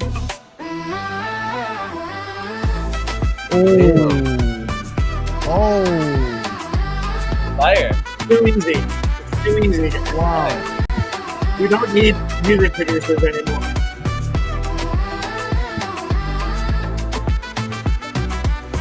We the stacks, one voice, one chain. I'm loving the smile on White Crypto's face right now. That's all that matters. Does it say Bitcoin? I know. I wish it's mentioned Bitcoin sometime. Nice. It's really good music. It does say Bitcoin. Inspired, dude. This is good. Bitcoin is Nice, man.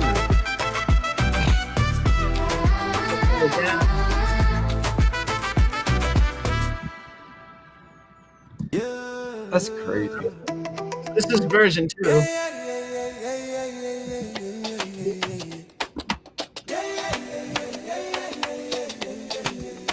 Like, can you try the different ones in the same day? Like, does it cost the credit? It all takes credits. It all Like, takes. when you press on the right hand side, it takes credit. What's the sub like? Bring me like a remix edit. Can you remix to Amapiano? Omo. You What want I me meant is like, what is a credit? Like, what's the limitation for me? So I just, when I play around with it, I can be careful. do you have a? Did you use the Hold on, honey. You want to use your invite link? Oh yeah, let me send it over. Send your invite link to the guys. Drop it in the private chat, and then also drop it underneath the live stream so that people watching that want to participate can do that, can use that and get some free credits. Yeah, let me do that right now. And you can change the vibe, right? Do the version that I sent in the private chat. Yeah. So what I would do, I have obviously like more credits than I'll be able to use in a month, even making tons of songs, because I just paid for the year and I get monthly credits. So let's make it Amapiano style.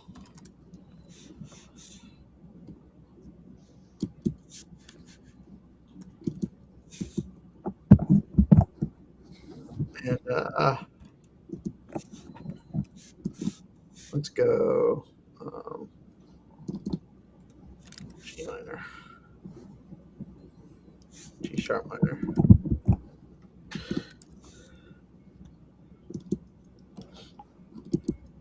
It automatically makes 2 for you when you do it.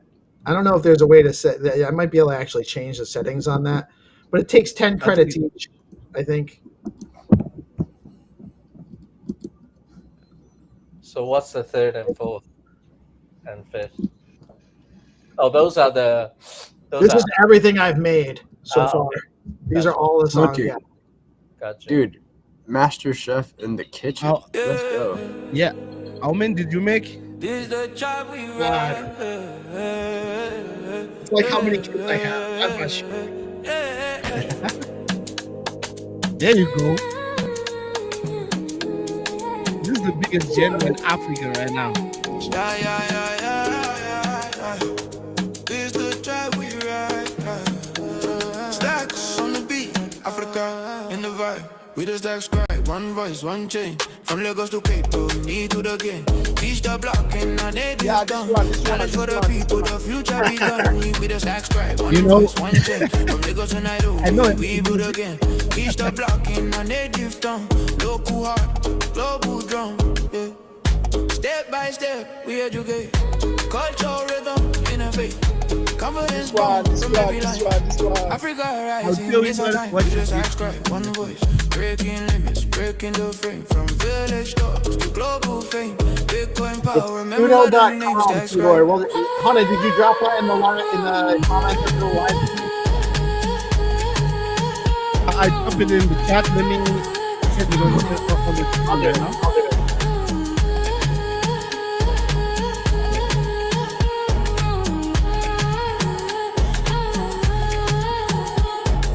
Compliments to the chef. Insane how fast that thing can go. Guys, there's a Zero Authority bounty right now. Zero, drop that link in the comments below the live stream so we can share it out later. There's a bounty? Yes, there's a bounty on Zero Authority. There's a new bounty on Zero Authority. Zero's what? I haven't seen it yet. I don't have the link's not Oh, that's I sent it in the chat. Stacks on the beat, Africa in the vibe. We just stack scribe, one voice, one chain. From Lagos to Cape Town, need to the game. Teach the block in our native tongue. Knowledge for the people, the future begun. We just stack scribe, one voice, one chain. From Lagos to Nairobi, we build again. Teach the block in our native tongue. Local heart, global drum. Yeah. Step by step, we educate. Culture, rhythm, innovate. Confidence born from every line. Africa rising, it's our time. We just subscribe, one voice. Breaking limits, breaking the frame. From village. Maybe we can do a for Dogecoin. Yeah, that's a good way. So we can do it. I think doing it for Skullcoin makes a lot of sense. Make a song for Skullcoin. No, Dogecoin. The one that Jamie's Dogecoin? Yeah. I don't know if you have one yet. Can I get a copy, please? Yeah. But what I would love, guys, is if somebody else does the next song. So me or maybe what's White Crypto? If White Crypto or me can do the next song, so that we get to learn, you know, and we pick a subject like Dogecoin or. Yeah, sure. All right, so I dropped.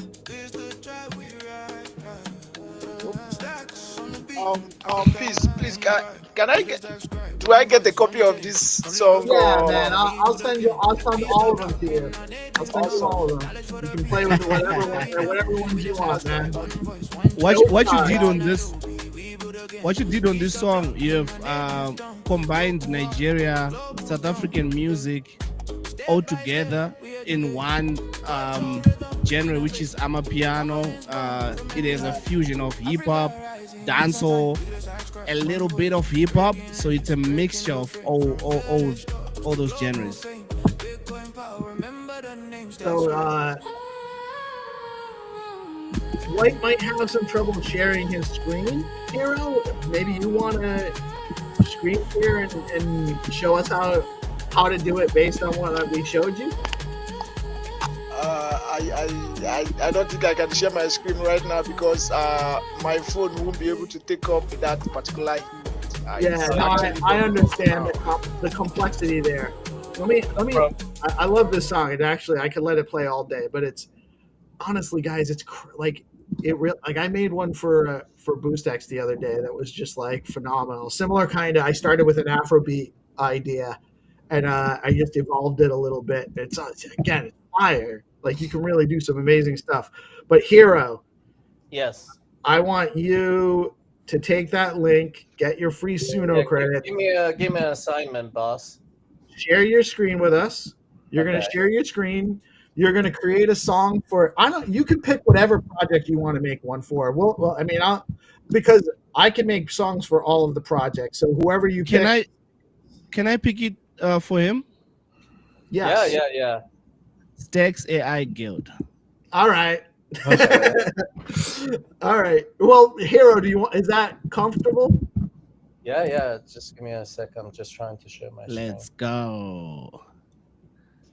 So now you're watching. We are turning a vibe coder to a musician live on DeOrganized. We are turning Eurogamer to a musician, to a producer right now. Let's go. Definitely not very like music, like not a master music. I just listen.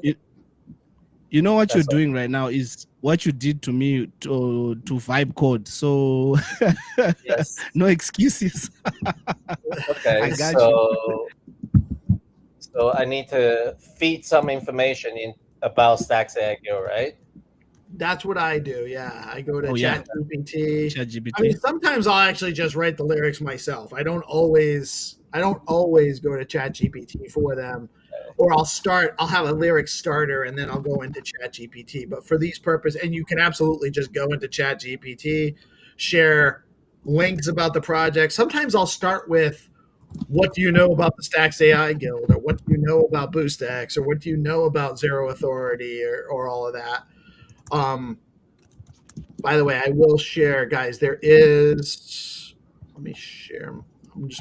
I'll put yours back in a second, Hero. I'm just gonna share real quick. Okay. There is a bounty live on Zero Authority now for Dog Clan Bounty Hub. 90,000 PEGI up for grabs. I believe it's for 3 winners. Navigate a new blockchain is not easy. This bounty invites you to open the door for Stacks newcomers and give them the confidence to jump on board. Create a post that shows how to use X First Wallet and to visit Velar, Bitflow, or FactFun and carry out a swap of STX for a token of your choice.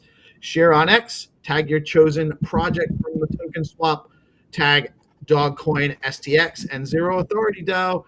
Use hashtag all aboard Stacks. 3 winners, 30K PEGI each. And that's over at zeroauthoritydao.com/bounty. So, and I'm going to drop the link for that in the comments below the live stream so you guys can easily find it as well. And without further ado, we're getting to Mixmaster Hero Gamer live. The legend live. You are now watching a master at work. So we actually have a website that Blockface used something called Framer to create, and it has like a portfolio, which is pretty nice looking on. But it has a lot of like additional information that I might not need. So I'm just gonna go to. Oh, here's a team of Stacks AI Guild. Looking good. It's still showing Peggy on the screen. Oh, really? Oh. Is my screen or whose screen is this? Your screen. I think it's Zero Authority right now. Oh, hold on a minute. Oh, it's on Zero Authority. Sorry, I thought I switched it off. I must have. What happened? Why does that keep dropping out? All right, your screen is up now, Hero. Oh, so I'm just trying to search for AI Guild information, and there was a website created with like portfolios and stuff, UDC, the stuff that we've done. It's actually got the team but I think it's almost got too much information on this website. So I'm just going to go somewhere else to fetch information. And I don't know if you know this app, guys, Team Lurky. I only heard you guys talking about it briefly yesterday. Oh, it's so good, man. Like if you have a space, what you need to do is like say lurk this space, like basically like listen to this space, and after you'll give you a summary. But what happens is I'll show you the site quickly. You can go and search for coins like stacks, and it will tell you who are talking about stacks on Twitter Spaces. Ah, that's really cool. It's got the KOLs because Luna, Crush, and Cookie.fun, they have the KOL for written content, but this one has everything about spaces. So, for example, this guy was talking about stacks on spaces. Ting Lurky account had a space, and we mentioned stacks there. Is this only if you actually tag Lurky in the space, or are they actually tracking all of the spaces? Only if you tag. So there's about 3 tags per day, which is kind of enough. And you like I tag Stacks Town Hall, so you listen to Stack Town Hall, and it has all the information about that space. It knows exactly who attended as well. It's super smart, like whatever they created. So yeah, shout out to them. Why did it come here? Oh, because I wanted to show you. I work with the founder to put our shows on there as well. So actually has an AI guild space. And I wrote like a bit of information about it. Actually, there's more. So I'm just going to go to my DM and fetch that because I thought it was pretty good. Here you go. You can make a song about Lurky. Yeah, that's a great idea. Let's do it. Yeah. I'll send them for Big free. shout out to Didi. He put me on to Lurky a minute ago. He's pretty ahead of the curve. Oh on yeah, this one. it's just such a useful platform. Like they're just having the TGE right like now, but even without the token, it's just so useful. So this is the information about Stacks AI Guild. So what do I say? I want to make a song. Make a song on Suno about Stacks AI Guild. Here is the information about Stacks AI Guild. Is that enough?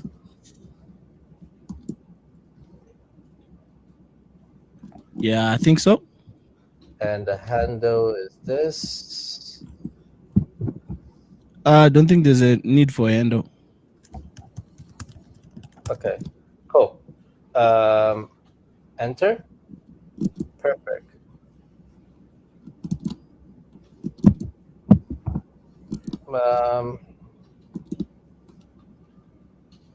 So now it gives you all the type of genres: lo-fi, upbeat, electronic, pop, rock, rap, cinematic. So you can tell it which type of vibe that you feel.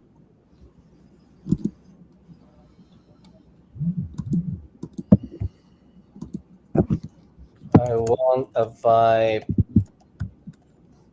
that caters to all. I think I just want a popular one. Now let's do a Web3 one. I want to pop it to AI enthusiasts. Enthusiasts. How do you spell enthusiasts?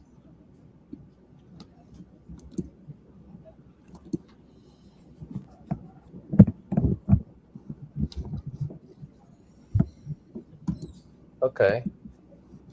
Okay, it's done it now. Sudo prompt. So I take this to Suno, right? Yep. You take that to Suno, and you're gonna copy the lyrics.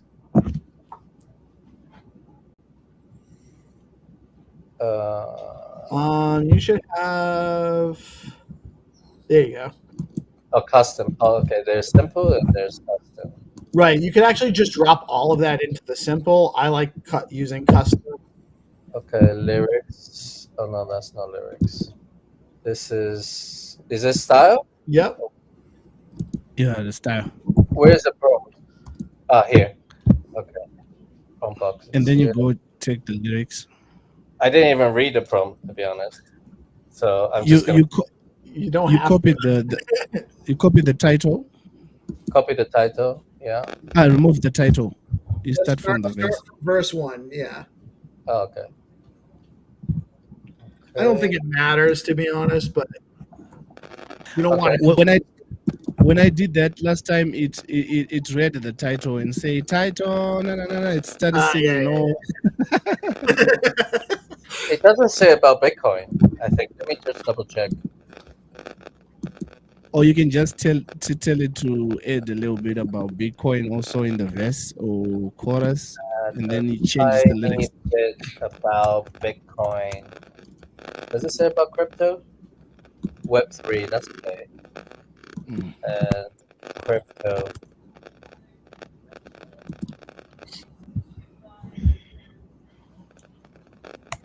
There you go.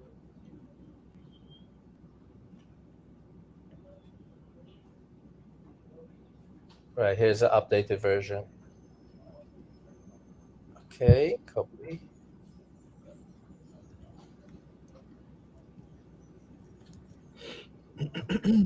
Lyrics, verse 1. Okay, it has Bitcoin now. That's good. Bitcoin. Bitcoin's good, MK. Okay, right. Okay. What do I do next? Should I add anything else? Advanced options? Whatever that is. I haven't actually played with those very much. Yeah. The weirdness Even one me. is interesting to me, but usually because I'm making things about ecosystem projects and I want it to be more serious. I want a female, I think. Let's see. Okay. I can choose male and female. Yeah, you can do that. Okay. That's it? Create? Yeah. Yeah. Congratulations, you're now a producer. Producer, rapper, all that. Yeah. All in one. A burger flipper. Oh, all packed in one. Back to me. Oh, so you made 4. That's right. First, when you're using the, it does. I forget exactly how The that freemium. would Upgrade Yeah. for a full song. Oh, you're not able to get Oh, that's right. the high quality ones. The high quality ones are only for if you pay. Yeah. Well, high quality as in what? They tend to be a little bit better songs, but so the 2 on the bottom will still be awesome. Okay. Just yeah, you can As in like audio quality better, higher quality, or is it like the they tend to just be better songs. I don't know. Okay. I don't know why it would. Yeah, It'll be. Yeah. You won't hear that it's AI or when they're the top 2s, but the last ones they just give you a decent one. But those top 2s, you play, if you can play the top one, it is finished. You can hear if you go down. We can start off with the one that You can finished. play, I can play already? Yeah, Okay. you can play it whilst it's still rendering. Very pop.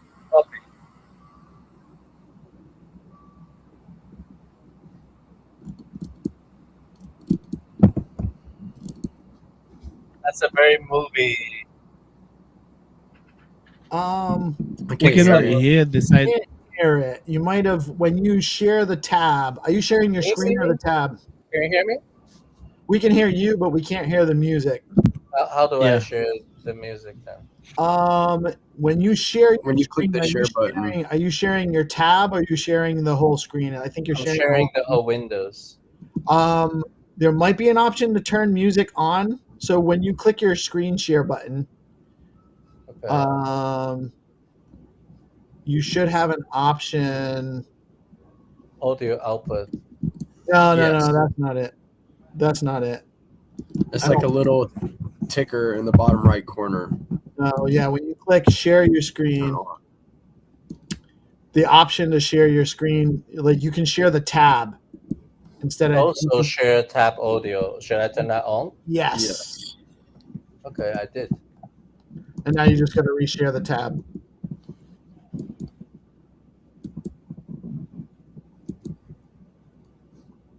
Music? Negative. No. You hear music? No, You because you're can not say- sharing the tab, you're sharing the whole screen. So you got to just share the tab. So pick the Gotcha. share tab option. Yeah. Let me close a few windows.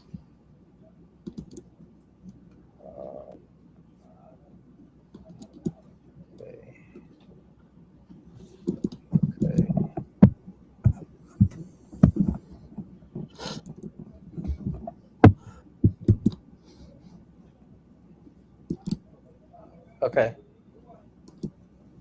Well, Still nothing.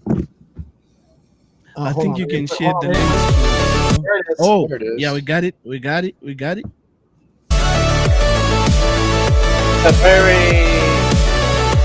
like in a cinema, like a TikTok cinema and everything. The bottom right hand corner is a volume. Is that super? I don't know if it's like at the bottom right hand corner on the page. There should be like a little volume slider. I don't see it.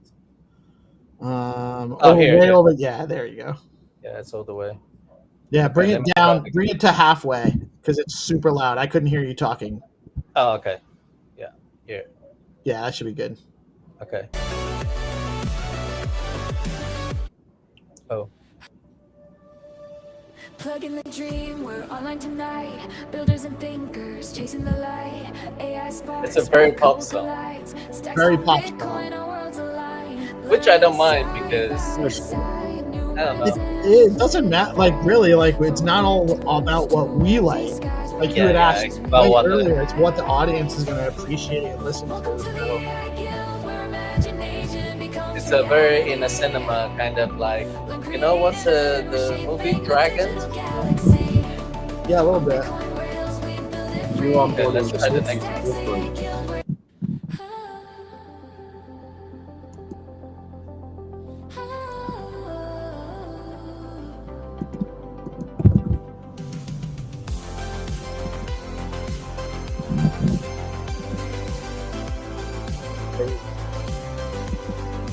Congratulations, Hero. You're now a music producer.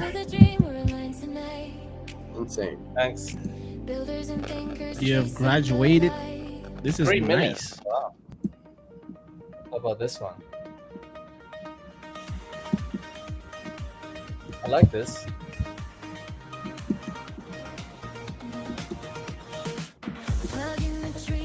I actually think I like this one best so far.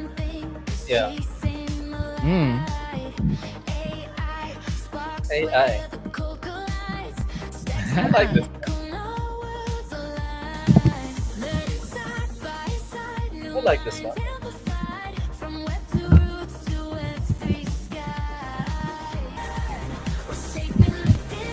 And I think if you click the 3 dots next to the song, like to the right of the song, yeah, that gives you down. You can download the MP3.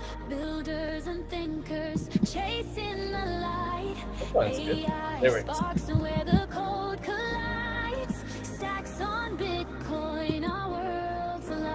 Clear with the lyrics.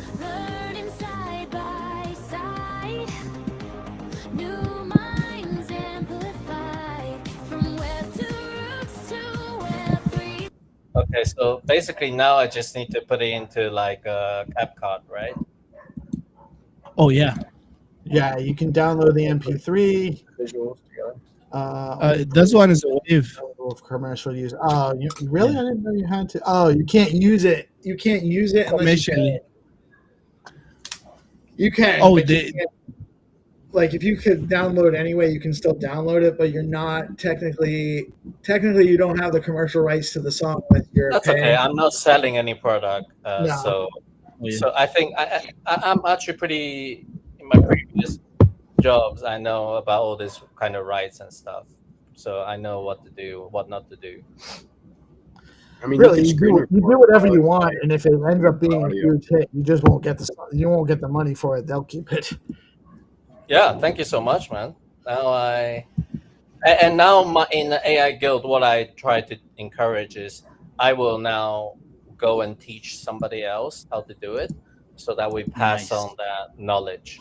So you are my, let's say, the AI music producer teacher, and I will go and teach somebody else. Awesome. And honestly, what I'm going to do, guys, is I'm going to go into the Flowcoin Sigma chat, let all the regulars know that we have a contest that they can. I'll give them. I'll link to the post with Hana's referral link, so they can all get free credits, and I'll have them make a song about Skullcoin as a contest, and then we can. We'll give them 10 STX and a Stacks Invader to whoever wins. We'll give them till the end of the live stream to submit, and we'll announce the winner tomorrow morning. And wait, DM me your email address. I think I have it somewhere anyway, but DM me your email address, and I'll send you all of the ones I made for the Stacks Tribe this morning. All right, thank you very much. Allow me to take permission. I believe I will be going off now because my phone can actually handle. I'm getting what's it called, temperature overheating here. So thank you guys for having me here. It's actually been an honor being here, and I'm looking forward to always coming back again to share with the Stacks community what we have actually accomplished and what we have next for them. So thank you. Right on, man. You're welcome anytime. Thank you for joining us today. Appreciate you, and looking forward to seeing you guys grow with the Stacks Tribe. Psyched about the project, man. Thank you for joining us today. And all right, let me bring on our guest. We got Dano Ferrin in the house. Dano, what's up, man? Good morning. Good morning. Yeah.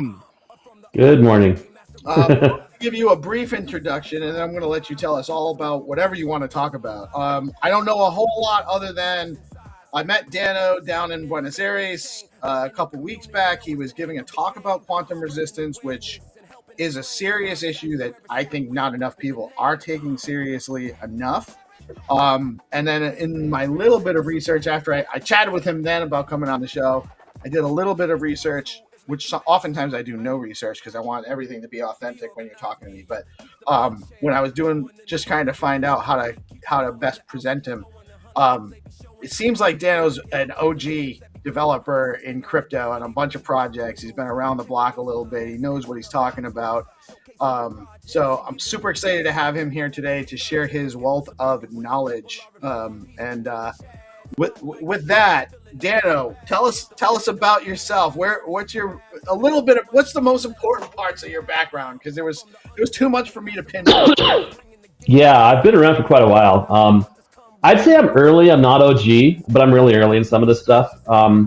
Before this crypto stuff, I had a previous life as a desktop developer in Java, and that's really kind of what got me into Bitcoin. I was working on, there's this thing called graph analysis where you take dots and lines and you connect them together, and there's really fancy algorithms from this one company that I wanted to try and use to lay it out cool, because there's this new framework called JavaFX. It was entertaining tech for me, but I needed some real data to lay out some of these graphs, and that's about the time that Bitcoin hit its $1,000 hit. And so I started reading up on some of the Bitcoin libraries and said, you know what, UTXOs, there's these acyclic directed graphs that I want to like kind of render on this graph algorithm that I've been working on. I wanted to see what it looks like. And that really just started my descent down to the rabbit hole.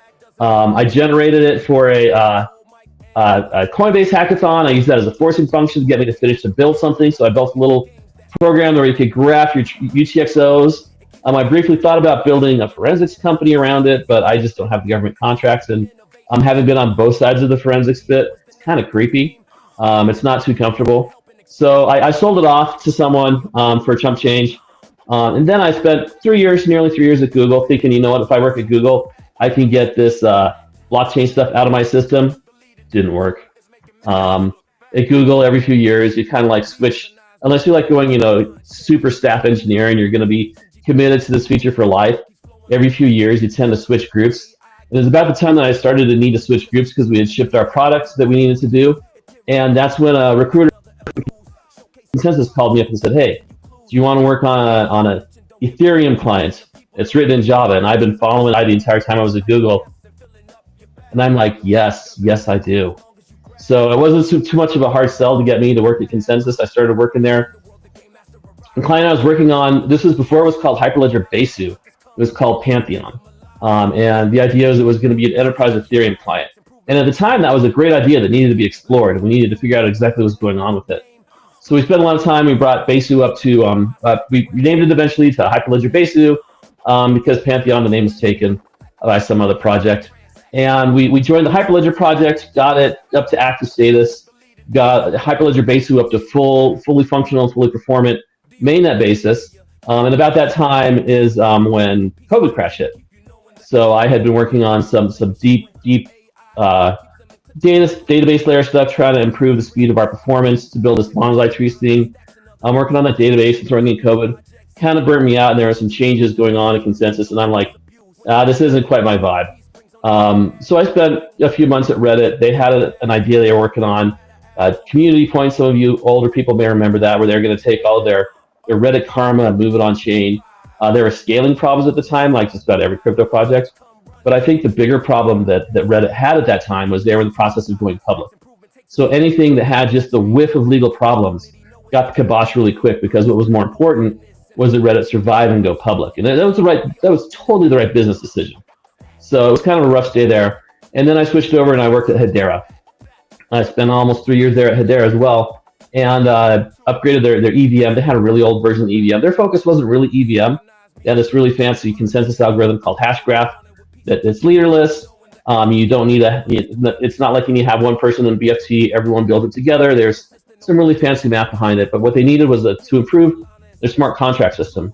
And being in Java, I worked on Java and Besu, spent time improving the EVM there, and bringing it up to standard, bringing it up to snuff, and bringing features where I could integrate their native token system to where they could then do DeFi on Hedera with native Hedera tokens. So that was my major contribution there. And then I took about a 2-year detour, part-time at Hedera, part-time on my own, trying to get this feature called EOF finished. People may have heard about that. It went the distance. It's one of those features. I think Ethereum development and research is a problem sometimes. Features kind of languish, and they don't know if they're going to ship or if they're going to get killed. So when I started working on EOF, I thought it was going to solve a lot of key problems at Hedera. And then I saw that it was really pointing to some key problems at Ethereum as far as the governance. And so I made a commitment when I left Hedera. I'm going to spend the rest of the year on this, and I'm going to bring clarity to EOF. It's either going to be shipped or it's going to be killed. And that actually leaked into 2025 because it was in the process of being shipped. But ultimately, it wound up getting killed. And I'm fine with that. And my goal was to bring clarity to it. And I think it helped Ethereum in its process of figuring out what it's trying to do. So after that, after I worked on EOF, I started looking for other things that I wanted to work on. I was briefly in a prototyping group at the Ethereum Foundation. But eventually I got contacted by Ron from Tectonic. And Tectonic is working on, we're in stealth, so I'm only going to reference what we have on our webpage, quantum secure defense tech. Working on quantum cryptography, learning a lot about the quantum threat. And this is some very important stuff that we're doing. I really want to talk about it once we go public, some of the stuff I'm working on. But quantum's really been the next rabbit hole I've been going down. There's a lot of great opportunities for it, and there's also, more importantly, some important things we need to do before we really chase the brass ring and try and do all the real fancy stuff with quantum. Probably the top level line is that quantum is on track to basically destroy elliptic curve cryptography in all ways, shapes, and forms that it's used. It's kind of scary when you think about it. So, and it's only a matter of time, by the way, right? I mean, it's definitely happening. The only variable is when, and if it happens sooner than we expect, it's going to be it'll be catastrophic for crypto. Right. And so, like all things quantum, there's not much certainty when it's going to ship. It forms like this bell curve. So a couple of weeks ago, one of the I think it was Scott Aronson was his name. Someone who's been in the crypto industry for a long time. not the crypto, the quantum field for a long time. And he kind of has a reputation as a timeline skeptic. Says, hey, yeah, this quantum stuff is cool and awesome and everything, but it's going to take forever to ship. We don't have the technology. A few weeks ago, he combined his change of position in a joke. He was kind of making a joke that, we don't know if there's going to be presidential elections next. So he said that we're going to have a computer implementing Shor's algorithm before the next presidential election. And he kind of hedged that and said, yeah, 2028. And that got a lot of people talking. Now, a couple of things, put some caveats in what he was saying. If we have a quantum computer that runs Shor's algorithm and it factors the number 15, that meets the standard. But even that is a huge milestone, because the quantum computing, it was an idea that came up in the early 80s of a new way to do computation, to use quantum mechanics and all the weird fancy stuff about how quantum mechanics work together. But it took about 10 years before someone figured out an algorithm that would actually use quantum mechanics to be useful rather than being an academic curiosity. And that was Peter Shor, and he came up with Shor's algorithm. And it solves a rather difficult cryptography problem, which is how do you factor large numbers? RSA at the time that he invented this was the number one cryptography, public key encryption cryptography. And all cryptography depends on algorithms where there's an easy part and there's a hard part. And the easy part is what you do to encrypt it, and to break the encryption is the hard part. You want it to be really, really hard, as in age of the universe, heat death of the universe hard to run backwards. So you want these algorithms that run forwards quickly and run backwards really slowly. And that's what makes it cryptographic. And so in this particular case, it was factoring large numbers. And factoring a really large number to primes can be really, really difficult, like 4,000 bits is like the typical high end that they're using for some of this stuff. So Shor's algorithm can actually solve that if you have enough of these mystical things called qubits lined up together. It can solve it in an instant. Everything will just go in harmonic. It'll figure out and reinforce the correct answers, cancel out the wrong answers, and you'll get that answer. The problem is this technology didn't exist in the 90s, still doesn't quite exist today. So that's been on the radar for a lot of people. So when elliptic curve cryptography started forming and they realized that the cryptographic hard part that they were depending upon there, the discrete log problem, the thing that you run backwards is difficult. It also depended upon, it could also be cracked by Shor's algorithm. So when this came in, a lot of the cryptographers were always kind of, keeping it at a distance. And some people were making fun of them. It's like, oh no, quantum computers will never happen. And some of them are like, yeah, they will. It's a matter of time. So that brings us to one of the early quantum scientists, Dr. Michel Mosca, came up with an inequality: x plus y is greater than z. X is how long it takes to in the concept of post-quantum cryptography, and in the concept of remediations against the quantum threat. He came up with the equation x plus y is greater than z. X would be how long it takes to deploy your countermeasures for the quantum threat. How long it takes to get your post-quantum cryptography in position in all the systems you need it. Y, in the way he framed it, is how long do you need to keep your secrets. And then Z is when will a cryptographically relevant quantum computer show up. So this is a rather forward-thinking thought to be had back in the 90s, early 2000s, about when we need to worry about quantum computers. And the math kind of scared people in the mid-teens. So the amount of time the time it's going to take to deploy new cryptography, about 10 years. And if you need to keep something secret for 30 years, which for some Defense Department standards is exactly the right amount of time to keep things secret, if not forever, and you realize that you're going to have a quantum computer by 2050, we're going to backwards, and by 2010, we were already in trouble. We weren't going to be able to keep our secrets as long as we needed to do. If someone got the encrypted data streams with all our secrets, they'd be able to run it backwards before we needed to keep it secret. So in 2016, NIST launched a process to establish post-quantum cryptography standards. And that resulted in about 22. They ran through several rounds, and they came up with a few winners. Dilithium, Falcon, and Kyber were the three winners that came out of that. And a fourth one, a hashing algorithm that is standardized as SHLDSA. Dilithium got standardized as MLDSA. Kyber is MLKEM. And Falcon still hasn't been standardized yet. But those were the three cryptographic things that started showing up around 2022, and that's when people really started getting excited about post-quantum cryptography. Algorand's already got it built into their state proofing, and if you know the right the right stuff to run, you can actually do your transactions with Falcon on Algorand, which is kind of interesting. They're the first blockchain to actually ship a user-facing account that can be verified with a post-quantum signature. So that's kind of where we are today.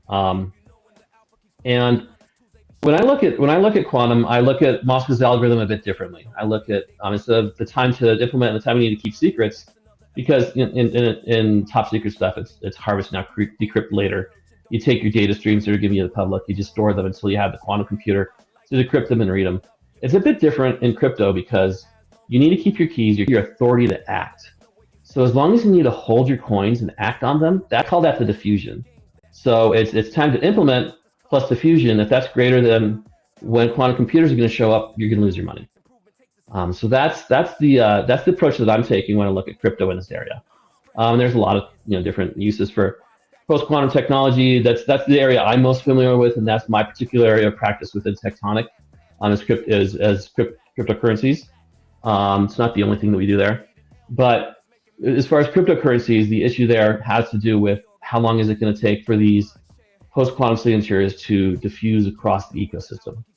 And that was part of my talk at Bitcoin Builders in Buenos Aires, where I brought up that this is where the real threat to Bitcoin comes from.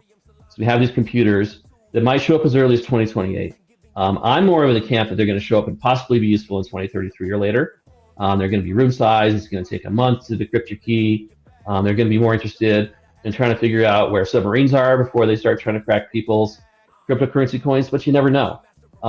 Performance always gets better. A lot of people are kind of surprised at how quickly that people like Google and IBM have addressed issues related to the error corrections. They've attacked that problem much quicker than they thought they were going to get to, which is what's spooking a lot of people for when these computers are going to show up. They're using techniques that I don't really understand involving things called qubits, logical qubits, decoherence. But the short answer is they can run these quantum calculations instead of in an instant. They can run it in a month to get the answers to crack these things. So the impact there comes in when you have your keys, your quantum keys, your keys that are subject to quantum attack. How does that affect a cryptocurrency ecosystem? And I think Bitcoin and Ethereum are the top two, and they have two very distinctly different ways that I think they're going to go about it in the next 5 to 7 years, to address this threat. Bitcoin is famous for not changing things unless they absolutely have. In that case, to persuade people that they absolutely have to change this is going to take a lot longer. But then you also got, go ahead. That's the conundrum, right? How do we, once the threat becomes apparently absolutely have to, it's too late. Yeah. So how do you convince these guys? We got core versus knots right now arguing, and so how do we get them? It's 2 days before the day after tomorrow. Remember from South Park? Yes. Yeah. So yeah. Welcome, Michael, Dano, Michael. So, Dano, it sounds like there is a countdown to someone breaking into Satoshi's original Bitcoin, broadly speaking. And it could be as early as 2028. And by the way, when someone has a quantum computer and can do this, they're not going to say, hey guys, look what we built. They're just going to have it and then kind of abscond with the money as and when they choose the timing of. So the good guys will brag about it in a scientific paper. That's not who we're worried about. Right. Yeah, it's the people who don't publish that we're really worried about. What I want to ask is, there's a difference between what's happening in quantum and reality and what's happening in journalism and white papers and papers used for funding. From what I understand, the major players here are players like IBM, Google, and Fujitsu, for people who actually want to take advantage of their algorithms. Is that broadly true? Or are there other players I don't know about? So there's an entire quantum industry that I'm learning about. Quantinuum's announcing a chip today that I'm going to tune into their live stream and figure out. They're a company based here in Colorado. Was there as well, yeah. Yeah, Blue Wave. There's a lot of smaller companies that are producing these devices. So one argument that people might make that these are only going to be, these are going to be Defense Department computers no one's ever going to get access to. That's not the case. There's companies building billions of dollars to make these available to stock traders and people who want to forecast weather. So the retail distribution of these quantum computers is presumed. They're going to be out there. You can't just presume that, you know, it's like a nuclear secret and no one's ever going to use it. So that's one part of it. I shared a link in the chat to one such ecosystem out of Switzerland called QAI-Ventures. And so there are entire ecosystems with capital looking to be the ecosystem in this space, because this is the level of investment at sovereign wealth, is it not? To actually do this? Right now, probably.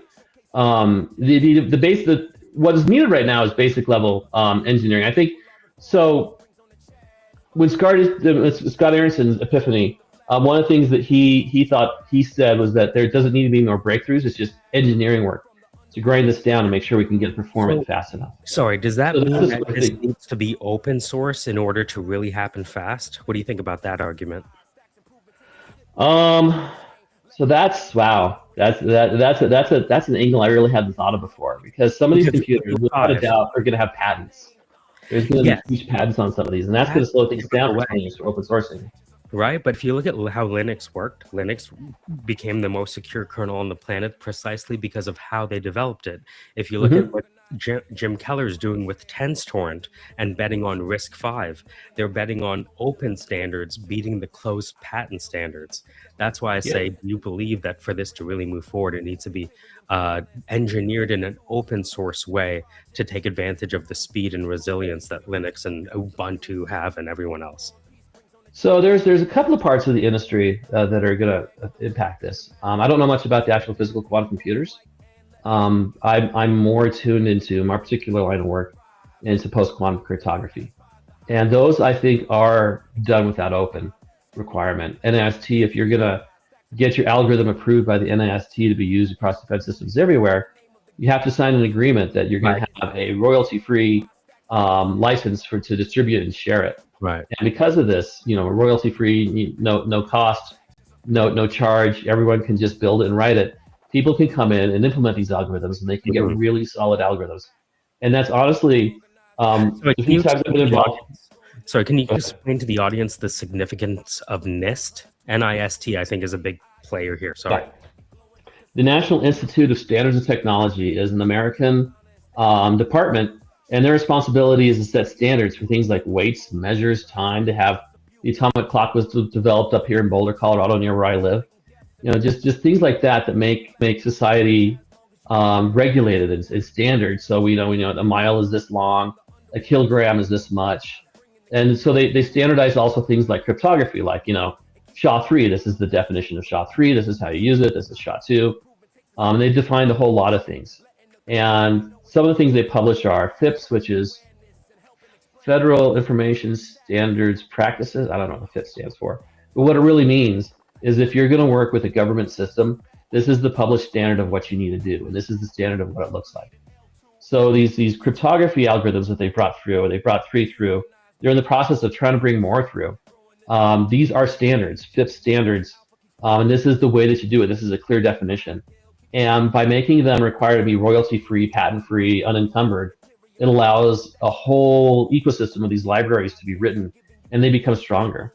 The few times I've been involved in trying to get encryption precompiles through on the Ethereum network, one of the concerns coming through testing is what's the quality of the particular library we're using. And what we found is the more standardized it is, the more people that use it, the more there's a spec and utility, the stronger those particular libraries are, the more resistant they are to things like crashing and side channel attacks. And so you make it open source and free and available, and you make everyone use it. And if I come up with an improvement, like there was a patent that used to cover SECP 256K1, where there was like a 40% speed up that came just from that. So when that patent expired, Bitcoin Core immediately put it in their code. Everyone started using it, and everyone's using that code, and things just got better. So when things are uncovered and open to everyone to build it, and everyone can share their secrets, and there's the spirit and the intent that, I've done an improvement. If you think it's valuable, please, you use it too. You integrate it in your software, and I'll integrate yours. That sort of working together and builds a much stronger lattice, because everyone's out there trying to. Yep, iron sharpens iron. So yeah, so the open source technology and the post-quantum cryptography, I think, is really going to be valuable. The problem with quantum technology is there is clearly and definitely money to be made. And that's where things get difficult in open sourcing, like say a standard quantum computer.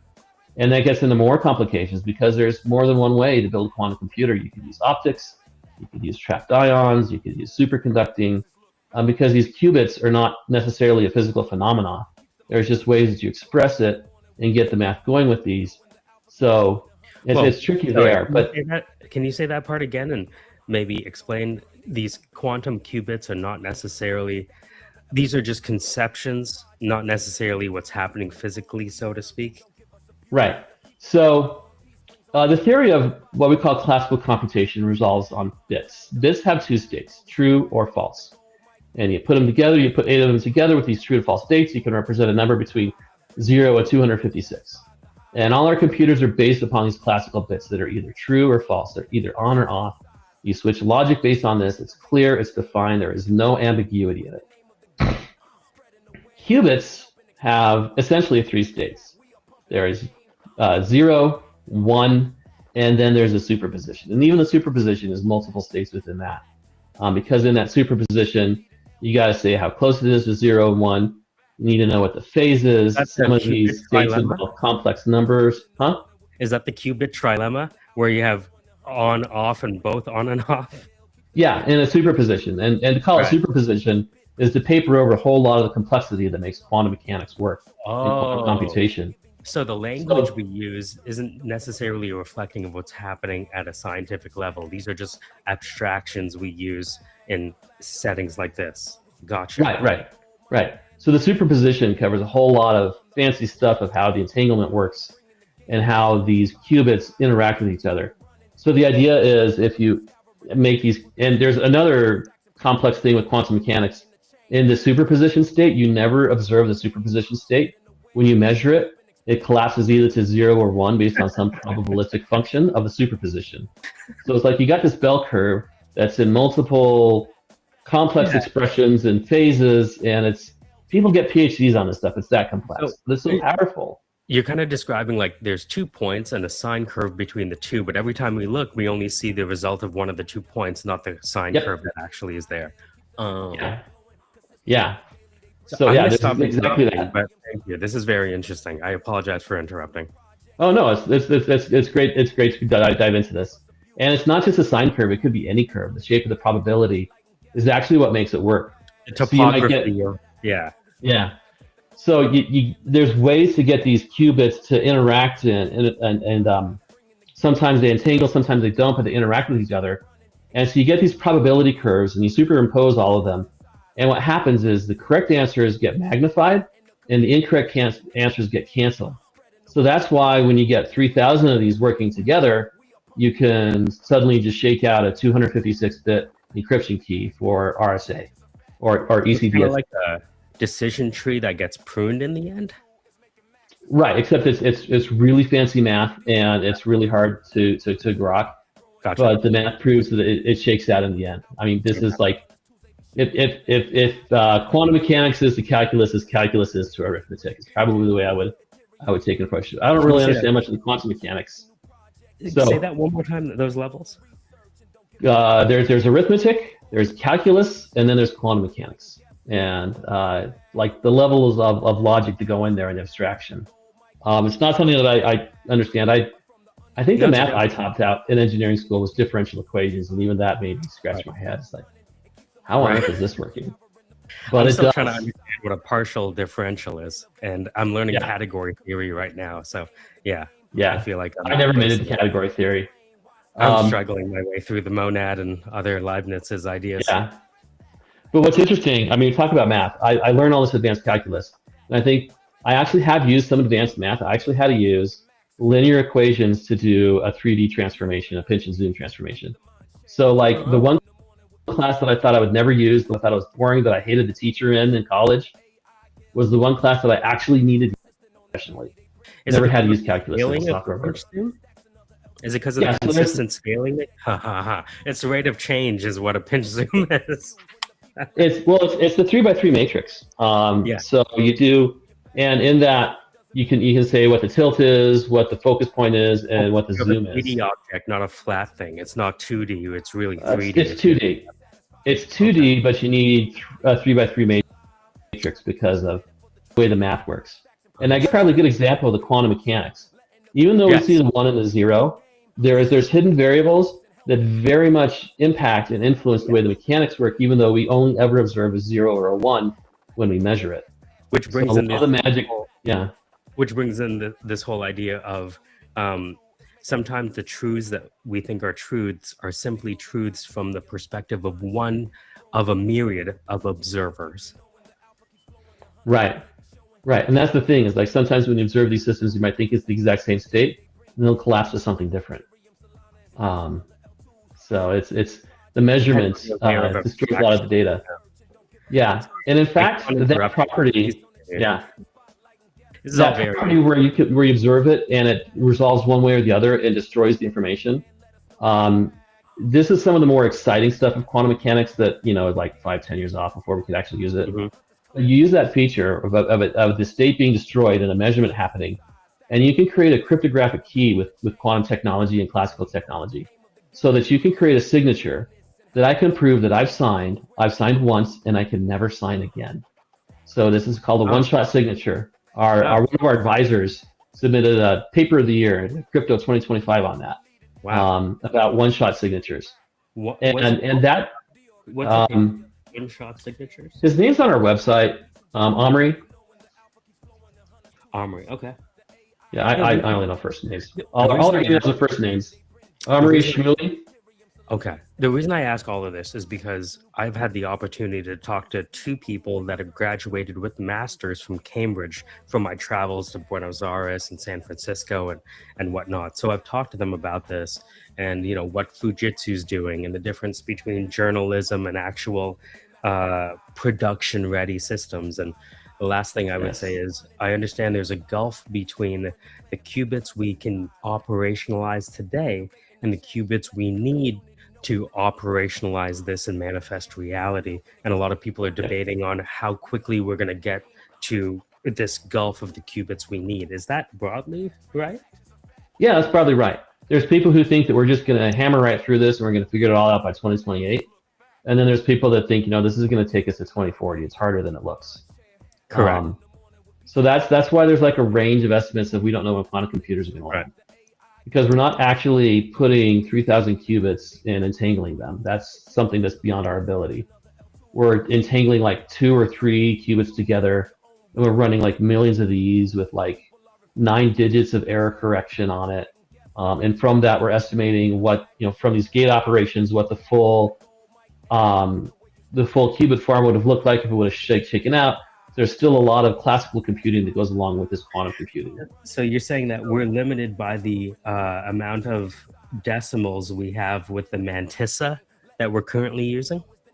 No, that's the error correction rate. We need we need some like millions and billions percentage of correctness. We need to be correct that much of the time. We need to have an error like 1 out of 1 quadrillion measurements. We can have an error for this to work is kind of what we're saying. And that I think is where most of the advances from what I've been reading. I'm not a PhD, I'm not deep into it. I just really got into quantum a few months ago, but all the papers I've been reading is a lot of the advancements and a lot of the excitement comes around this improvements in the error correction rate. And that is what some people thought the hurdle was going to be. So the Thomas Edison light bulb moment is reducing the amount of errors that these algorithms produce in their solutions, right? And doing it at scale. Yeah, and one of the critics' papers that I read, they said, "Great, we can do this, but the number of qubits you're going to need, is that going to fit on a chip that you can cool?" Because you've seen these quantum computers are these chandeliers. The chip's actually at the bottom. It's fancy cooling stuff to bring the bottom layer down nearly to absolute zero. And the number of qubits that they think they're going to need to solve some of these in a reasonable time, can we get that many on that chip that we bring to zero? So these are, there's no real scientific breakthroughs needed. It's all engineering for how do we get that chip bigger? How do we get more qubits onto that chip? How do we get more chips cooler and get them to interact? These are, you know, that's I think where the real vibe shift has happened is people realize it's purely an engineering problem now, a really hard engineering problem, but an engineering problem. Nonetheless, this could be 2 to 3 years away where they realize this though. Right, it could be 2 to 3 as years. early as 15. Yes, it could be as early as 2028. So the question I have is, do we really have the solutions available and the capacity to implement them between now and then to avoid the worst case scenario? It's the willpower, isn't it? Yeah, so we have the solution for Bitcoin. It's called BIP360. They post a new thing, post a quant secure hash. I can't remember what Hunter Beast called it, but you basically take these NIST algorithms and you make them eligible to do public key signing. I think MLDSA and SHLDSA are the standardized ones that would go on the spec, and that's what would go into Bitcoin. There's also some talk about some of the hash-based signatures of looking at standardizing. But if we needed to flip it on today, we could easily get those written and integrated into the next version of Bitcoin. But writing the PR is the easy part. Does it automatically change everybody's wallet addresses? No. So it's not it's a big problem because you got to get, how do you get Satoshi's wallet to not be exposed? Because it's exposed now. Right. So you essentially have to transfer all of those funds to a new wallet address. Right. And that's where the where my phrasing of Moscow's inequality is, the time to implement plus the diffusion across the ecosystem. How many people are going to move their coins to a quantum secure address? And as he pointed out, some of them might never, because it's based on some accounts, Satoshi has lost the keys to those, or if he hasn't lost them, he's letting that rumor spread around quite a bit, assuming Satoshi's still with us. Because of the Shamir stuff, yeah. Still around. Yeah. So and these keys, go ahead. That's why I say in the beginning, there is now a countdown to who's going to abscond with Satoshi's money. Right. Or there could be a governance breakthrough, and another option, one is to see who's going to steal the money and just say code is law. But another option is to set a date, set a red flag date, and after this date, all Bitcoin nodes are going to disrespect ECDSA signatures. You're never going to see another ECDSA signature on chain, and that will effectively burn Satoshi's coins and burn everyone's coins who hasn't brought them forward. So that's why it's controversial. But if you set this date like 4 or 5 years in advance, it should be enough warning for people to move them if they want to keep them or if they want to burn it. Software companies do that when they say, look, we're sunsetting support on Oracle 8.11, so we have to move to 9.I by 2027. Right. Right. Well, that's the only way I see to secure the network. Otherwise, because if the Satoshi wallets get drained, that's going to have a huge detrimental effect on the entire network because of the price impact. Like it just won't, so it has to be, there's no other way around it, is there? It depends on who gets the coins. So there's the possibility that has not been completely disproven is that Satoshi has his addresses, he has his keys, and he'll just move them. That's like the absolute best case scenario. But there's a lot of people and there's a lot of credible reasons to believe that those keys are gone and never going to be retrieved. And I could see him burning it for the good of the network, thinking that this will never be a problem, and never thinking that quantum computers would actually be relevant in time to crash the system. But when he was doing stuff out to 2198 to say how long the curve was the payouts was going to come, you surely would have to think that he was thinking longer term with that. I don't think he would burn the keys intentionally. But he could have lost them in a server upgrade. It's it'll be curious to see how this goes. But because of the worst case scenario prediction, it seems like this is really an imminent problem that we need to get resolved sooner than later. Yeah, it's something that needs to have a discussion. So as far as the deadline, quantumdoomclock.com, that's run by some people at Quip Network, who's running a wallet that's kind of one of our competitors, kind of not. We're still trying to figure out the field. But quantumdoomclock.com tracks what the earliest credible date would be. But that's just the earliest possibility that it could show up. I personally am in the camp that this is going to happen after 2030. But we need to prepare for the disaster scenario of what happens if it happens earlier. It could happen in 28. You can't discount that. But I do think that we have 5 years to figure this out instead of flag date.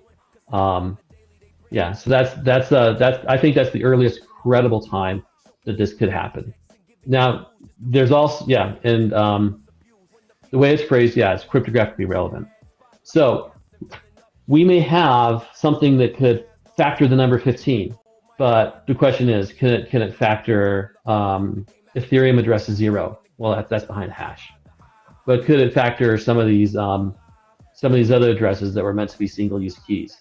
That's going to be the real question. And can they steal Satoshi's keys? And we need to get the value I see in pushing this is to get us to do the first part, which is to get what is possible before we spend our time on the diffusion step, the hybrid step, where both post-quantum and elliptic curve cryptography is still in use, and we can encourage people to do an orderly and deliberate move over to it. Now, one of the problems with these post-quantum keys is they're large. They're like, the smallest signature is Falcon at 666 bytes, and that comes with an 897 byte public key. So you got like 1,500 bytes that you got to store for a Falcon signature. For MLDSA, I think it's 3,700 bytes on that order. So the arguments and concerns that the Bitcoin crew were having relating to the size of the chain and the stuff that they're putting in these inscriptions and all that is just going to be magnified in this debate because these signatures are going to take up more space. Bitcoin needs more space for these post-quantum signatures, but at the same time, they're having all sorts of concerns about putting junk data on there. But we need more data. This probably isn't going to land in the main chain. This is going to be on the witness that it's going to land, but still, the witness is getting large, and they want to limit the size of the witness. Very interesting. So it's a problem. There's a lot of people that know that there's a problem. There is a solution, but who do we need to scare the shit out of to get them to really to make this happen? That's really, I think, the bottom line. So I think the right people are already scared. You got the NAST that created the standards and started the standards process in 2016. You have the Department of Defense. Their standard communication says by 2030 you have to have post-quantum cryptography available and use those in all your suites. And in 2035 you can't use elliptic cryptography. The EU has a similar mandate, and that by 2030 you need to have a post-quantum solution deployed, and by 2035 you have to stop using your elliptic keys. And there's been indication that U.S. financial regulators are on a similar path. So any of these chains that have had real financial interest from traditional finance are going to start feeling that pressure to move over or risk losing their TradFi customers and the people at retail who want to use it. And chains that are really interested in this, they will respond very well to this kind of pressure. But then you have some chains like Bitcoin and some of the Ethereum purists who say this is cypherpunk. We don't care. We're going to do what's right because of what's doing right, not because of what some regulator says. So it's going to be an interesting thing to watch. But I think some of the right pressure is coming from the right place, and the traditional finance is going to be forced to do this post-quantum migration, have it in place and usable by 2030, and ban elliptic curves by 2035, I think is the typical vibe that a lot of these regulators are going along. So the right people, I think, who have the power to use power to force this, I think are doing it.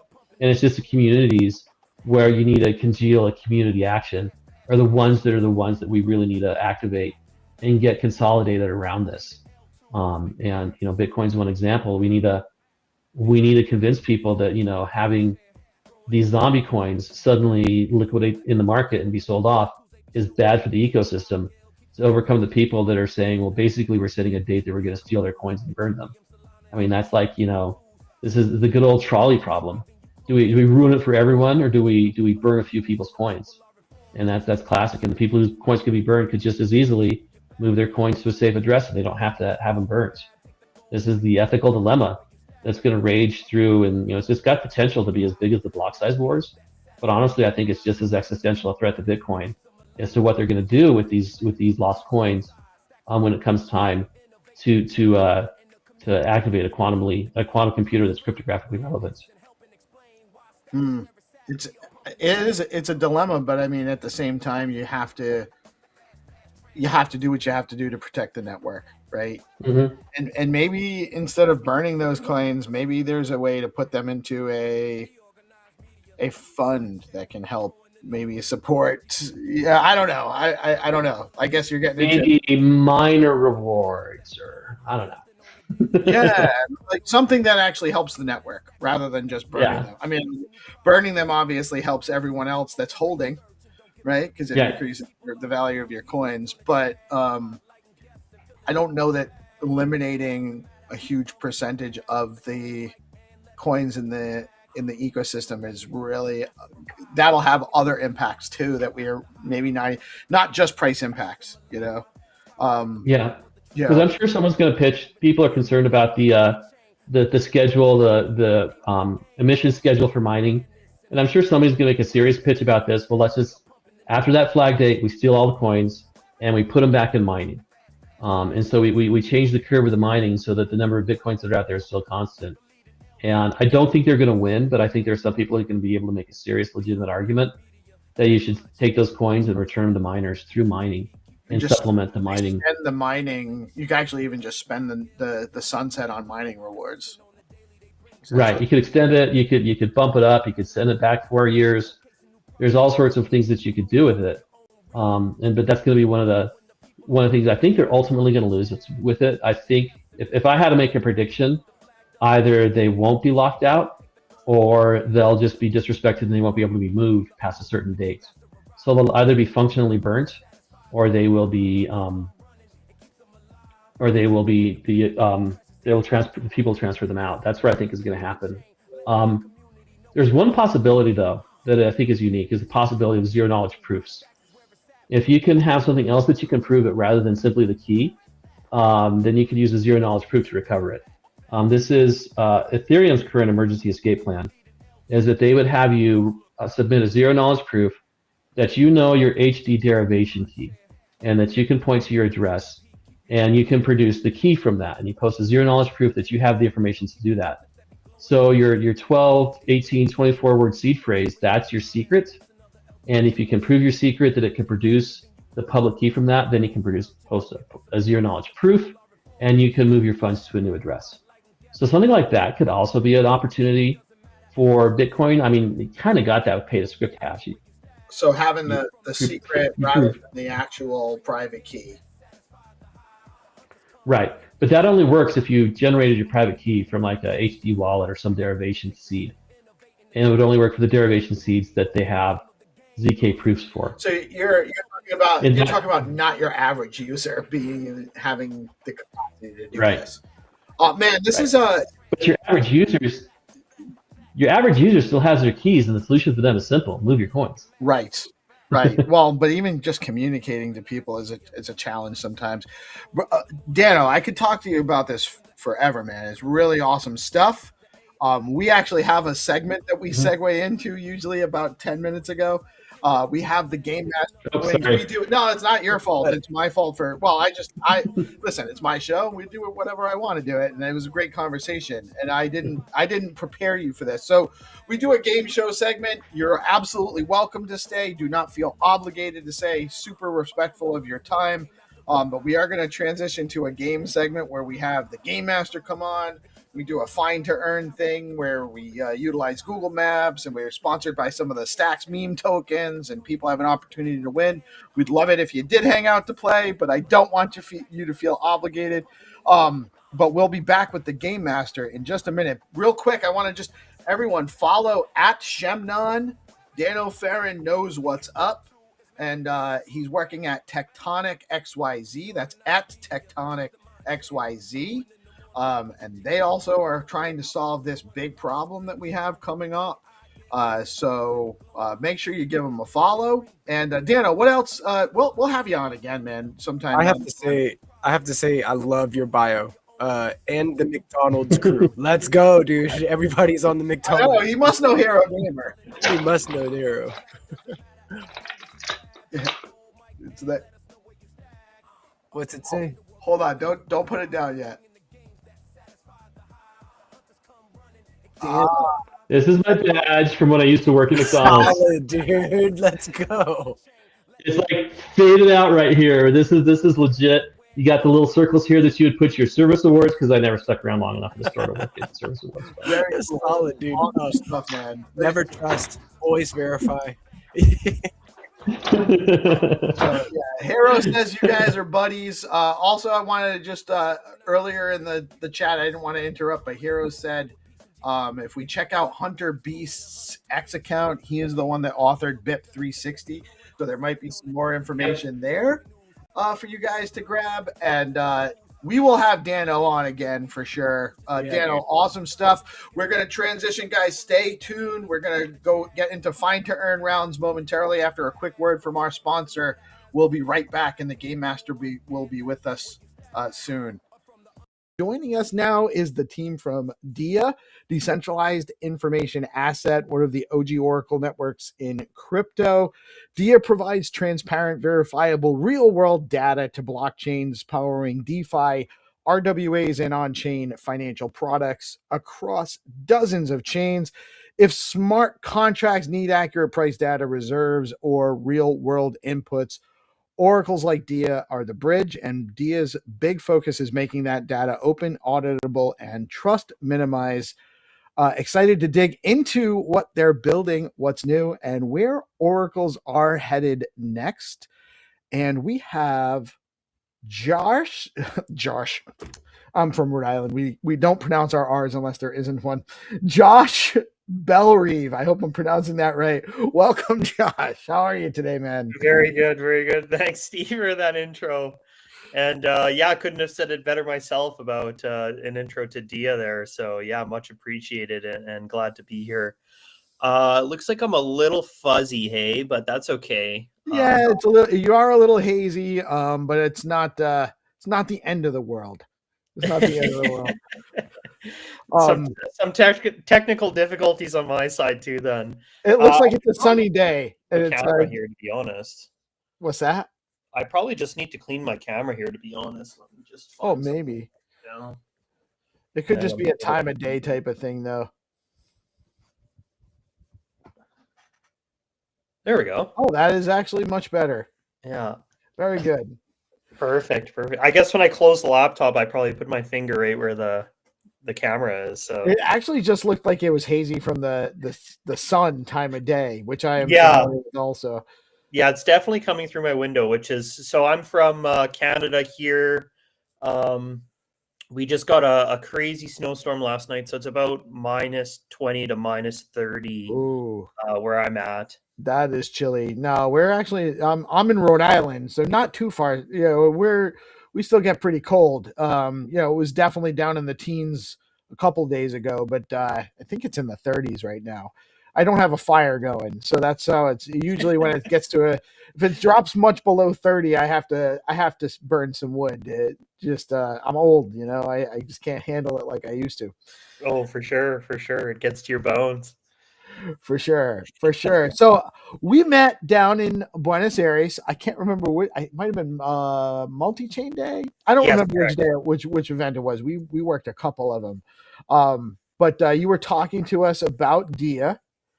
And why don't you tell us, well, you're here to talk about what you want to talk about. So obviously, but you're from DIA. And I don't know if a lot of people, our audience understands a lot about oracles and how that works. So give us the basic background on what you guys do. Yeah, for sure. And to be honest, to be fair, like when I started with DIA, it was kind of the same situation. You know, I have been in crypto since 2017. I had a basic understanding of, you know, what oracles are providing, but never really delved too much into the technology. So it's actually much more interesting, especially nowadays than you know I anticipated when I started.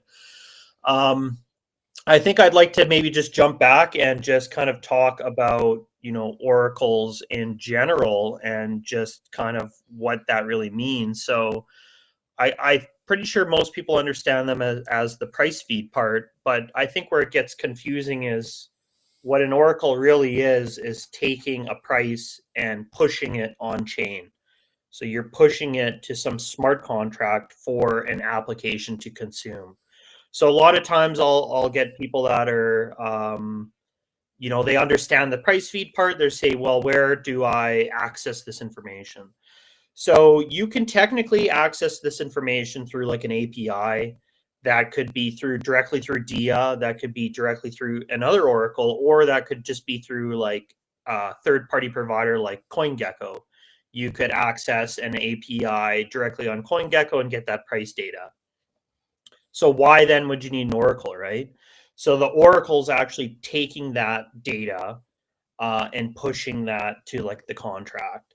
So you could take CoinGecko, you could take DIA, but what you really want with the Oracle is that smart contract basically automatically updating. Now what that really allows is, so I guess there's like 3 steps to like Oracle price oracles today as they are. So the first like least secure methodology is like what we've seen when we originally kind of started looking at smart contracts and building out applications on chain, is like a time weighted average price, something that you could get from Uniswap. You could get that directly from a pool, or you could pull it from like an API like CoinGecko. So what this means is like, this is like the least secure methodology. You're basically taking the trade data directly from either Uniswap or like the aggregated amount from CoinGecko. So this is the least secure methodology because there's not like removing of any transactions, any trade data. If you're, for example, taking a price on Uniswap and you're going to say, okay, now we're taking this trade data, we're going to push this to my smart contract. Say you're running a lending protocol. So what this basically does is any trade data that gets pushed through there is going to update to your smart contract, and then that could potentially cause some issues if there's trade data that's malicious. So early on, and what we've seen a lot is that you can do something called like a flash loan, for instance. You can borrow a bunch of funds so that you have a high amount of volume, and you can maliciously attack a pool so that you can change the price for potentially a few blocks, 1 block. You could alter the price 50, 60, 70% with the amount of slippage depending on the liquidity. So in doing so, you know, based on that flash loan trade, you may take like a huge loss, but the loss may be higher, or the loss may be lower than the attack that you've done on the lending protocol. So you could, for instance, go into lending protocol after the fact and then cause a bunch of liquidations and then gain the profit from forcing those liquidations, because the liquidators are generally getting 1.5%, 2% on some of those lending protocols. Right. So there is an obvious flaw there. If there's an attack, if somebody is sophisticated enough to pull that off, which is becoming easier and easier these days with the tools available, then that's it. So that is one of the attack vectors, and why you need more security than that. Exactly. So this is like a stage 1. This is stuff that's happened, you know, 5 years ago, 6 years ago, 4 years ago. And then most recently, ironically, you know, that happened again on Binance, where, you know, there was all those forced liquidations because protocols were only taking price data from Binance there. So, oh, really? I didn't. Yeah, I don't remember the exact situation there.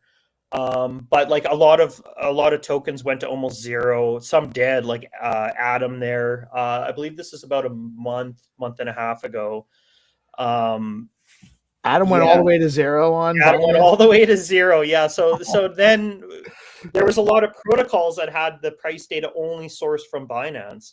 So then when that happened, it caused this cascade of liquidations, right?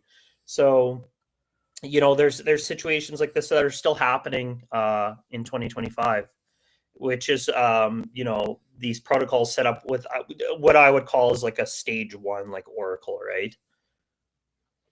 Right. So Binance was basically not Binance isn't really an oracle, but they were being used. Their API was being used as an oracle for pricing. Exactly. So in like some of these older tokens, like I'm not sure what the liquidity depth is. Obviously, not high enough to match kind of the the amount of money that people were able to put in to push it down. And then it's always like a measuring act. Like if the value you can extract through the hack is higher than the money you need to put in, then it makes sense to do it, right? So it essentially just breaks down to that. So as soon as they found out that these kind of markets were segregated, then it made it easy. So then that's kind of where oracles are today, is like a stage 2.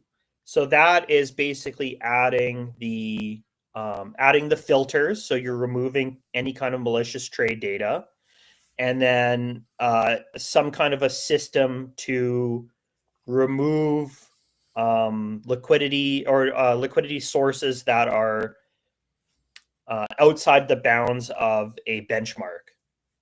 So for DIA, how we work is we are scraping data directly from sources.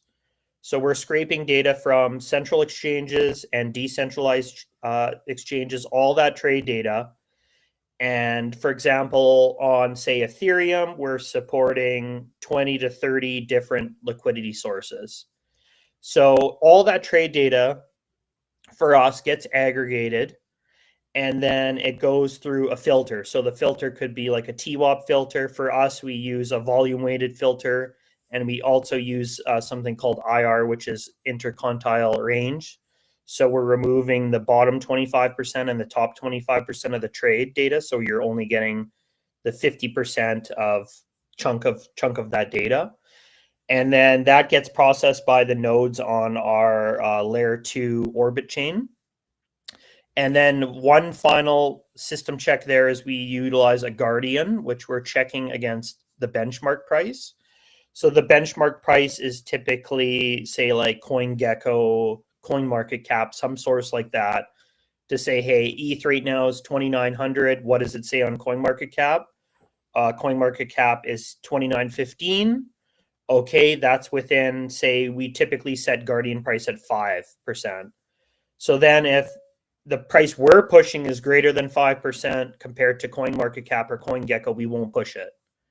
We won't add that price there because there's something going on with the data, right? With stable coins, you can go a lot lower.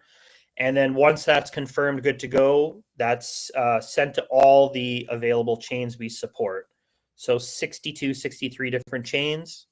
So it's really cool because it's all done in like a decentralized, transparent way. So a lot of Oracle providers today, you're getting the aggregated data.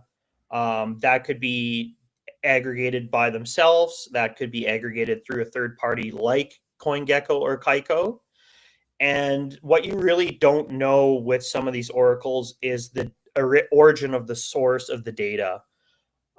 You're just getting the aggregated price. But with DIA, you can actually see and verify the source of the data, and you can actually select the sources of data that you want. Now, it makes, of course, sense to include most of the sources or all of the sources that you can get based on kind of the issues I described earlier.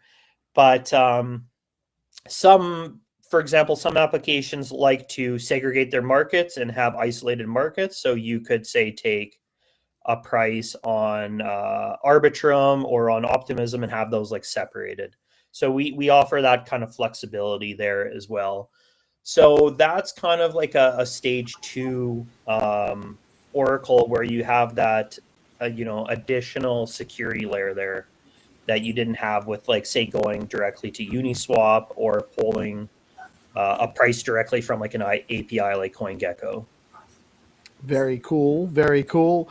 Joining us, well timed, is my partner in crime, GPSC from the Gigapepe Spaceship Club.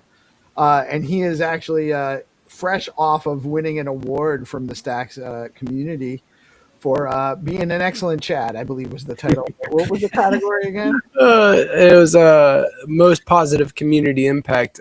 Yeah. Hold on, Josh, man. Nice to meet you, man. Yeah, nice to meet you. Yeah, Yeah. glad to be here. Just Yeah. kind of running through the Oracle stuff. Sweet. Hopefully it's not too dry, but Man, let's get to it, man. It's alpha. I mean, it's honestly, these are things that we need to have more awareness of. People need to understand why it matters. Because it is important that the data that's out there, it is largely pricing data right now. There is more stuff to come as on-chain apps develop more. You're going to be pulling more data, and it needs to be secure for all sorts of reasons. Like we already touched on that layer 1 security issue where people can just manipulate markets to manipulate the price feeds and then take advantage and exploit on the back end. That's a big deal. That does happen. And in this space, any exploit that can be attacked is going to be, so exactly. It's a huge deal. Like the oracles are utterly important for really all the programmability on crypto requires secure oracles. So it's a fundamental piece of infrastructure for crypto to advance. For sure. And I think if you look at the data actually behind like attacks on chain, loss of funds, I'd say I wouldn't say like a very large majority of them are oracles related, but I wouldn't be surprised if it's anywhere from 33 to 50% of the the hacks are somewhat oracle related or like price manipulation, right? So yeah, if you can manipulate price, you can do a lot of things, especially if if you know you're going to, and I mean, that happens, by the way, outside of data feeds and outside of Oracle information. There's all sorts of manipulation going on that people exploit. Oracles is just one way, but that's a big vector because all of these, on Stacks, one of my main partners is Bitcoin. I mean, Bitflow. Bitflow is the decentralized exchange on Stacks. If that price data isn't accurate, when I go to trade, I lose money, and then I get insecure about using the platform again.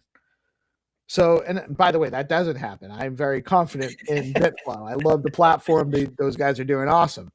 But it's important that if the users can't rely on secure data, the whole thing doesn't work. So it's fundamental. It really is very fundamental to the success and the further success, which I think we're through the woods. I think this crypto thing's gonna last. It seems at this point, but it's still there's still a lot that can happen that can hinder the development and make things take longer to develop. And we're really on the precipice right now with we're calling it onboard your mom. With all the the passkey, and we have native passkey and WebAuthn on Clarity now on Stacks, and all of the stuff like Privy's doing, and like making it basically just abstracting away the wallet function and making it real easy for non-crypto natives to engage with applications that are using crypto and built on crypto, but the users don't really need to know anything about crypto to use. That's where we're hoping to go. Right. And we need reliable data for that. Right. We need these people to have good, secure, safe experiences when they come here, or they won't come back, or they won't come back for a long time. So we need you guys to keep doing an excellent job getting us secure data. Oh, for sure. And yeah, I mean, it's interesting with there's how many of these hacks have driven people away over the years, and it's something, I guess, that needs to happen because you need to kind of standardize things. You need to have you need to put it in people's minds that, hey, we need to do something different, or as a user, we need to think differently and push like transparency. Like a lot of things today, a lot of hacks that we've seen are transparency issues. If we go all the way back to kind of the worst situation, which was Terra Luna and UST, we're talking 30 to 40 billion dollars lost there. That's fully a transparency issue, right? If users understood what was held in the vault or in reserve with Do Kwon, with his team, Terraform, then that wouldn't have been such a situation, right? But no one had any idea, how many tokens were minted, what was actually backed, what the understanding there is, right? Right. And that's where users need to say, hey, I'm not going to deposit my money here unless you can be transparent about what's going on, right? Right. No, exactly. Same thing with FTX. Yeah. They were just using people's money. And if where's the money? What's going on, right? Right.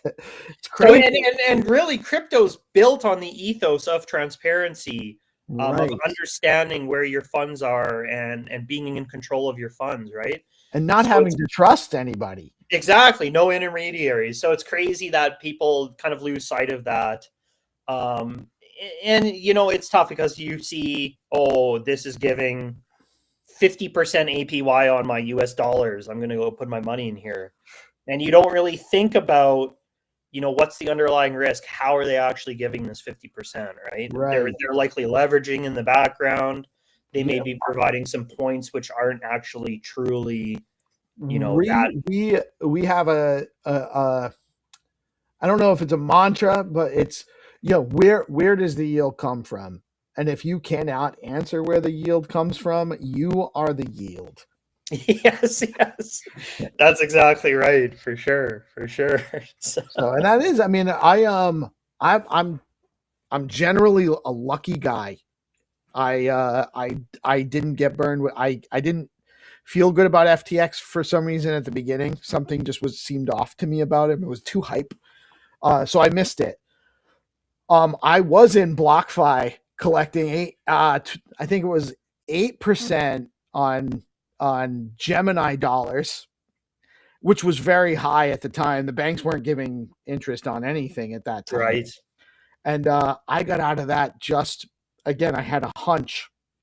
I had, not a ton of money, but a lot for, I'm not super flush. So it was enough for me to be very burned if I hadn't gotten out. And I got out of that real quick, just in time, and before they collapsed. And then there have been I got out of Gemini just by the skin of my teeth. I had some funds in there before they got attacked again. So, but these things happen. They're not all data risk errors, but they are situations where you're trusting. You're not really verifying at that point. And so good data oracles also help us verify. Exactly. So that could essentially take us to, the stage 3 then oracle, like where we're seeing, more customizability today, more capital efficiency. And that's through something called like NAV-based feeds, or as we're calling them, fundamental feeds. So NAV is like a net asset value feed. And very simply, it's just the collateralization ratio. So we, for example, take the ratio of how much a derivative asset or synthetic asset or stablecoin token, how many of those tokens are issued versus what's held in reserve or what's held in the vault.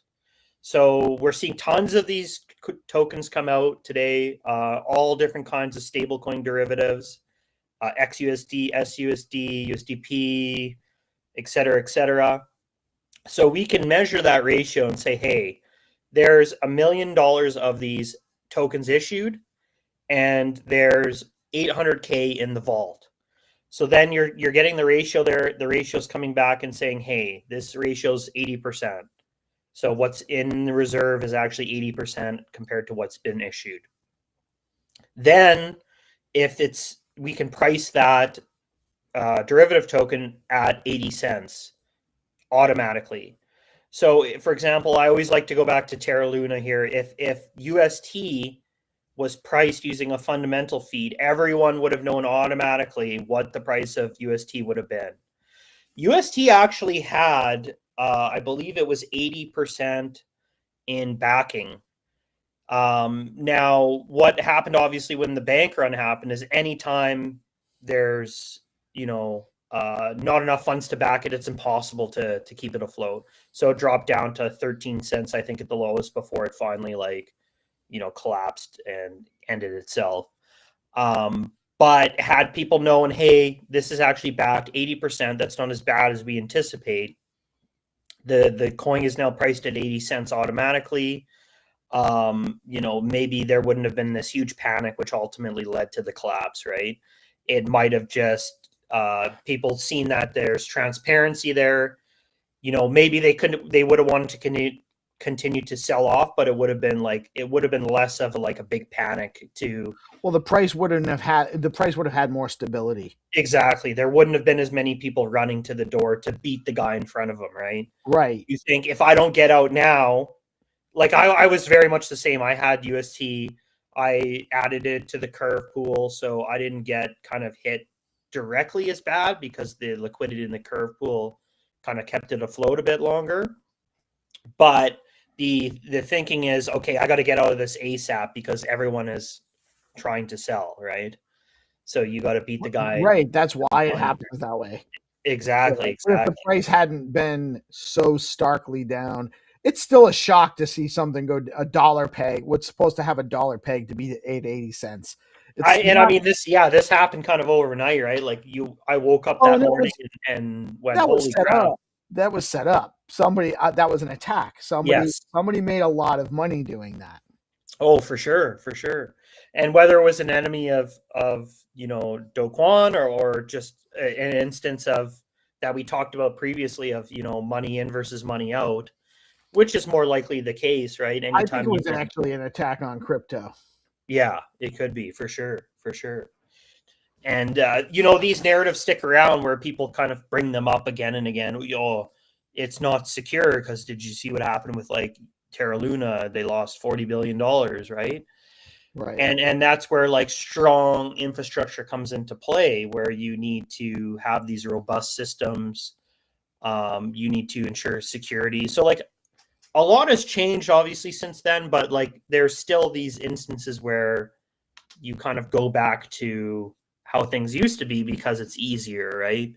It's easier to not do 2-3 audits. It's easier to just go into pull an API instead of setting up a custom Oracle contract, situations like that, right? So what's really cool with the fundamental feeds is you can do them in conjunction with the market feed, right? So you can have your market-based priced, and then you can have your NAV-based fundamental price, and then use those together, and then derive your price of your market from that. So you're essentially taking from two sources, and then you can maybe run your liquidations based on the fundamental side, and then have your market-based price for redemptions or whatever. So there's I think that's where we're moving today, is to that stage 3 security where there's more, not only more sources in the market for the pricing, more filters, secure guardian systems, and then different methodologies for providing price that are actually more capital efficient, right? Because you're not worrying about the day-to-day trade. You're just actually taking what's in, held in reserve, which is essentially, the same methodology the banks are using, right? So you're seeing basically kind of the highest level of capital efficiency that we're seeing in the traditional market. So now, do you guys support data for real world asset tokenization, institutional products, stuff like that, or mostly focus on pricing feeds right now? What are you guys getting into? Yeah, for sure. So we're supporting RWAs as well. We support over 5,000 different assets. So copper, any kind of commodity or stocks, bonds, T-bills, Forex, stuff like that. So teams can reach out to us to set up price feeds for that. One really cool thing we're working on right now is we're integrating the Ondo global markets. So Ondo is providing tokens for trading these stocks essentially. And what's really cool is the stocks are then able to be traded 24/7. So we can get a price for these that apps can use to say trade Amazon after hours essentially. So I think that's a really good use case for crypto. Today we see like a lot of these per platforms, you know, you can only trade the commodities or the stock within certain trading hours, right? Because they're getting the data from a source that doesn't allow after hours trading. And you know, we've kind of scoped that out a bit on our side and said, hey, can we provide or can we go with a third-party provider that allows stock trading after hours? And what we found is it's kind of like a closed cabal, right? Like they don't want for one, they don't want you to take this data and then kind of resell it or repackage it or let someone else use it. So we've seen kind of huge barriers to entry that way. And then also with price, like we're talking for us to get data for 24/7 stock trading, you know, it could be 30 to 50 grand a month just to get the trade data. So there's these huge barriers to entry. So I think with the Ondo global markets, us being able to tap into those tokens and then dApp's able to trade these stocks 24/7 is a really cool use case for crypto on the RWA side. So it's just kind of starting. We've seen a few teams tokenizing stocks and commodities and things like that, like X stocks. So you think that trading on Ondo will provide enough pricing data to satisfy overnight trading? Exactly. It's early days right now. I haven't checked liquidity and volume in a while. I know a lot of those tokens have reached over 1 million in liquidity, which is enough for us to provide a price feed on that. Now, you still want to kind of do your research on kind of you know, how much is the price actually fluctuating from either the after hours or when the stock market opens, how close are we to parity, you know, minutes before or hours before that, right? So I haven't done my research on that, but things will continue to get more robust, definitely. You know, Ondo's a huge team. They're building really cool stuff to allow, you know, tokenization on chain. So I think that's really exciting direction we're heading in the RWA space is you know, For sure. allowing this. Well, and they're also Ondo's on Base, and Coinbase literally yesterday just announced stock trading and prediction market coming soon. I have to assume that they're probably going to use some of the information from Ondo as well, and or maybe, I don't know, because it's on Base. I don't know if that's right or how affiliated they are with Ondo specifically, but if not, then there'll be some other option in the marketplace that they're using anyway, right? Yeah. You know, they may be paying for those premium sources, and that would be great. I mean, again, they probably are facing the same issues of, you know, they have these premium sources, but they can't kind of disclose them to others. But again, like with the Oracle feeds, if we were able to tap into that and tap into our own and then tap into Ondo, we can provide an aggregated source, remove outliers, use the Guardian, and we have like a stage 2 Oracle for RWAs, right? So the more and more these teams get involved in this, the easier it is for us to provide robust infrastructure on it. So very cool. Very, very cool, man. So do you see is AI development and or the iteration of the AI, the more sophisticated applications of it, is that causing challenges for you guys as far as security of your networks? Like What are some challenges you guys have from that? Yeah, the AI side is interesting. I think we're still pretty early days for any kind of risk from those kinds of attack vectors, especially on like the DeFi side. I haven't seen too much sophistication in all the teams that I've talked to. Where it's really cool and kind of moving away from, and like maybe the benefits towards people, and what I've seen is like AI controlled vaults for like yield, right? So you deposit your stable coins with an AI, and the AI is looking at all these different pools and all these different vaults to So the AI could also be a consumer of your data feeds. Exactly. Really, probably for more of the issue is not, it's less of a challenge that it could be a threat and more of a challenge of how do we serve these agents. Yeah, and I mean, looking at from the security side, now I'm not like an expert on that, but you know, you could tap in these AI agents and say, you know, look at our data feeds and see where there's any kind of risk, right? Where we could be thin on liquidity, or what are the potential attack vectors.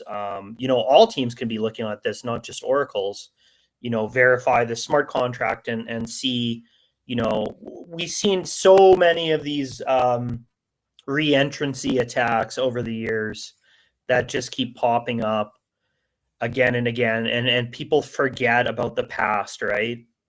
And I think where AI is really, really good is analyzing the data, looking in the past and seeing and making sure that, you know, these one or two lines of code are updated, you know, to not allow kind of previous attacks to happen, right? So I think as people forget, or they're, you know, they haven't been there back in 2021, 2019 when these things happened, because it kind of goes through cycles, right? These things get like, these particular attack vectors are like hot, and then they fall off. People forget about them. They upgrade to a new contract, but there's a bunch of teams using the original contracts, and then there's those attacks again, like we saw with the Curve V2 pool there a couple months back. Yep. So, yeah.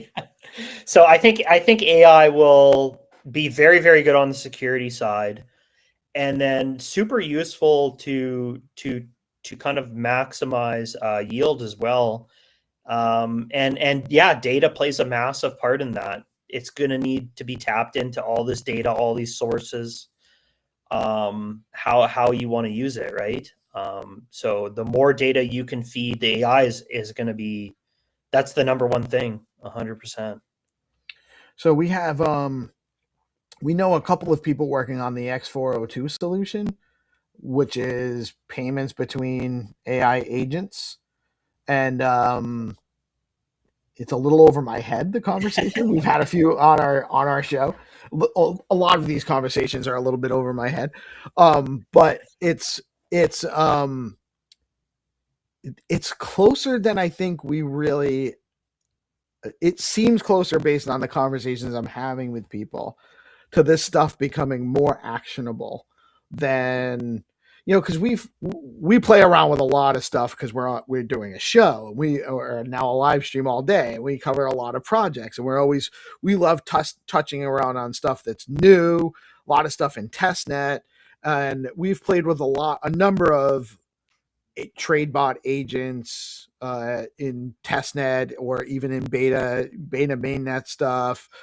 Agent Hustle over on Solana. We've played the AI BTC dev guys are doing some really cool stuff on Stacks. There and a number of them, and they're mostly just conceptual. They're not lined up with enough memory. They're not really they're still, you know, just MVP products. Yeah. But there are a lot of solutions that are being worked on right now that I think we're probably a little bit closer than we may really we're trained to expect, because of how fast these things iterate, because they're iterating themselves to a large degree. You know, they're being used to actually build out the agents are actually building out their next iteration. So Mm-hmm. it's crazy how these things are going. But I think that it's going to be here actionable, like trading on your behalf, agent to agent, interacting with APIs and stuff like that, and and different data oracles, and then transacting with probably with Bitcoin, actually, in a large degree, in microtransactions for access to data. I really think that that's probably not that far off. Right. Yeah. One thing that I've always been interested in, and when it came to the space, I thought was like, oh man, this is really going to change the game, was like intents. So that's another one that, yes, that's, yeah. So you have a guy that built basically, subnets on stacks with intents. It's crazy. there you go. So basically with intents, you're essentially saying, okay, I want to make a trade, US dollars to ETH. So right now we're seeing intents being used for, I think the biggest one on the swap side is CowSwap. And then there's a few other ones. I think Matcha uses intents and some other ones, but it's really cool because then, you're taking a idea, and that's essentially the intent, of saying, okay, I want Ethereum, I have USDC. Then it goes to a solver network, and the solvers are going to look for the best price for that user. So that solver networks is where it gets interesting, because you have like a level of competition. It's going to look at, the network of solvers. I don't know how many CowSwap has now, let's say like 50. Each of those solvers is going to have a different set of code that it's running through, and in a different, essentially, set of liquidity sources that it's sourcing. So those solvers can say, hey, I can provide this for this price, and the best solver wins. Now, going back to what you said about, abstracting away the complexities for these users so your grandma can use crypto, it's the same idea here. I can go to CowSwap and I can ensure that I'm getting the best price, or that's the theory anyways, around the intent-based system. Once everything is kind of tied in together with these robust solver networks, you're generally getting the best price. And personally, I use CowSwap all the time. That's what I've seen. I'm getting an amazing price, sometimes better than the market rate, sometimes better than Binance, where you assume the highest liquidity source is always going to give you the best price generally. Sometimes it's even better than that. So you really can't go wrong there, and that's all done, through that intent-based system with the solver network. So we also see that with bridges. And then we're going to see that intent system happen with AI. And I think that's where it gets extremely interesting, where you just tell the AI, what is my intention on here? My intention is to earn the 6% or higher on USDC, if we're just like strictly dealing with DeFi stuff. Then it's going to go and look at all these sources. It's going to deposit it in different ways, maybe. You may say, I want to lower risk by not using one pool. So you're feeding information to this AI, and it's doing it on your behalf. Outside of crypto, this could be, we've seen this with DPIN stuff, where you simply tell your refrigerator to order you, or it happens automatically. When you're out of milk, your AI agent goes and orders you some milk, or adds it to your order that you're doing like once a week, right? So this gets like really complex, but like very interesting in reducing maybe the mundane tasks that humans typically have to do. Yeah, so the AI stuff, very, very cool. I feel like, yeah, there's going to be a lot of ups and downs and figuring things out. People maybe are getting sick of hearing about AI, especially, Google and Amazon and all these big names, Meta, every day, essentially sharing all this information. But it is becoming game changing, even with these like AI robots that they're building to suggest that, it can do the tasks that maybe humans don't want to do anymore. It's just another step towards, higher efficiency and maybe lower risk and lower, you know, increasing the standards of how this work's being done, right? Because you can standardize all these robots to do, you know, concrete work the same way every time, right? So you're kind of removing the human element in a sense. Not necessarily you're removing the creativity, but you're standardizing everything to be done the same way, which has a power to it, right? So tons of interesting aspects there with AI to kind of jump around a few of them.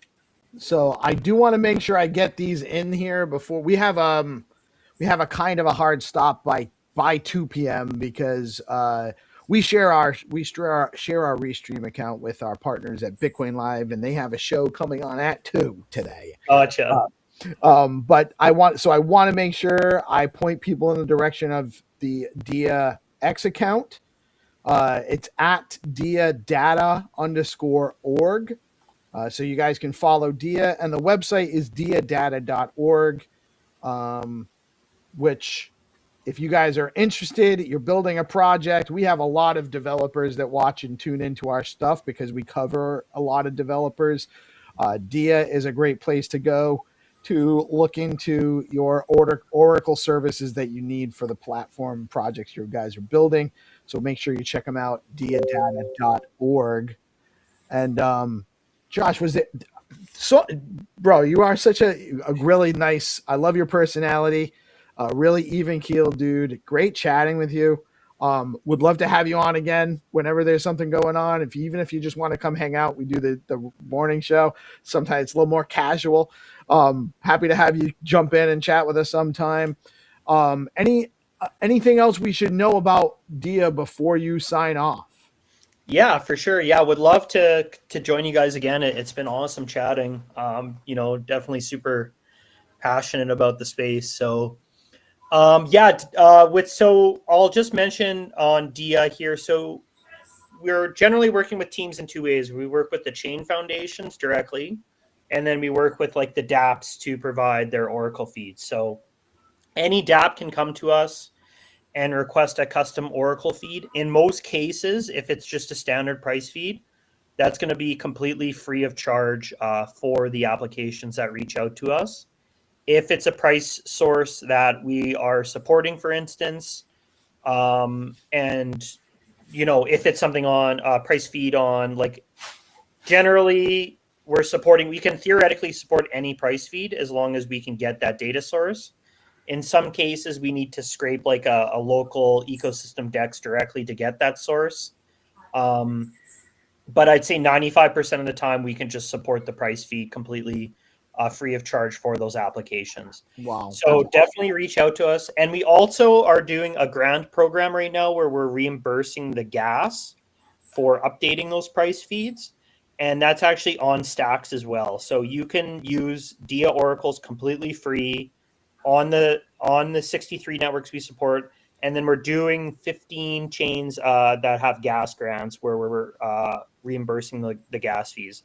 Essentially, that would be the only cost if you're doing it on a chain that we're not doing the gas grant, or after 1 year, you would just have to pay the gas cost for those. Most chains today, that's not an issue. Might be a little bit of an issue on Ethereum, I guess would be your only concern there. So sometimes it's pretty cheap on Ethereum right now. Yeah, we've seen it lately where it's been cheap. So that's the good thing about the bear market is you are getting cheaper gas. Yes. It hasn't been too bad on Ethereum for almost a year. Like I haven't been like I'm sending out like $30 payments, $100 payments for like 5 cents, 17 cents. Yeah, that's great. Yeah, it's great. Actually, ironically, that's funny. So Ethereum still has the issue of spiking, right? So Vitalik again proposed, I think it was a week ago, maybe a bit longer, about bringing back gas futures. Back in, I want to say 2019-ish area, there was a gas token that you could buy, which it was essentially a gas future. You could use that token instead of paying those gas fees, right? And then that got kiboshed with one of the Ethereum update proposals there. And now it's funny that they want to bring it back because it makes more sense, right? You can start loading up on, gas prices today, in anticipation of gas prices going up in the future, right? It's a smart market to make. Exactly. Yeah, for sure. So it's funny that Vitalik is kind of proposing that again. I forgot about that. That was when they were still proof of work, I believe. Yeah, for sure. Yeah, it was. I can't remember the name of the token, but I remember thinking, man, this is a fantastic idea because back then, we generally saw at least once a week gas spiking to 500, sometimes 700 Gwei, and I think the overall price wasn't as bad as it is now with the token being as high as it is, but you're still spending $30, sometimes $50 per transaction, which is crazy. Right. Well, and then also when you look about how much you were spending back then and how much Ethereum it was. Exactly. You're spending a large amount of Ethereum on the gas. Yeah, because the price was so low. Yeah, I think I remember as high as for myself as 0.05 or 0.1 in some cases. Yeah. There's that website. Can't remember what it's called. It measures how much gas you spent on your wallet over the life of it. And when I go back there and it's like, oh, you spent 12 ETH or 15 ETH.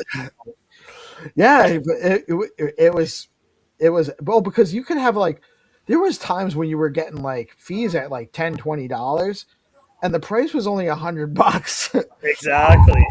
Yeah, it was bad. It was real bad. So yeah, if you go to that, you're like, well, shit, I guess I should have, and there wasn't a lot of options back then, you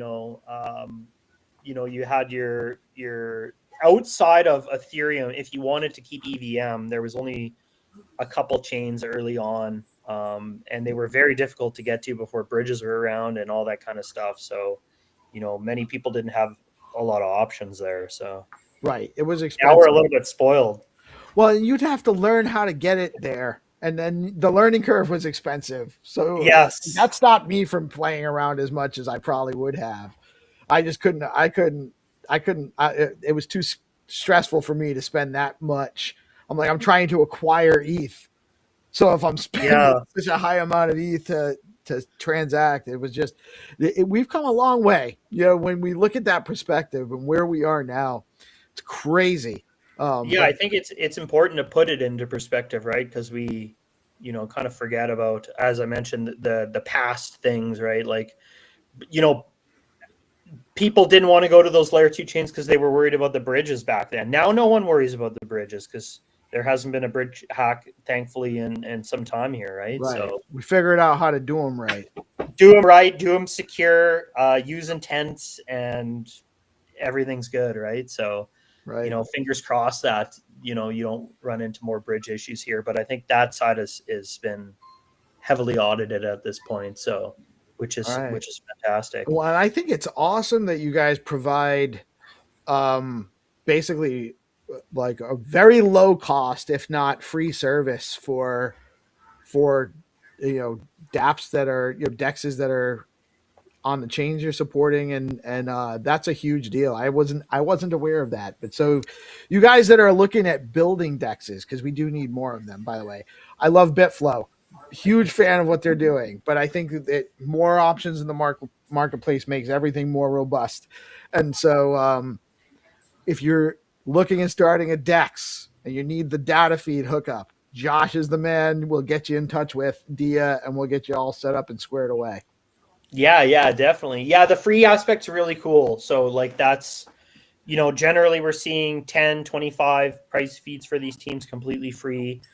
DEX, lending protocol, liquid staking, CDP, yield, anything like that. Those are all kind of protocols that can utilize oracles and use those price feeds for adding functionality. Now, very quickly, I'll just mention too, we also support on the other side, as I mentioned, the nav-based fundamental feeds. We support verifiable randomness for potentially casinos and loot boxes for video games. So crypto nuts. One thing we're seeing today actually with the crypto casino stuff is you can't really it's kind of closed source. You're not really verifying the transaction, which is crazy, or you're verifying it with their own built-in VRF. With ours, it's all, again, fully transparent end-to-end. You can verify that that transaction's done correctly and that you're receiving the right amount of funds. And then on the loot box side, that's really exciting as well. You can verify you're getting the correct loot out of the loot box and that the devs haven't, altered the math or anything like that, right? So that's not something we see. And again, this needs to come from the users a lot of the time to say, hey, we're interested in having transparency here on this. Otherwise, typically you won't see these gaming studios getting involved with this, right? But that's kind of what crypto's built on. That's the ethos that we're all here today to support. So we need to continue pushing on that side. And then finally, one thing that we're working on that's really, really cool is called AI resolution in partnership with GenLayer, so that we can open and close markets without any intermediaries using this setup. So we'll kind of push that AI resolution on chain to facilitate opening markets, whatever kind of market, and then you choose which agent where they're resolving that market. Could be like routers or like Twitter, that kind of stuff. And then that we can push that resolution back to the chain once the market's closed, and then close that automatically without any intermediaries. So basically a white glove end-to-end solution for prediction markets there.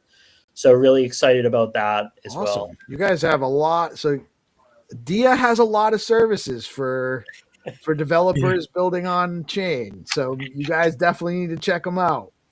Yeah. Josh, man, it's been a blast. Even without our music, which is really throwing me off, by the way. I can't tell you guys how much it is like stressing me out that I can't turn on and off music during the intro stuff. But great having you. We do got to wrap up. I could keep going with you for a while, but we'll have to have you back. Guys, check out DIA. It's, make sure I got the website again. It's diadata.org. Check them out. They're helping us get secure data to our apps. Lots going on in the space. Make sure you follow. And Josh, thanks, man. Thanks for joining us. Yeah, thank you very much for having me. And yeah, anyone can feel free to reach out to me anytime. Yeah, excellent segment here, Steve, and pleasure to meet you, GP. And we'll see you guys again. And thanks to the community. Awesome. Have a good one, Josh. Take it easy. We'll be back with some more. I think Nick from Bitcoin Live is going to be joining us very shortly with Jerry for the Proof of Work podcast. And y'all have a blessed rest of your afternoon. Stay tuned. Thank you, Josh. Thanks, GP. Peace, guys. All right, my friends, it's your old pal Peace Love Music, and we are back. We have another live guest segment today. We have Jeff, the founder of BSD, Base Dollar on Stacks. What's up, Jeff? How you doing today, man? Thank you for joining us today. Hey, GM. Thank you so much. Happy to be here. And it's great. I'm doing great. I'm getting ready for the holidays. Yeah. Yeah, it's a lot. It's fine. You can feel it winding down. Things are getting a little less chaotic, except for us where we, book back to back interviews on the same day. But you seem like a very, very busy guy to me. Yeah, like when I've been watching more and more like bits and pieces and segments, and I'm like, this guy is always live on the internet, always. Well, and we started. We've been doing the daily live streams for Monday through Friday for a little over. We're just going on almost a year and a half, about a year and 4 months. We started out of Stacks D Grants Cohort 2 last summer of 2024. And, it's iterated from doing like a 15 to 20 minute, like good morning check-in to an hour-long show to an hour and a half show with a couple of different news segment and a guest spot and game show, and then other segments throughout the day, like different shows. We had Landy coming on and doing TA. We used to produce Melanie's good kitty Melanie's show and Bitcoin and Beyond show. We do the SIP shows on Friday. And then so it was like in October, it was like, you know what, why don't we just stream all day and then we can drop in. So some of what we play throughout the day is just reruns of recent content segments. So what, after I'm done talking to you today about BSD, and I know that there's a ton of people out in the Stacks ecosystem, especially in our audience, that want to know more, very interested in the project. We'll cut that out and we'll replay it throughout the next couple of weeks to get more exposure. So people don't have to just tune into the live, but by doing the live stream all day, we can more accommodate founders like yourself for us to come spotlight. So, but this isn't about me and what we do. This is about you today. So I am relatively new to your project. We met a couple weeks back. There's a project that I've been working on with Rafa, and we had you on to talk to us about some stuff. Just not on, but we had a meeting. That was the first time I met you, and then you just happened to be on the Bitcoin and the Bitcoin Building on Bitcoin show with the BitFlow guys, which is also, they have their show today too. Last week, and I heard a little bit more, but I really want to get a handle on what you're building, because I know there are definitely options for dollar stable coins is important. We don't want a centralized system. USDC coming to Stacks is great, but I'm a huge fan of what Jacob's building at USDH. And I think just more options in the marketplace make the ecosystem stronger and better for everybody. So I'm really intrigued about your niche and what you're working on with BSD. Yeah, nice. Thank you so much for that tee up. And before I jump into that, just to sort of put a final point on everything you were saying about the show, I really appreciate what you're doing for Stacks and what you're doing for Bitcoin, and there's just so much work to go around. So I think you're really providing kind of a valuable service for our ecosystem. So thank you. Thank you for saying that, man. I really appreciate it. We work hard, and there's a small team behind me. There's a lot of people chipping in, but it's a lot. Yeah. It is a lot.